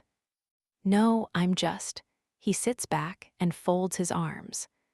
"I'm trying to decide if you took creative freedom with my nostrils or not." I place the canvas back on my mini easel and fold my arms.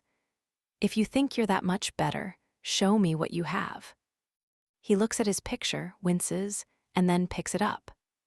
Ready to bust out in laughter at what he painted, I steel myself, only for him to turn the canvas around, revealing a very real caricature painting of me.